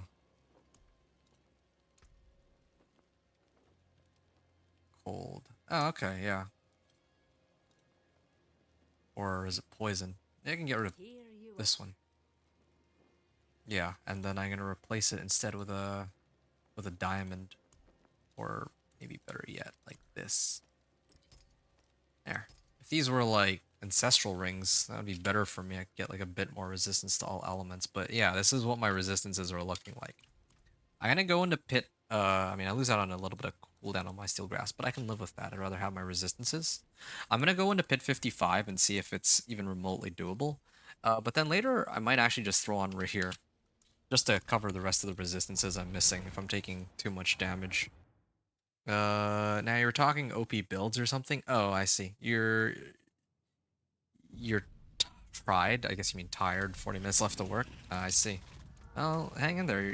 You're almost done. Okay, yeah. My resistances are looking pretty good. So yeah. Okay. Yep. Nice. I think I got this. Again, it's really just gonna be about the boss that could be quite troublesome, but otherwise, otherwise, I think I'm pretty good. I will have to grab Rahir though, just because. Yeah, I kind of want to like. I mean, they're not really even breaking my barrier, but yeah, I kind of want to have my resistances capped out. It just looks nicer that way, and like I have challenging shout, so they like. I have challenging shout in my boss powers, so if they're targeting Rahir, then at least I have a way to damage them. It's not going to be... Well... Yeah, I have a way to take them down. Yeah, I told you you had T4 in the bag. Oh, for sure. I think the bigger concern for me is I don't know when I had T4 in the bag, because I made a lot of preparations all at once. See, like, I usually go very incrementally, but I didn't expect that I would be so readily able to take on T4 already. Okay, hold on a second. If I can indeed take on T4, then I think I'm gonna have to, So usually what I do if I can take, if, you know, I'm about to, like, do T4, is because I'm gonna be, like, clipping this separately, and then, like, I'm gonna be doing a recording, and then I have to, I'm gonna be uploading it, so I might have to take 10 to 15 minutes to kind of just, to kind of show this, like, my T4 run. Gameplay, no commentary is usually how I do it. So is there anything else you wanted to chat about, Zomgetsu, or if not, then I'm gonna... Honestly, T2 to T3 is the biggest jump. Oh no, I completely disagree with that. I mean, maybe for you, because your Dance of Knives rogue scales a little differently, but like like the vast majority of the builds that I play, it fell to you anyways. I mean, for you, yeah, maybe because of the nature of how strong your builds are. But the builds I play, typically speaking, are not that, um, like, it's... Usually it takes me about 2 to 3 hours from when I reach Torment 2 to get into Torment 3. But then getting to, like, Torment 4 tends to take at least, like, around double the amount of time, generally speaking. Yeah, because, like, with Pit, or with Torment 2 to Torment 3, like, what? I need, like, 1 or 2 uniques. I need maybe, like, a rank 15 glyph, an ancestral weapon. Like, okay. And maybe, like, 50 to 100 Paragon points. Sure, fine. But then after that, it's like... Yeah, climbing up to Torment 4, typically I need, like, multiple Paragon boards and stuff like that, so... I feel like Torment 3 to Torment 4 is unquestionably a much bigger jump. And in fact, if you were to like go around asking like your casual D4 dad about, you know, like how far they've gotten, I feel like T2 they could probably comfortably like you know, maybe with like a little bit of difficulty reach T2, but then yeah, like T3 is where they're already like starting to reach some hurdles, right? That's kind of the hunch that I have. Like I could be completely wrong about that, but yeah, T4 is much tougher relatively speaking. Just is like because you need to like grind out like you know, like grinding out from like level 1 to 100 is not as, or Paragon 1 to 100 is not as bad as 101 to 200, or even, let's say, like 150 to 200, right? Like, yeah. So, anyway. You stop caring. You just get really geared like I do, and then look back like I could have did this hours ago. Well, keep in mind, like that's exactly what I try to avoid. So I'm normally very like, okay, I'm gonna do it incrementally, right? Like I was talking about this.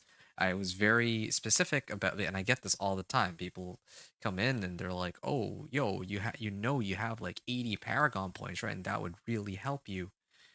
That would really help you um if you just used up all of your Paragon points, like you know that kind of thing. You know what I'm talking about.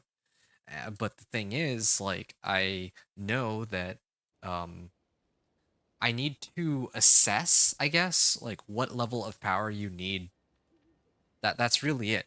So as far as I gotta get to T4 now type feel, well, that's the whole point of me making these gameplay videos and like build guides for each of these like classes and builds, right? Like again, I don't know if you just happen to be checking like YouTube live streams or you found my video or my channel through other videos or something, but like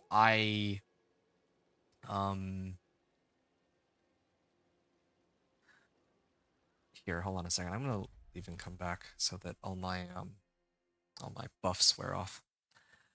Uh yeah, like I think I think for me I don't want to be like I could tell people, "Hey, yeah, you need like a mythic, you need like a 4GA, like you need all this stuff, but you obviously don't even need like you don't even need a tenth of that. You really don't." And I think, yeah, like I feel like people are in one of two camps. Either they're really casual or really sweaty in the game, you know? Like really sweaty is in like even in my case, I would say I lean more towards sweaty because I've already sunk in like 100 hours into the season probably. I've sunk I mean, yeah, like I'm Paragon 220, but I have 5 characters I leveled myself, right?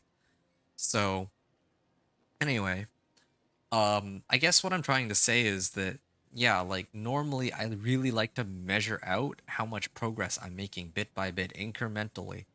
And then, you know, I go slow and I make notes for myself about what I needed before I broke into Torment 2, before I broke into Torment 3, and then when I broke into Torment 4.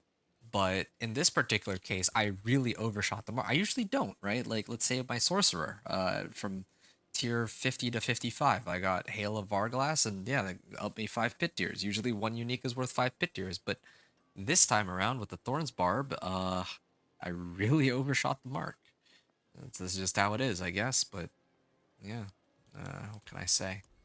Actually, this might be a good opportunity to just really quickly. I'm gonna re-roll for. Okay, I got plenty of rolls available.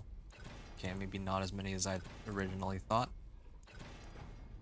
I. Wow.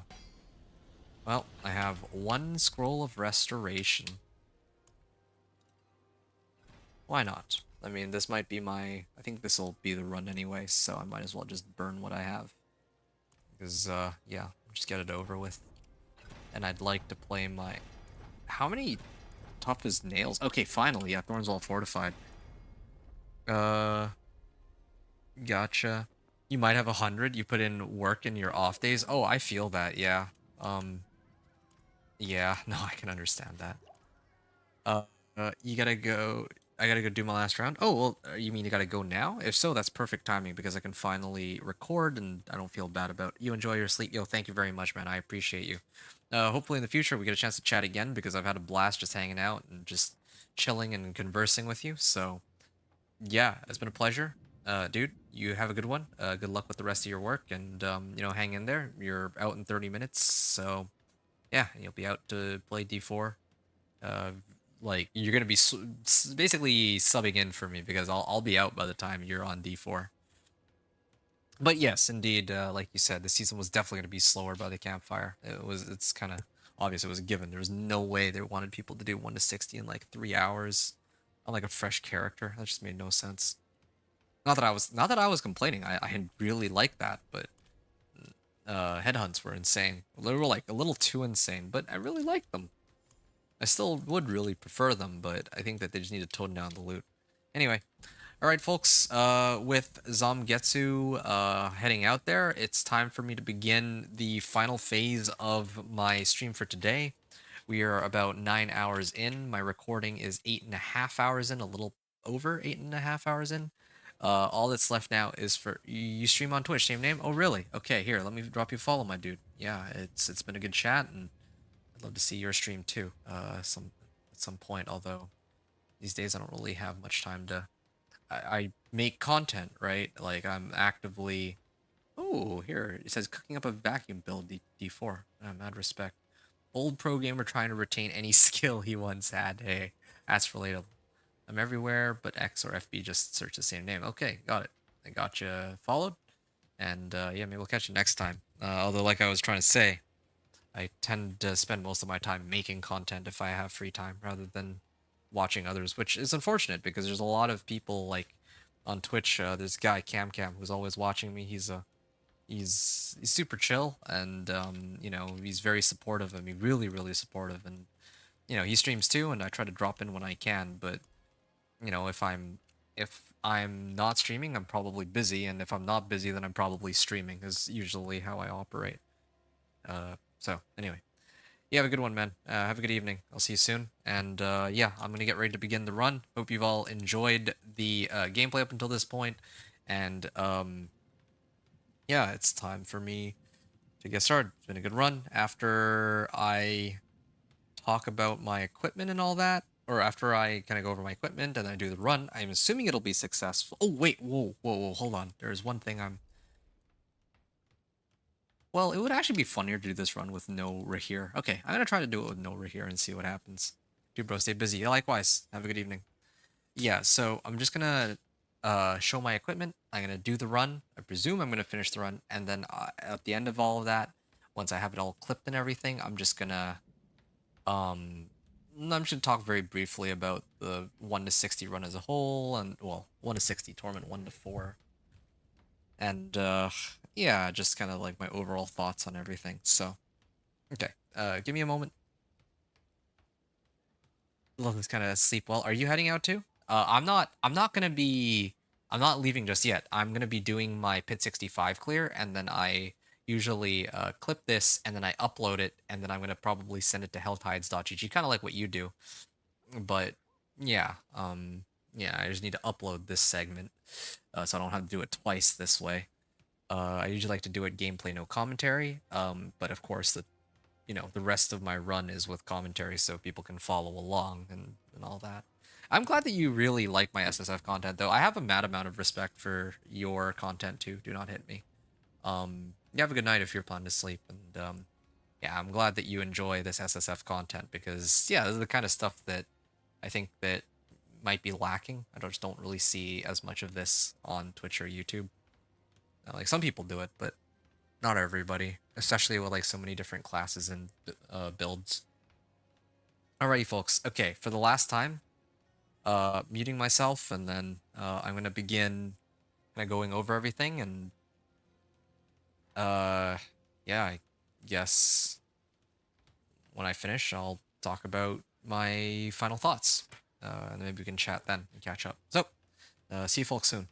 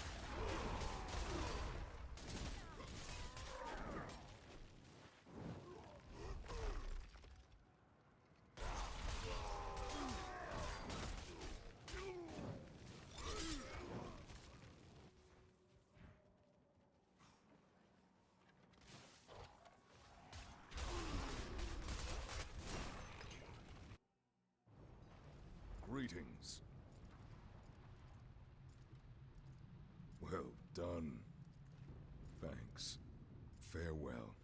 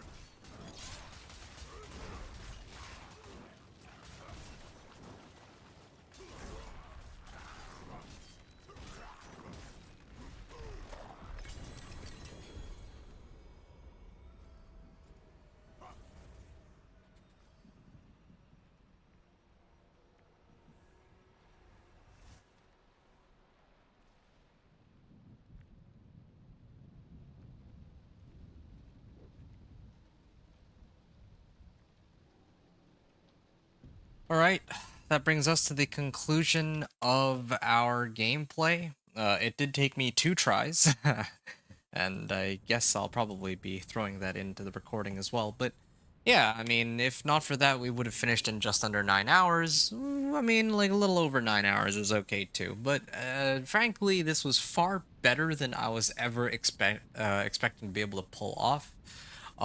Especially with how long Dance of Knives Rogue took. That took like almost 16 hours. I wholeheartedly expected Thorns Barb to be way worse than all the other ones, but in actuality, it turned out to be a lot better. Although to be fair, I was utilizing the boss powers to their, I want to say, fullest potential, but yeah, like the other boss powers, or the other characters, I didn't really use the boss powers as much. I didn't rely on them as like a main source of damage.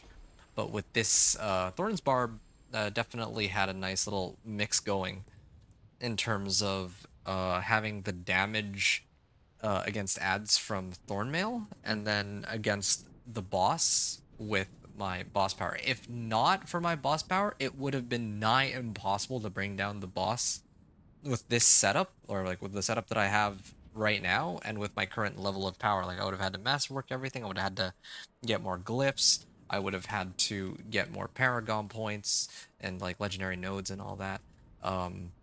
And well, yeah, I mean, maybe there's other stuff I could do, but I think that's really what it boils down to. Oh yeah, like maxing out my expertise too would be very useful, and getting the right items, of course, like let's say Harlequin Crest, or like other mythics and what.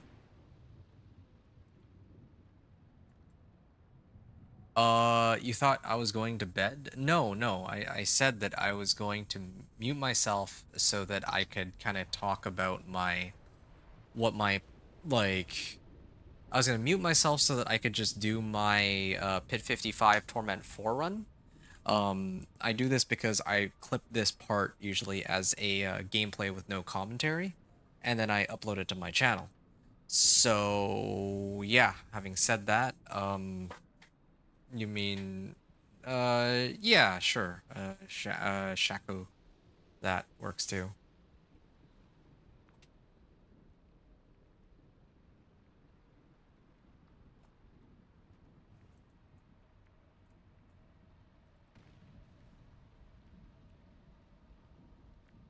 Yeah, so yeah, I mean, anything really. Like, if I get like Doombringer, like, there's like a lot of ways I could buff this guy up, right? Just the Thorn side of things. But if I'm just looking at the build in terms of, well, yeah, being able to clear stuff. Yeah, this is me clearing stuff. Anyway, so I don't really have too much to say about the pit run. That first run was pretty messed up though. Elias as the ghost, I don't know, remnant, I don't know what it's called, was was really annoying. Elias is the worst. Lilith was like okay, she was sort of annoying, but Elias in the first fight was horrible. And then the second one I got like, I don't know what monster that was, but it was like the melee type monster. He did like no damage, so yeah, it didn't really matter. As long as it's not an Elias, it's okay. And something worth noting is it was also a Seething Hive Master, which also is not Seething Hive Master. Uh, that like is the best case scenario. I was expecting it to be like maybe like Den Mother or something. Even Mother's Judgment would have been okay, right? Like, most of the bosses are fine as long as I have my boss power, but the fact that it was Seething Hive Master yeah, but getting blessed by RNG because, yeah, Seething Hive Master sometimes uses that attack where he shoots like what, 10 pellets at me, and then each one of those triggers my, thorns, so it was good. Den Mother, easy peasy. Yeah, Elias is very annoying. Like, Elias is the worst case scenario for sure. Uh, yeah, so Elias is pretty annoying right now. But I mean, we got it done, so whatever. So anyway, so that was the pit run. Second try, we got it. As for the rest of the run, yeah, level 1 to 60 was a breeze. I mean, I basically cheated because I have the legendary Thorns recipe. And then, like, Torment 1 to 2 was also, well, it was alright, although this was the only, the only character I wasn't able to break into, Torment 2 with right away, I think, or maybe I barely cleared it, I don't even remember, but it doesn't really matter. But on the other hand, yeah, getting this one boss power, the Harbinger of Hatred's Volley, really did amp up this character's capabilities. And to be frank with you, I mean, it was not even like the full potential. I had a helm, right? The ugly bastard helm that would have given me like 80% increased fire damage, which works with my boss power. So yeah, that was a very real possibility too if it came down to it, but yeah, this is kind of what I had to work with. I've already gone over my equipment. This 2GA Razorplate came in pretty clutch, but if I didn't get this, if I even got like a plain Razorplate, that still would have been perfectly fine, like whatever. Uh, I would have just had like slightly less thorns, and really it was just the bosses that I had trouble with, and that was a something that I needed to mess around with Harbinger of Hatred's Volley to get. And I'm really glad that I was able to clear it right away because it would have been nice to get like there's like gloves. The Fists of Fate was what I was looking for, or I was gonna search for, but then I mean, evidently I didn't need it. I attempted it, I pushed, and I tried to see if I could pull it off, and I was able to. Otherwise, yeah, I would have gone for Fists of Fate because that would have been at least on average it would have been like a 50% damage boost, multiplicative, right? But oh well, whatever. Aspect of Elements is okay too. Juggernauts on my pants. Pants probably least useful. It's a lot for me here. I was having to do tacits to round out my resistances, but I evidently had more than enough resistances to survive most of the things that were thrown at me. I mean, this is without the incense and elixir because those were off. Yeah, because Razorplate was definitely going to be my chest armor no matter what. And then my helm, this is fine. I did it to round out my resistances, but yeah, if I used that other helm for more fire damage, that could have been pretty insane. And then, yeah, this was like +2 to brawling skills, of course. Warcry would have been much nicer. But still, whatever. I got Thorns well fortified. Yeah, and then my weapons, I don't have much to say here. Just strength, max life, and damage, more or less, with varying GA rolls. And tempers on like belligerence and all that. So, get the idea. And then finally, of course, my amulet was GA, or it was an ancestral amulet that I rolled off the modifier to get strength on.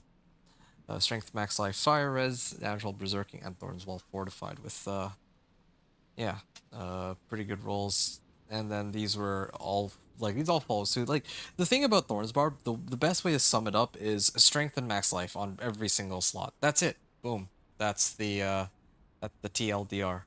TLDR strength max life on every single slot. With maybe some like I guess Warcry cooldown reduction and multiplicative damage modifiers. That's the gist of it. And then, yeah, of course, like, I was perpetually, like, on max fortify and max barrier. Like, they're gonna fix this barrier boss power. It's only supposed to last, like, 5 seconds or 6 seconds. But, as you can see, it's, like, on permanently right now, which is apparently unintended behavior. Either way, I got my value out of it, so it's all good. And then I tried to, like, level this up to 10, but that was, like, nigh impossible. 157 Paragon points. That wasn't even that many. Like, this is basically Paragon level 130 or so, but keep in mind, or let's say 125. But keep in mind that, of course, because I'm actually Paragon 200 plus, my boss powers are like way stronger. Because yeah, your Paragon level matters. But I still think that if this was the level of power I had, like, I was still, I was only running like 157 Paragon points. I had 90 left. And I could have got. I didn't even bother to get like a third board or a fifth glyphs, or not third board, fifth board or fifth glyph. So yeah, I mean there was plenty of power that could still be gained. Could have gotten I don't even remember which one it was supposed to be.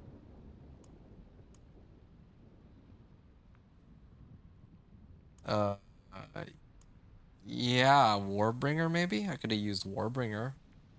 Yeah, Warbringer could have been pretty good. I could have subbed out my helm and then thrown in, like, no Juggernauts. I just put on my chest armor, the Steadfast or I could get rid of Steadfast Berserker, actually, I meant to say, and keep Juggernauts on my chest armor, maybe. Yeah, I don't know which board I would use. I probably would have used this one, though, but yeah, that's basically it. Plenty of room for growth. I didn't even, like, get max rolls on life. I didn't get GA on, for my weapons on strength or life. Like, there's so much more room to grow. And then my mercenaries, I did it for fun with no mercenaries, but frankly, yeah, here for resistances would have been ideal. And then same with Aldkin for DR. And even for report rewards, it would have been nice to use like either one of them, at least as a reinforcement, if nothing else. And Subo himself could have also been helpful while leveling. But okay, that pretty much covers it. It was quite a bit of rambling, but yeah, just kind of going over what I could have done differently. Oh, and here's one other thing. Yeah, I got 76% crit strike. There we go. I have 76% crit strike chance base, but with the runes, I can actually cap it out to 100. That was very helpful with this boss power. This boss power, like I mentioned, like I had planned for the beginning, pretty much carried me. And this is knowledge that I gained from my past runs and testing that I realized that Volley is actually very strong. So, yeah, I wonder if there's other powers that are also as strong, but I just haven't quite had the chance to test all of them. I heard that this one, Grigor's Lightning Square, is really strong. I haven't had a chance to test Lilith's Wind of Hate, so who knows. Alright, folks, I think that brings us to the finale and ending of this stream and recording. I will be ending off here because it's like 3 a.m. It's getting really late, and it's time for me to call it a night, get some rest, and I'm gonna also take some time to clip and upload the run. So, all right, let's wrap up here. I don't think there's. I think I've answered. Do not hit me. Didn't say anything else, and Zangetsu, I said you're gonna be home in 20 minutes or less, so maybe you get to play. You don't need me here anymore to keep you company. But I'm kidding, of course. Okay. Oh, flies annoying, and yeah, no den mother, no problem. Alrighty, folks, that brings us to the end. Thorns Barb, definitely T4 capable, and yeah, the next time I'll do my stream, it's going to probably be the final 1 to 60 and Torment 1 to 4, that being with the Spiritborn. I'm excited for that because after that, I'm basically done with all the classes, and then I'll get to mess around with endgame for my Sorcerer. Or maybe even do a 1 to 60 on Blizzard Sorcerer, because I'd like to do a guide on that one. Anyway, without further ado, though, I am ending. We are in Torment 4. Hope you all enjoyed the run. Appreciate you all tuning in and watching. Thanks everyone for watching. Adventure out.